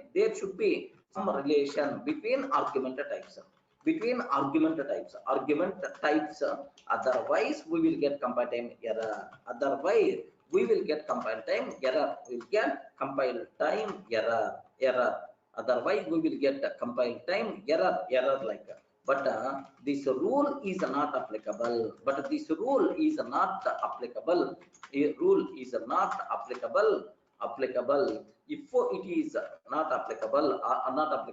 the argument is interface type. If the argument is interface type, remember this one. Okay, that's all, friends. This is a bit very important terminology. Can you please tell what the answer? Sir, thread true we are going to get, but remaining things are false we will get. Remember, perfectly itself is acceptable. Any doubt?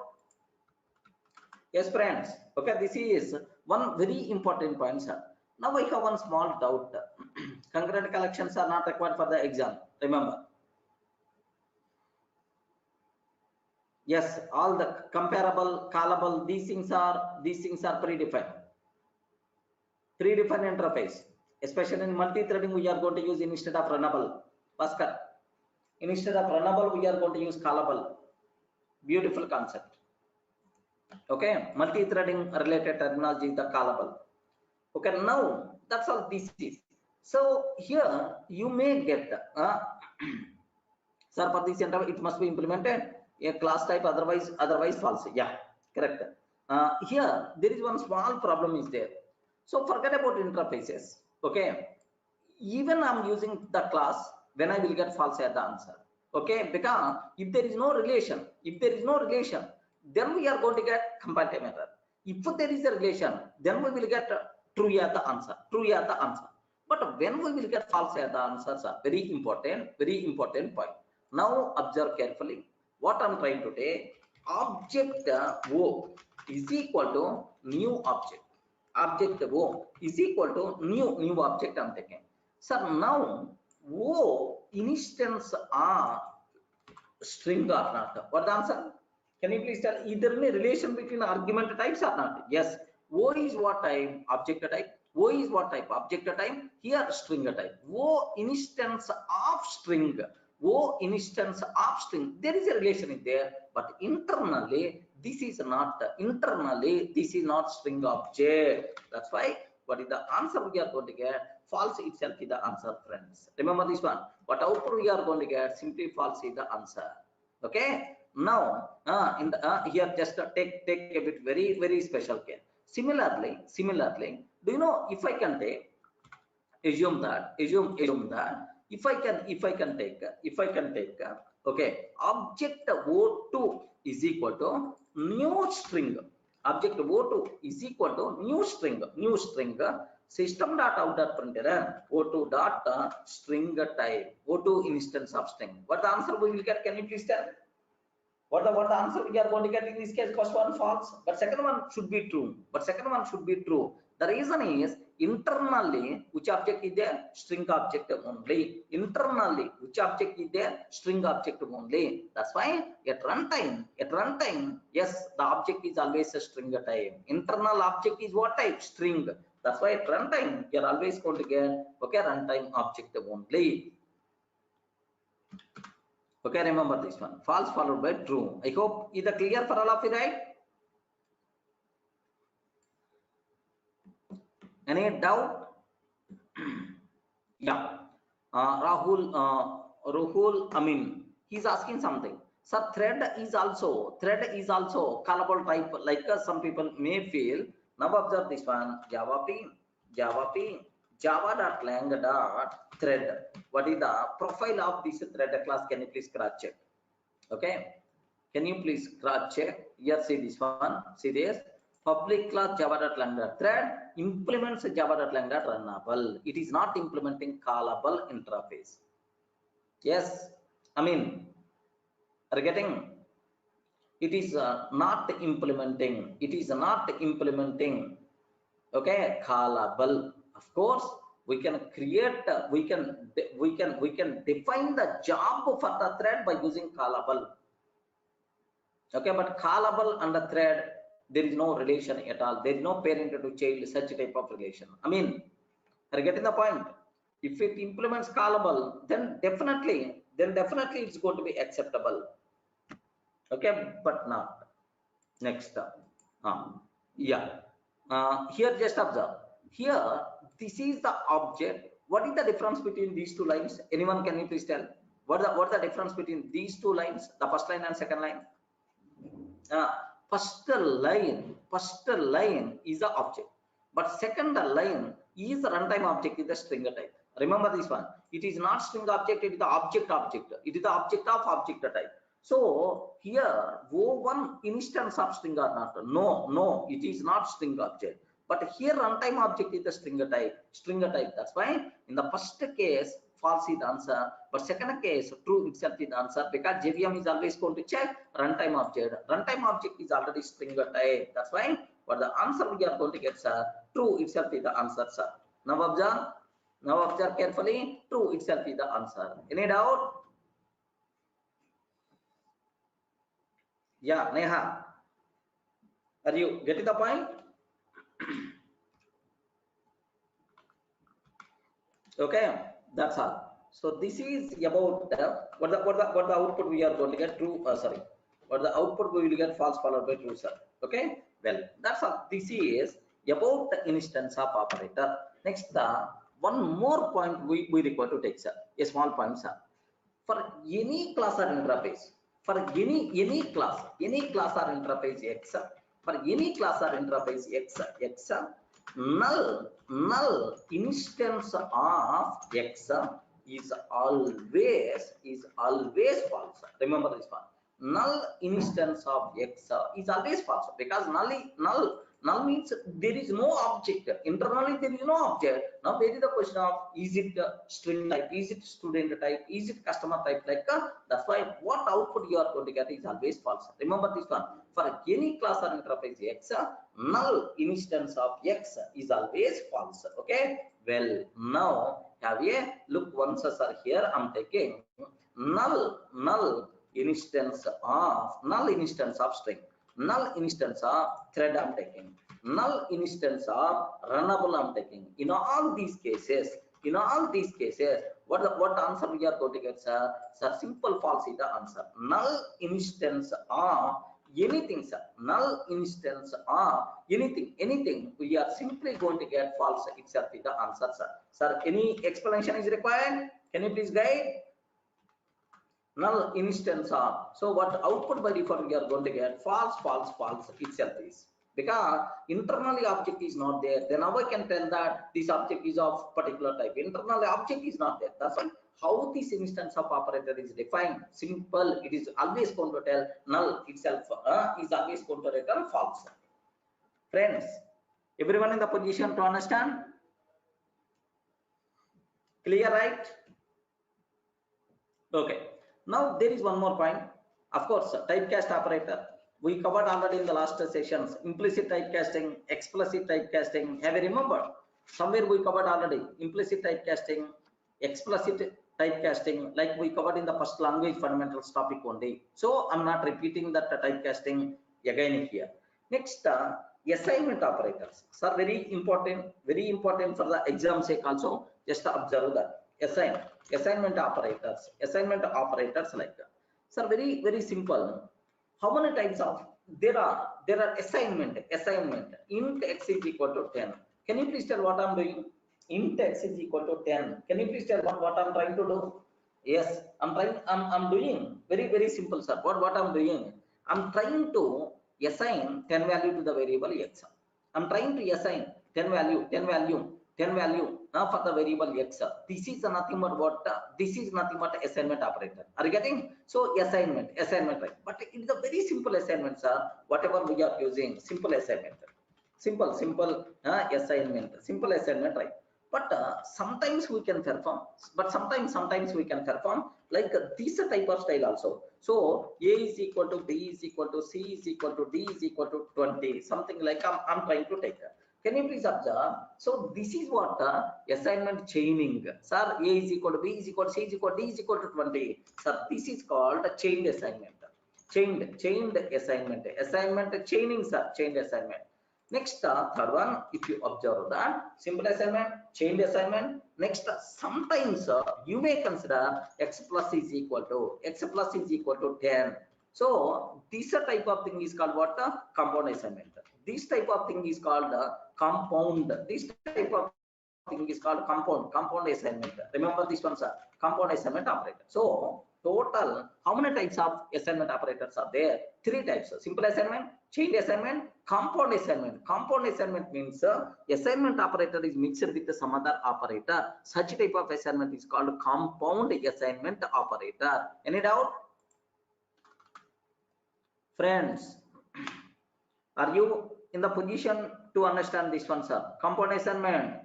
So assignment operator mixed with some other operator is called what? Compound assignment operator, right? Okay, well. So now my question is very simple terminology, sir. Okay, so there are nothing is there to discuss about simple assignment, but chained assignment, there is one small point is there, sir. What that point is, sir? I'm trying to take I'm trying to take int a is equal to 10, a is equal to b is equal to c is equal to d is equal to 10. I'm trying to take int a is equal to b is equal to c is equal to d is equal to 10. I'm trying to take. Now let me print system.out.println, system.out.println. So here just I'm trying to take a plus what is the value of b plus what is the value of c plus okay what is the value of d, okay, like I'm trying to take some. That's all. Int a is equal to b is equal to c is equal to d is equal to 10. System.out.println a b c d. What the answer we are going to get? Anyone can you please tell? Yes, respond. What the output we are going to get, sir? Good, excellent. What the output we are going to get in this case? Very simple. Oh, who is telling? Sharat. Is it here? It is not arithmetic addition. It is simple concatenation. What the output we are going to get, sir? Okay, remember that. If you can do like this, immediately compiler will give left and right. Okay, compile time error we are going to get. What the reason is? In this line, we are declaring just only A. B you didn't declare, C you didn't declare, D you didn't declare, but still you are using undeclared variables. You are using, immediately compiler is going to tell cannot find symbol B, cannot find symbol C, cannot find symbol D, like we are going to get error. Okay, have a look once. What the answer we are going to get is yes, immediate 6 errors we are getting. Are getting cannot find symbol B, cannot find symbol C, cannot find symbol D. Like it's going to get errors. It's always going to object the B, C, D symbols where you declare. Are you getting? By overlook, most of the people are going to fail 10, what there inside. But here compiler is going to give left and right. Remember this one, sir. So what the error we are going to get? Compilation fails because we didn't declare. Compile time error because we didn't declare B, C, D variables, because we didn't declare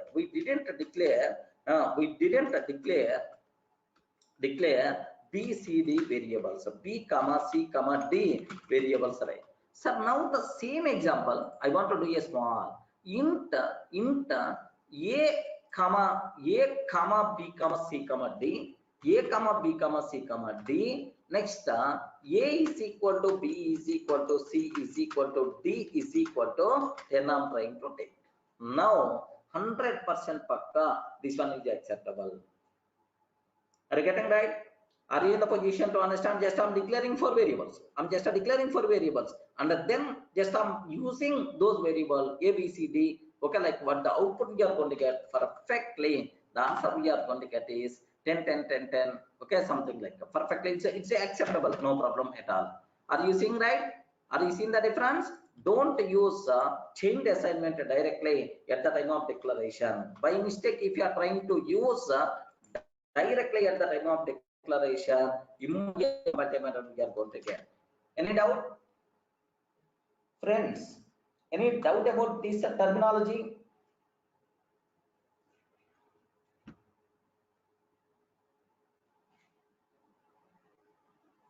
Neha, even print statement is not there.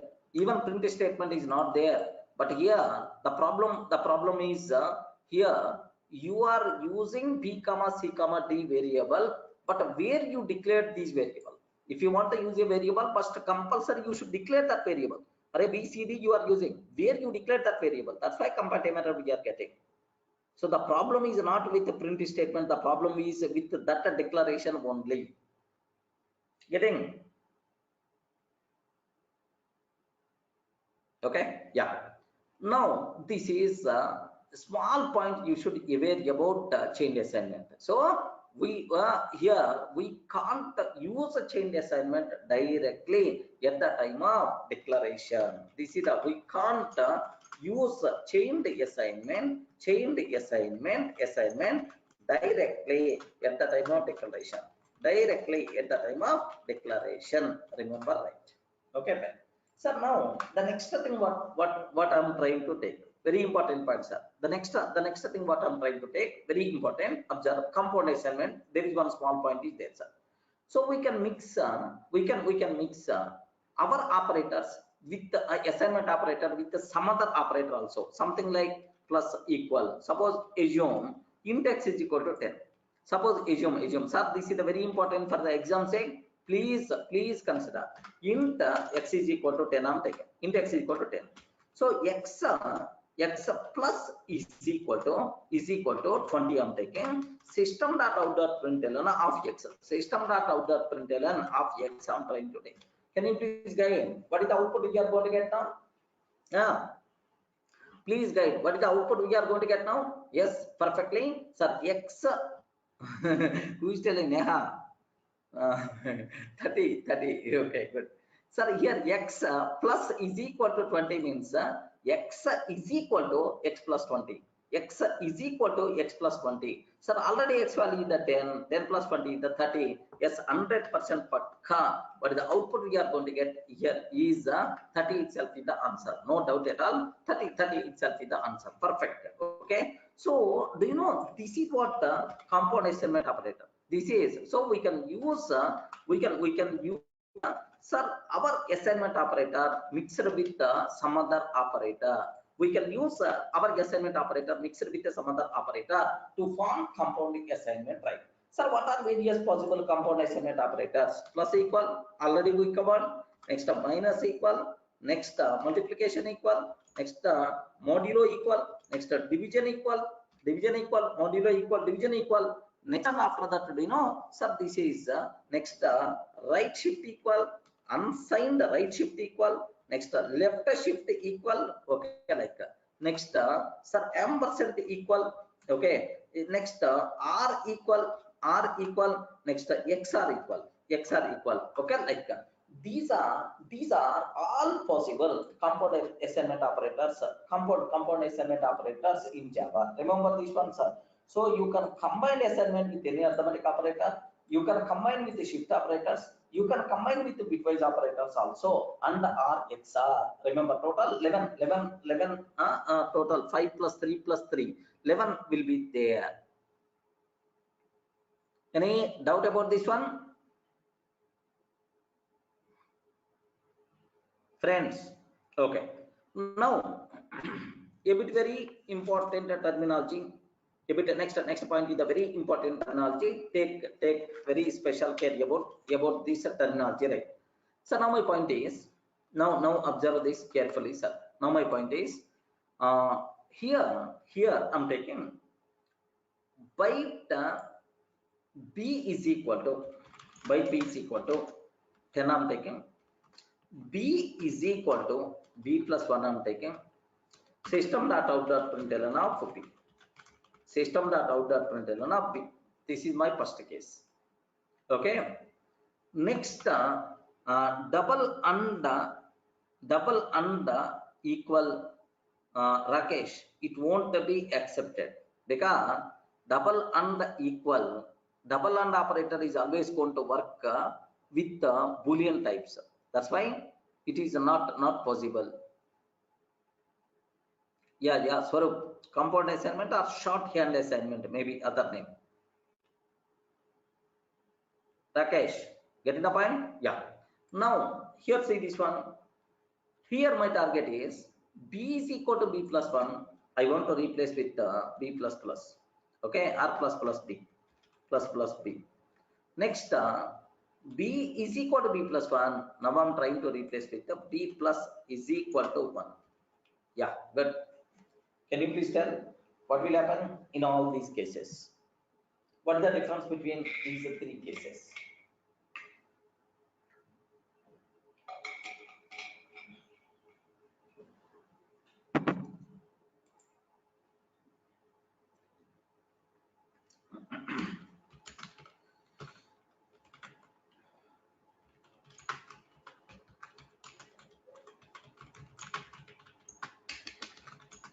Yes, friends.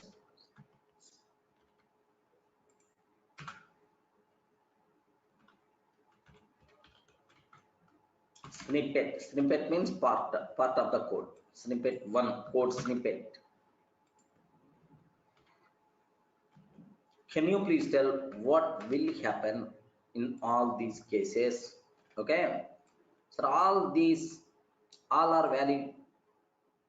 Snippet 1 will get compile time error. Snippet 2 causes compile time error, something like. Okay, remember that. Snippet 1, snippet 2, snippet 3. Is the snippet, is it valid a technical word? Code snippet. We are always going to use the word code snippet. Yeah, are you seeing right? Code snippet. Snippet means a part of the code. Okay, code snippet in C, code snippet in Python, like part of the code is called snippet. Yes, it's a valid official technical word. Snippet 1, snippet 2, snippet 3. Okay, like that.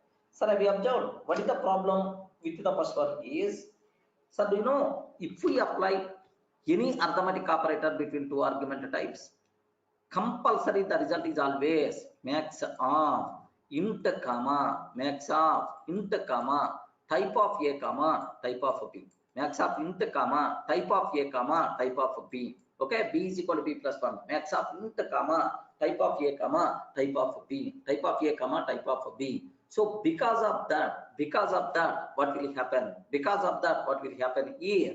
Immediately, do you know, it is the int type. How you can assign int value to the how we can assign int value to the byte variable? That's why compile time error we are going to get. If you want, so we showed already in the last session, so not required to keep any explanation, right? Okay, now have a look once about this terminology, friends. Yes, immediately compile time error we are going to get. So code snippet 1 causes compile time error, incompatible types. Okay, we covered already this point in the last session. It is not a new point for you people, right? Okay, then next second point also.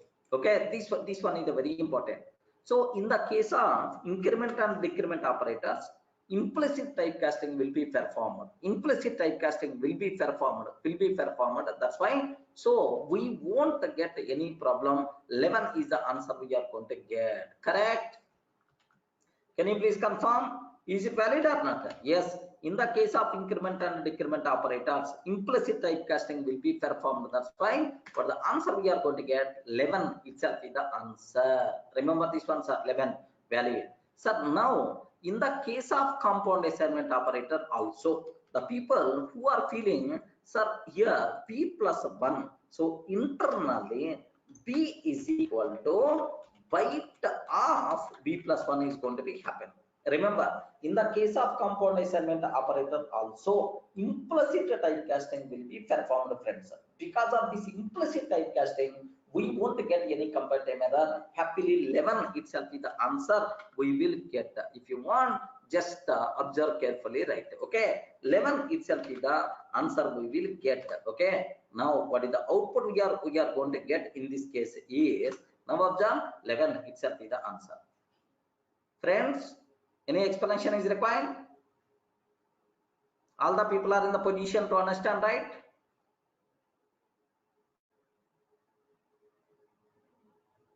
Okay, that's all. So this is very important, sir. So in the case of increment and compound assignment operator, implicit typecasting will be performed. Remember this one, but not arithmetic operators. It's not possible. Okay, like you should aware, sir. So which of the following? Which of the following is true? Is true or is it valid? Which of the following is true, sir? Is true, sir? Code snippets 1, 2, 3 causes compile time error. Okay, code snippets 1,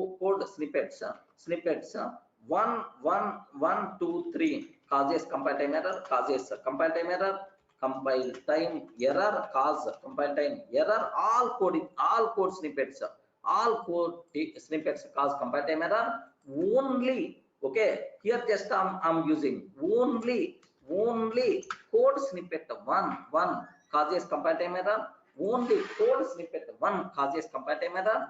Only code snippet 2 causes compile time error, or only 2 and 3 causes compile time error. 2, 3 code snippet 2 and 3 cause compile time error, something like that. Sir, can you please say what may be the answer in this case? Take very special care about this one. Anyone? Can you please tell what the answer we are going to get in this case? Only, sir, only what the answer? B. Okay, only code snippet 1 causes compile time error. Okay, remember this one, sir. It's a very important point for the exam sake. Okay, remember it. That's all. So these are various things you should aware. Next, one more thing I want to explain, because it's also very important, very important for you people, right? Just observe this one. Observe this question. Sir, I'm taking int a comma b comma c comma d. Int a comma b comma c comma d. Now, sir, a is equal to b is equal to c is equal to d is equal to 20. I'm trying to take. Next, a plus is equal to b minus is equal to b minus is equal to c star is equal to d dev equal to 2, sir, I'm taking. Now system dot out dot println, system dot out dot println, a, what is the value of a, plus b, what is the value of b, plus c, okay, what is the value, what is the value of c here, just c, okay, plus d I'm trying to take. Okay, a plus b plus c plus d I'm trying to take, sir. So what is the answer we are going to get in this case? Anyone?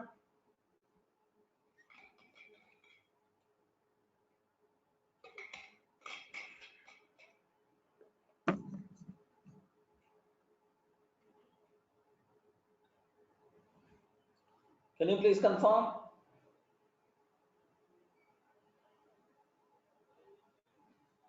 What the output we will get in this case? Yes, perfect. Please confirm. What the answer? Don't execute. Please analyze. Yo, Vishnu, here 20 is the statement, not the 10. I took 20. So chaining with compound assignment we are doing. It is a chaining assignment and compound assignment together. Mixing chain and compound assignment. What is the output we are going to get? Please confirm, each and every person.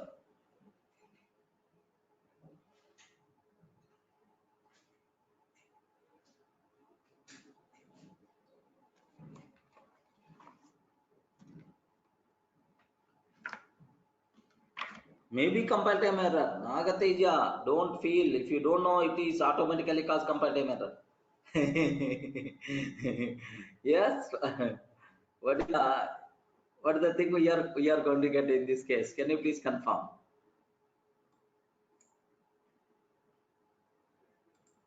Yeah, good. Yes, excellent. Good. Vishnu, Bhaskar. Whatever remaining people, please tell what the answer we are going to get in this case. If it's a dangerous thing.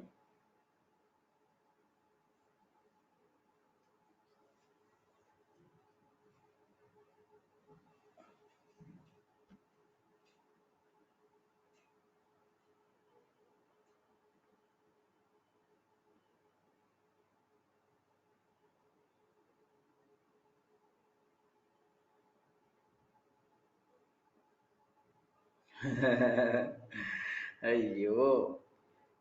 Okay. The answer. Now listen carefully. Okay. Well. Now perfect. Okay. Listen this one. So multiple different answers I'm saying. Yes. Very few people are telling correct answer. Yes. Listen this one. Listen this one. Because of first line, A, B, C, D all are 20. Next, in the case of assignment, it is always right associative. So right to left is going to be happen. Especially Bhaskar, observe carefully. Right to left. Only in the case of assignment, right associative. Only in the case of assignment, it should be right associative. Now, first this one will be evaluated because it's the rightmost one. D is equal to D by 2. Now 20 by 2 means 10 is the answer. Now what is the D value, sir? D is 10. D is 10 and print D means 10 is the statement. Now C star equal to D means C is equal to C into D.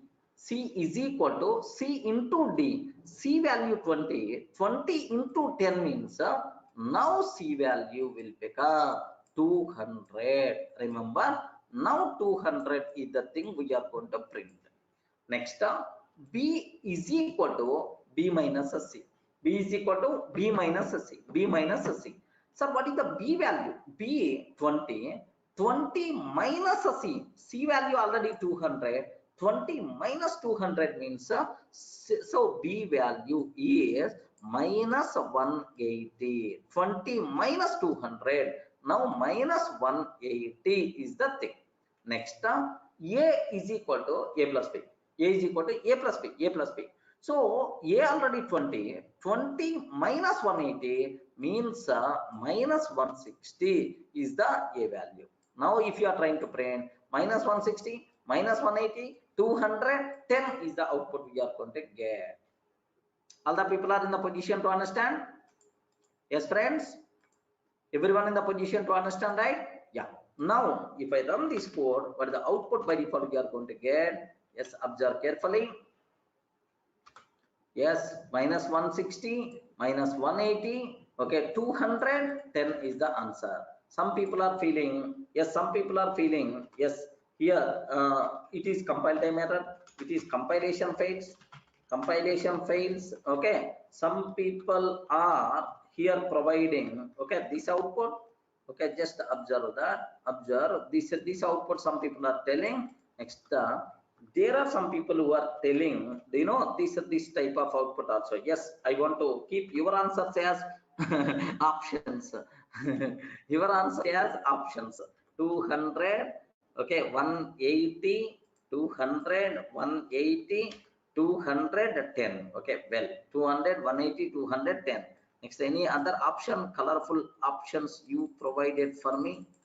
You made my life very simple, it seems. Okay, this Vishnu minus, yeah, maybe he thought that maybe it is that 10. Okay, well, the compilation fails. Okay, better to save. An exception is thrown at the runtime. An exception is thrown at the runtime. Okay, like I'm taking, sir. Yes, that's all. Sir, obviously, which one is the correct answer? Please confirm which is the correct answer in this case. Okay, answer B. Answer B. That's it. Clear, right? Okay. So that's all. Just I'm stopping here. In the tomorrow session, we will continue. So still just only one session is enough to complete these operators. The next flow control is very dangerous for the exam sake. More concentration we require to take. Okay, right, sir. Thanks for everyone.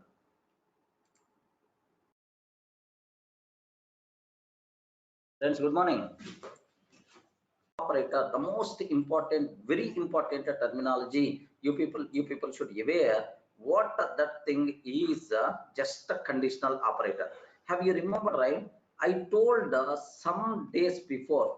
Okay, while discussing while discussing the topic, while discussing, so this what we call conditional operator, please let me know, because that is the most important for the exam sake. That's why more concentration must be required, especially related to conditional operator, right? Okay, sir, conditional operator, operator like sir, question mark colon, remember this one. Okay, how you can represent conditional operator? Question mark colon like you people should aware. Okay, just take a bit very special care, sir. Do you know we can use the word? Okay, we can use the word the only possible ternary operator in Java is the conditional operator. Of course, not only in Java, sir. Most of the programming languages, the only possible ternary operator, ternary operator is conditional operator. Best example for you. Why it is the ternary operator? Suppose plus operator is there. For how many arguments I can apply? Anyone, can you please tell? plus x. For how many arguments I can apply plus x? Only one argument. That's why this plus operator is called unary operator. Okay, because we are applying for only only one operand. That's why it is the unary operator. Next, a plus b. For how many arguments we are applying plus operator, right? Please guide. For how many operators we are applying plus operator? Unary operator. Yes, we are applying for two, sir. We are applying for two arguments. Okay, two arguments. So that's why it is called the binary operator. Binary operator, right? Okay, binary. Next, sir, here just observe that here ternary operator. Suppose, sir, here int x is equal to some condition. Okay, 10 greater than 20, question mark 30 colon 40, something like that. So you know this is sir, here question mark colon, for how many operands we are applying? Sir, this is the condition, first operand. If this condition is the true, this is the first value. If this condition is the false, then automatically this is the value. Okay, like how many arguments are there? Can you please confirm? How many arguments are there, sir? 3 arguments are there. Yes, sir, this is the first argument. This is the first argument, this is the second argument, this is the third argument. So total 3 operands are there. That's why this is called the ternary operator. Remember this one, sir. So question mark colon, this operator is a ternary operator. That's why. So I hope you people may be aware the only possible ternary operator in Java is conditional operator. Not only in Java, sir, for most of the programming languages, it is ternary operator. It is the only possible ternary operator is the same thing only. Okay, that's all. Okay, now my important question here is my important point is what is the syntax, how you can use this one, sir? Okay, like just observe carefully. Can you please tell, if I use this one, what is the output we are going to get? Anyone, can you please tell? Because everything is hard coded here. If I can take like this, what is the answer we are going to get if I print x value?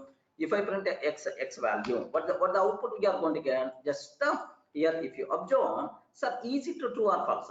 It is false. It is false. If this one is the false, if this is the false, second value will be considered. That's why 40 itself is the answer, sir. Okay, that's why what is the answer we are going to get? 40 itself is the answer. Okay, now Java C Java test, what the answer we are going to get? Simple, 40 itself is the output we are going to get. Perfect, sir. So if the first one is the true, then then sir the first this is the value. If this conditional expression is the false, then this is the value. Okay, that's why what is the output we are going to get, sir? Just the simple 40 itself is the answer we are going to get. Any doubt, friends?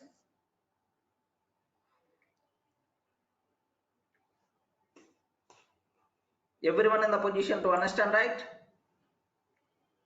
Okay, so that's all. This is how we can what is the meaning of conditional operator, right? Next, one more important thing you should aware, sir. What that important thing is, sir. Now here just I want to take like this. Now can you please tell me the answer we are going to get, sir? Int x is equal to, now listen very carefully about this one. Int x is equal to 10 greater than 20 question mark 30 question mark 30. Next okay, 40 greater than 50 40 greater than 50 40 greater than 50 question mark 60 colon 70. I'm trying to take. Yes, what is the answer we are going to get? Anyone, can you please tell? If I can do like this, what the output we are going to get, sir, in this case? Yes, take very special care about this terminology, friends. Okay, sir, 10 greater than 20, sir, this condition fails. If this condition fails, yes, the value, sir, this is the second value we require to consider. Again, in this, again conditional expression is there, sir, it is false. It is false. If this one is the false, now this is the answer. I mean, this is so. At last, what is the output we are going to get, sir? Okay, take very special care. Shahildi, why you are expecting compound in this case? Okay, 70 itself is the answer we are going to get. Any doubt, friends?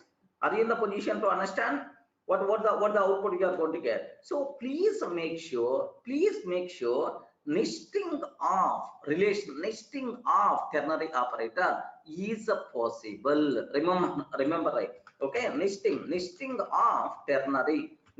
of ternary operator is possible.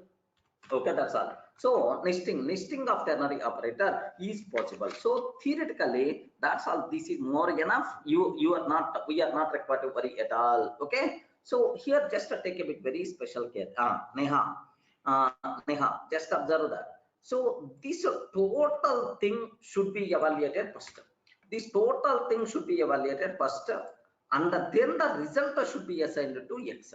So right to left associative is possible only for assignment operator, but in all remaining operators, it is always left to right only. Neha, don't get confused. Suppose here, if I can consider A plus B plus C plus D, then which plus will be evaluated first? Sir, this is left. This plus and then next this plus and then next this plus, right? Because take very special care, the operators are left associative. If multiple operators are there, okay, same precedence, then these operators will be executed from left to right. Remember, right? Okay. So next, if I have assignment is there, sir. Now observe a bit very carefully. A is equal to B is equal to C is equal to C is equal to D is equal to, sir, some 40 is there. So first, which one will be evaluated, sir? Rightmost.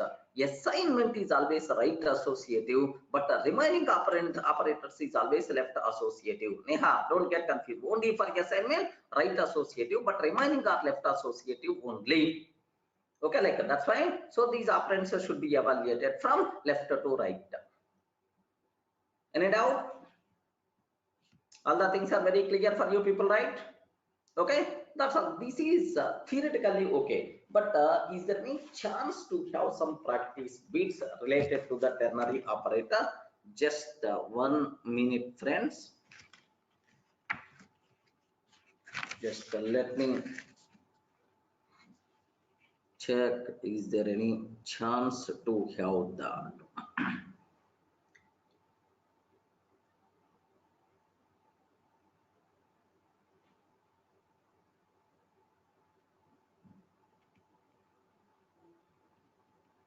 Yeah.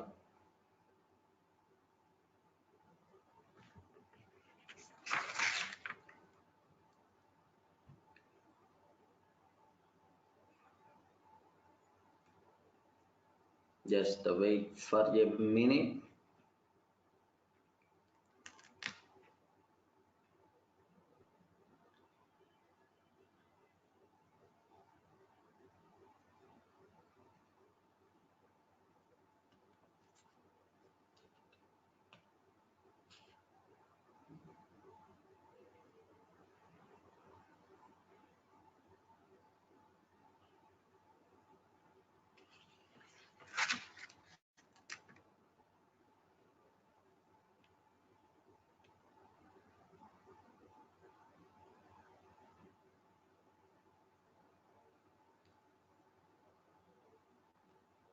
Okay. Next,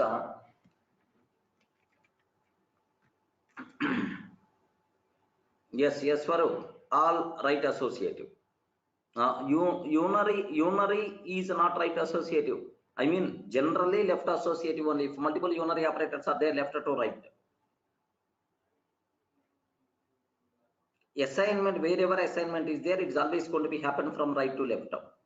First, the value will be evaluated, and then assignment is going to be happen. First, the value will be first the value will be associated, and then okay, like that. So now I have one small question is there. Take very special care about this one. What I'm trying to take is here is a very simple for you people, right? So I'm taking here just static int, one variable I'm taking, sir, price. Static int price is equal to static int price is equal to static double price is equal to, because usually price is double, okay, 10.5 I'm trying to take, sir. Okay, here my requirement is double price is equal to sir 20.6 I'm trying to take. Yes, it is acceptable, because static variable and a local variable having the same name, no problem at all. But inside main method, price means is always going to refer this one only. Okay, well, now just I'm asking if check price, check price I'm taking check price. Okay, so what this check price method is doing, public static, okay, boolean, okay, boolean check price I'm trying to take check price. So take a bit very special care. If price, do you know, if price is greater than, if 5 is greater than 15, if a price is greater than 15, return 1 minute here. Instead of that, so boolean result is equal to boolean result is equal to what I'm trying to take. So price greater than 15, price greater than 15, return true, else return false I'm trying to take. So return okay, return result like I'm trying to take, sir.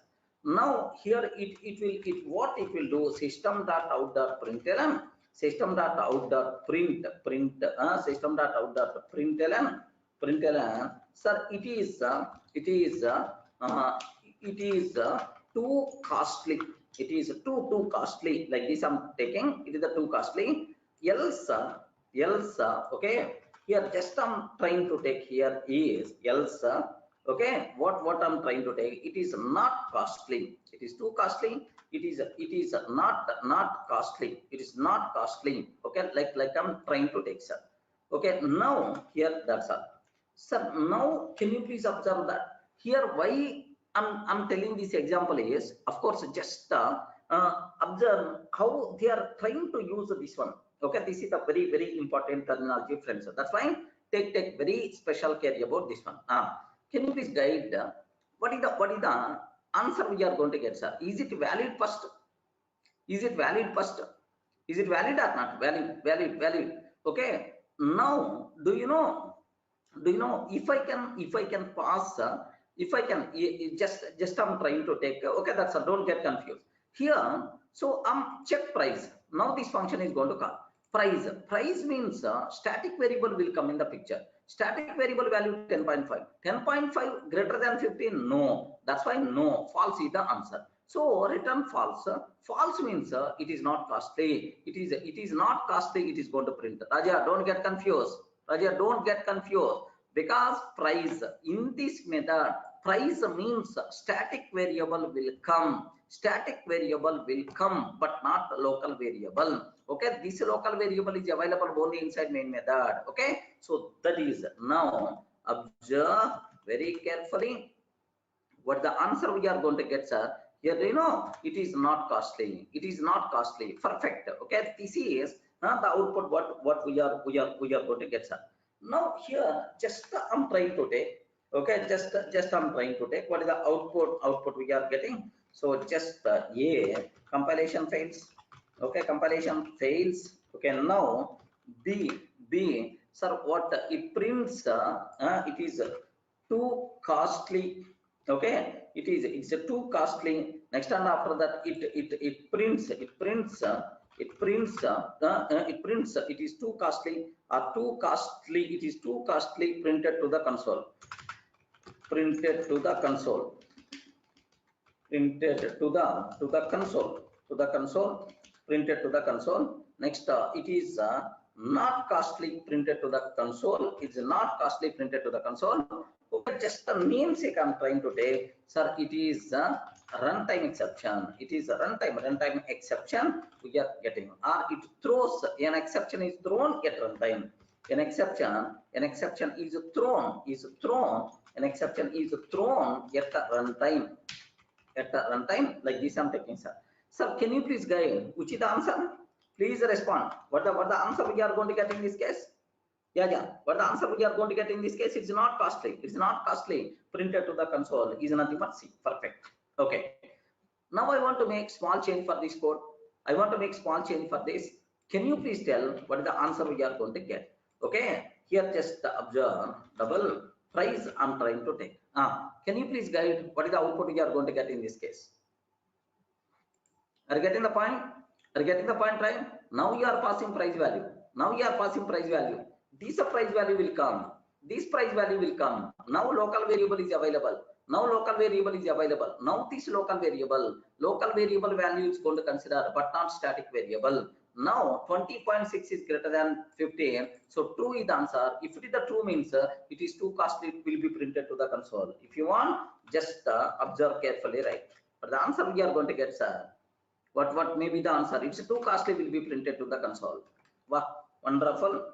So just observe. Maybe. So this in the main code, maybe a chance to use this type of code, sir. Just you people should aware clearly, right? Sir, what is the output we are going to get in this case? Okay, answer, it's too costly, printed to the console. Okay, like that. Next, one more thing, a bit dangerous thing, sir. Now have a look once. Local has more precedence over static variable. Correct, Syed. Correct. Local variables having more precedence.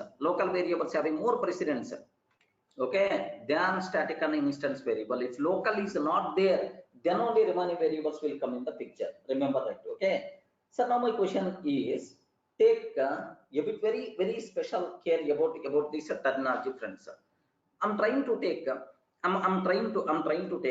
int a is equal to 10, int a is equal to 10, b is equal to 20, c is equal to 30, d is equal to 40, like I'm trying to take.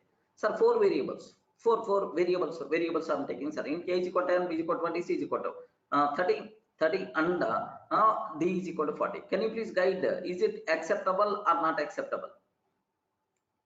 Is it acceptable or not acceptable? Anyone, can you please tell? Here we are not using semicolon. Now observe this. This one perfectly. Itself is valid, no problem at all. In the middle semicolon by mistake, then it will become invalid, right? Now, sir, here I'm trying to take int result is equal to. Now take very special care, sir. A here A is lesser than B, if A is lesser than B, 1 minute, just observe, let me complete first. A is lesser than B, C is the answer. Next C, if C lesser than D, then if C is C lesser than D, then automatically D is the answer. Okay, so let me complete first. D itself is the answer, C is less than D itself is the answer.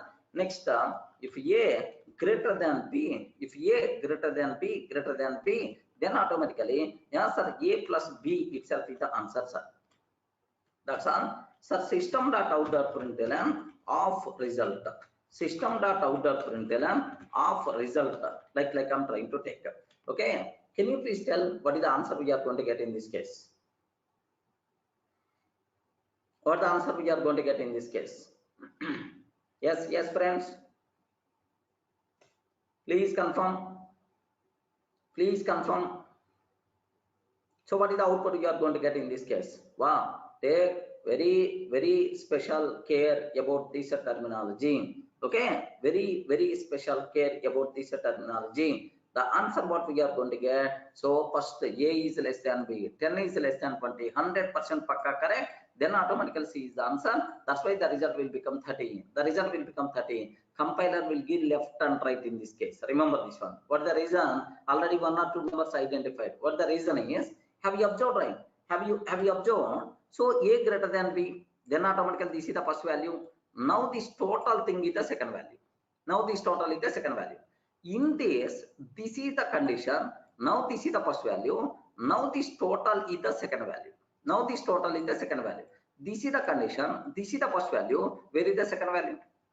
Are you getting? There is a syntactical mistake you are doing. Are you getting? There is a syntactical mistake you are doing. So first this expression is invalid. You are not using ternary operator properly. Remember that, okay? You are not using ternary operator properly. For every question mark, colon must be there. Okay? For every question mark, colon must be there. For this question mark, where is the colon? Where you provided second value?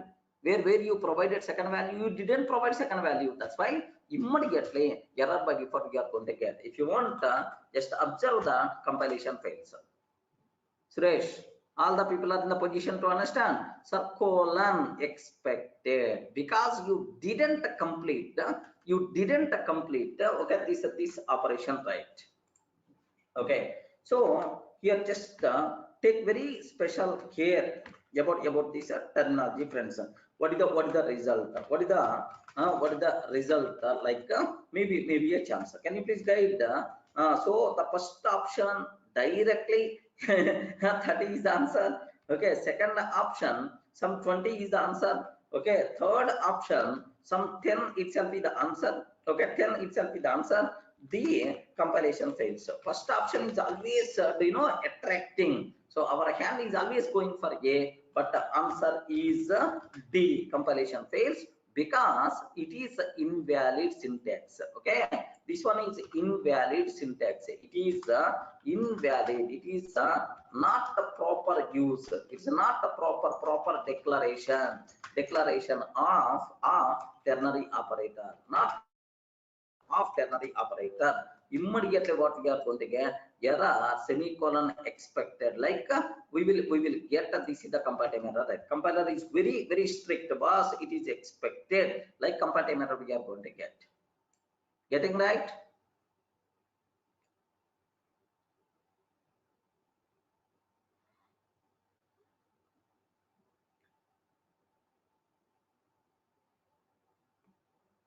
Vishnu, what it means? Can you please give an example? I didn't get you.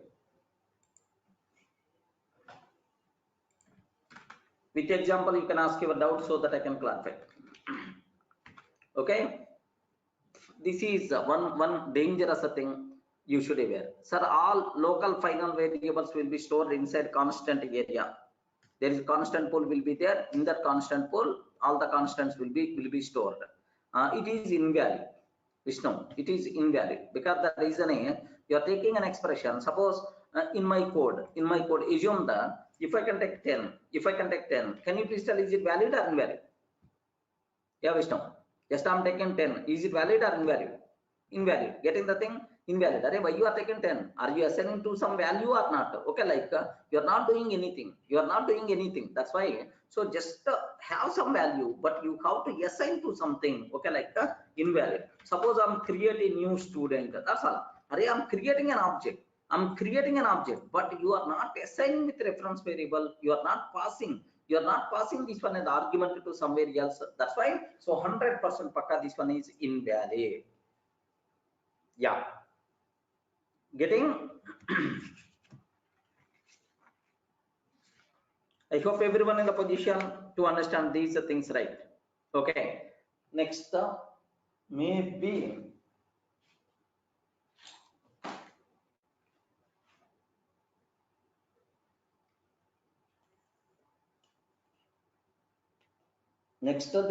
there may be a chance of asking some more possibilities are there, sir. Okay, my question is, sir, here observe carefully. Int a is equal to okay, 10 int a comma b comma c comma d I'm taking. Next, a is equal to b is equal to c is equal to d is equal to sir, here 20 I'm trying to take. All variables having that 20. Next, a here just I'm trying to take plus equal to a plus equal to plus equal to, okay, like a plus equal to b here just observe that b plus equal to c. Next is okay, b plus c equal to like sir, is equal to d by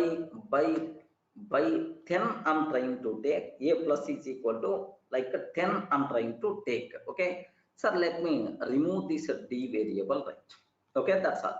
Sir, can you please print what is the value of a, b and c? System dot out dot print ln a, sir, here plus a plus b plus, okay, here just observe this one, a plus b plus c. Somewhere we covered this type of thing. Somewhere we covered this type of things, right? Sir, here parenthesis is there. Okay, highest precedence is always going for parenthesis. Have you remembered, right? Highest precedence is always going for parenthesis, right? That's why first this value will be evaluated. So b is equal to b plus c. B is equal to b plus c. So b plus c, what is the value? B value will become 40. B value will become 40. So this total value is the b value. B is equal to b plus c. B value will become 40. Next, so this is the 40. 40 by 10. 40 by 10 means 4. So a plus is equal to 4 means a is equal to a plus 4. A is equal to a plus 4. Sir, what is the value of a? Okay, 20 plus 4, 24. And the c value, we are not performing any change. That's why 24, 40, 20 is the answer we are going to get. Remember, is it going to be happened or not? Okay. Now observe this. What is the output we are going to get? 24, 40, 20. Yes, friends. Are you in the position to understand? Because of parentheses are having highest precedence. Because of parentheses, first this one will be evaluated. So what is the result? By 10 means b is equal to b plus c. 40 by 10, 4. So b value will become 40 and this total expression will become 4. So a plus is equal to 4 means a is equal to a plus 4. What is the answer we will get here is just very simple, sir. 20. Whatever the answer. 24, 40, 20 is the answer we will get. Perfect, sir. Any doubt? Are you getting? Any doubt about this one? Correct, Swarup. Swarup, just concentrate here, man. Don't think about the total Java. First, here we are discussing, right? Concentrate here. Your mind is with the constant pull and so on. Later we will, whenever the time will come, then we will. Are you in the position to understand all the people? Okay, maybe a chance to ask this type of questions. So can you please frame some wrong answer in this case? A plus is equal to B plus is equal to C minus 10. So some people may feel B plus is equal to C. So C value is the 2. Some people may feel C value is the 2. B is equal to B plus C means 22. A is equal to A plus B means something like 40, 20 plus 22, 42, like maybe a chance. Some people may feel compilation fails. Some people may feel compilation fails. Okay, like next some other answer 20, 20, 20. So there is no change because of this one.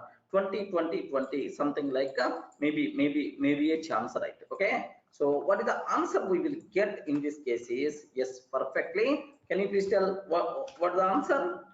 What the answers are? Yes, A itself is the answer. So take a bit special care about this one. Next, I have one more thing is there. You have to take a bit very special care about this one, sir. What's my question is, sir, int I is equal to 0. Int I is equal to 0. Sir, now I plus is equal to, so I plus okay, plus I, okay, plus I plus okay, plus I, okay. Now system.out.println I value. Can you please guide what is the answer we are going to get in this case? I plus I plus I plus I plus I. So system.out.println of I. What is the answer we are going to get, sir? Please tell. Maybe these type of things also possible for the exam sake.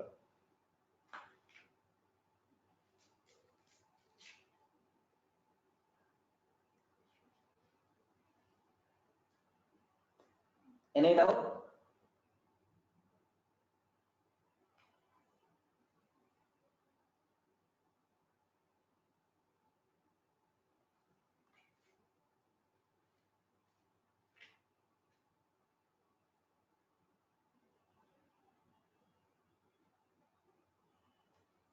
Hmm. 2 or 3.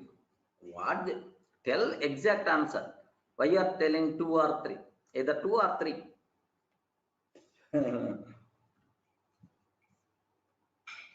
Yes, friends. What is the output you are going to get?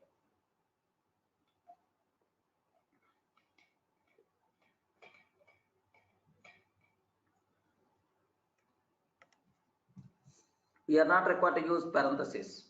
Okay, safe side for you. One option I reserved compile time error Bhaskar. Safe side one answer I kept a compile time error for you. What is the output you are going to get? Okay. So now it's a very simple kind of things. Okay. I don't know, but last option is comparison fails. Safe side one answer which are keeping last option compile time error. So don't get confused. Maybe a chance to ask this type of questions. Maybe a chance to ask this type of questions for you. Okay. What the answer we are going to get in this case is very simple, sir. First this line should be evaluated first this one is going to be replaced with I is equal to I plus remaining thing. I is equal to I plus remaining thing. Remember this one. Okay. First I is equal to I plus remaining thing. This line will become this one. Now, so this total expression will be evaluated and the result will be assigned to the I. Remember this one, sir. So now what is the, here do you know what is the I value? What is the I value? Okay. I is equal to I plus I is equal to I plus. So its value will become will become here 0. Okay, here just observe 0. I value is the 0 like next here I plus plus means first 0 and then I value will be incremented. Okay, now I value will become 1. I value will become 1. Now plus plus I value will be incremented. Now its value will be considered 2. Next I plus plus first consider I value and then increment So next plus plus I first increment I value and then consider something like 2 plus 2 plus 4 maybe 8 may be the answer. Okay, here plus plus I its value is 2. Next I plus plus it is the 2 plus plus I it is the 4.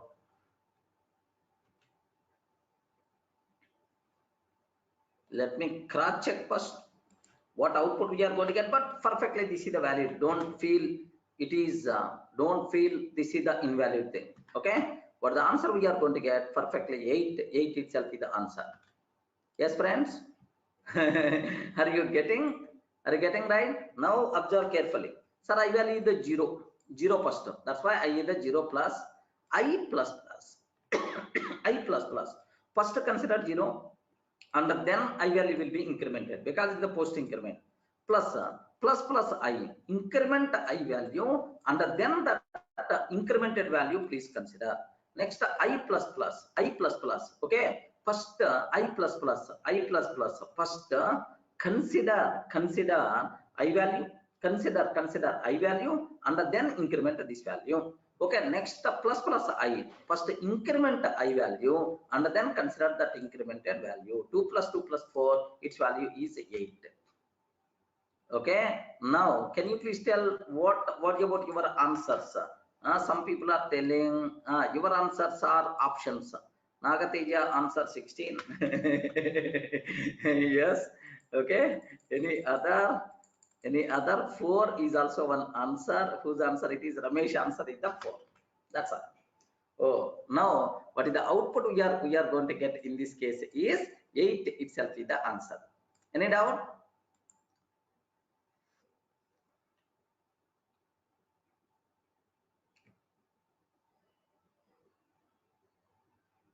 Okay, that's all. So this total result by default will be assigned to the I. So if only one memory allocation is there for I, how it is going to be happen? Have you remembered stack terminology? Intermediate results will be stored inside stack frame before applying the operators. Then the final value will be placed in the memory of I. In our data structure somewhere, stack arithmetic expressions by using arithmetic expression evaluation by using stack. Have you remembered computer level? Temporary memory area will be there in the stack, it will be stored there, temporary results. Okay, this is one possibility. Next, one more dangerous thing I want to tell for you people, just to take very special care. Int x is equal to 10. So now x is equal to sir plus plus x I'm taking x is equal to plus plus x like system.out.println or x value. I'm trying to print x value. What is the answer?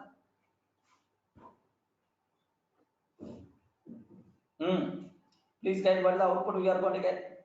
Why you are thinking that much? It's a very easy, right?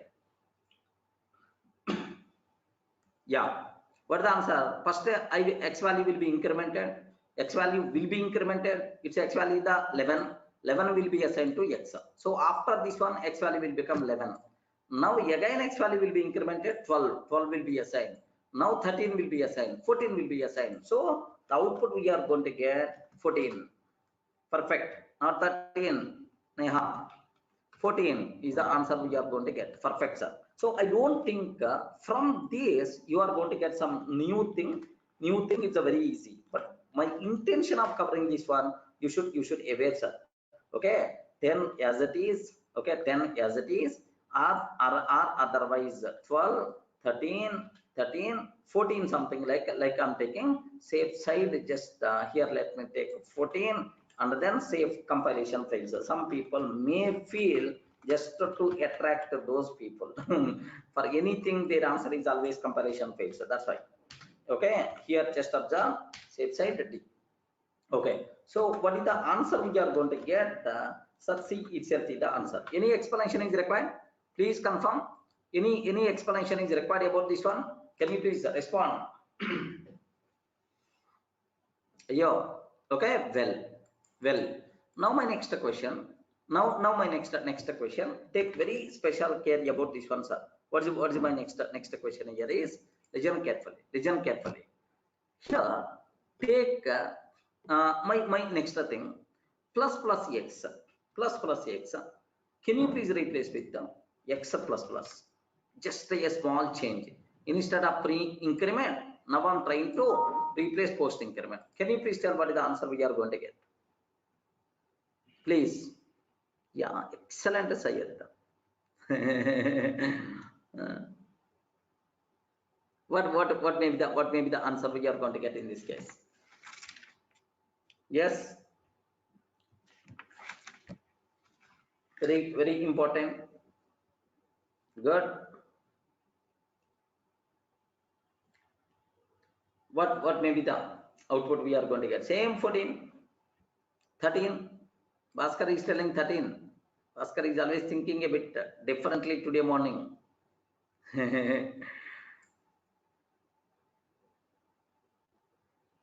Yes, what the answer we are going to get in this case? Okay, take very special care. Take very special care in this case, right? Okay, everyone, can you please respond? At least one lucky person can tell the answer. Syed already told the correct answer. What about remaining people? Any lucky person is there today morning? What output we are going to get in this case? But the output we are going to get in this case, 100% pakka. The answer is, anyone can you please tell? The answer is, okay, 1 followed by, okay, perfectly. This is 14. Wrong. Okay, the answer is 1 followed by, Bhaskar, you changed your answer to 14. Okay, excellent. Now the answer is 1 followed by 0. 1 0 is the correct answer.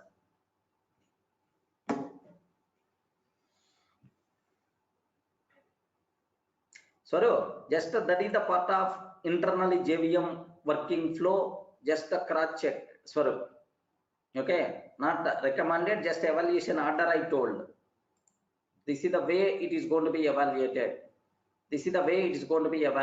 I value. So take these intermediate values stored in the stack frames. Final result will be assigned to I.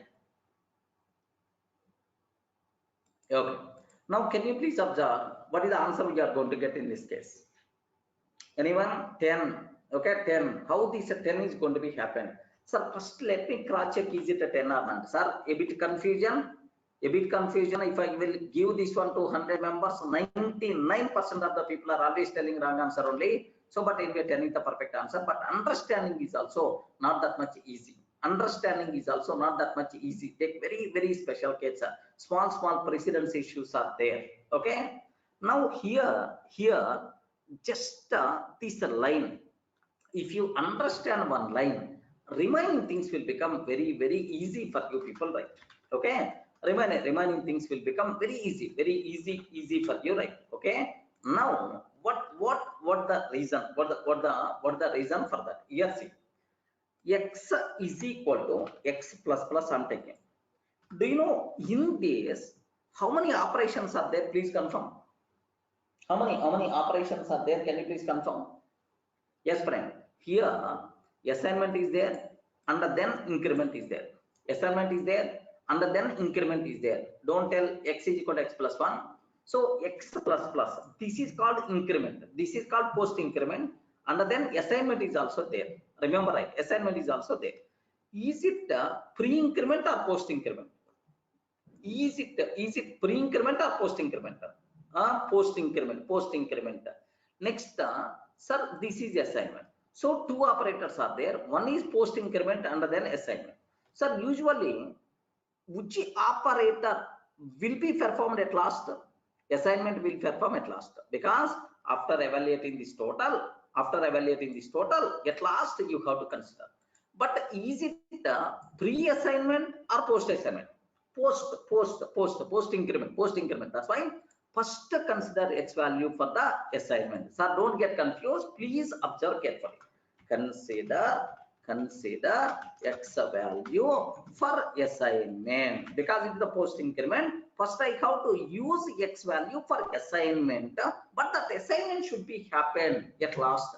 Consider x value for assignment. Okay, now which value will be considered for assignment, sir? 10. So 10, because it's the post increment, sir. That's why. So this x value will be assigned to this variable, sir. Forget about this. Just I'm taking y. Assume that y. Later I will change. Now consider x value for assignment. Okay, like that. Now the second one, increment x value.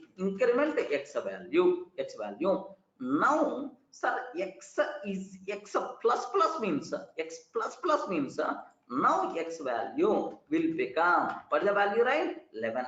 Okay, increment x value. Now x value will become 11. Next, perform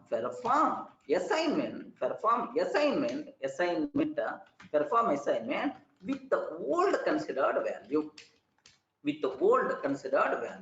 Because already I considered the value for assignment, right? And the assignment will be happen at last with the old considered value. Now what I have to say, x is equal to, assume, because it is the x only, x is equal to, what is the old considered value? Can you please tell? What is the old considered value? Can you please tell? Sir, 10 only. Remember that. So this is, so in the middle x is incrementing to 11, but that incremented value again overriding with the old value 10 because of assignment. So think a bit logically, then definitely you people are going to get. So it is post increment. First consider x value and then perform incrementation. Consider x value and then perform incrementation. Okay, consider x value for assignment. What is the x value? 10. And perform increment operation. Now x value will become 11. Next, last, perform assignment with the old considered value. Perform assignment with the old considered value. Then automatically in the middle, if x value is incremented, that incremented value will be gone. Now again x will be assigned to 10. How many people can understand this discussion? Are you getting right? Now this line, if you can take 1 crore times also, after completing that line, every time x value is always a 10. So need not be 4 times. You can take 1000 times also. X value is always a 10 only. Okay, remember that. So this that's why I'm telling this part. Is it post increment or pre increment? Who is asking? Who is asking this one? Neha. Why we are performing with the is it post increment or pre increment? Post increment. Post increment means first I have to consider x value and then increment is going to be happen. First I want to consider x value and then increment is going to be happen. Okay. Now observe, if I'm taking this one, int y is equal to x plus plus. Now consider x value for assignment and then x value will be incremented. At last assignment is going to be happen. With the old considered value. What is the y value we are going to get? Can you please guess what is the y value? Can you please consider what is the y value? Yes, 10 only, because it is the post increment. First consider x value and then x value will be incremented because it's the post increment. That's why. Now observe carefully. But the answer we are going to get is a 10. Any doubt?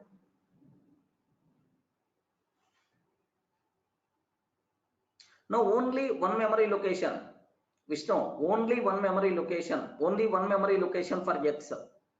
Okay, what will happen is, sir, here consider x value for assignment. It is going to be stored in some temporary location.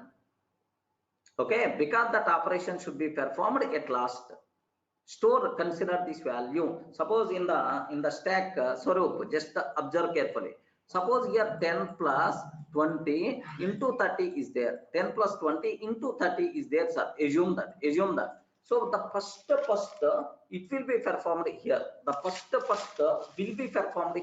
So I have to evaluate this one. But this one should be performed. Sir, my cursor is always moving from left to right. This value will be stored temporarily in the temporary location. 10 will be stored here. Next time after that plus operator will be stored here. Next 20 will be stored here. Next time after that star operator is there. Star having more precedence. Okay, star having more precedence. Star and then 30 is here. Assume star having more precedence. That's why this total thing will be evaluated. Now again store the result in the stack 600. Now 600 plus 10, 610. This is 610 stored in the temporary location, and that final value will be assigned to whatever the variable you want. So all these temporary results will be stored inside stack area. Getting? Yes? Okay. Now observe that. Sir, here this assignment and then increment, which operator will be evaluated first? Increment operator will be evaluated first and then assignment. But this increment, is it post increment or pre increment? Mahalakshmi, is it post increment or pre increment? Is it post increment or pre increment? Okay, it is a post increment. In the post increment, we require to consider value at the beginning and then you can perform incrementation. Okay, like, sir, now consider x value for assignment because it is the post increment. Was assignment should be happen with the current value of x but not with the incremented value. Getting? Because it is the post increment. Mahalakshmi, getting? Assignment should be happen with the current value of x but not with the incremented value because it is the post increment. First consider x value and then perform increment operation. Yes, consider x value for assignment. Okay, and then increment x value. Now x value will become 11. But assignment should be happen at last. Now perform assignment with the already considered value of x. Now x is equal to 10. A bit a dangerous question. Out of 100, 99% of the people are going to fail to answer this one. I'm sure. Okay, think a bit logically. Are you getting the point? So the answer should be A. Yes. Please confirm. Any doubt? You respond.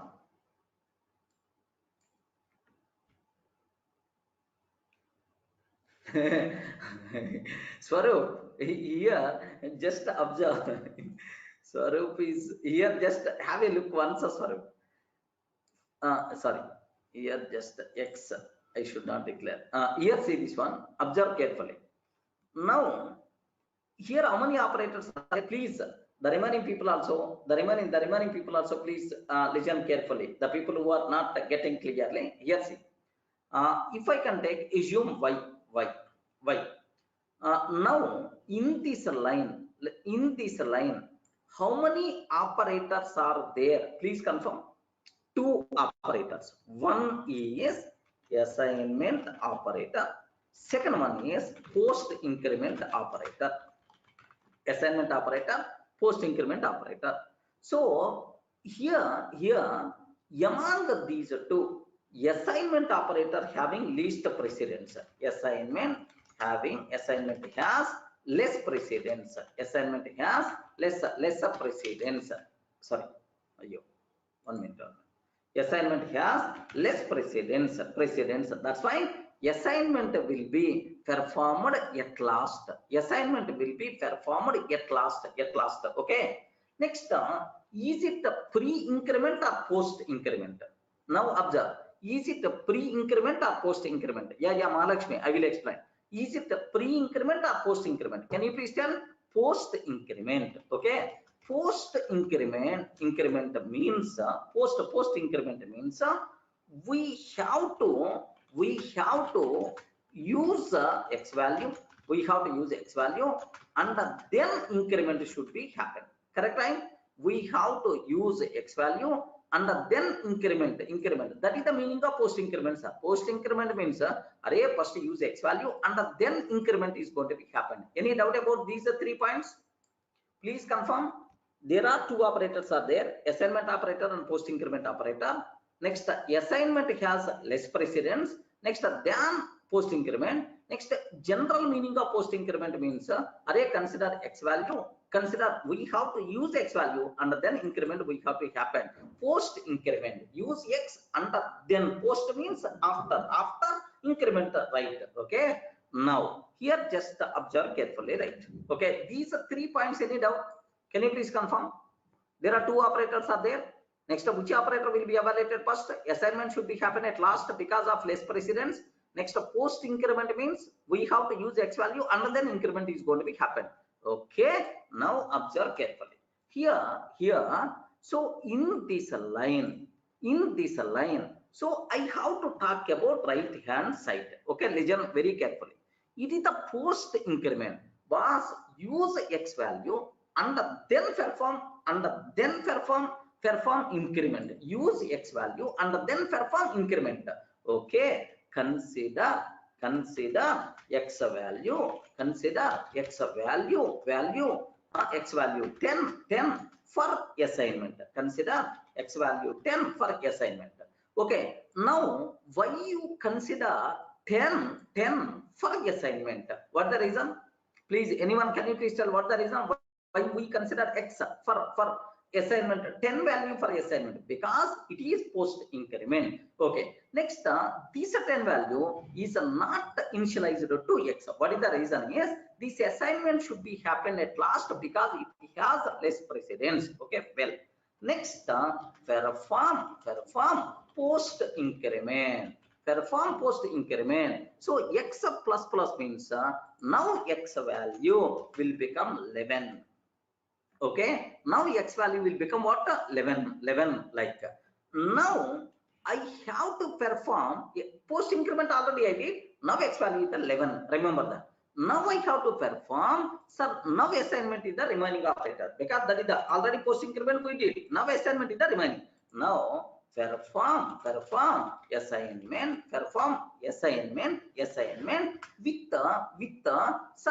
with already for assignment purpose I consider the value. Before increment, whatever value is there I consider. Perform assignment with the old considered value. Perform assignment with the old considered value. Now what is the old considered value? 10. But unfortunately this 10 I have to initialize to x. But what is the current x values are 11. Now this 11 will override with the x is equal to 10. X is equal to 11 happened in the middle, but the final, because of assignment, x value will become 10. Ayyo. How many people are in the position to understand? Yes? What about Swaroop? Neha?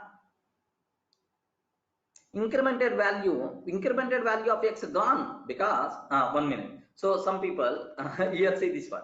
Now you may get much clarity. If I can take x equal to 10, and then x is equal to 11, and then x is equal to 10, x is equal to 10. Now what is the final value of x? Rahim. Now what is the final value of x? 10. So 11 override with 10. 11 override with 10 happen. The same thing is happens, sir. Perform assignment with old considered value of 10 to x variable. So whatever old value is there inside x, that thing will be replaced with this new value. Rahim, can you please imagine these lines? Then you can understand. Currently x value is 11, but if I use x equal 10, that 11 will be override with the 10. That 11 will be replaced with the 10. Correct, Rahim? Yeah. Still anyone Having the doubt? Still anyone having the doubt about this one? Okay, think with pleasant mind. Definitely you people are going to get that. Don't worry at all. Sir, a bit dangerous concept. A bit dangerous concept. Okay, like that. Now, sir, that's all this is. Yeah. Int y is equal to n, int x is equal to n, y x plus plus system data of that println x plus y. What happened in this case? Yeah, now good. So Rahim is providing one more question so that it may be practice for us. Now observe, int x is equal to 10 is taking, sorry, int x is equal to 10, int y is equal to 10, int x is equal to 10, int y is equal to 10. Next y is equal to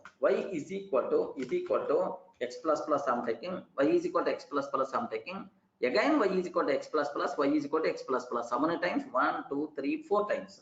Okay, well, y x plus plus, x plus plus, x plus plus, like I'm trying to take. Now can you please print system dot out dot print ln, system dot out dot print ln, what is the x value plus what is the y value? What is the x value plus what is the y value? Yeah, can you please tell what is the answer? Everyone, you have to tell answer for this. Excellent. You have to tell what the output you are going to get in this case. Excellent. Hey Raja, think a bit very carefully and then tell the answer. Think a bit very carefully and then tell the answer. Yes, a bit dangerous. A bit dangerous. Okay, Rahim, definitely your question is a bit dangerous. How many people are going to tell correct answer? We will check and then I will start explanation.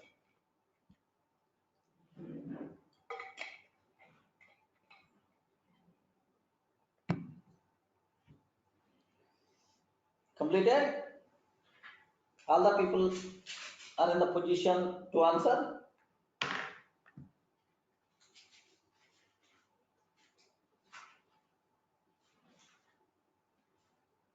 Respond. Okay. 10, 30, 60, 130. When I think where those many print statements, when only one print statement, we have x value, y value. What the final x value? What the final y value? When I think what is the final x value and what is the final y value? Yeah, good. Now I hope everyone in the position to answer very easily this one. Okay. Now observe that. I hope my explanation. Okay, think a bit very carefully. Don't think too much. Line to line, I will explain. Line to line, I will explain. Sir, here just observe this one. Just observe these things. Sir, here after completing this line, okay, after completing first line, consider x value for assignment. What is the x value? 10. 10 will be considered for assignment and then x value will be incremented. Now after this line x value will become 11, but consider x value for assignment, old value for assignment. Now y value will become 10. Any doubt about this one? Please confirm. Respond. Any doubt about after the first one? After the first one, x is 11, y is equal to 10. Mahalakshmi, correct? Okay, well. Next, now listen carefully. At this point of time, you know what is the current value of x11. You know already current value of x. Consider x value for the assignment.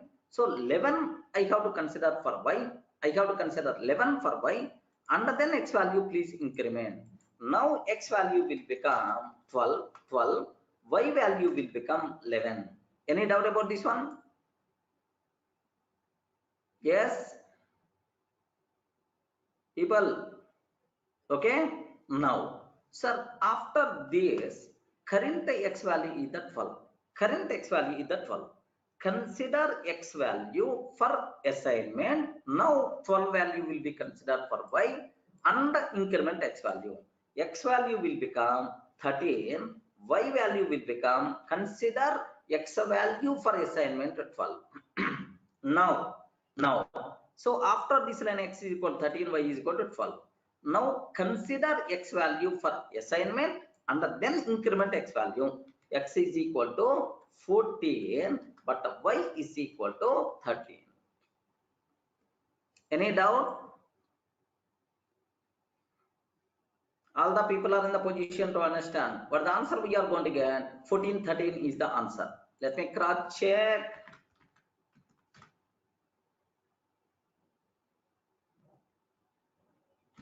14, 13 itself is the answer. Yeah, Rahim. Any doubt?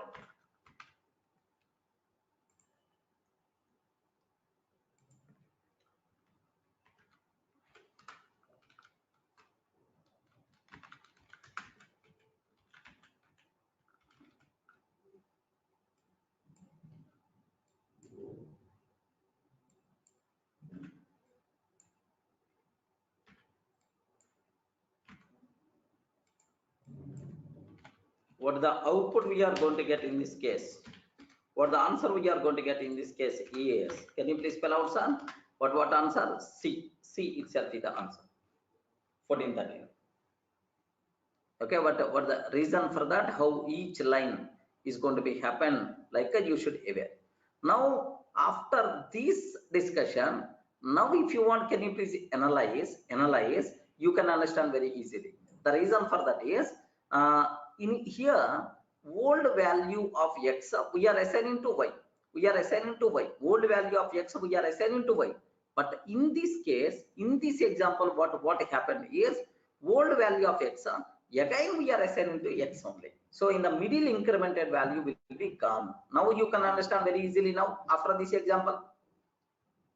Can you please think? If any person feeling difficulty, now I hope you can understand very easily this one. Nothing will be there. Okay, that's it.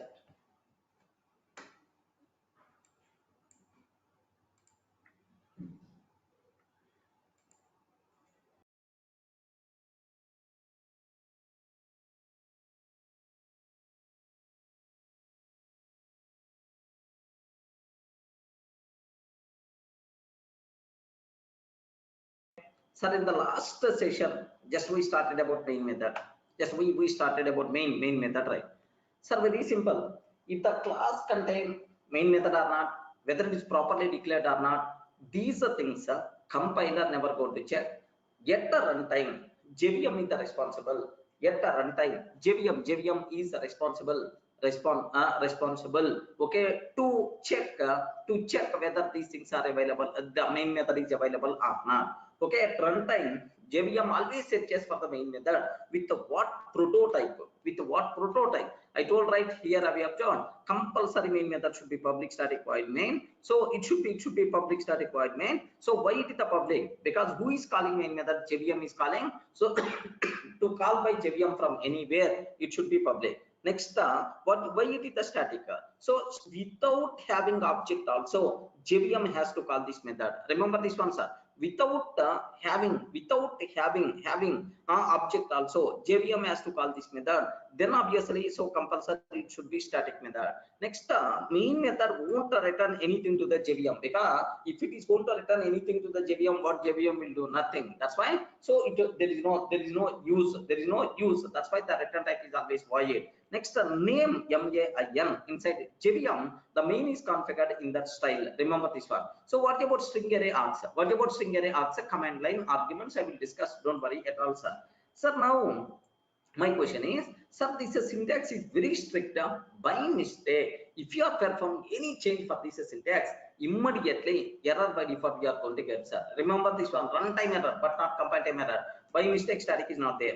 Or instead of void if I took int, or instead of small MAIN, capital MAIN I'm taking, or instead of string array args, if I can take string array, like you can take anything, sir, string. If you can take only string, any change for this, immediately error by default we are going to get. Please make sure you should understand this clearly, right? So now my question is, even though the syntax is very strict, but some changes are acceptable. Remember, right? Which changes are acceptable? The first here public public static void main is there, public static void main string array args, public static void main string array args is there, sir.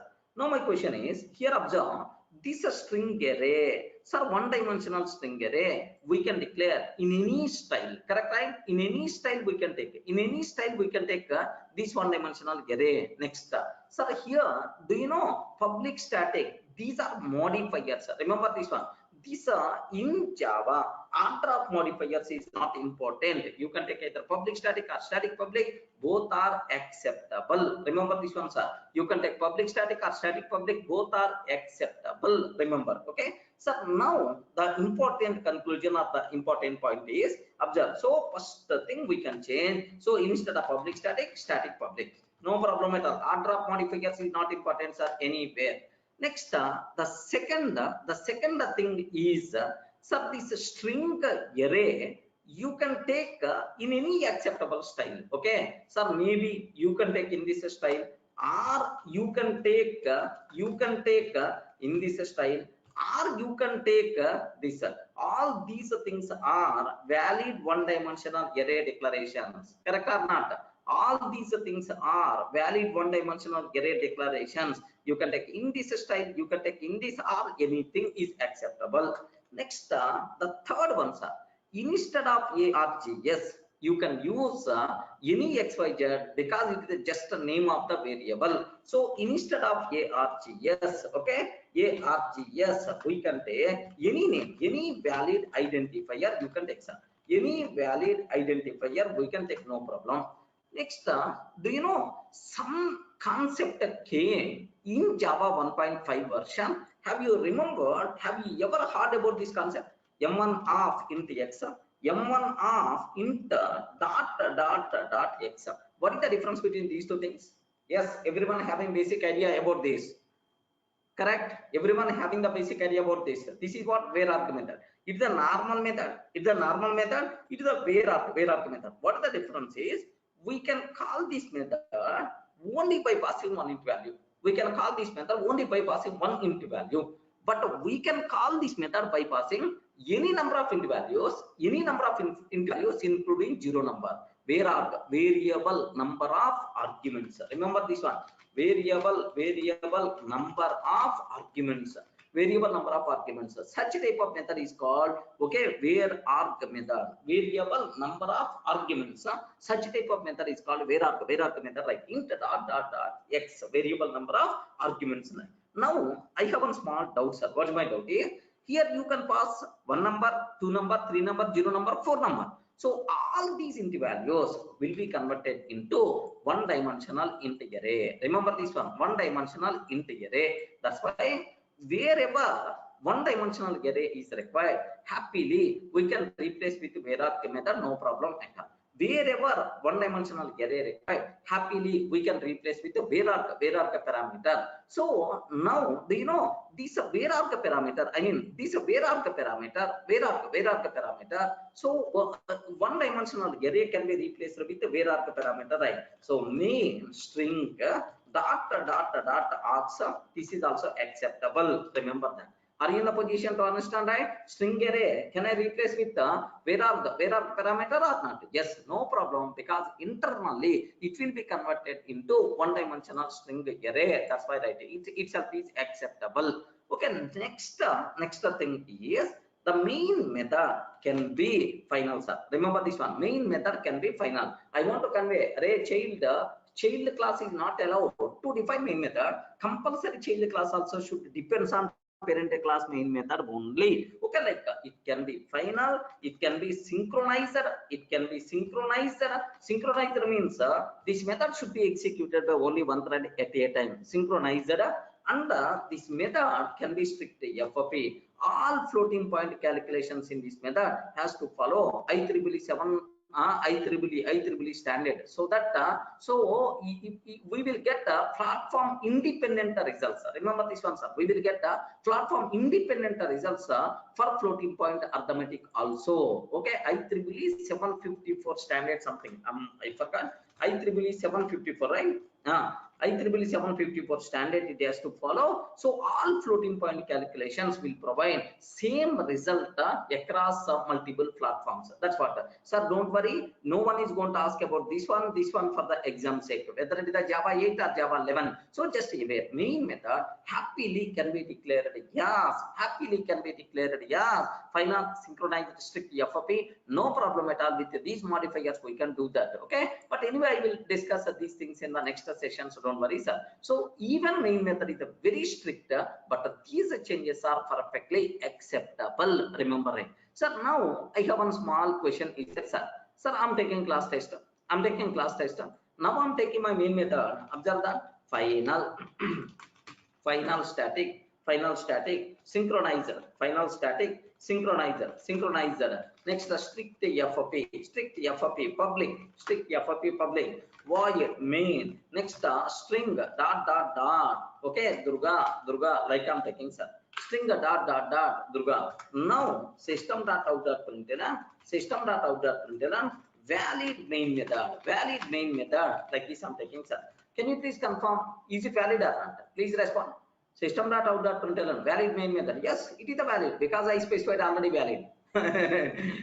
That's specified. I specified already valid. Okay, like you people may have that doubt. So 100% pakka, this one is valid. There is no problem at all, friends. Okay, please make sure you should aware about this terminology, right? So now let me execute this code. Have a look once. Sir, I'm trying to compile. Yes, the code compiles fine. I'm trying to compile. The code compiles fine. Next, I'm trying to execute. Yes, valid main method. Yes, 100% pakka. This is a valid main method declaration only. No problem at all. So maybe a chance to ask, sir, this code won't compile. This code won't compile. Okay, like there are some options I'm taking, sir. This code won't compile because main method declaration is invalid. Something like I'm taking, sir. Main method declaration is invalid. Sir, now this code won't run. This code compiles fine. This code compiles fine. But won't run. But won't run. Okay, but won't run because main method declaration is invalid. Okay, like sir, just because main method declaration is invalid, like I'm taking, sir. So can you please tell which one is the correct answer? What is the correct answer?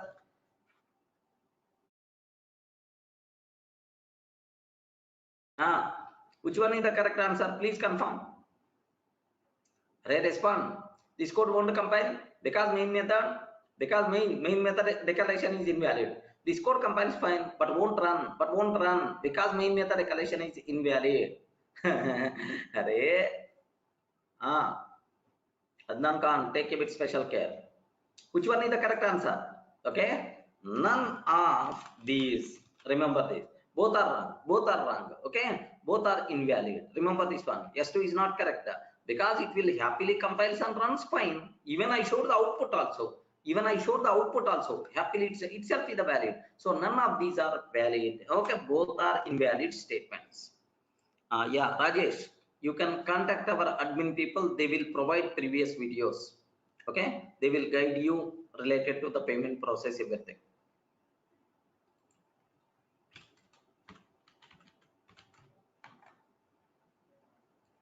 Yeah, now here that's all. This is about just related to the main method declaration, one important loop.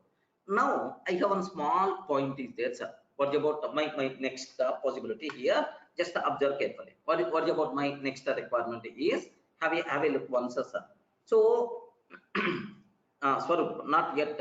Okay, just observe carefully. How to get? Sorry. Here my question is just I have main method is there, sir. I'm declaring main method in this style. Public static void main string args. Okay, public static void main string args. Like I'm taking this is the first main method. Next, public synchronizer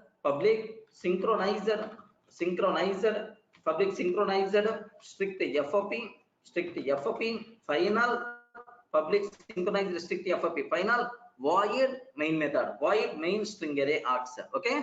Next, public static void, public static void main, void public static void main method, public static void main I'm taking string array args. Okay, public static void main sir string dot args I'm taking. Next, public static void main string public static int main string array args. Int main string array args I'm taking. Next, public static synchronized public static synchronized public static synchronized final strict FP void main string array args or string args, string args I'm taking. Next, public static void main string array args, public static void main string args. Next, public static public void main string sir array args, string array args. That's all. So which of the following main method declarations are valid? Can you please spell out, sir? Which of the following main method declarations are valid? I'm asking. So can you please guide which are valid? Which of the following main method declarations are valid? Okay, like yeah. Can you please confirm what is the A? Public static void main. B, sir. C, I'm taking D. Okay. Can you please confirm E? Next, F. Okay, sir. Like please guide which are valid. Not required to keep any explanation about these things, sir. So which things are valid, sir? So the first one is invalid because it is expecting string array, but you provided string. Next, the second one is invalid because all modifiers you used, but the required static is missing. Third one, it is invalid because capital M. Fourth one, it is invalid because int. Next, this one perfectly valid. Public static synchronized final strict FP. Final strict FP void means string args. Next, this one is also valid. Public static void main string array. Happily we can replace with like this. It is also acceptable. Now this one is invalid because static is missing. So which answers are correct? Which answers are E, F? Remember, right?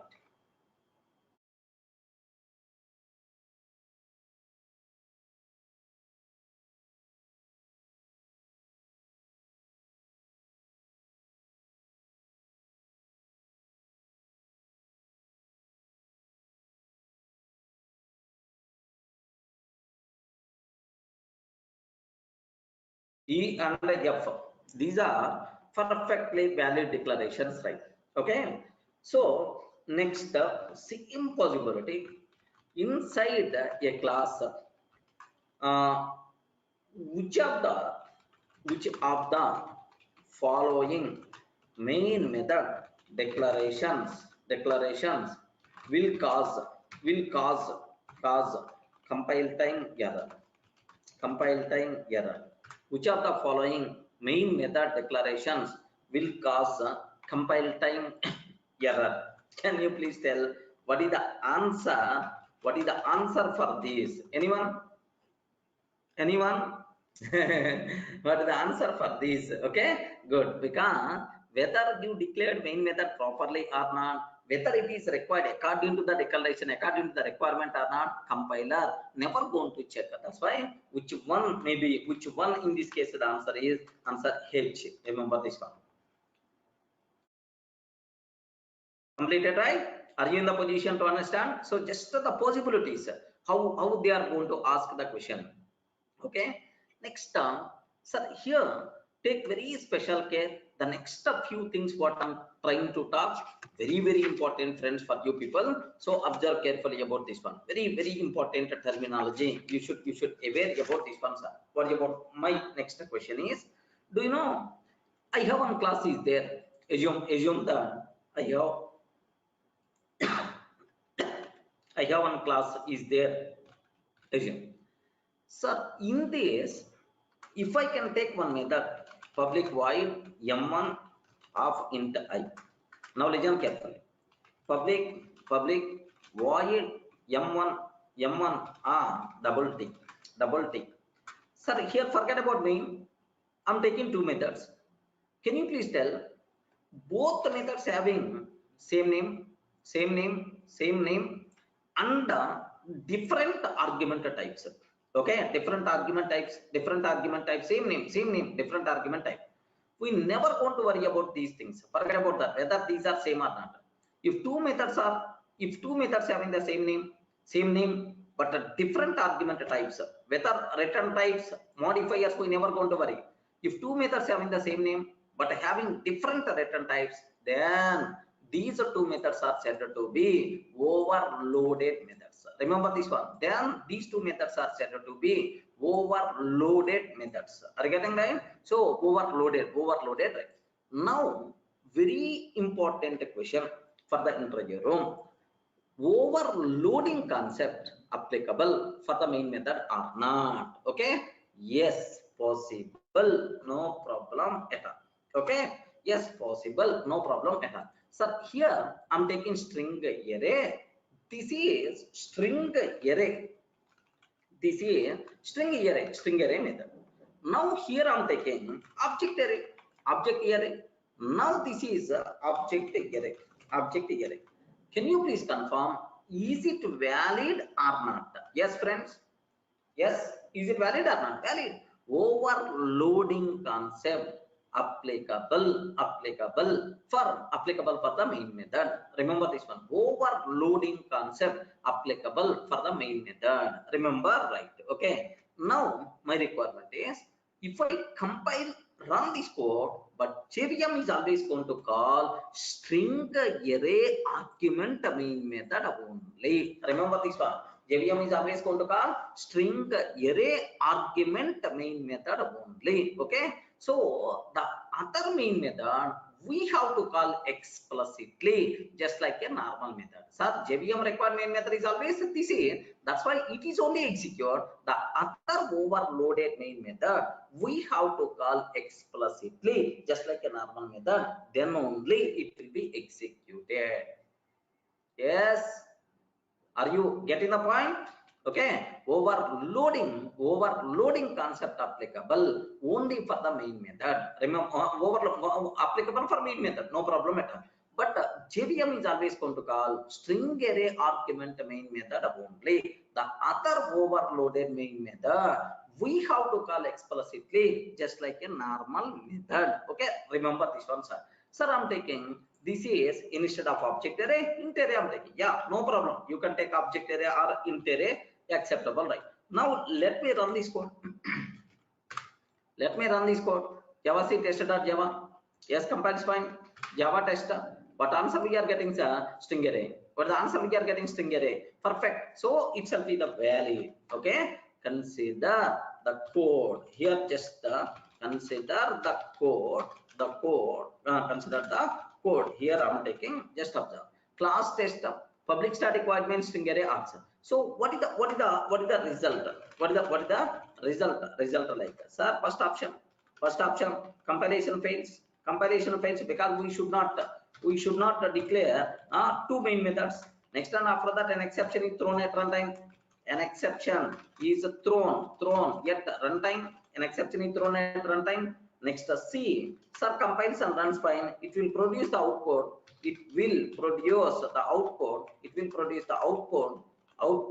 Sir, which output it's going to produce, right? String array. Okay, it will produce the output object array. Sir, which one is the correct answer? Please confirm. You know already which one is the correct answer, because it's always going to produce. Okay, like so this is string array, right? So overloading concept applicable for the main method.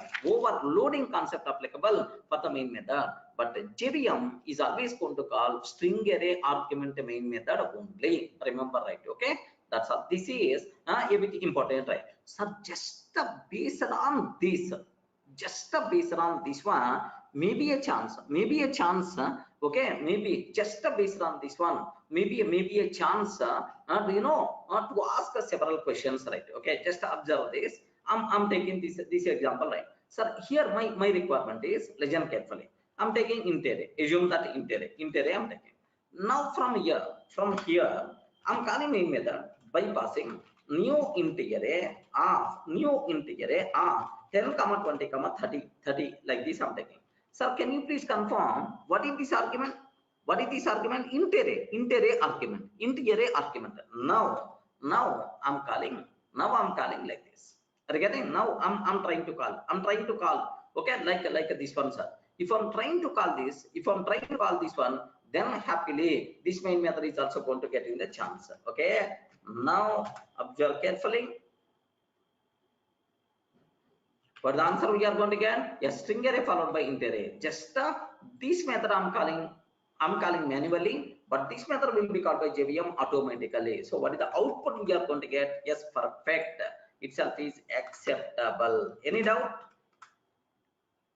Yes, friends, are you in a position to understand? Next, from this, sir, I saw in Java 11 there are multiple questions. They asked about from this concept. They asked multiple questions, right? So just have a 1 minute. Just have a look once. Is there any?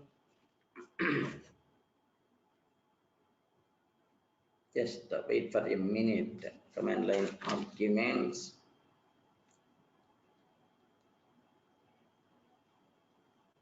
How you can invoke int array.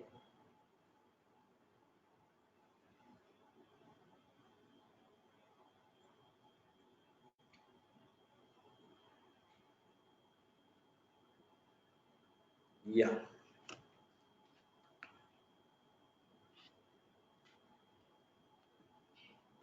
Okay.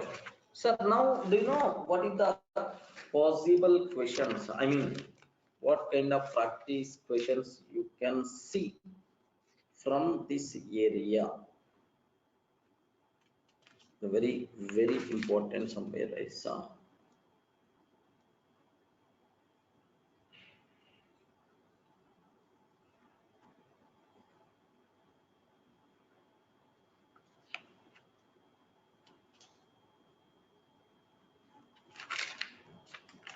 Correct.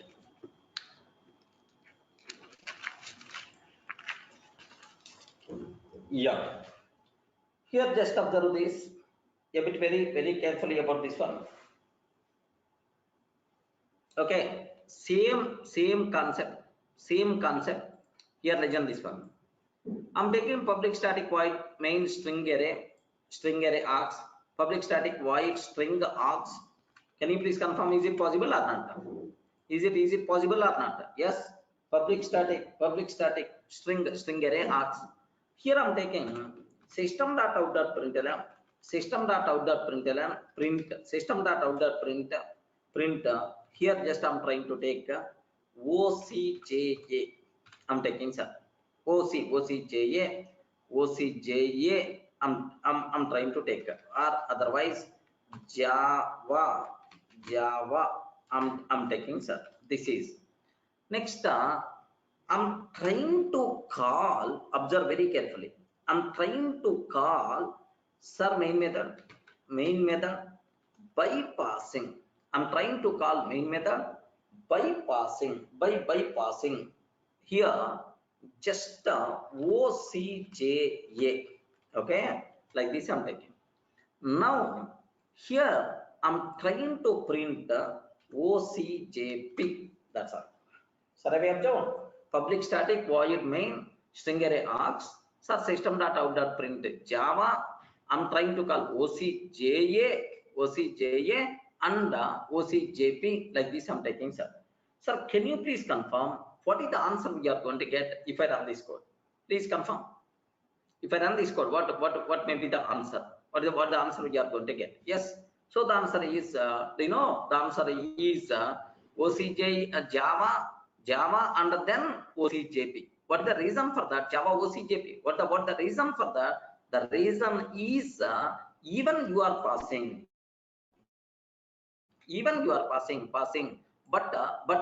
you are not printing that. You are not printing. Well, you are printing OCJP. That's why the answer what you are going to get is Java followed by OCJP. Remember this one. Okay. Any doubt about this? Any doubt about this terminology, friends?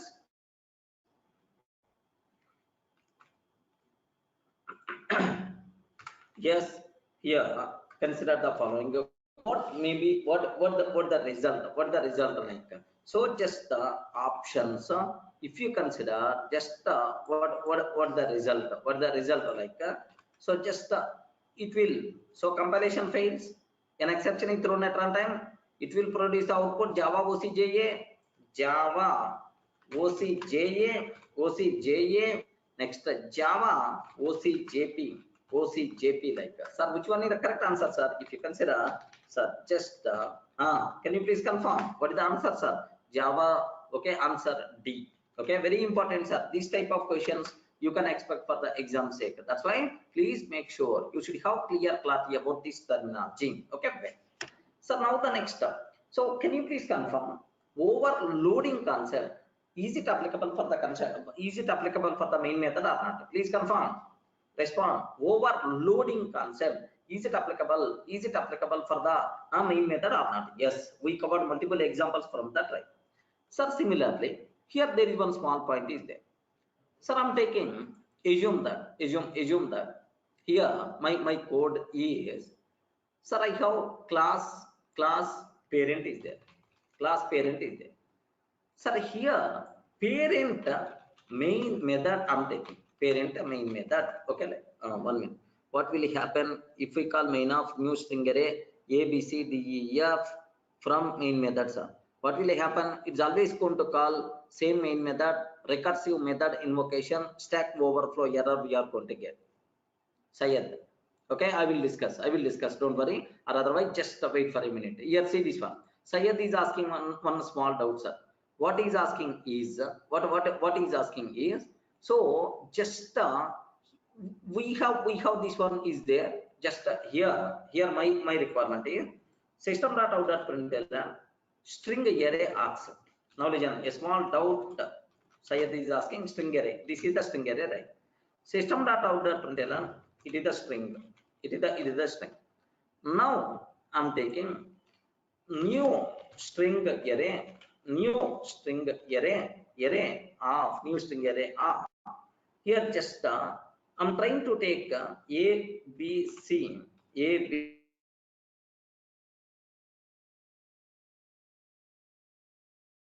Can you please tell what will happen in this case? Is the output is what the answer we are going to get in this case? Yes. Bhaskar already executed, it seems. Can you please tell what will happen in this case? Here the problem is, now listen carefully. JVM is always going to call this main method. Okay, it will print string array. And then you are calling main method by passing string array. Now it is always going to call same method. It is always going to call same method. It is not calling this method. It will always call the same method.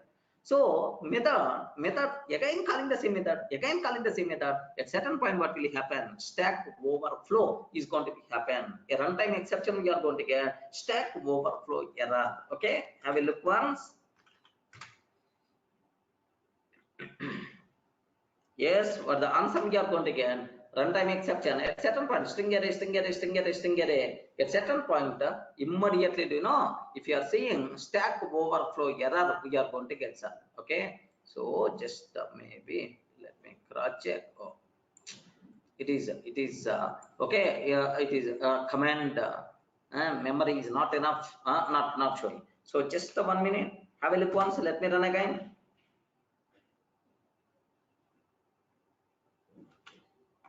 One minute. Just I stopped in the middle. I didn't print complete stack trace. Correct. I can now. Are you in the position to see, right? What is the exception we are getting? Exception. Java.lang.stack overflow error. Are you getting right, sir? This is a bit important. So if you are calling the same method again and again, it is the runtime exception by default we are going to get. So for the answer by default we will get exception in thread main. Okay, like. So is it compiled time error? Is it compile time error, or is it runtime exception? Is it runtime exception, or simply string array, or string? Like you may ask, sir, what answer we are going to get is, so it is an exception thrown at runtime. Okay, an exception is thrown. It will print string array, it will print string like no. So if an exception is thrown at runtime, which exceptions are stack overflow error? So Sayed, is it okay, right? Are you in the position to understand?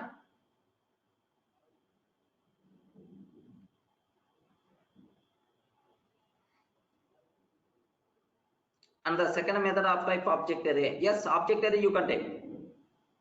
Object array you can take, but exact match is always going to get high priority.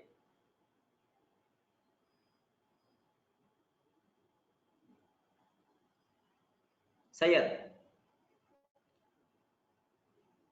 Okay. Next, Swaroop is asking one small doubt. Let me clarify in the form of bit. Okay, here just what this doubt is. Observe that carefully. Now here main I'm taking public static void m1 static method m1. Next this is m1. I'm trying to take m1 main method m1 main hyphen sir, just m1 I'm taking, sir, that's all. If I run this code, how many static methods are there? Please confirm. Amit Kumar, in constructor there is a small difference is there. In constructor there is a small difference is there. Recursive constructor invocation is a compile time error but not runtime exception. Amit, there is a small difference is there. Normal methods stack overflow error, but a constructor related recursive constructor invocation is always compile time error. Please remember that, Amit. Okay, yeah. Now here see this one. How many static methods are there? 2 static methods are there. Can you please confirm? If I run this code, what is the output we are going to get? Sir, my expected outputs, just I'm telling. If I run this code, if I run this code, what is the output we are going to get, sir? My expected output is, sir, A. Okay, main hyphen. Okay, B. Okay, main hyphen M1. Main hyphen M1, sorry. Yeah, let me take ln, let me remove. So in the same line we will get M1. Next C, of course, just the options say compilation fails, an exception is thrown at runtime. An exception is thrown at runtime. Okay, remember. Now I hope all the people are in the position to answer. Okay, including Swaroop also. So here, even you wrote multiple static methods, so only main method will be executed automatically. The remaining methods we have to call explicitly. Then only that method will be executed. Remember this one, sir. The remaining methods we have to call explicitly. Then only it will be executed. If we are not calling, then it won't be executed. So JVM will execute automatically only one method. But that's all main. It won't execute all the remaining static method. If you call, then only remaining static methods will be executed. Yes, Swaroop, your doubt got clarified. So what the answer we are going to get? Yeah. Now listen carefully, sir. What about my next important thing? Observe carefully. Sir, I have class parent, public static void main, string array args, parent main method. Now I'm taking class child. Now class child I'm taking. Child class doesn't contain main method. Okay, child class doesn't contain main method. This total program I saved inside test.java. Okay, inside test.java. So now class child extends a parent. We have to take compulsory. Yeah. Now it is the child class of parent. Okay. Now my requirement is I saved this code inside test.java. Okay. The code compiles fine. Now Java C tester.java, Java C tester.java, Java child I'm taking, sir. Can you please confirm what is the output we are going to get? Okay, option A. Okay, just observe carefully. And the command invocations, like I'm taking, sir. Sir, this is class parent, public static void main, system.out.parent method, like that. Sir, option A. So we will get a runtime exception. We'll get runtime exception because main method, okay, not declared inside child class. Main method, because main method not declared inside the child class, but we are trying to run child class. Okay, next, S2, we won't get any runtime exception. We won't get any runtime exception because parent class main method will be executed. Parent class main method will be executed. Please confirm among these two things which is the correct answer. Yes, can you please respond? Okay, now very important, sir. Yeah, good. Nagateja, and then Bhaskar. Okay, Nagateja, Bhaskar, observe a bit very carefully. So inheritance concept applicable for the main method. Remember this one, sir. Inheritance concept applicable for main method. Hence, while executing child class, if child class doesn't contain main method, then parent class main method will be executed. Okay, remember this one. Hence, while executing child class, if child class doesn't contain main method, then parent class main method will be executed. Then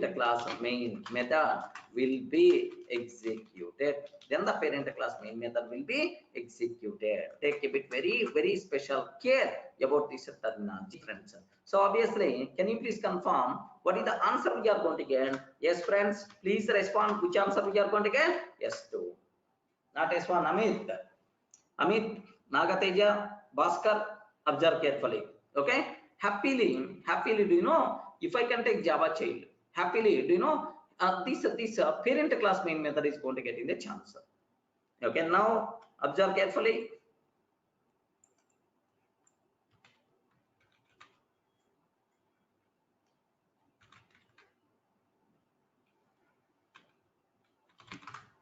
Okay, now observe carefully, sir. The code compiles fine. There is no compile method at all. Next, Java child. For the answer parent main method, happily it is getting the chance. So inheritance concept, is it applicable for main method or not? Yes, why not? Happily applicable. That's why if the parent class main method, if the parent class doesn't contain main method, happily child class main method will get the chance. Remember this one. I mean, if the child class doesn't contain main method, parent class main method will get the chance. Yes, Amit, like static final methods also available in child class. Yes, available. Static methods available, final methods available in the child class, but final method you can't override. Bhaskar. Child C is equal to child C dot main will also work. Yes, it will also work. Because just like a normal method, you can call Bhaskar. Amit. Clear, right? Any explanation is required? Overloading concept applicable for the main method. Inheritance concept applicable for the main method. Okay, like now the next terminology. Here, see this one. Now the next terminology, right? Sir, what is the next point? What the next important conclusion, what you people should aware is sir, very simple, very simple terminology, right? Okay. In the child class also, can I take main method or not? Okay, in the child class also, can I take the main method or not? Okay, child main method. Now observe carefully. So in the child class also, is it possible to take the main method or not? Okay, why not? Why not? Now sir, here have you observed, right? Parent class and child class contain a method with the same signature. Method name and arguments are same signature. This concept is called, what is this concept, sir? Anyone please confirm? Yes, excellent. Anyone, can you please confirm? Okay, so overriding. Yes, parent class and child class having the methods with the same signature. Method signatures are same. This is called overriding. So seems to be overriding concept applicable for the main method. Overriding concept applicable for the main method. Okay, it seems to be overriding concept is applicable for the main method. No, seems to be okay, but for static method, this is called method hiding. Remember this one. So it is called method hiding, but not overriding. Okay, so take a bit very special care. What is the difference between method hiding and overriding? Method hiding and overriding in the oops concept I will discuss, don't worry sir, but just please make sure you should aware, right? Okay, now I'm taking Java C test.java child. Sir, what is the answer we are going to get for this? I hope you know already. The output what we are going to get is child main method. Okay, like we are getting. So, sir, seems to be overriding concept applicable for the main method. 1 minute.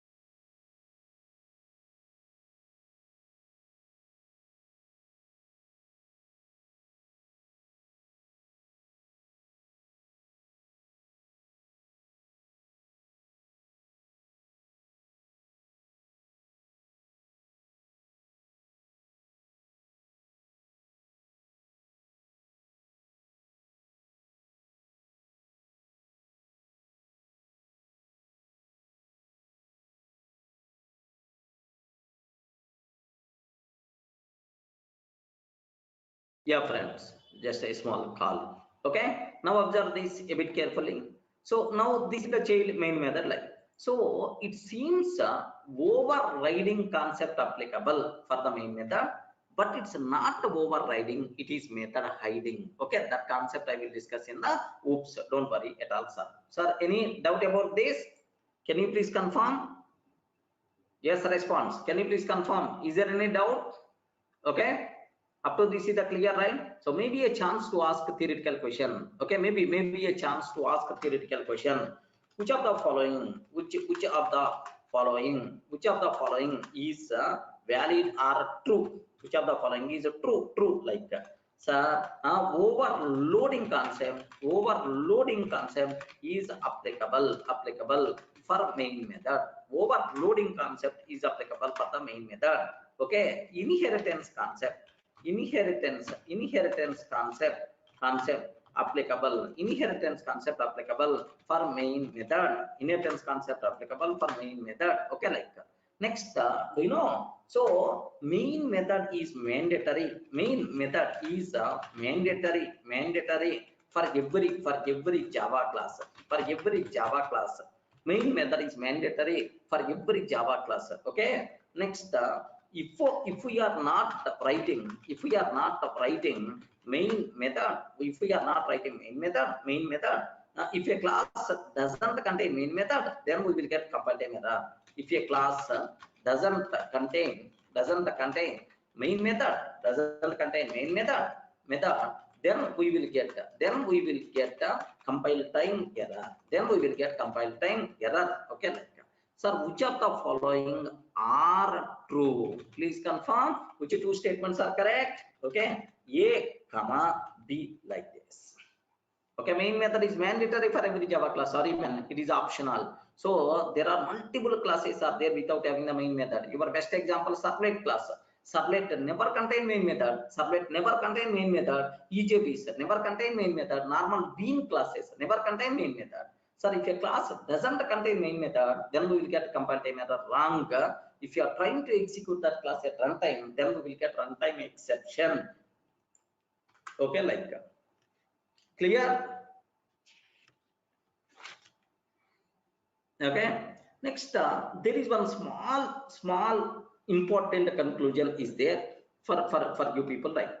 In the 1.7 version, there are some small enhancements came related to okay main method.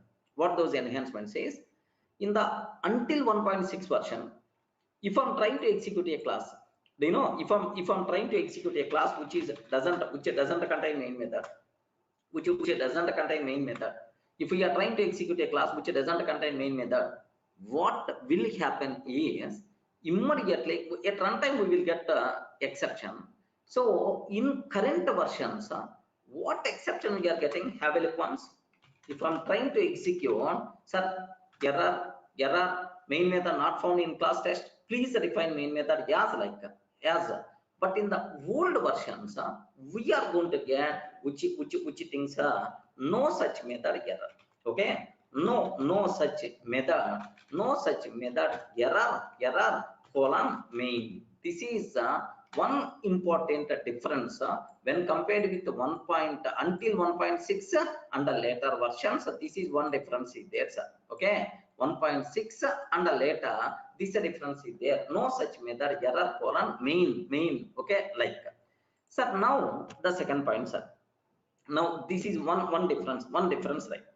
Second one, here see, it is also very important difference. Sir, in the old versions, suppose I'm taking static block. Okay, static block. System.out.println, hello. Static block I'm taking some. Static block I'm taking. Okay, like. So now static block I'm trying to take. Why it says this error? Just Swaroop, what will happen is no such method error colon main, and error main method is not found in class test, please.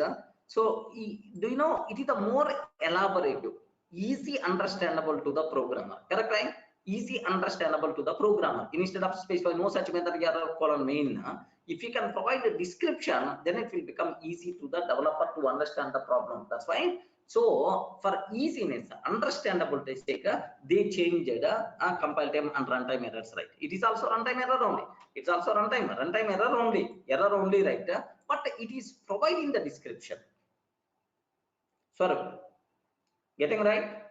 Just it's a more meaningful description. Beyond that, nothing. It is the runtime exception only. But instead of displaying that exception, simply it is telling that it is the basic mistake, right? That's why more elaborated description they are providing.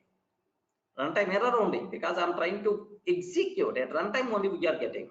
Just a message got changed for easy understanding. Beyond that, nothing. Next, one more change is there. So now static block is there. If I run this code, what is the output we are going to get? Can you please confirm? Yes. If I run this code, what is the output? Output we are going to get? Please confirm, friends. Yes. Excellent. What is the answer we are going to get? First static block will be executed. First static block will be executed. and then we will get a runtime exception saying main method is not defined. Main method is a runtime exception saying main method is not defined. Correct, right? Main method is not defined. Please define main method as public static void block void main and so on. That is what you people should be aware. Remember this one, sir. That's what you people should be aware. Until 1.6 version, JVM first it will execute static block and then it will check for the main method. If the required main method is not there, then immediately we are going to get error. Okay, immediately we will get error. But okay, if I execute, but in 1.7 version onwards, okay, 1.7 version onwards. So you know it's a very strict. It's a very strict, sir. What it will ask is array first 1.7 version onward JVM will ask first show main method. First show main method. Show main method. If the main method is not there, then execution JVM won't start its execution. In the 1.7 version, okay, the problem is compulsory you should show main method, and then only it will, if main method is available, then only if the main method is available, then only such static block will execute. If the main method is not there, even JVM won't execute static block. Now observe, so most of the people told static block followed by main method. Static block followed by main method. No, static block won't be executed. In this case, static block won't be executed. In the old versions, static block will execute and then main method. But in the newer versions, first show the main method, and then only I will execute. Can you please confirm? Are you in the position to understand the difference? The people who told static block followed by main method, static block followed by error. Okay, sir, here if we try to execute, okay, this program, static block will be executed and then error because main method is not there. Okay, static block won't be executed. To execute static block, main method is mandatory. Okay, remember, just if we run the if we run this program, if we run this code java test, okay, if we run this code java test, so 1 minute.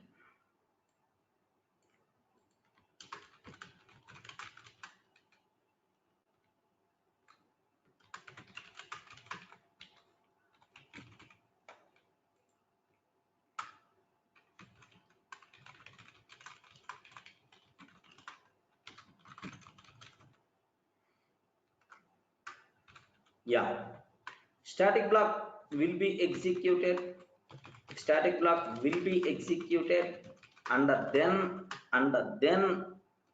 we will get error. Because main method is not available. Main method is not defined. Next, here see. Static block won't be executed. Static block won't be executed because to start the program execution, main method is mandatory. Can you please confirm which statement is the correct answer, sir? Please observe that. Why I'm typing is you will get much clarity. That's about, beyond that nothing. Getting right? So this is in the old versions and new version. This reference is there, friends. Static block won't be executed because to start program execution, main method is mandatory. Observe carefully.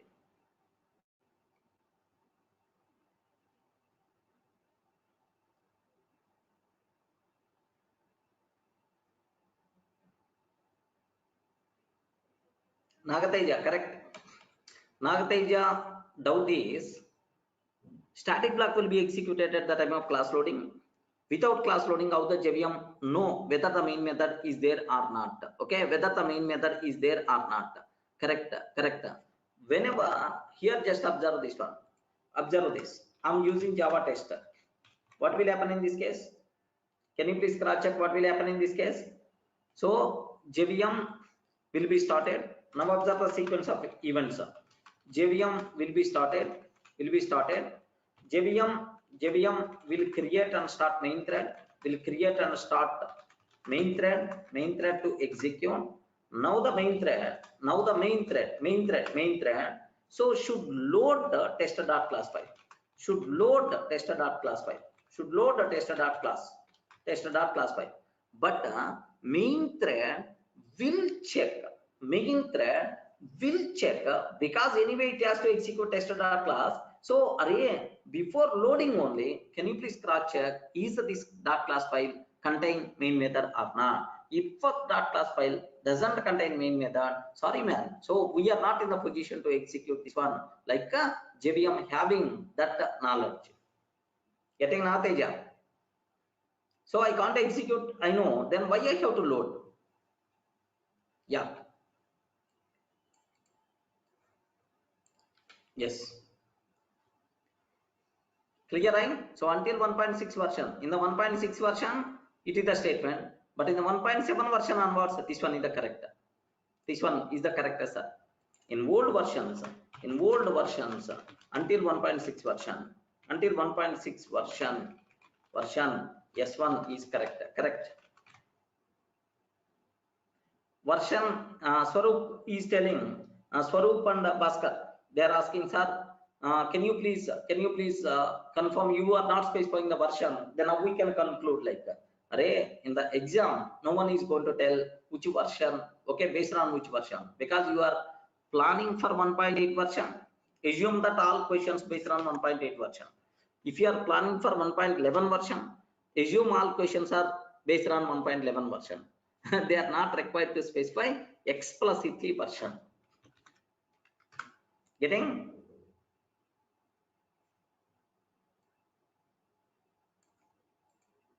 Any doubt?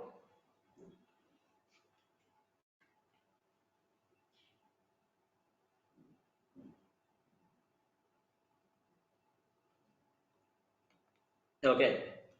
So this is related to, I mean, main method and next. One more thing, sir. One more small thing is there. What's my requirement is? Here, this is the static block. Now, public static void main method is there. Void public static void main string array args. I'm taking, sir. Now this one is the main method. Now this is the main method like this. I'm taking, sir. Main method like. Now, can you please tell what is the output we are going to get in this case? What is the output? If I can take like this, what is the answer we are going to get, sir? So whether it is the new version or old version, if the main method is available, the order is always the same. The order of execution is always same. First static block and then main method. First static block and then main method. It will be executed, right? So what output we are going to get? Just have a look once. Because static block OCJA not important, but OCJP very important, sir. Very important static block like so this one you should aware. Okay. Now maybe a chance to ask this type of questions also for the exam sake. What is the output we are getting? Yes, here just observe that. That's all. Are you in the position to understand that? This is about main method. What are various important loopholes also? Some more questions I will discuss. Don't worry at all, sir. And then command line arguments. Just a matter of few minutes we require to talk one more session. With that, it's going to be completed. After that, I have to talk about something like LVTI user. What is that LVTI? User. What is that LVTI? Local variable type inference. Just one session I have to take about that also. Okay, right, sir.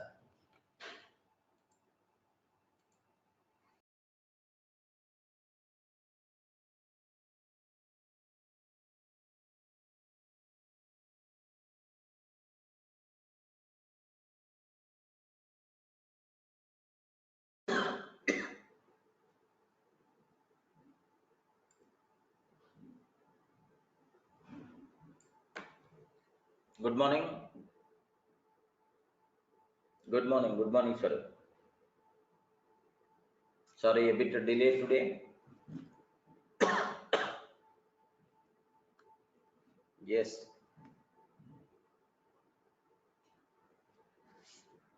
Good morning. Good morning for all.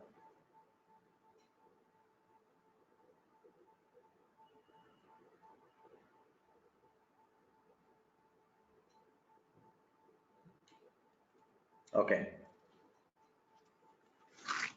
Sir, almost all we covered in the last session. There are some important questions related to the main method. Correct, right? Can you please confirm? Yes, sir. There are several important things we covered related to the main method in the last sessions. Okay. Now just so what are various improvements came in the 1.7 version with respect to the main method? Okay, like we discussed it, sir. Sir, now what is command line arguments? What are the command line arguments? So this part I will take care. So just 1 minute. So maybe a chance to ask the questions. So which of the following is the valid main method declaration? Like we covered already the bit style. Have you remembered, right? Which main method declarations are valid? Like I covered related to this one.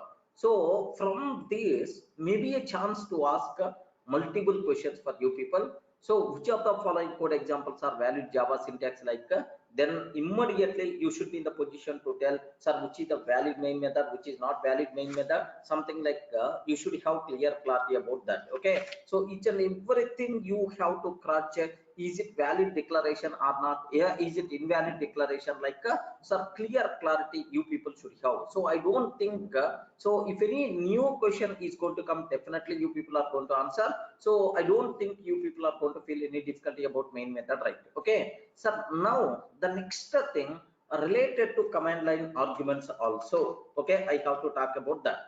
So do you know what are various arguments to the main method? What are various what the arguments to the main method? The arguments to the main method are the command line arguments, right? Okay, so here whatever arguments we are passing, whatever arguments we are passing from the command prompt, sir, I'm passing something like Java test, okay, A B C, like this I'm taking, sir, Java test A B C, okay, like I'm trying to take. So do you know these things are by default considered, yeah, command line arguments. Remember this one, sir. These things are command line arguments, the arguments which are passing from the command prompt. Okay, from the command prompt I'm passing these arguments, so that's why these arguments are by default considered as command line arguments.